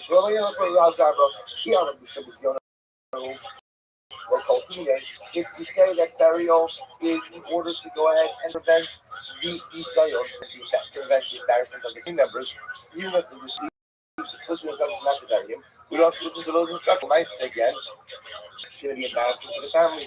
The Amet Mishun Kapara, if you say ultimately again Mishun Kapara, Ha'amar Kapara. Person has the right to say, I don't want the kapara. So what's the Henry Paskin? So again, we'll see with the Kashma, with the Ikport Tzaddik. So we'll say, you see the fact that righteous people are buried. The Avadishon Kapara, Tzaddik Kila Kapara. And if you want to say it's not Kapara, the righteous people need Kapara. So the answer is no. Which was, of course, in the Tzid, it's Adam in Tzaddik Baruch Asher Ya'as Tov Olo Ya'achaka. Ultimately, I can say there is no such thing as being the most righteous of people who hasn't committed an Avera and therefore doesn't need Kapara. So look, and we ultimately again is burial really serves both these purposes. Burial serves as a kapara, but burial is also there in order for the family. And therefore, even if a person eats sava'a in his will, that he did not want buried, we ignore that sava'a because even though he has certain rights regarding himself, he doesn't have the right to go ahead and want his family embarrassment. Therefore, we will bury him. Now, we have to understand, we are still left with our question, which is what? Where do we know that there's an obligation to bury? See now that there's a minhag to bury. That's the minhag olam. But where do we see an obligation to bury in the ground? And then we continue tomorrow.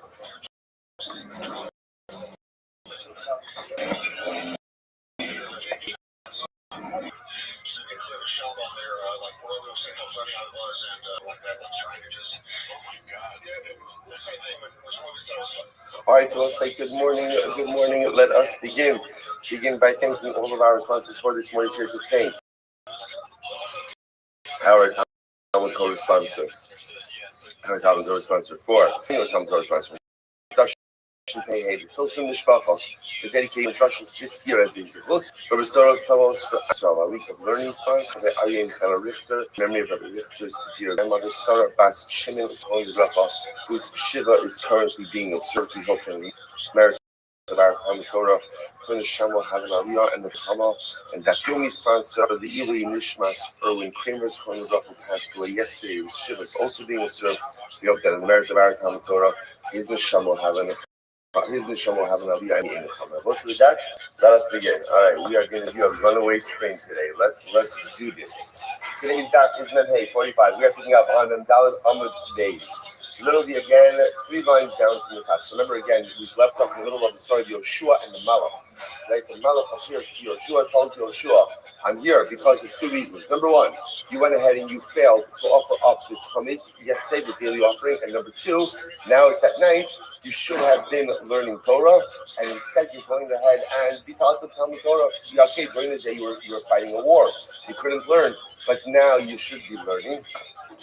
Now you should be learning. And again, and Yeshua says, so from which one did you come?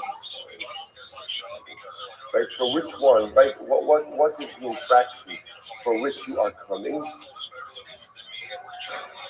To which the Gemara says, Amalei Atabasi. I came now to the Talmud Torah.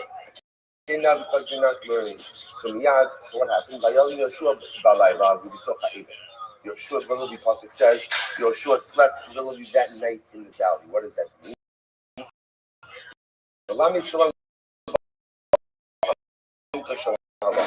He slept in the valley of Halachevra take out the Svarim, Kara take out the Gemara, the third now the Malach is here because everybody lets you work. I'm going to be open. So I want to walk back from Yom Kara comes, what do you see from there? You see that Torah is greater than the offering of Torah. What a profound statement. Learning Torah is even greater. What does that mean? It means that there's a course that one of crucial learning Torah is even greater than offering kabbalah. Which, by the way, just on a basic level, makes so much sense. Remember, offering up kabbalah is something that someone else does for me. It's true, I have a feeling it's important, right? But when I say I'm not active, Torah is something that I actively engage in. Also, really just a Gemara, we have the opportunity to engage in something that's even greater than the offering of kabbalah.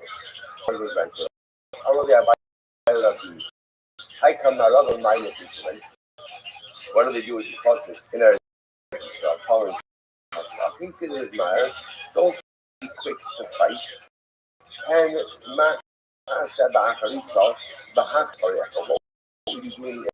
and when your friend humiliates you, have an argument with your friend. The sold answer out, don't reveal the secrets of the others. What does it mean? The Shach was upset with Rabbi Israel. He said, go and say the following thing to Rabbi Israel. Go and tell them, Avicha ha'amori v'inecha chifis. So it's really pretty intense over here. Go and tell them, your father is a Hittite. It's a reference to the fact that Sarah came from foundations. Hashem is like obsessed with Klal Yisrael. You're right, your father is a Hittite and your mother is an Amorite. Rashi points out this was the Malach Gabriel. The Malach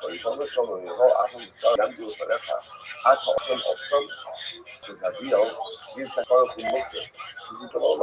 If Abraham were here, would you say this? Right? Would you go ahead and think about them? You go ahead and embarrass them? Rivka, it's so bad that was solid. So Gabriel really says this passage to Hashem. Listen, fight with whoever you need to fight to. Fight with, but don't reveal the secrets of others. The need is very because we don't have the right to speak to HaKadosh Baruch Hu in this way. So Moshe said, yeah, don't reveal everything. Shalosh Shemos Yeshlo. Gabriel has 3 names. Skin, Itman, and Sigro. Skin, Shabosid Far Taganala. Christian, because again, literally he measures his words, but in other words, that he's Itman, Sha'otim Avalos Sheisrael. Itman is that he shuts out the others of Kavdal. Sigro, Devashe Saga, Shogashuk in a Bokia. Once Gabriel says the conversation is over, the conversation is over. Incredible. So the answer is Hayalo, Shachalo Bashar, Amar Rabalazra, the owner closer to this passage is from Eov. This passage is from Eov. Now, literally translated over here, what's happened is Eov's friends, there's this interesting conversation after Eov is suffering. So there's all these interesting conversations between Eov and his friends, where his friends are trying to figure out the root of his suffering, right? Why is he suffering so much? So they say to Eov, had you gotten, which saved this calamity. The only Yakton Filo Sarah. Most of the profound Gemara.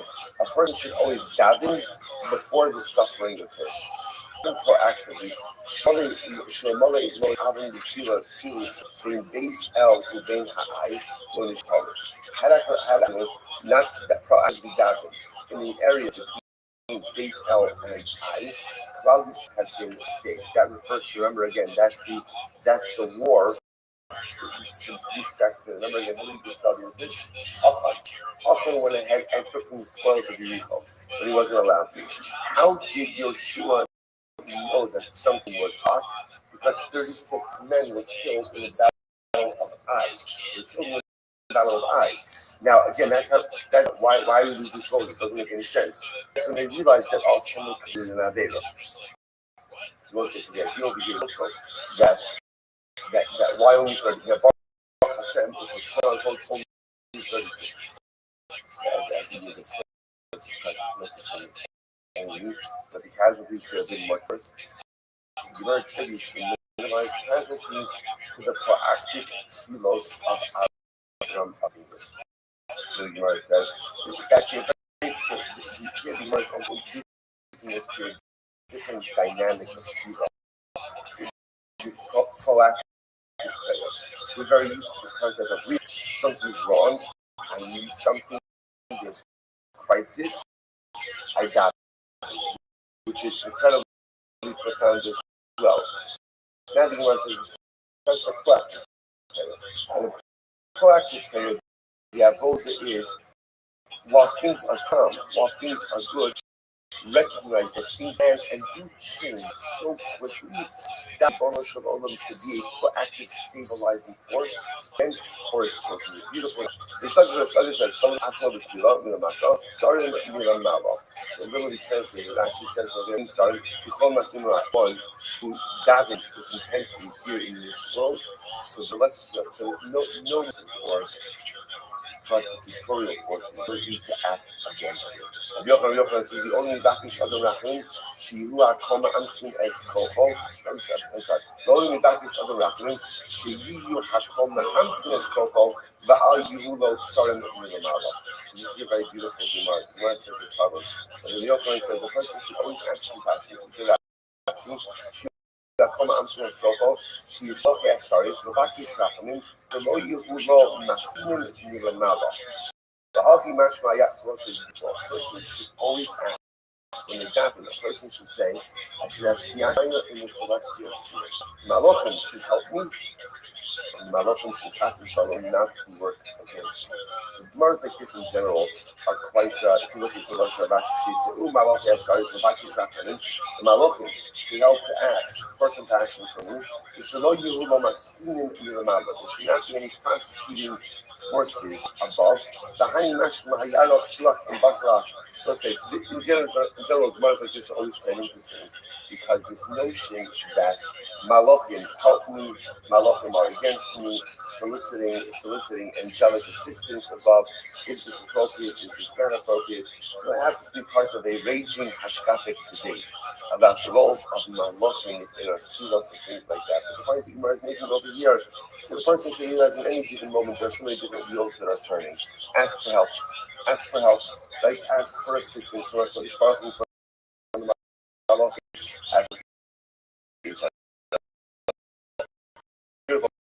Minayim should keep her low. Okay, so again, the Gemara responds. Minayim should keep her low. We know that vidui works. When a person does vidui, a person comes to Aderis. That vidui itself has a curative effect on the Shneimar. Ayamar Yeshua, Ma'achar Yakifa, Ma'achar Yakifa. So again, by Achar. So Yeshua says to Achar, you uprooted us today, Hashem will uproot you. Hashem will uproot. Just as you have uprooted us, Hashem will uproot you today. The Gemara says that. The Gemara says Hayom has so Hashem was telling today you will be uprooted. In this world you will be punished. For in the next world, Sid is an examining the Islam that the aim of the Darba Kulam Kalisha. My Kulam. All five of these individuals have a portion of the world to come. Sid is in me. Sid Achon. So it says the name of the person is in me and Achon. Now the Shmuel Chadam Achon.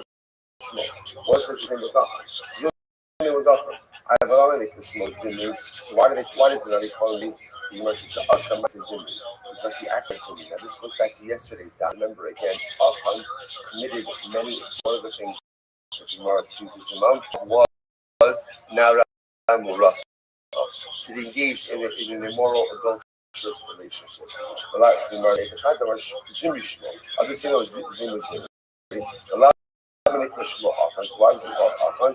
Shal Yisrael. Ultimately, again, because he caused the sins to wrap around like a snake. His sin ultimately enveloped all of Christ. Incredible. So I'll say, so again, power of video, just to highlight, the Rambam brings down, Rambam Hilchos Tshuva Aleph. The Rambam says, Ish Yaseh Tshuva v'Yashav Nechato Chayiv L'Hisvados. The first step in Tshuva is legally is key. Why is that the first step in Tshuva? The Gifter is a Tshuva first. The Chazal Tshuva, the beautiful Tshuva, the Tshuva, the Guru Tshuva. And we like to make very simple. It's very simple. Because at the end of the day, before you confess it, it's not real. Yeah, I commit now, I don't confess it. It lives in my mind. And again, what happens over time is I'm able to somehow justify it. I'm able to justify it. I'm able to go ahead and kind of rework it, remake it, retool it in my mind. And it depends how good you are. Sometimes I can justify it. If I'm really good, I can even make it into a mitzvah.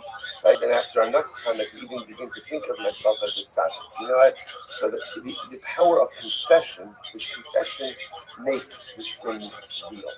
I acknowledge the fact that I did something wrong. I acknowledge the fact that I broke something significant inside of me. If I acknowledge it and I make it real, then I have the opportunity to fix it. If I don't do those things, I'm just never going to end up really fixing it. That's the power of Hebrew. So therefore, just the confession itself has a real ability effect, right? Isn't that interesting? The Gemara over here is talking about the idea that Hebrew is mechaber. So if you think that confession atones, how does that make any sense? If I confess it, I didn't do anything, right? I just confessed it. It's not like I did anything else. It's not like I changed my life. It's not like I retooled the way that I live. Like, I don't know, what do you see? The act having enough personal courage to be able to take a step back and say, I did something wrong. And own it, that by itself is a huge and incredible step in personal growth. Even if I don't do anything, in other words, even if there's no action, that there has to be follow-up. But even for argument's sake, there's no more follow-up, that is still tremendous. Incredible demand. All right, let's go back to it. In Eno Yochel Miskados, we use all of those. I do not class this. Let's remember again. So the Gemara said, let's remember again, the end of the Mishnah was talking about this idea. So what happens if a person doesn't know how to do Hebrew? Person doesn't know how to do Hebrew. So what happens? Let's call it. The person should just say, "Pasi kapara," right? Like that should be a kapara. And it off. The Mishnah and off. Rabbi Yehuda says, if Reuben, calling Reuben, right? Reuben's adding that the extra. If Reuben knows that he is innocent, so Reuben could say, my death should be a kapara for all of my averos, except for this avera. They didn't do it. So then comes the back to Yehuda, if that's the case, everyone's going to that. Everyone's going to say that. Why? Right? Because every defendant is innocent. Every defendant is innocent. He says the Gemara. He says the Gemara. Good. Do you not cross this? Who cares? Let everybody say it. Let everybody. What does it matter to us? So let guilty person bring that out. Say, my death should be a kapara every day except this one, because I didn't do it. So what? What does it matter if you said it? Because it doesn't look right. Right? At a certain point, it looks like you're testing the spiritual and judicial abilities of Beis Din, right? Because at the end of the day, I think the optics are changed. So I'm eating as well. I was listening to this. Nice about shit. It was once a guy who was being led to this. Amar, in the history of Ozello, came such a statement this guy made. He's not executed. And he makes the following statement. If I committed this idol for which I'm being executed, my death should not be for any of my others. Then ain't the other death. But if I don't have this avera, then ultimately allow my death to be an atonement for all of my others. Let's see this. If I did this avera, my death should atone for nothing. If I didn't do this avera, my death should atone for everything. Basically, and again, and listen to this. This guy says, you know what? I hereby, Payson just did their best. I don't hold them culpable for my death. However, even most of the witnesses should never be forgiven. Because again, what the guy's saying is like, obviously the guy clearly what he was. He's doing two things. Number one, he's saying, if I committed this Avera, my death should atone for nothing. If I did commit this Avera, my death should atone for everything. Number one.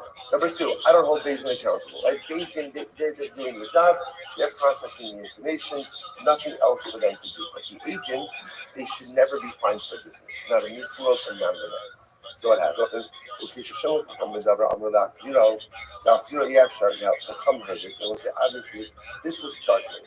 This was very startling, right? Because the guy was literally willing to go ahead and say that if he committed this avera, his death should not be a kapara. Very startling.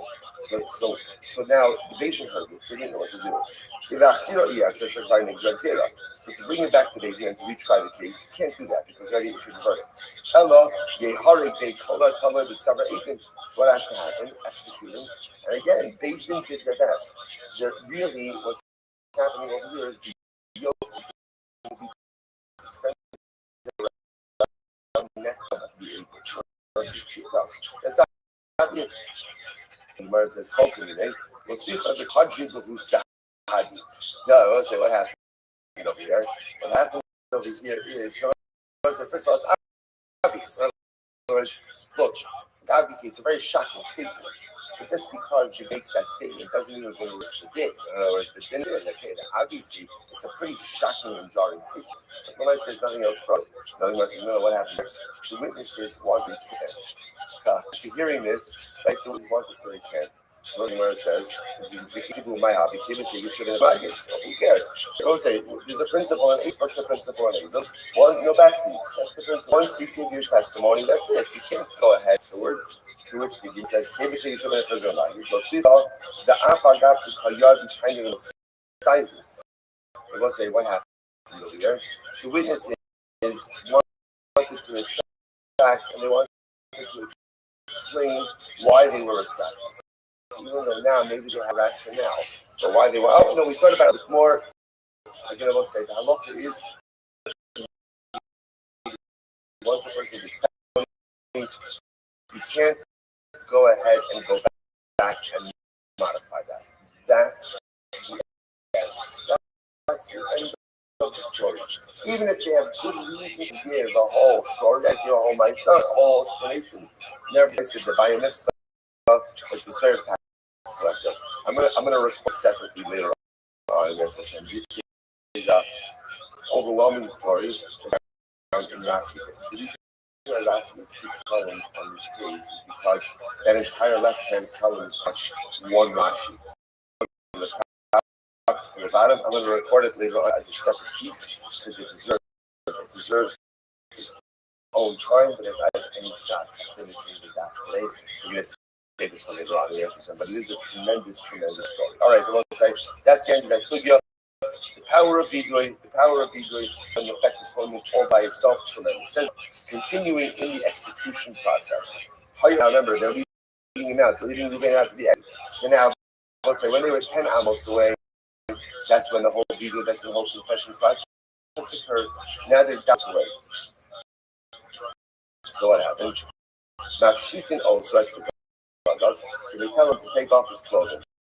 So the Gemara says, now the reason they're doing that is because, remember, a person who's unclothed is killed fast as a result of stoning. That's what we're going to do. This is not a degradation. This is just the opposite. This is like the execution.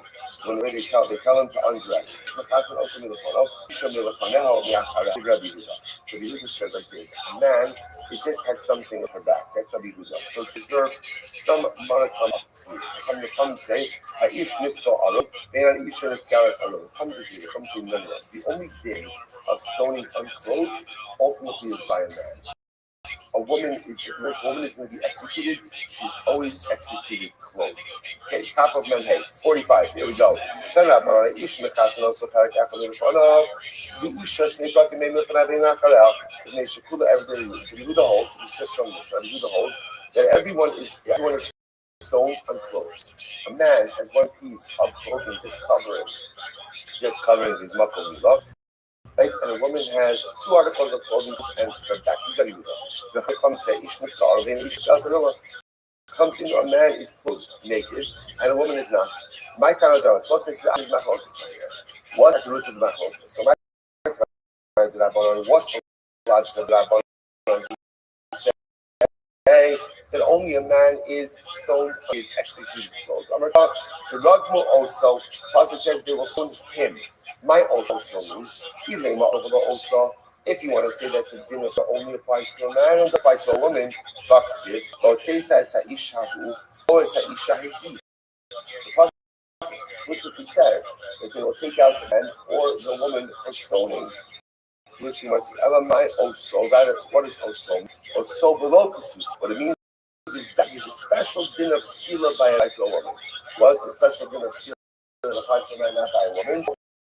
Again, clothing that by a man is stoned unclothed and a woman is stoned unclothed. I Mara says also below kasus.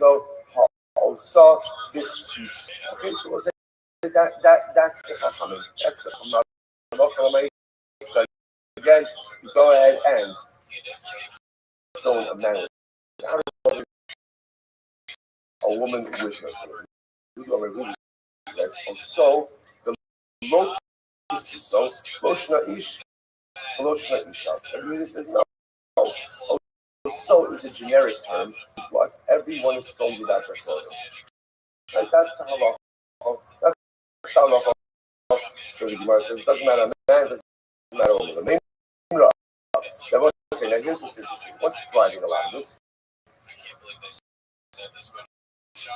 The main Gemara says is this to imply that Rabbanan Chayshir Hula, Rabbi Huda lo Chayshir Hula. And God said, and here's what's interesting. Even though what's happening is Rabbanan and Rabbi Huda dash right, literally again, it's just how you're dashing in the process. Maybe there's something deeper over here. Maybe like the Chachamim are concerned, ultimately again, the Chachamim are concerned that if you go out, especially by a woman, and stone her unclothed, there are other people present. So maybe again, seeing a woman unclothed, go ahead and awaken certain appropriate desires within a man. And therefore, that's what our Rabbi Huda who is concerned for that. Sorry. Rabban who are concerned for that, therefore say when it's always stoned, is always clothed. Right? And Huda seems not to be clothed. Is that what's the yet we learned actually the opposite. What we just the opposite. This is by Soto. This is not. The coin of this was known again. Soto is only this. She's brought before the coin. Is the entire mixture of waters. So we go ahead and give her to drink. We give her to drink. Coin rips her clothing. Her clothing. The Quran says the coin opens the gadal. Rips her clothing. In nikru nikru, they tear nifru. Actually, Megala asliba basos rasara. Her heart is exposed, and they undo her hair. Whereas if her hair is braided, they undo the braids of her hair. But the Hebrew believe this, say that's not common. Now, interestingly enough, what that means is, in the social process, it is possible that a woman will be in some state of being unclothed, some state, and yet the Rabbanan allow it. Rabbi Huda says, in Haya Liba Noah, Lo Haya Medalim. So Rabbi Huda says, if she was an attractive woman, we don't do this. We don't do this. Then Haya Shara Noah, Lo Haya. So, and ultimately, again, if her hair was attractive, we also don't undo it. So the Gemara says, somebody's speaking here. So the Gemara says, it sounds like over here that Yudah is the one who is kosher. Ultimately, again, that if a man sees this sota in some state of being unclothed, it's going to awaken desire within him. Right? And the Rabbanon seem not to be concerned for that. So that directly contradicts what we just said over there in our sugya. Right? Because in our sugya, the Rabbanon are saying a woman is always with her clothing on. And Rabbi Huda holds that no, she's in a partial state of being unclothed. So what's going on? So Rabbi says, no. The time of Shema takes in the days to Zakah, these Kahuna. Halcha on the Katla.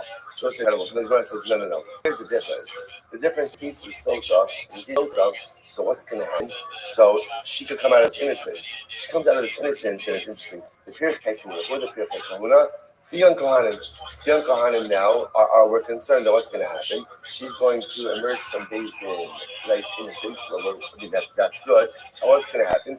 The Pirkei Kahuna are going try to pursue her. And she comes out innocent. What he plans for tonight, it's not that. So, I mean, not good also, so she's a soda, right? So that's something working out well. And so the nice, again, so because ultimately, again, she could be found innocent, leaving the basin, we're concerned about potential morality if they saw her in its partial state of being. Here, in our Mishnah, it's not only going to be executed. So there's no concern about that. So you might say, if he came up, Asil Iskaluyi Ba'achara, so it's incredible. Maybe you should be concerned by Skila, because if you see a woman in a partial being unclothed, so okay, fine. So that nothing's happening with this woman. She should not be executed. Maybe you'll awaken within them a desire to do immoral with other women, or just the moral things in general.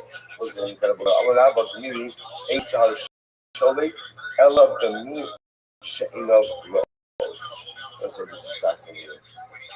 Rabbi says we have a tradition. What's the tradition?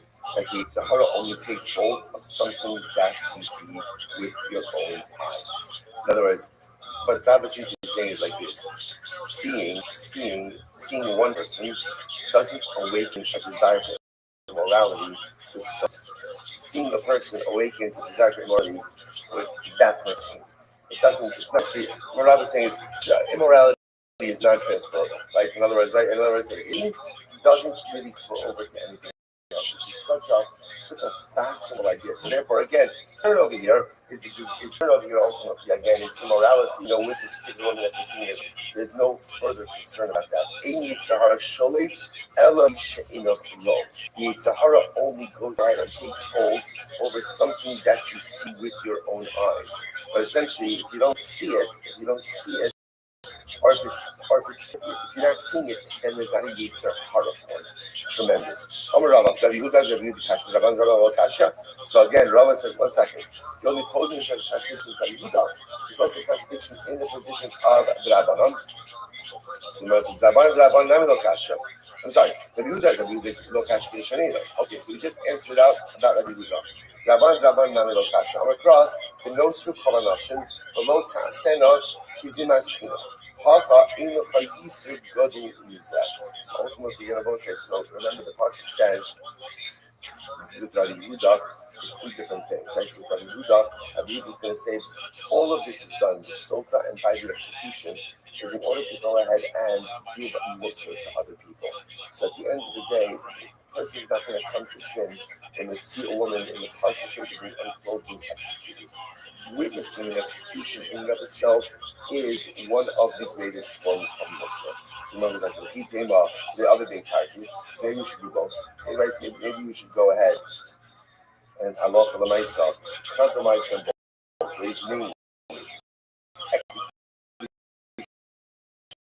and also they simply being unclothed.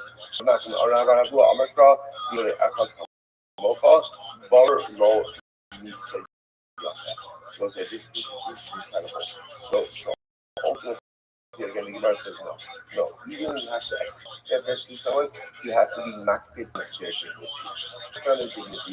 So I say, isn't this incredible? The halfway Achad Kamocha. So how does this manifest itself? Even still, what do you saying? If you're executing someone about saying, no, if you're executing someone, what does that usually say about the person? Not good. Right? Not good. Right? Good people don't get into those kinds, right? A lot of situations in life that even good people get into. Generally, if you're being led out to the base of skila, you're not a good person. Precautions. You've done something that is deserving of execution. And again, remember, we've seen also the basin's been advocating for you. The system is advocating for you. Yet no one can exonerate you. It pretty much means you're probably not a good guy. So it probably means. Even for the Jew who's not a good guy, there's a halacha. What's the halacha? I have an obligation to love you like I love myself. Not manifest. How does it manifest? What does manifest is minimize the pain and suffering, or minimize the death qualification that such a person needs to have in his execution. So again, in this case it'll be according to the Rabbanon, for a woman, we're not going to execute her unclothed. That's what it means. Or for a man, we're going to execute him unclothed, but we're still going to cover the area of his heel. In other words, we're going to preserve his dignity, again, to a degree. Even though such a person has engaged in such behaviors, we're still going to go ahead and so let's say, if there's a mitzvah of the person who is liable to a death penalty, how much we have to love each other as well. Also, we get into such divisiveness, we get into such strife and such negativity within colleagues over what? Over hashkafic differences. We'll say at the end of the day, there is a profound obligation that we have to love the person who is being led out to be executed. How much I have to love the Jew, no matter how different he or she is than me. Incredible Gemara. So Gemara Salema Rav Nachman Tanaiki, maybe Rav Nachman's statement ultimately is Machlokes Tanoim below. The Kol Alma is Rav Nachman. Everyone agrees with Rav Nachman. Everyone agrees. So we'll say, what are they arguing about? Mar Sabar Bizori the Inish Adifamei Tfei Ninecha de Gufei, or Mar Sabar Necha de Gufei Adif Medicians. So we'll say, this is actually very profound. Mar like this, everyone agrees with that. Namely, you have to find when you have to execute someone, do so in a way which preserves their dignity. Let's say, here's the shayla. What do people care about more? Do you care about physical pain? Right, in order to give a person a trade-off between preserving their dignity and suffering less. Which one will people choose? So people choose preservation of dignity with more physical or less physical pain, minimizing of their own.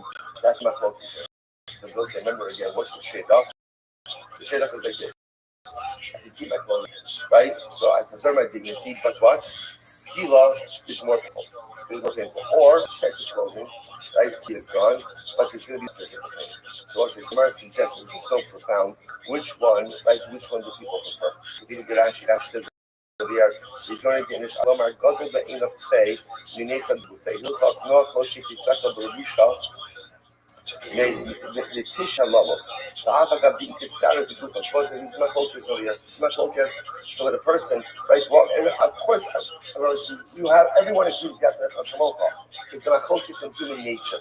Which is such a fascinating focus. You see from here, by the way, how important it is to never compromise the dignity of another person. Because sometimes I'd rather keep my dignity and suffer pain rather than lose my dignity and be a little bit more comfortable. It is such an incredible use. So there's so many halachos over here, not just of how to execute people, but how to treat people when they're alive. You have to you have to love and give no matter what. They disagree with you, they agree with you. You have to find a way to accept and to love every Jew, even if you vehemently disagree with them. Number one. Number two, this is why we have to be so careful about how we treat the dignity of another.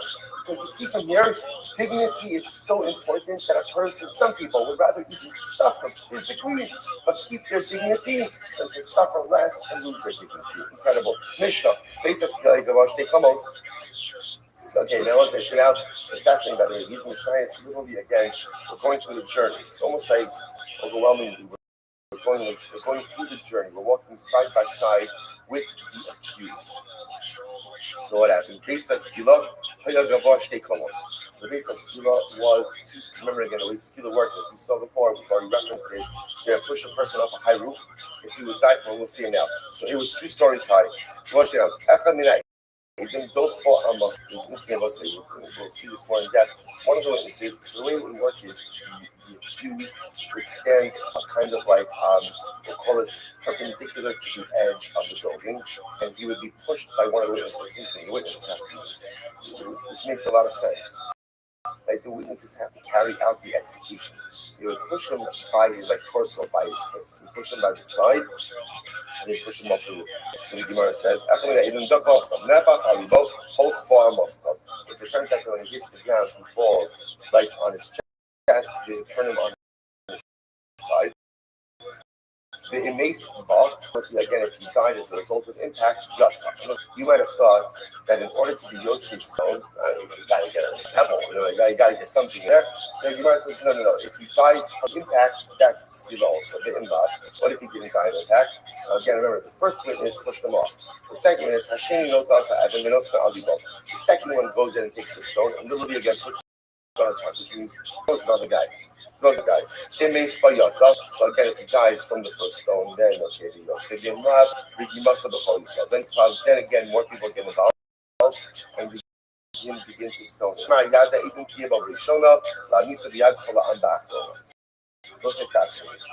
the Gemara, remember now, it's through the base of Stila 3 stories high, plus remember again, a person also stands at a certain height, means that he's falling also from a larger height. One second. We buy in a fully high, with a tall structure. So after all,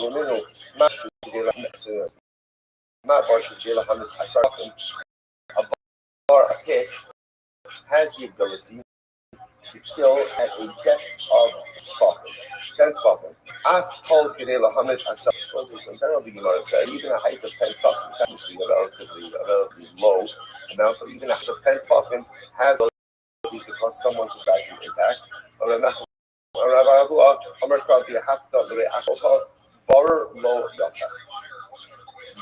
You're right. You won't, and you're just going to get very badly hurt.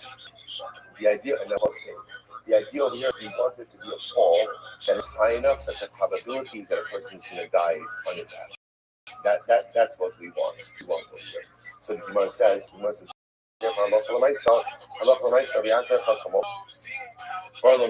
kill him in a way that minimizes the thing. So the Gemara says, if that's the case, so put him on a 10-story building.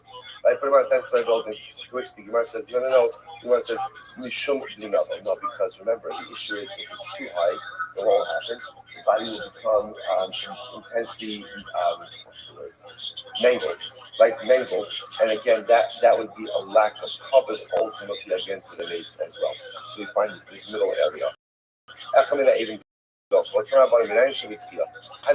that the accused, not accused, that the guilty party is pushed off the building? As it says, pushed off. I know this. How do we know that it's both pushing and stoning? How do we know that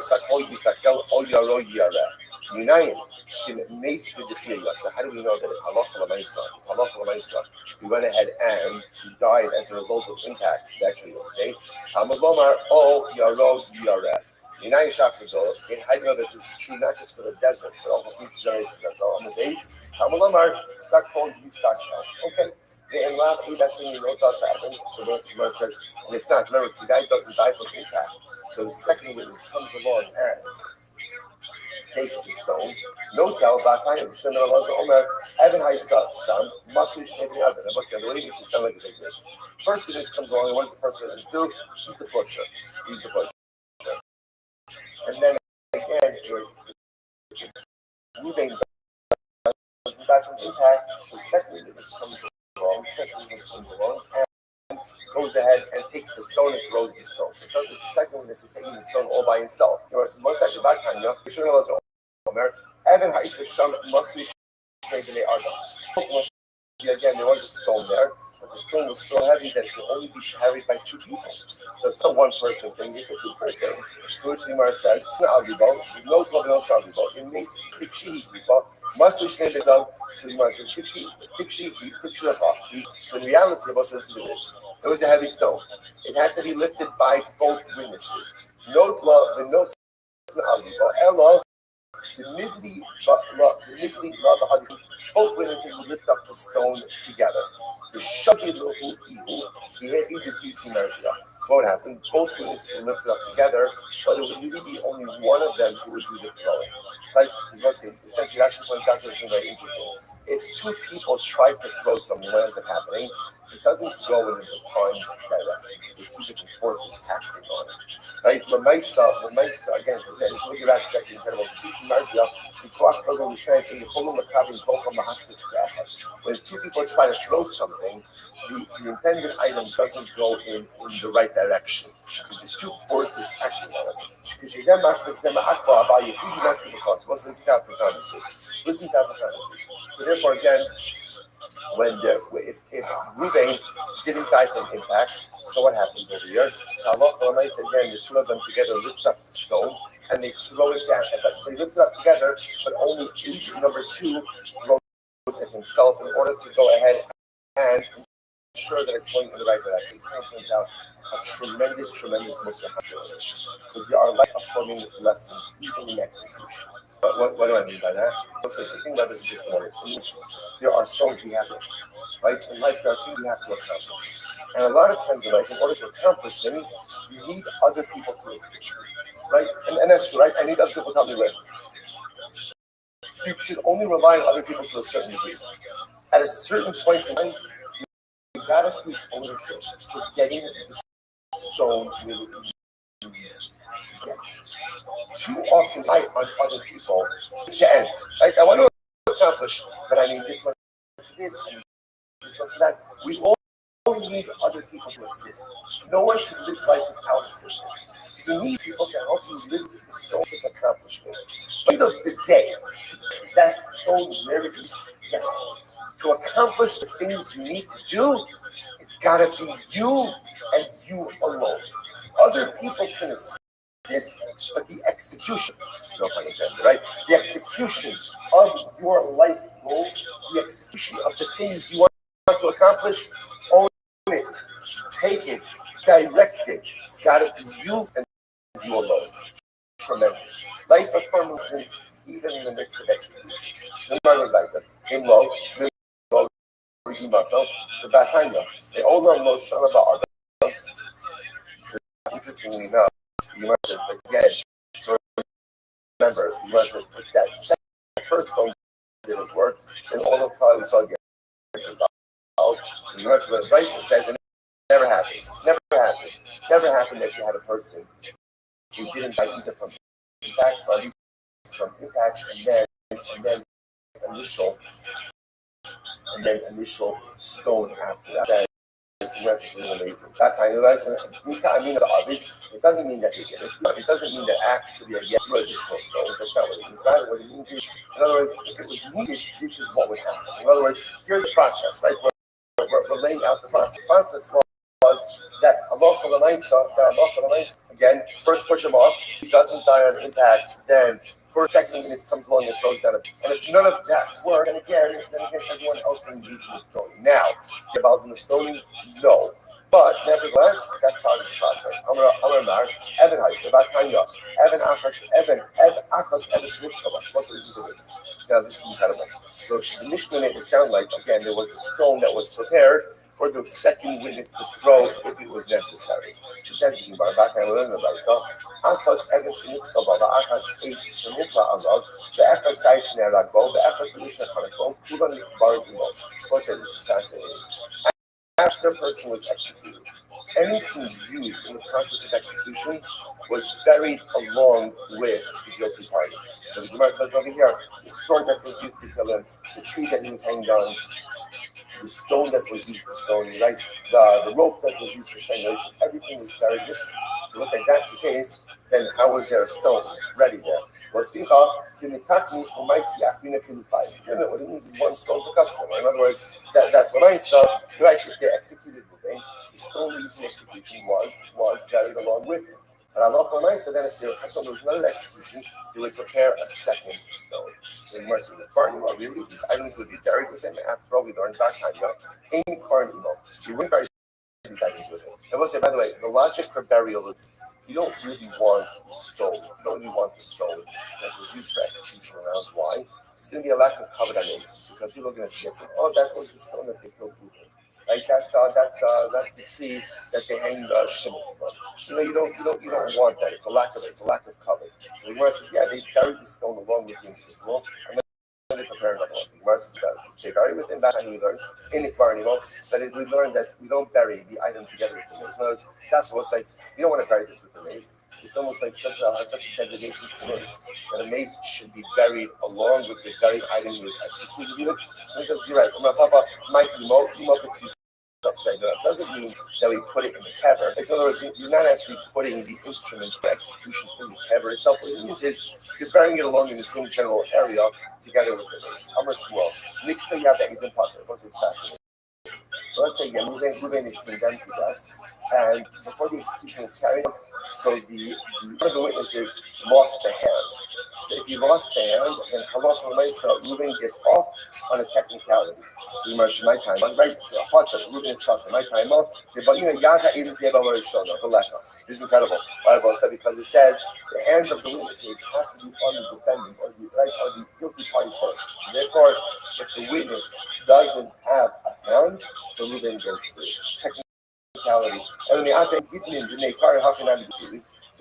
case. It's that people without hands can't be witnesses. In other words, if somebody's an amputee, doesn't have hands, so he can't go ahead and testify in a capital case.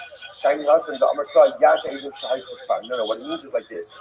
It's about witnesses who did have hands at the beginning of the proceedings, and they found him guilty. So again, if they lost their hands, execution was carried out, then the accused or the guilty party gets off on a technicality. But if they didn't have hands from the beginning, the testimony is he wants to say, come up with you, Stein, you know, he was doing the 20. How is it hard? Here's the problem. What about the following situation? Witnesses show up in another basin, right? Witnesses. Witnesses show up and they testify about the following. We are here to testify that in so-and-so basin, Ruben guilty of killing Shimon, and so-and-so were his witnesses. So they're showing up in Bezdin, talking about Ruben being found guilty in a different Bezdin, and ultimately again, and so were the witnesses. Now, listen, interestingly enough, however, based on what we just said, the witnesses have to be the ones who go ahead and carry out the execution. They have to have the hands counted. In this case, Ruben is going to be condemned based on testimony about different testimony that occurred in a different Bezdin. Which was but had the hang ate them. Shmuel said, no, actually, we're talking about over here. It goes back instead of that go up. So they're asking the legal witnesses to testify that Ruben was guilty. And me, but also, only what my party did. Okay, now here's what's interesting about this entire discussion. What's fascinating about this is this is quite a literal interpretation of the suit, right? You want to say the Yad Ha'id and Kiev literally means that what? The witnesses, their hands have to be on him first.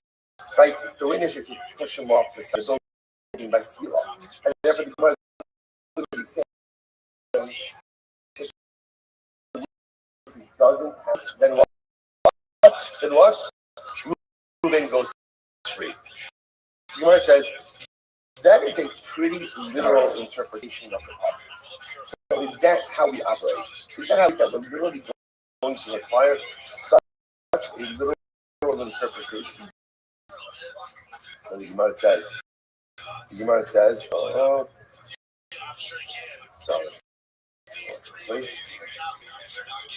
anybody in a cross, most you must go careful. In the other misak shulabah. Now I only know that you have to execute in the particular execution. That's the highlights, right?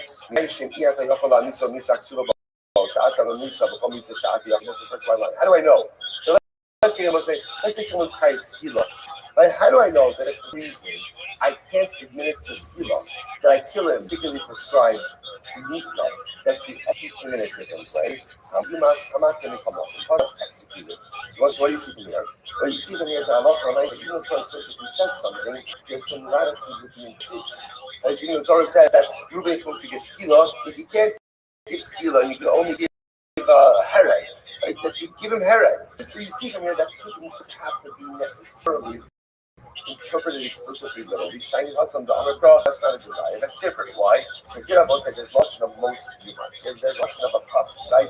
And the lashon of the pasuk ultimately is most must, which is a more general statement. The ligma mine. So why don't you go and learn after this? Well, let this be the paradigm. Let this be the paradigm. That even the Torah says explicitly, it doesn't. Explicitly, it doesn't necessarily have to be understood in a very narrow way. Right? That's the Avo. Those who says the Gemara. Ligmar Minay. There should not be Rothschild, the Gol Adam, takes you in a bike. Because in reality, Rothschild and Gol Adam, both say are both now. We can see about Rothschild and Gol Adam. We're going to see. These are both cases where the Torah hands down a very specific punishment, but then the Torah also gives you latitude in the implementation of that punishment. I will say now, just pause for a second. What's Shnei Ksuvah Rabbi Gavin? Shnei Ksuvah Rabbi is very important. I won't call it accidentally, but I'm leaving with this, which is as follows. When the Torah says something once, right, that means that once. When the Torah says the same thing twice, what is that coming to tell you? That these two situations are linked to the rule. So watch this. And the first thing about a bike after therefore, whenever the Torah says the same principle twice, that is situated.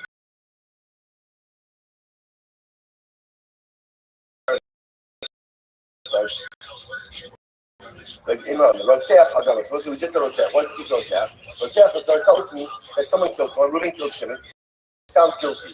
What's the halacha? We have to skila. What if we can't give skila? What if we can't give skila? Kill him however you kill him. Kill him however you kill him. Right? The Gemara says, "Gola dam shkisla dam ayisa." Gola dam yamisa shalzia. Mitzvah v'gola dam. Right? Reuben kills Shimon accident. The shogun. What is the punishment for accidental murder? What's the punishment? Gola dam. You go to Galus. By the using of your blood. Who is the avenger of blood? Like, who is that? That's a relative who was killed. So the Gemara says, how do we know? How do we know that, let's say, again, Shimon doesn't have relatives, so therefore there's no Gol Adam? Beis Din appoints a Gol Adam. It's so interesting to see, like, who appoints that job, right? Beis Din goes ahead and appoints a Gol Adam. What do you see from here? The Torah says, it's Dafka the Gol Adam, who goes and executes, who's a relative, yet there's no relative, Beis Din appoints us. So what do you see in these two cases? Even though the pasuk explicitly says something, we nevertheless what? We interpret it to be not necessarily literal. So Torah says the person who kills someone else is killed by skila. Okay, if you can't do skila, do something else. A person who kills accidentally is liable to get to have Gol Adam. But if there's no Gol Adam, then what? So these are two instances where we don't interpret the pasuk literally. So we'll say, therefore, two instances, two literal interpretation, but because it's stated twice, therefore that means what? These are the exceptions and not the rule. But everywhere else, what is the rule? What is the rule? Literal interpretation. Literal understanding. Once it comes full circle, we now understand that what? Who pushes the guilty party off the risk? Who does it? The witnesses. And therefore, if between the verdict and one of the witnesses becomes an ambiguity his hands, then what's the halacha? Reuven goes free on a technicality. He goes free on a technicality. Incredible. So says the Gemara,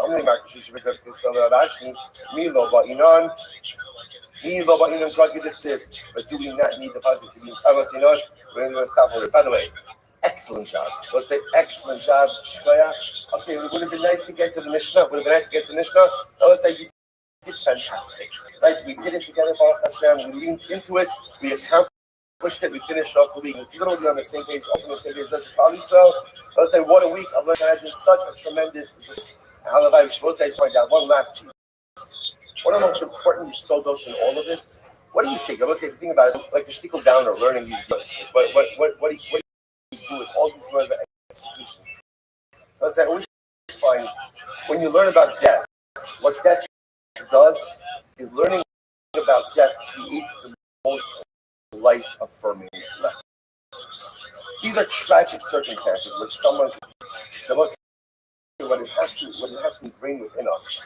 If we're here, if we're living, if we're breathing, Baruch Hashem, we are not Baruch Hashem subject to these running, then it means we got to accomplish. We gotta do every breath we have. This gift from the Ribono Shel Olam, and it's just these over the next. I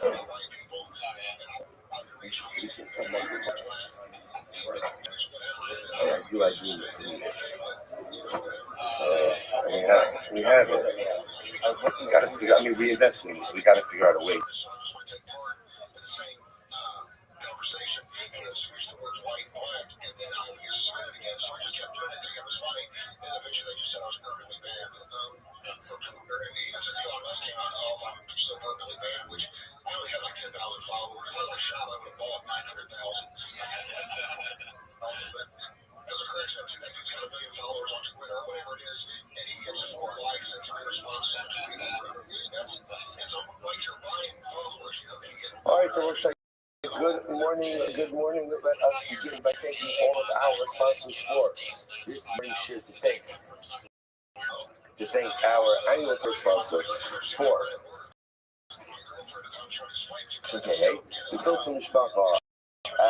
We also talk about the schools from Stavros for all of Am Yisrael. How are you to see that Bachman is kind? The Karov. Our week of learning sponsors. Are you in Character Nari Rabbi Richter's dear grandmother, son Shimon who passed away earlier this week. I'm sorry, I'm responsible for the son's becoming Mishpacha for dedicating Shimon justice in memory of Amit Ben David Levi Zichron Bracha Itai Rabbi killed fighting in Gaza on the first night of Hanukkah. Our only sponsors for today, Elio and Dwar Ramifar, in memory of Elio's grandfather, Nisan Ben Abraham Zichron Bracha, and honor of their son Yehuda on his 11th birthday. We thank God for the release of the more hostages today, and we hope to see all of our hostages come home with Shalom and the Karov. Wasn't that? Let us we have a lot to do today. Couldn't call this everyone. Incredible ahead of us. We are picking up today's daf is Mem Daled 44. We are actually picking up the Res Hashem on Mem Gimel on the days is 43b at the Mishnah. Really beautiful Gemara. When the convicted individual, right? So again, remember, following the wrong direction, Reuben was accused of Shimon. Reuben has been found guilty by David. So when Reuben was when he was to take Amos away from the Beis Haskila, from the execution, only low, they would say to him, his father, commit vidui, right? Recite vidui. She can get a call because again, there's the death of people who are being put to death by being to recite vidui to confess. Because even though again, death itself is a kapara, is an atonement, nevertheless, the act of reciting vidui prior to the execution is in and of itself a profound form of atonement. So Gemara says, because anyone who does vidui before he dies, needs to know the has portion in the world to come. Now, who is Achan? So this a little bit.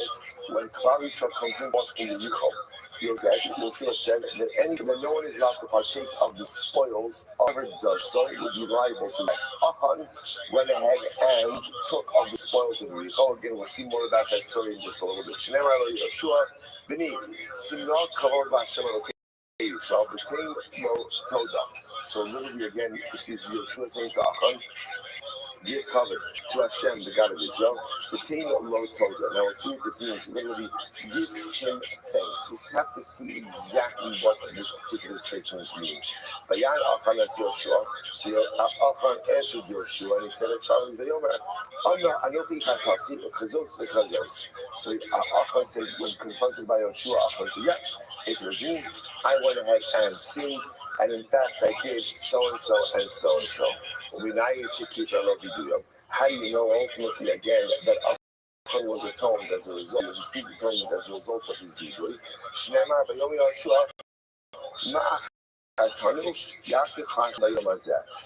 Yeshua says to Achan, just as you have like destabilized, literally again muddied the water for us, so Hashem should go and obscure you on this day. So the Mardash it's only on this day, i.e. in this world, that you are, so to speak, punished. But you are not compromised in the world to come. So you see over here that Allah said, because Achan did tshuva, Achan did vidui, therefore ultimately again he is forgiven. Incredible. In any of the other startups, what happens if a person doesn't know how to do vidui? The same person just doesn't know how to recite vidui. Only low, so we say to him, Emar, say the following: Tehei Musasi Kapara Akol Avanasi. My death should be an atonement Akol Avanasi for all of my sinful behavior. Right? My death should be an atonement for all of my sins. Rabbi really says, so again, so this I just want to point out something very interesting. There's a concept ultimately of saying vidui when a person is dying, what they call so there's a longer form of that vidui, but there's also a shortened form of that vidui that essentially just says Tehei Misasi Kapara Akol Avonosai. So that again, let this be a kapara on all of my averos, and that's it. That's the entirety of the vidui. And Rabbi says in Hayodea Shuhu Mezumam, Rabbi says if at the end of the day, let's say you knows that he's innocent, right? Let's say, as much as Beasley says, as much as that to the defendant, if you're innocent, don't worry about everything. Sometimes things could happen. So let's say he's being led out to be executed, and he knows he's innocent. So what does the Mishnah say? Ruben should say, my death should be an atonement for all of my averos, except for this avera. So Amulot Imkain, Yehu call Adam Omerkin, Kadeh Nakos Atzmo. So Yehu says, if that's the case, every person is going to go ahead and end up saying the second game. So remember, Yehu said, essentially, you say vidui before you do that out, but if you believe you're innocent, so you should say, my death should be an atonement for all of my averos, except because I didn't do this. So essentially, the Gemara says, if you put in that formation, everyone's going to say that. Everyone maintains their innocence, most people maintain their innocence all the way until, okay, so you're at no, Elohim Bakasha.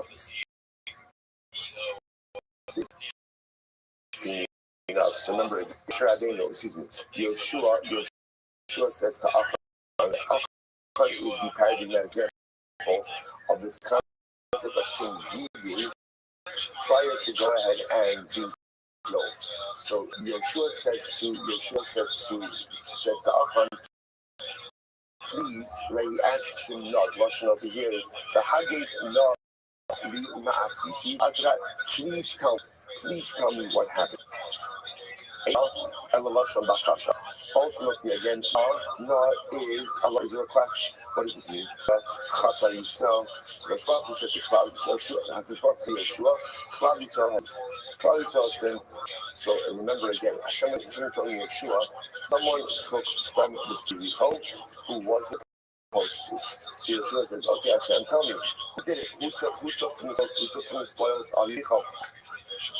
I'm going to so listen to instruction to block the Maya snitch. Right? I'm going to tell you who did it. Lake Hapel Goralos, go and cast lots.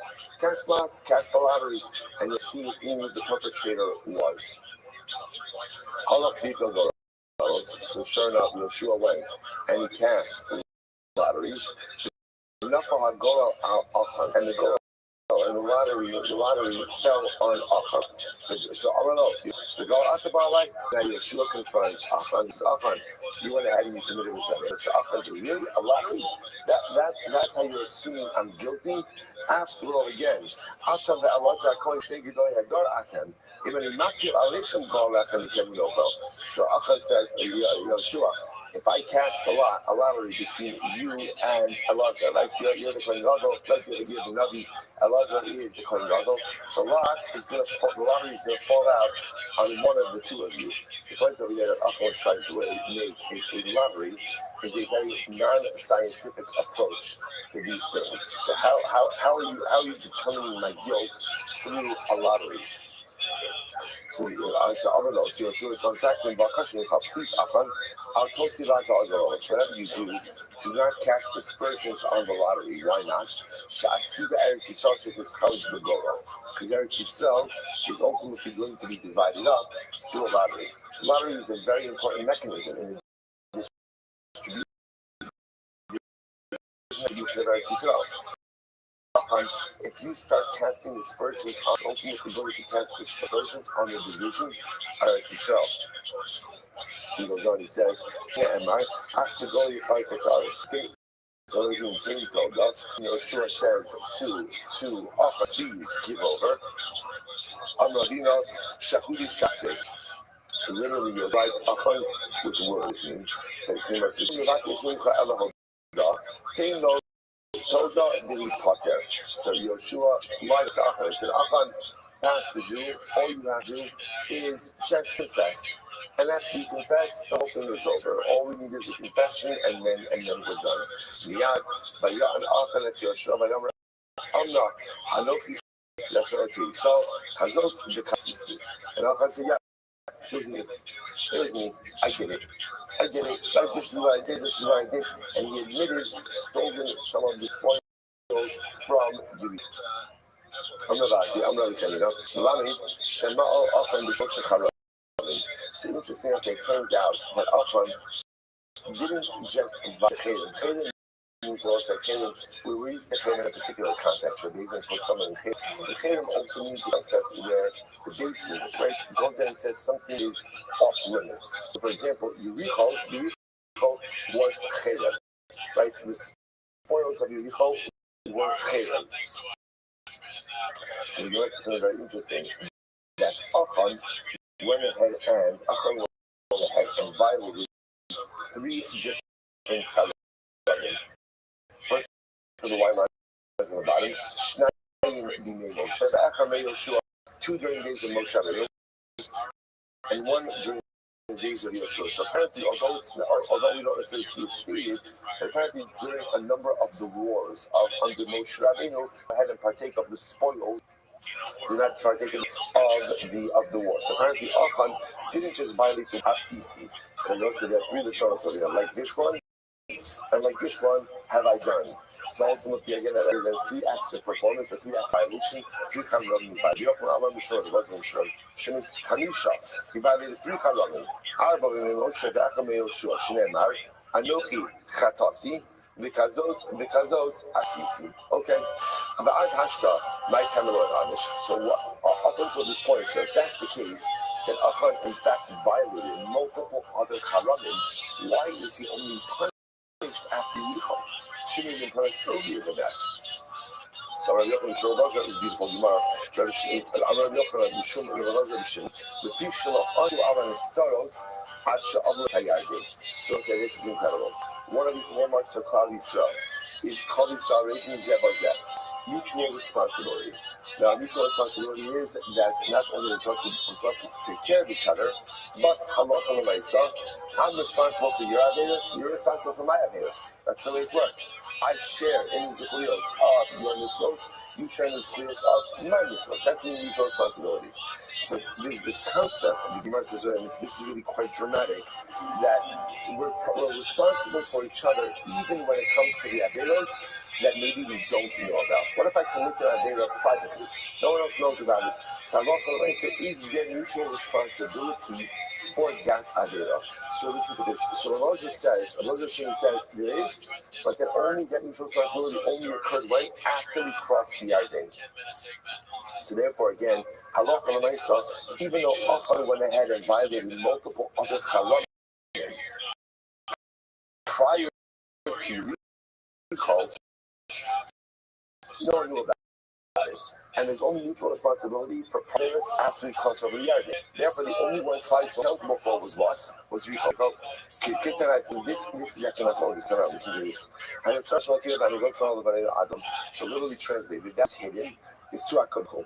But that which is released for us and for our children for all eternity. Right? So why do Rothschild looking at the Torah? There are dots over. Lanu Ulevanenu and the ayin of Ad. The Lanu Shlo Anish Aran starts at Avras Hayadim Divrei Yehuda. So we need to also teach us that the of mutual responsibility didn't apply for privates until after we went to Eretz Yisrael. But what you see is actually incredible. There's a heightened level of mutual responsibility in Eretz Yisrael more than exists in Golos. In other words, when we're outside Eretz Yisrael, there's still mutual responsibility. But when we are in Eretz Yisrael, there is a heightened sense of mutual responsibility. So the words, hold up over here. Is there ever liability for private averas? Right? So listen, let me get this straight. I understand that we are responsible for the public behavior of one another, but is there such a thing that I'm responsible for your private averas, you're responsible for my private averas? That is a very difficult thing to swallow, right? If you think about it, that's a pretty overwhelming concept. So the Gemara says, "V'halot kvar ne'emar ad olam, el kishish lo onash al estaros, kach lo onash al ochi shebegavui ad she'av Yisrael sayardim." Rather, you're going to both say this second time it says like this: there is never mutual responsibility for hidden averas. You see, right? That you can't operate that way. You might say, I can't be responsible for what you do in private. You can't be responsible for things that I do in private. That's impossible. But again, when it comes to the Negroes,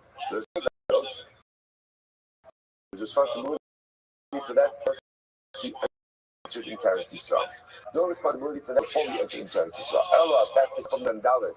Alpha, my time, Ionush, case of say that the accounting of property from was a private act. So that's the case. Even though it happened in Eretz Yisrael, why wouldn't there be any level of responsibility for that? Ella, my time, Ionush, to which the imagine the Havel Yadi Beit Ishta Ubanav. Ultimately, again, because his family knew about it. Even though it wasn't public, it was public enough that his family knew about it, and he didn't do anything about it. Rashi says over here, that there is a certain, there is a level of mutual responsibility that a family has. And if a family knows that one of the members of the family is struggling with something and doesn't do anything to help with that struggle, there is responsibility for those failures. Overwhelming Yisrael, it's just whatever's true in Klal Yisrael is true on the microcosm of the family as well. So Klal Yisrael, we're responsible for each other. Now with the stuff we don't know about, I can be responsible for the secret stuff of you, you can be responsible for the private things of mine, but for the revealed things, we're absolutely responsible. And sitting in a family, I can't know what my family members are doing in private, but if my family members are struggling with, and it's clear that they're struggling with things, failure to do anything about it and help results in a profound sense of liability and responsibility. Incredible. So what says Chata Yisrael, remember the Gemara says that the sin of Achan was the sin of Klal Yisrael. So let's say, so this is actually very, very beautiful, because remember, this is the Kadosh Baruch Hu speaking to Yeshua. Chata Yisrael, they got Amulet Bisi. Klal Yisrael sinned and he violated Magen. Now, what we're seeing now this group come together. It was Achan who sinned. But Klal Yisrael is held responsible for the sin of Achan because of the sin of Achan, because of mutual responsibility. But there's only mutual responsibility for publicly known averas. What's the answer? They did know about it. Who knew about it? His wife knew about it. He knew about it. That is enough to be public knowledge, and if a mutual responsibility and liability. So we're saying this is a beautiful Gemara. Kadosh Baruch Hu says to Yeshua, Klal Yisrael sin, Yisrael. This is so beautiful. I said, what do you see?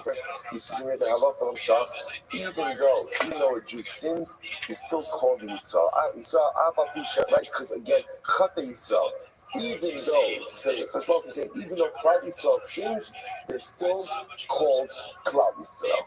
They're still called Klal Yisrael. So let's say there's a beautiful piece by the Baal HaTanya.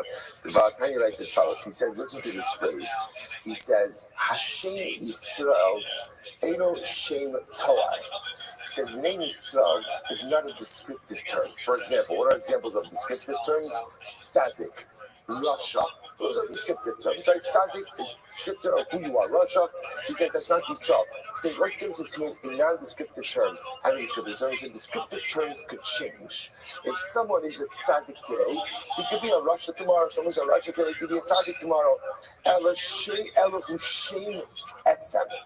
Yisrael is not a descriptive term. Yisrael is a statement about the essence of the individual. And he says, it's like again the open Russian and Tanya, because the neshama of a Jew is mamish a spark, is a chizuk, it's a kisar HaKadosh Baruch Hu. Meneila eino yo nishtanos. It's not changeable. You can't change that. That is the immutable truth. The kasher Yisrael chodei who poging in the he goes on. He said, this is what does it mean that Yisrael shechata, Lashon over here is chati Yisrael, chati apapi shechati Yisrael. Again, I will say, Yisrael, the fact that in the Neshama, the fact that in the Sat HaKadosh Baruch Hu, there's nothing in the world that I can do to change that. I can commit the worst avera possibly imaginable. And even if I do that, I'm still Yisrael. Why? Because of being in Yisrael, which by definition means that there is a Sat HaKadosh Baruch Hu. That is what about how you call a shame etzem. Again, it's not a descriptive term. Again, it's not a shame Torah. It's a shame etzem. There are things that are shame Torah, descriptive terms, and shame etzem, which ultimately is the essence terms. Descriptive terms change based on what we're holding in life. In etzem, an essence term, that remains in no matter what. Again, I will say, this is probably Gemara's in all the Shas, because this is the way tshuva is possible. Why is it that no matter how badly I debase myself, that I rehabilitate myself? Why is that? I usually say there aren't certain averas that after a certain point, like if you hit the point of no return, there's no going back. That's it. So why do I have the ability to bring myself back, not just like from the edge of the cliff, but even if I went over the spiritual cliff, bring myself back? Why? Yisrael. Because I shama, and that the shama is part of HaKadosh Baruch Hu, and no matter what I do in life, I can't change that. I can't change it. And because I can't, it's always there. And because it's always there, those represent the fundamental building blocks that I can use to rebuild myself. So that's what it means when it says, no matter what I do, I might not be a tzaddik any longer. I may actually be a Russia right now. That's possible. But no matter what those descriptive terms may be, my essence term of Yisrael is always there. If that's there, then the ability to spiritually and personally rehabilitate is always present. Well, incredible. People say, common expression, people say,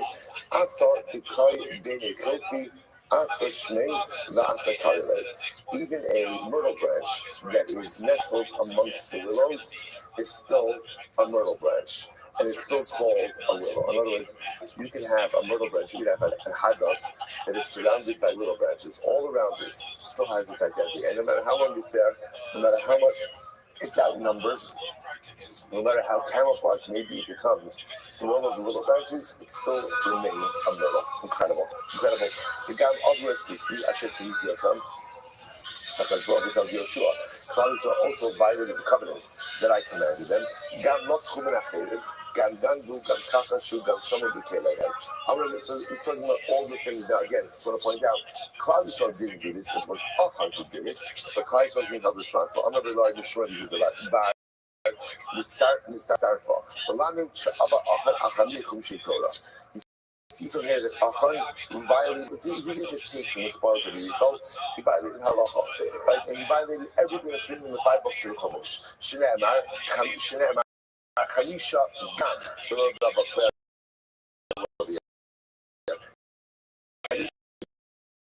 he also violated the Chamisha, the 5 books of the Bar, Nisbar. So, Achan Moshe Bar Sohaya tried to cover up his bris milah. Right? We saw it before by Adam Rishon also.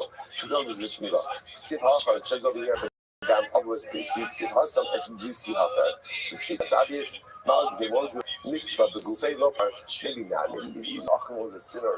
Ultimately, again, perhaps he would not go so far so to cover up a mitzvah on his body. Kamash he did. If he asked about Israel, he did something terrible in Klal Yisrael. On the Abba, Nachman had relations with the betrothed girl. Ksiv Haka says over here, he asked about Ksiv Haka that he asked Israel. So she Malde, what you have thought? Really high, low Paka Nafshe. That's far. Wouldn't do. Like he wouldn't make the Paka Nafshe. Paka Nafshe means soul hefker. The sin, by definition, making your soul hefker. Isn't that incredible? Like none of us are taking our wallet, putting it on the table, and say, you know what, hefker, my debit card, go, enjoy the cash, all yours. No one in their right mind says that. Why? Because my wallet is valuable. Yet my neshama, which is the most valuable thing of all, when I commit to Aveda, essentially what I'm saying is, it's hefker. It's after whatever it is, do what you want, do how you want, what you want. It doesn't make a difference. So I say, none of us in our right mind would ever actually, choose to do that. Yet the default reality of the commission of an avera is making my neshama hefker. It's incredible. Ravina says, the Akan was judged like an Aram Murasa, did his skila, ultimately in Israel. Now, what does this mean? What do you do with this skila? That Akan violated all 5 books of the Torah, that Akan went ahead and took up a skila, that he had relations with an Aram Murasa. First of all, that's not we weren't going to that from like Zil Shabbos, but it sounds like our feeling immediately going out of our way to find culpability for Akan. It's like, saying it like this. It's important we see that sin doesn't just occur, and dramatic sin doesn't just dramatically occur. Very often, big averos are a result of a common smaller missteps. They may by themselves be virtuous, but they lead me on a particular path, and they put me up and results in truly negative behavior. So what is like this? Like actually had relations with Murasa, tried to cover his. So what the Gemara said, if you want to say is like this, Yeshua gave you an explicit command, don't partake of the spoils of Yericho. Remember, the Jews are wealthy. But remember, they came out of Egypt, they come to wealth. Everybody's wealthy, everybody's plenty of money. So how do you make such a dramatic mistake, compromise you, your family, and colleagues? So what's the answer? The answer is, this wasn't the first mistake. Achan was making multiple mistakes all along the way. He was making he was committing multiple averos all along the way. And in life, we're used to making bad decisions that leads you down a path. And that path is going to end away. A really bad, big decision. That's how we think that it's like the big sport decisions that make a difference. That's true, but it's also every big decision we make that fundamentally chart our course forward. And if I'm consistently making the wrong decisions, maybe they're sinful, maybe they're relatively, and they conglomerate and become a skeleton of my life, and that results in the most catastrophic circumstances. That's what Chazal is saying here. Don't think that Achan just woke up that morning and said, hey, what if I take some of the spoils of the youth? No more shopping. Oh, Yeshua told me not to. That's not what happened over here. The ability to violate the words of Yeshua and take the spoils of Yericho was the culmination of a series of prior decisions that put Achan on attack. This is why I was saying this so often. It is so important to live with a sense of mindfulness, of awareness, to recognize every single decision has consequences. Big or small, every decision puts me on a derech. And if I live that with mindfulness, I set myself up for good. If I live without mindfulness, one day I find myself taking the spoils of Yericho. So remember, I said,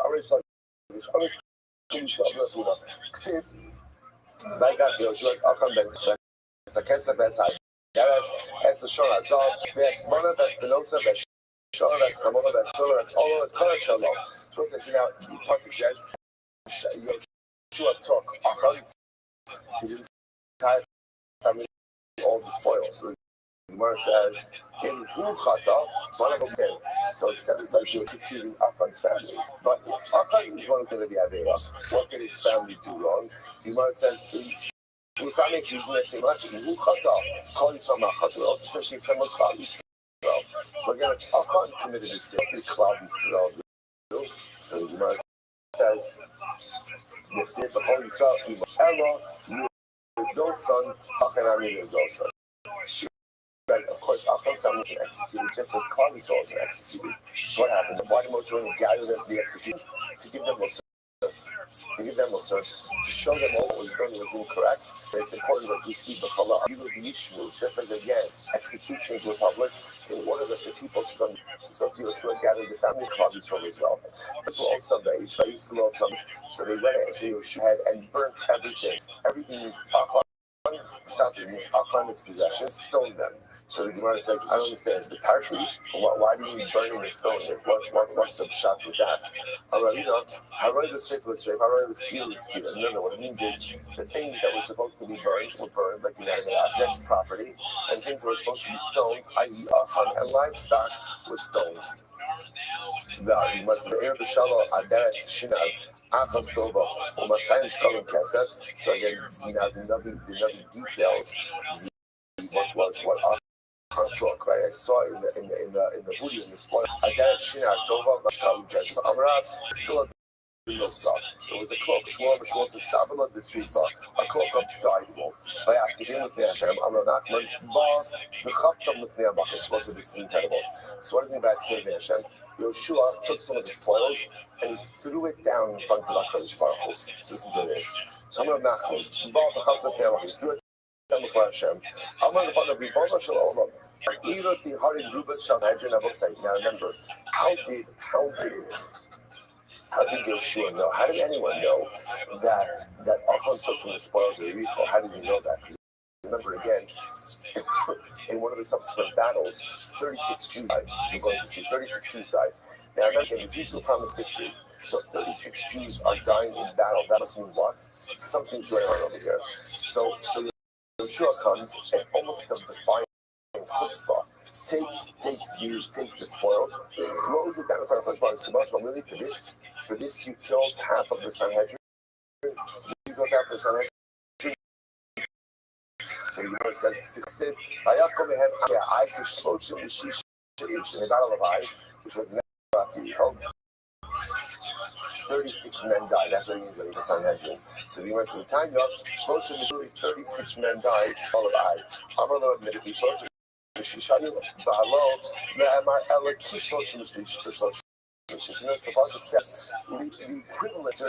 men died. So who died? It was a great time to get in who was so great that he was worthy as like 36 people, as half of the Sanhedrin.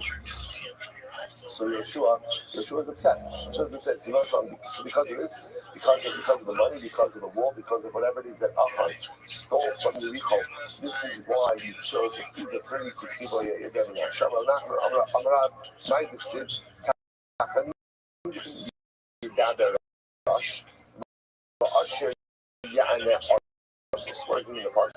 It says that literally again, the poor man speaks in a supplicatory fashion, right? And the rich man speaks with a bit of arrogance.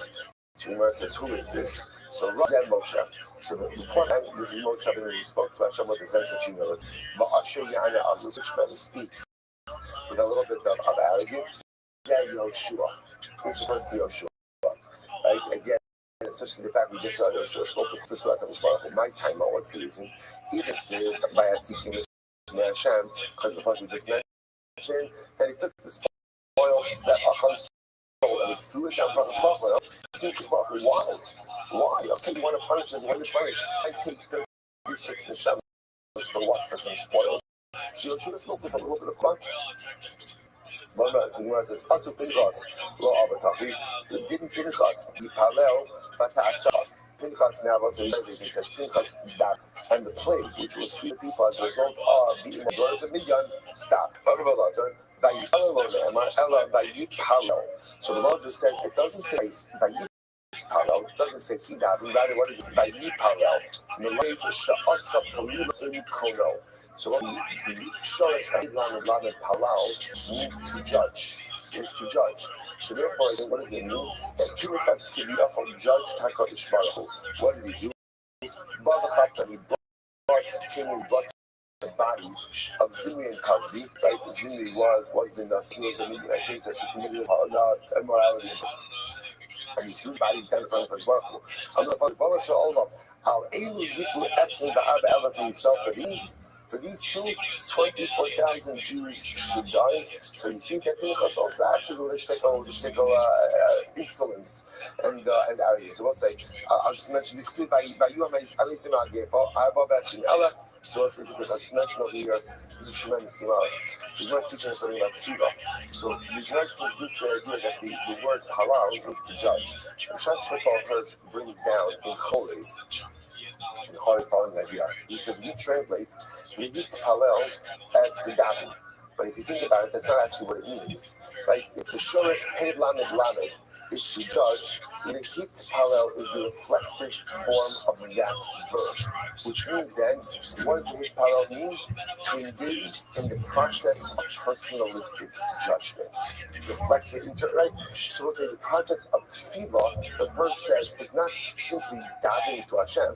Rather, tefillah is the mechanism, tefillah is the framework through which we are to engage in introspection and personal judgment. Therefore, says a person something so beautiful. She's often hyper-focused on kavanah. And kavanah, of course, means like perishanilos, understanding of the words. As essentially, it's okay to let your mind go on and wander. Just the fact if my mind is wandering, thinking about myself, thinking about my life, that's good. That's actually what tefillah is supposed to be. Tefillah is supposed to be a time of self-judgment, of self-reflecting. Yehit Halel doesn't mean to pray. Yehit Halel means to engage in the process of personalistic judgment. Incredible. I want to say, is it a different way of looking at davening? So you want to say, Lana Barto, have your time like that. So again, what did Yoshua say? Yoshua said, why take us over the Jordan? This was after the defeat at the eye. Why did you take us over the Jordan? Like just to be defeated?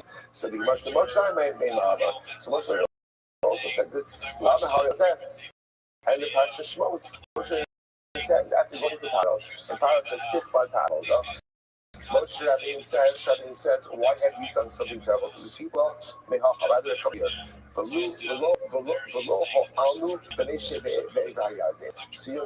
Yeshua says, "You know what? At the eye, Yeshua says, you don't have to shed them across the Jordan. Just stayed where we were.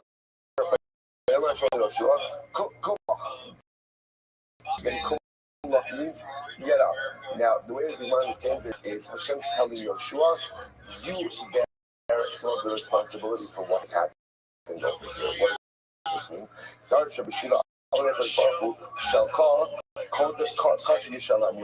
Your culpability is more intense than Claudius's house. I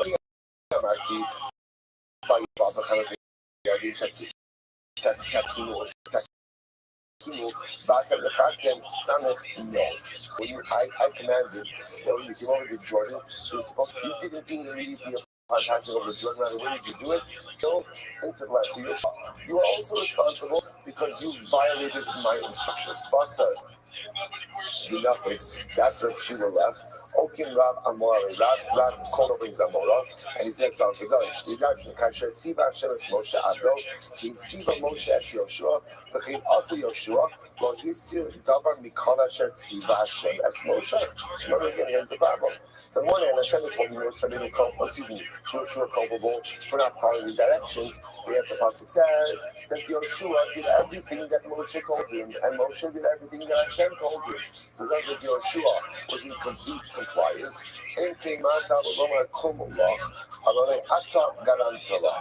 so ultimately, Hashem says to Yoshua, you were partially responsible. Now, why are you partially responsible? So watch this. Hashem never commanded Klal Yisrael not to take from the spoils of Yericho. Hashem never commanded that.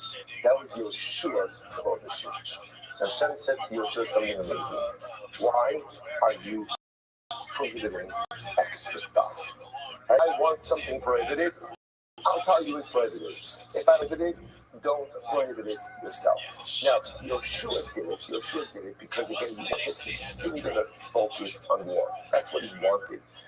But Rothschild says, Yoshua, I didn't ask you to create that kingdom. I didn't ask you to go ahead and tell people they can't take the spoil. You introduced that, and because you introduced it, therefore again you are partially culpable for what happened with Achan. Boy,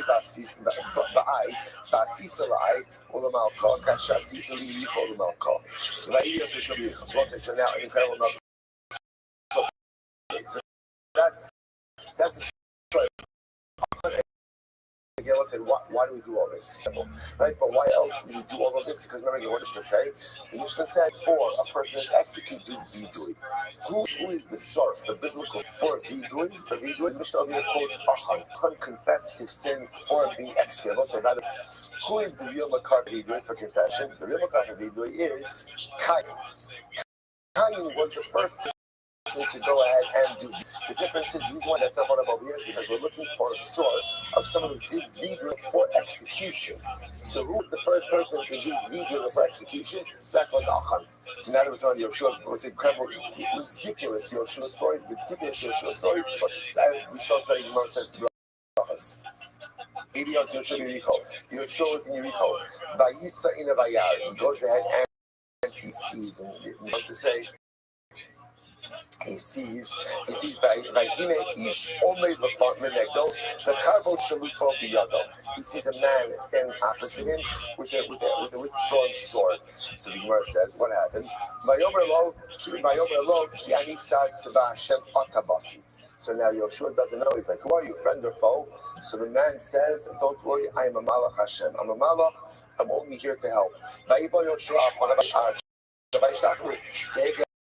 So Yoshua prostrates himself. This is happening at night. So Yoshua, how are you able to prostrate? After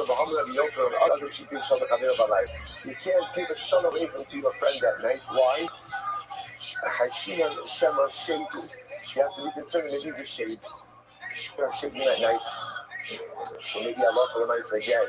Maybe the person you see in front of you is not really a person but a shade. So how do you show give him shalom? So the Gemara says, Shiny Hazam the Karmeli Ani Sat Seva Hashem Atabasi. This man used the name of Hashem, and ultimately again because he said the name of God, Yoshua knew it wasn't a shade. The deal with Shakri, maybe it's a lying shade. Like, in other words, not a, maybe he's lying. Right? Maybe he's just using the same Shalom Aleichem, right? Because he's just trying to go ahead and pretend he's not a shade. So when it says Gemiri, we have a tradition, Shadim to not go ahead and use the name of Shalom. I won't say, which by the way is such a profound result. Everyone has the line they won't cross. Right? There's plenty of stuff I will do, but there's always that, oh no, I would never do that, right?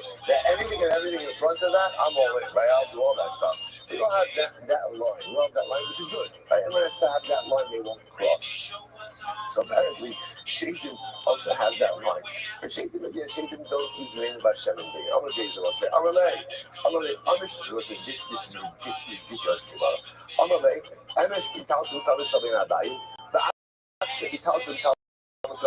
So listen to this. So the Malach Yoshua, I'm here for 2 reasons. Yesterday, you neglected to offer up the thing you coming, and tonight you're not learning Torah. I won't say that. What is the exactly learning Torah? I won't say you did actually. So I didn't say the first. They didn't offer up the Torah. They didn't sacrifice. They didn't offer up to the Malach. You have to be culpable for that. So what does it mean? Excuse me. Now, by the way, so he says, the Malach specifically, you didn't offer up the afternoon coming. So because you didn't offer up the afternoon, so I'm here as a result of liability for that. Furthermore, tonight, you're not learning. Rashi, it's the 4 lines down, last line on the right hand side. Rashi's on both sides. Rashi, Talmud Torah. The children to be yoga. This is absolutely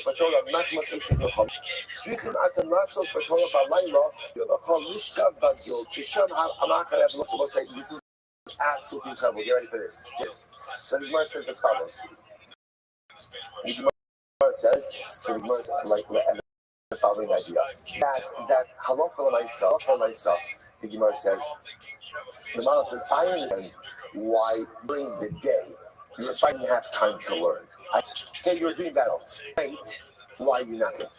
At night, why? Listen, do you hear this? Do you hear this? I understand you're fighting you're day. I understand that right? You're fighting the battle during the day. But no, you're not at war. You're not at war. There's like 6 feet to show on me. Right? I don't understand. I don't understand. Listen, this is such a hospital. It's a long night. It's a long night. There's no such thing as a yish. You know, when we come to this message in the morning, incredible.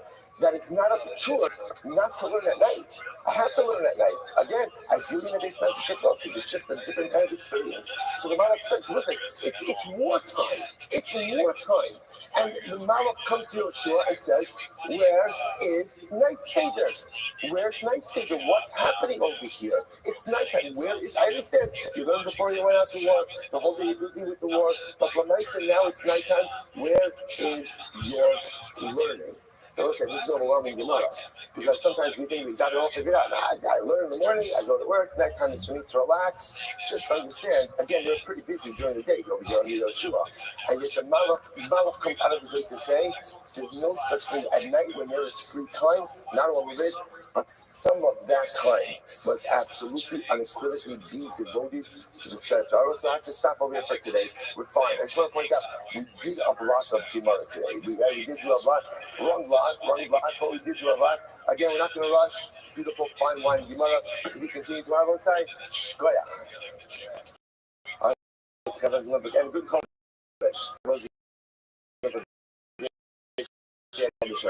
Which was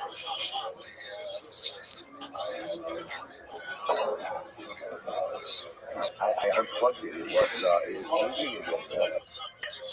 Cocaine, and the good thing about cocaine is with alcohol, you can be an alcoholic for 30 years and wake up with no resume. You know, it's a slower burn. Blow is devastating very quickly. It's like, all right, so we'll say good morning. Good morning. Let us begin by thanking all of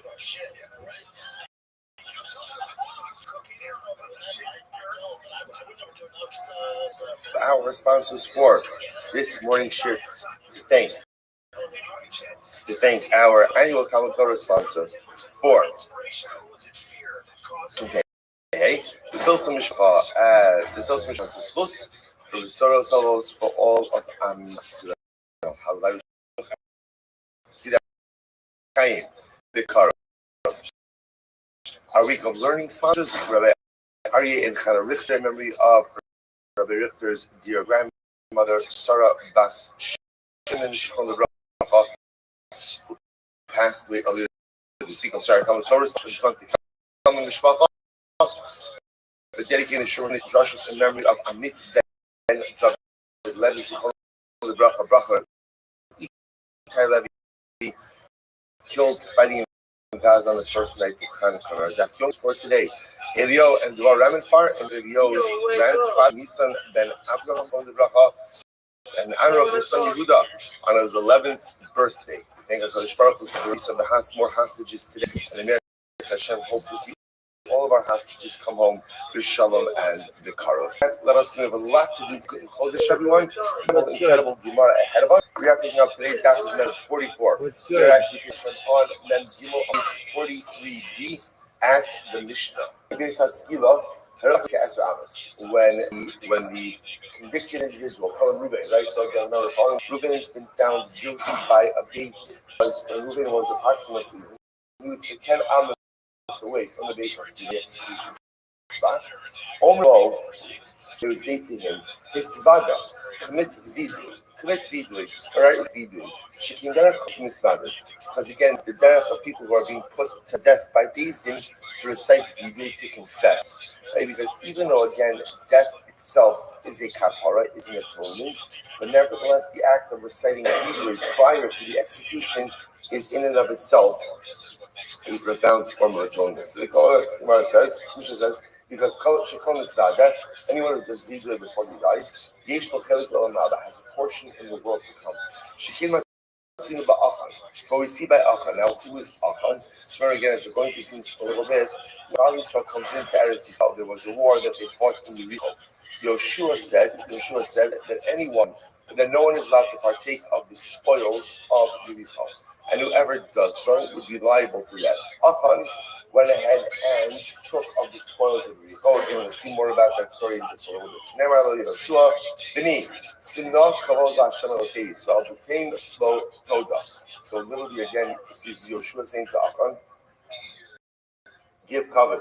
Hashem, the God of Israel, B'tein Lo Toda. Now, what this means, literally, give him thanks. We just have to see exactly what this particular statement means.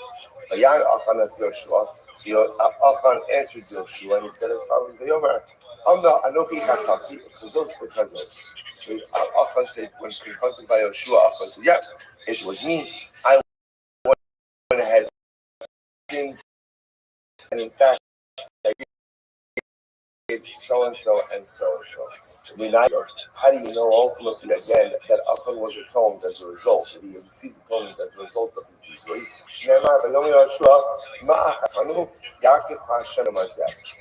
Yoshua says to Achan, just as you have like destabilized, literally again muddied the waters for us, so Hashem should go ahead and obscure you on this day. So it's only on this day, in this world, that you are, so to speak, punished. You are not compromised in to come.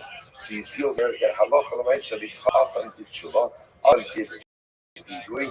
Therefore, ultimately, again, he is incredible. In any of the other sagas, what happens if a person doesn't know how to do vidui? Say a person just doesn't know how to recite vidui. So we say to him, death should be an atonement for sinful behavior. Right? My death should be an atonement for all of my sins. Rabbi Yehuda says, so again, so this, I just want to point out something very interesting. There is a concept ultimately of saying vidui when a person is dying. It's called vidui shchimera, when a person is dying. So there's a longer form of that vidui, but there's also a shortened form of that vidui that essentially just says, Tehei misasi kapara akol avonsai. So that again, let this be a kapara on all of my errors, and that's it. That's the entirety of the vidui. So Yehuda says, Yehuda says, if at the end of the day, let's say Ruben knows that he's innocent, right? And let's say, as much as Daisy says that the defendant, if you're innocent, don't worry about anything. Sometimes happens. Let's say Ruben's being led out to be executed, and he's innocent. So what does the Mishnah say? Omer tehini says kapara kol avon chutz avon zeh. Ruben could say, my death should be in all of my averos, except for this avero.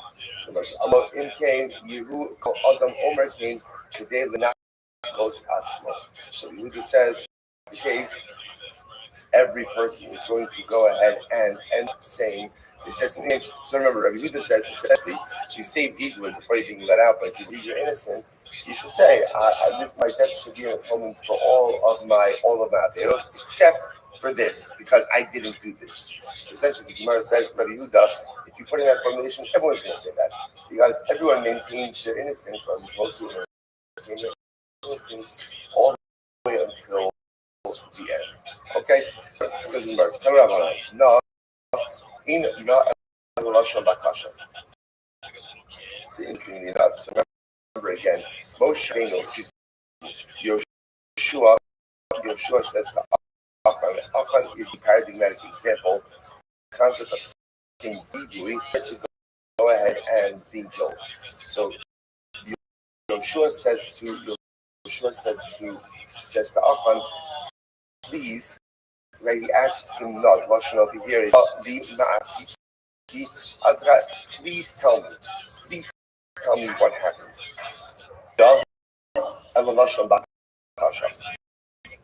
Ultimately, again, no is what does it mean?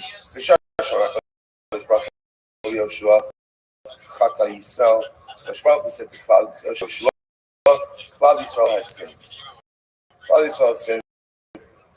Our motherfucker, so remember again, Hashem was telling Yoshua that someone took from the house of Yericho who wasn't supposed to. So Yeshua says, okay, Hashem, tell me, who did it? Who did it? Who took the spoils? Who took from the spoils of Yericho? So this is Hashem says, what? Am I right? I'm going to tell you who did it. Lech Hapelos, go and cast lots. Cast the lottery, and you'll see who the perpetrator was. So sure enough, Yoshua went and he cast lotteries. And the lottery on Achan. So Yoshua, so now Yoshua, Achan, and he committed a sin. So Achan lotteries. That's how you're scroll again. So Achan said, Yoshua, if I kill a lottery between you and Elazar, right? You're the Gadol, right? You're the Navi. Elazar is Gadol. The lottery is going to fall out on one of the two of you. One of you that Achan was trying to make a lottery is a very non-scientific approach to these things. So how are you determining my guilt through a lottery? So as Yoshua is contacting Bakashim, please Achan, I'll tell you, do not cast aspersions lottery. Why not? Sha'asiba Eretz Yisrael should just come to Gora. Because Eretz Yisrael is ultimately going to be divided up through a lottery. Lottery is an important mechanism in the division and distribution. So Achan, if you start casting aspersions on the lottery, it's ultimately going to be cast aspersions on the division.